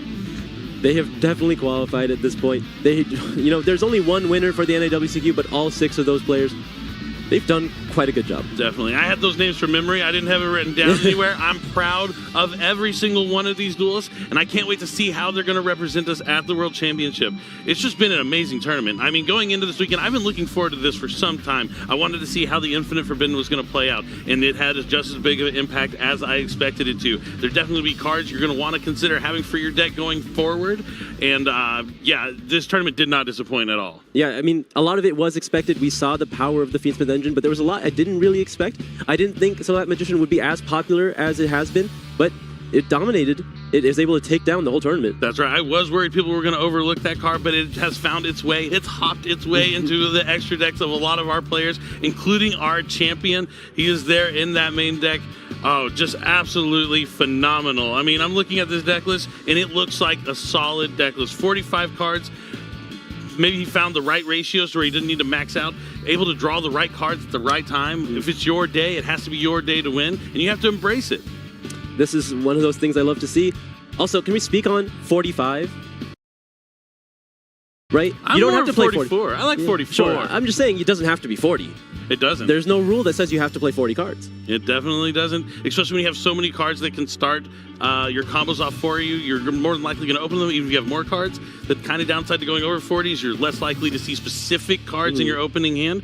But as long as you can draw one Mulcharmy Perilia, you're going to draw into more of those options, because it's hard to do anything if you're not going to normal summon from your hand. They're almost always going to have that Diabell Star, the Black Witch. Getting 2 draws is huge. Yeah, a lot of the deck building is based on how there's not any real need to see any individual card. It's combinations of non-specific cards. You just need to see any combination of these multitudes of cards that you're playing, and you're playing a high density of them, and you're playing a higher deck count to increase that density of them. And that is the strategy that was able to succeed today. Yeah, definitely. I know our friends across the water over there in the EU are watching this event here this weekend, because their EU WCQ, we're going to find out who's going to qualify from the EU for the World Championship, is coming up really soon. So they were definitely paying attention to this tournament. If you have anything to take away from it, it's you should probably make sure you get the Infinite Forbidden. Oh, yeah. And it's not just the Fiendsmith cards. You need the Mulcharmy Perilia, the Silhouette Magician, as you mentioned, that rabbit. You're going to want to pull that out of the hat and be able to set it up. We didn't get to see it there because Aditya didn't get to go first, but he had No need. He had all the right tools, and he's going second. So if you're thinking about, oh man, I just had to worry about winning the die roll, no, there's ways you can come back going second as well. Well, I think there were a lot of things that didn't surprise us, but what do you think surprised us the most? For the whole weekend or in this match? The whole weekend. Oh, it's easy. The Ancient Gear player was the biggest surprise of the weekend. He was crushing Fiendsmith Snake Eyes, choosing to go second and just absolutely destroying. He was so close to making that top 64 cutoff. It was actually just fantastic to see him do so well in the feature match. Yeah, how about you, Asala? I was pretty surprised that we got to see Exodia get so far. Millennium Monk, I didn't give it as much credit as you said I should. No, it's so good. Yeah. It's like Shaddoll Fusion almost. You just reveal the 5 pieces of Exodia and you get the unstoppable Exodia Incarnate. I also really liked the live duel. That was a lot of fun seeing Grandpa versus Yugi. I guess we were going to get exposure to it no matter what. We got to see it twice. It's so nice. You get to see it twice. Man, just what an incredible weekend. I've been looking forward to this for so long, and it just really did not disappoint. Yeah, obviously, we did see Snake Eye really take advantage of the Fiendsmith's cards, but no shot to Yubel. Yubel has been doing extremely well this entire tournament. We saw it almost take down the playoffs, and we saw it get extremely close in the main event as well. I don't think it's that short of being the best deck quite yet. I think there's still time to develop. This is still week 1. This is what we found from just the very first weekend of Infinite Forbidden, and going into next week, yes, Europe can use this as a cheat sheet, but there's still many of innovations to be made. Yeah, I can't wait to see what they're going to do. They always come up with some cool strategies. We might see Ragnarika, Rika. There's I know the plant players over there. Watch out, guys. They're coming for you for sure. But yeah, it's been incredible. I mean, yeah, speaking of Yubel, it's not just all Fiendsmith Snake Eye in the top 4 from this event. Yubel also snuck in there, so a player... Snuck in there. I mean, they worked hard. They deserved their spot. Oh, yeah, definitely. It was probably the second most represented deck. Yeah, absolutely. There was a lot of Tempai Dragon, but I don't think they lost pretty early in the top cuts. But it's definitely still a strategy you're going to want to look at. Labyrinth kind of made an appearance for a lot of players. Ritual Beasts were in there as well. I'm trying to think if there's a branded, some gimmick puppets as well. A couple gimmick puppets made the top 64. Runic Stun, always something you got to watch out for, especially if Johnny Wynn is entering the tournament. Oh my God. Keep an eye on that guy. Yeah, you can't ever forget about Runic Stun. Sometimes you get so focused on these Snake Eye matchups that you overside for these matchups that are so focused on these monsters, and you just forget to have any form of back removal. Yep, got to pay attention to the whole meta, not just a little microcosm of it, but we now have our champion. We know who's going to be going to the World Championship, so let's go ahead and jump over to our trophy ceremony. Kangas, take it away. Thank you very much, everybody here at the Austin Convention Center. Give it up to the #1 point earner and winner of the North America WCQ 2024, Aditya Darab. Congratulations.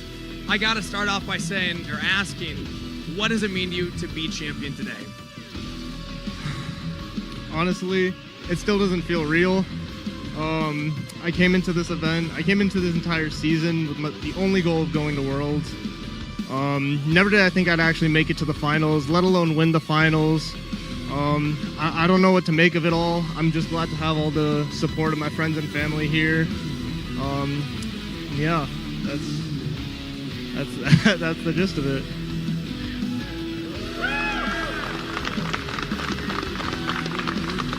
Now, I know that you mentioned a couple times, I've had the opportunity and privilege to interview you a few times on this stage now on your journey here. The nerves and feeling like you weren't playing at your top level, but you still won the event. And I want to go back to some of the moments in that duel number 2. You have the Peruli, you have so many interactions, the double Bestials. When you looked at that opening hand, what was going through your head? Honestly, I looked at that hand. If my opponent passed turn, like on nothing, I probably lost. Like one hand trapped a Poplar, and I just probably lost that game. But yeah, I knew that if my opponent were to play, get to draw some cards, get to draw a more playable hand, I'd be in there.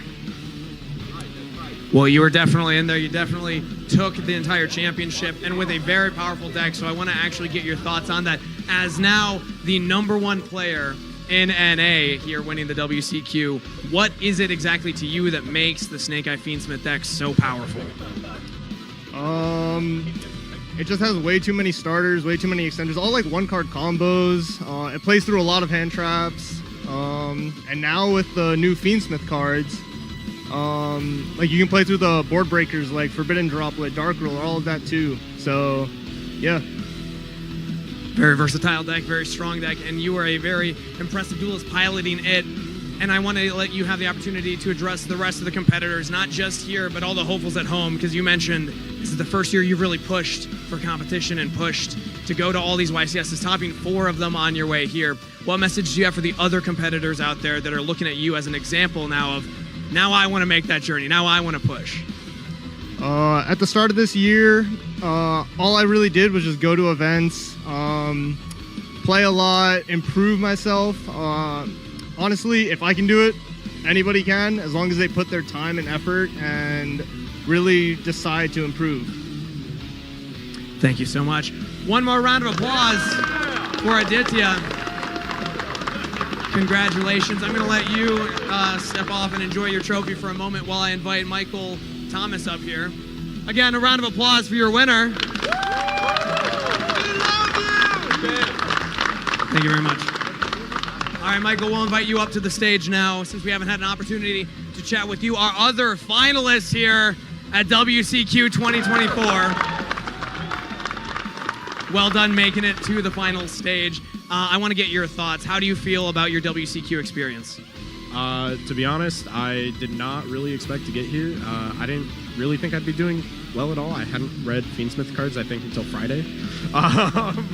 I'm a Master Duel player at heart, but it feels nice getting up here. I got 3rd place in Master Duel for the qualifiers, and that felt very bad, but we're still making it to Seattle, so can't be mad at it. Can't be mad at that. And you will be at Seattle, so I want to ask, what does representing North America at WCS 2024 mean to you?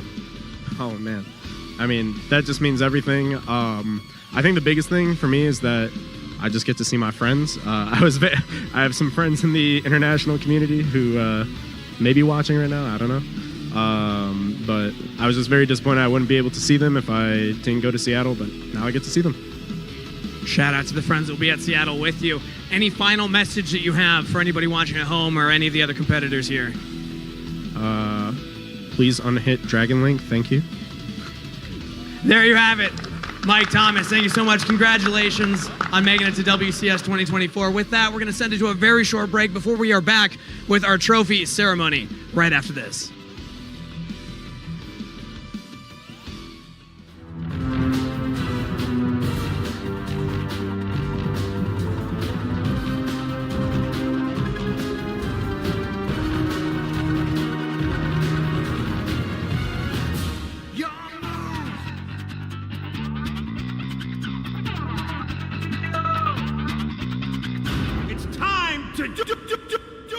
Duel!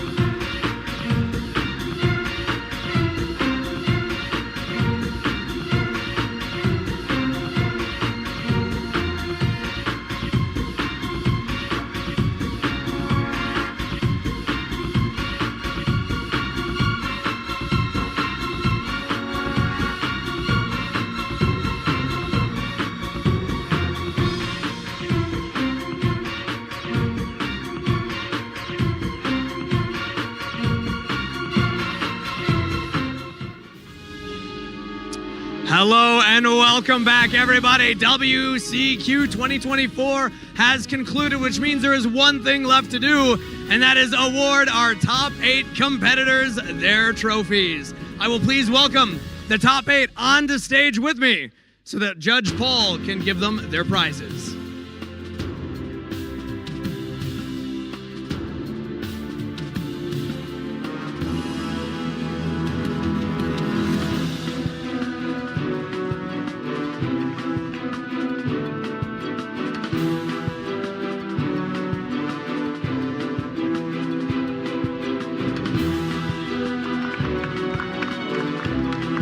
Give it up for your top 8 competitors.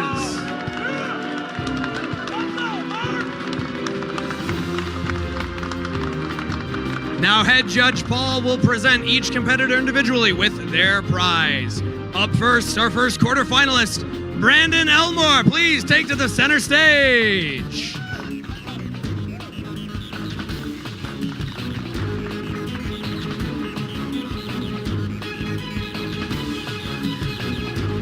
Next up, our second quarterfinalist, Artan.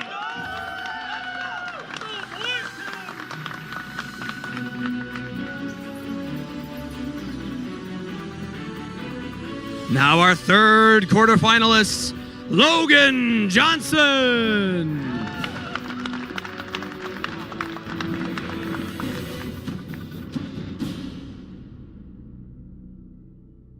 And our fourth quarterfinalist, Mark Solis.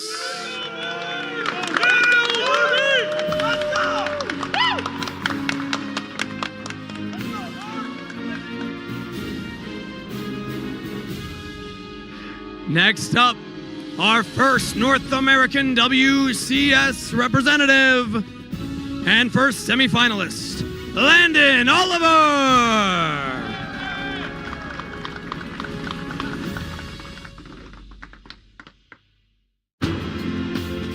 And our next representative and semifinalist, Marshall Damaris.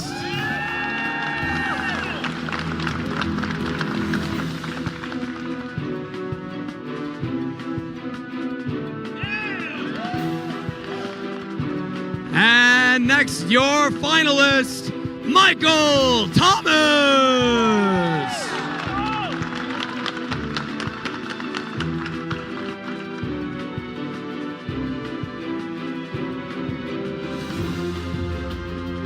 Thank you very much, Head Judge Paul. Thank you very much, Michael Thomas. Now, everybody, give a very warm welcome to your #1 North American duelist, Aditya Dara.